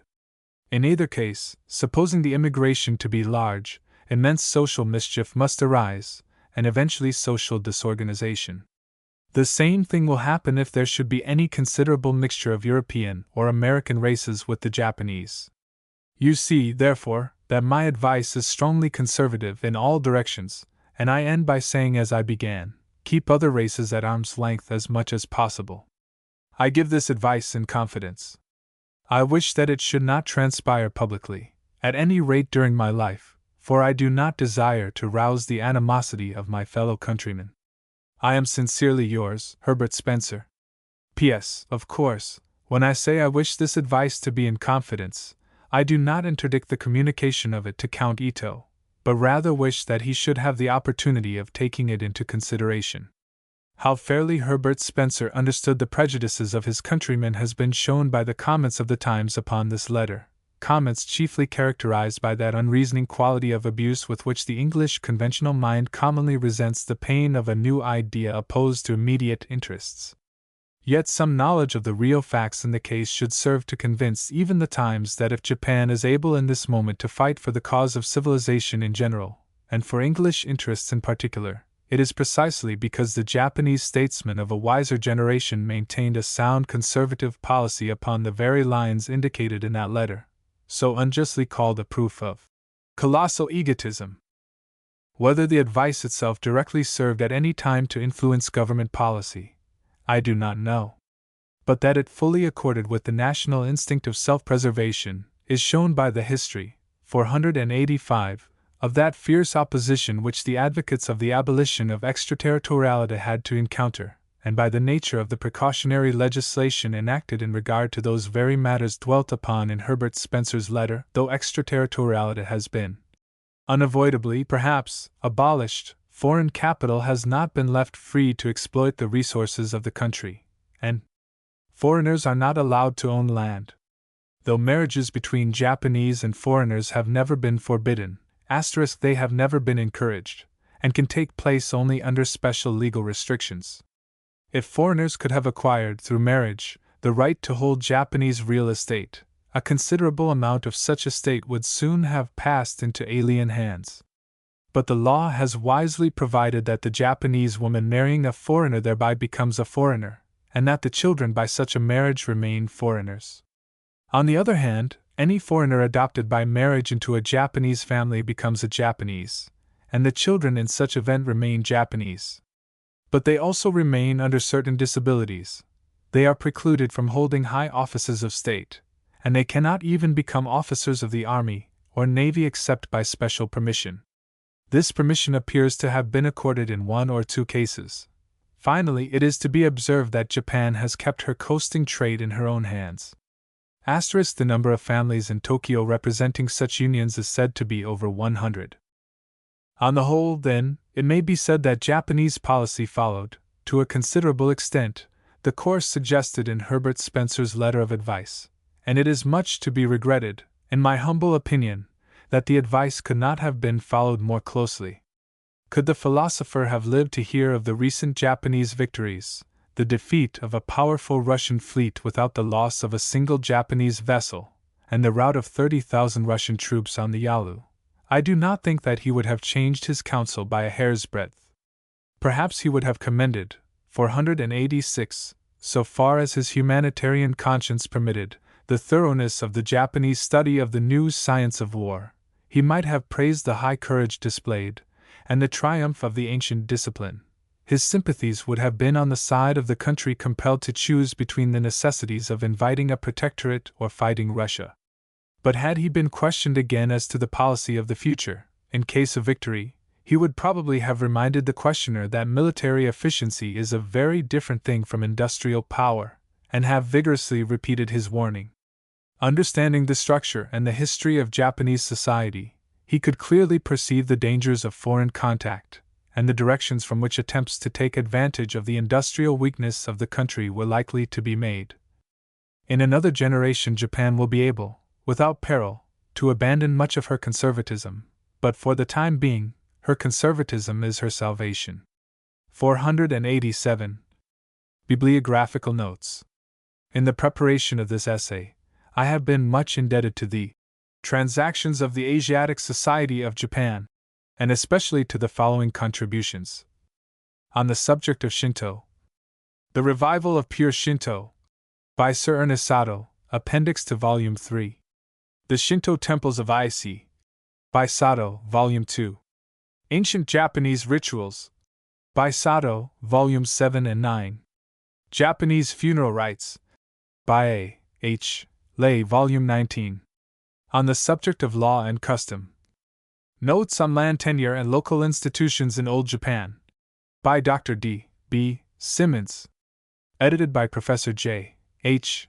Wigmore, Volume 19. Materials for the Study of Private Law in Old Japan, by Professor J. H. Wigmore, Volume 20, Supplements 1, 2, 3, 5.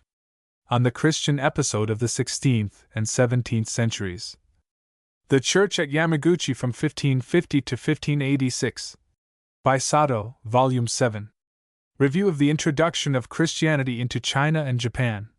By J. H. Gubbins, Volume 6. Historical Notes on Nagasaki. By W. A. Woolley, Volume 9. The Arima Rebellion. By Dr. Gertz, Volume 9. 488. On Japanese History and Sociology. Early Japanese History. By W. G. Aston, Volume 16. The Feudal System of Japan under the Tokugawa Shoguns. By J. H. Gubbins, Volume 15. The extracts quoted from The Legacy of Ieyasu have been taken from the translation made by J. F. Loader.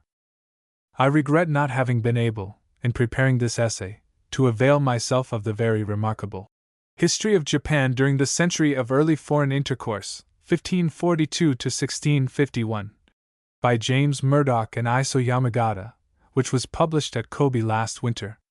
This important work contains much documentary material never before printed, and throws new light upon the religious history of the period. The authors are inclined to believe that, allowing for numerous apostasies, the total number of Christians in Japan at no time much exceeded 300,000, and the reasons given for this opinion, if not conclusive, are at least very strong.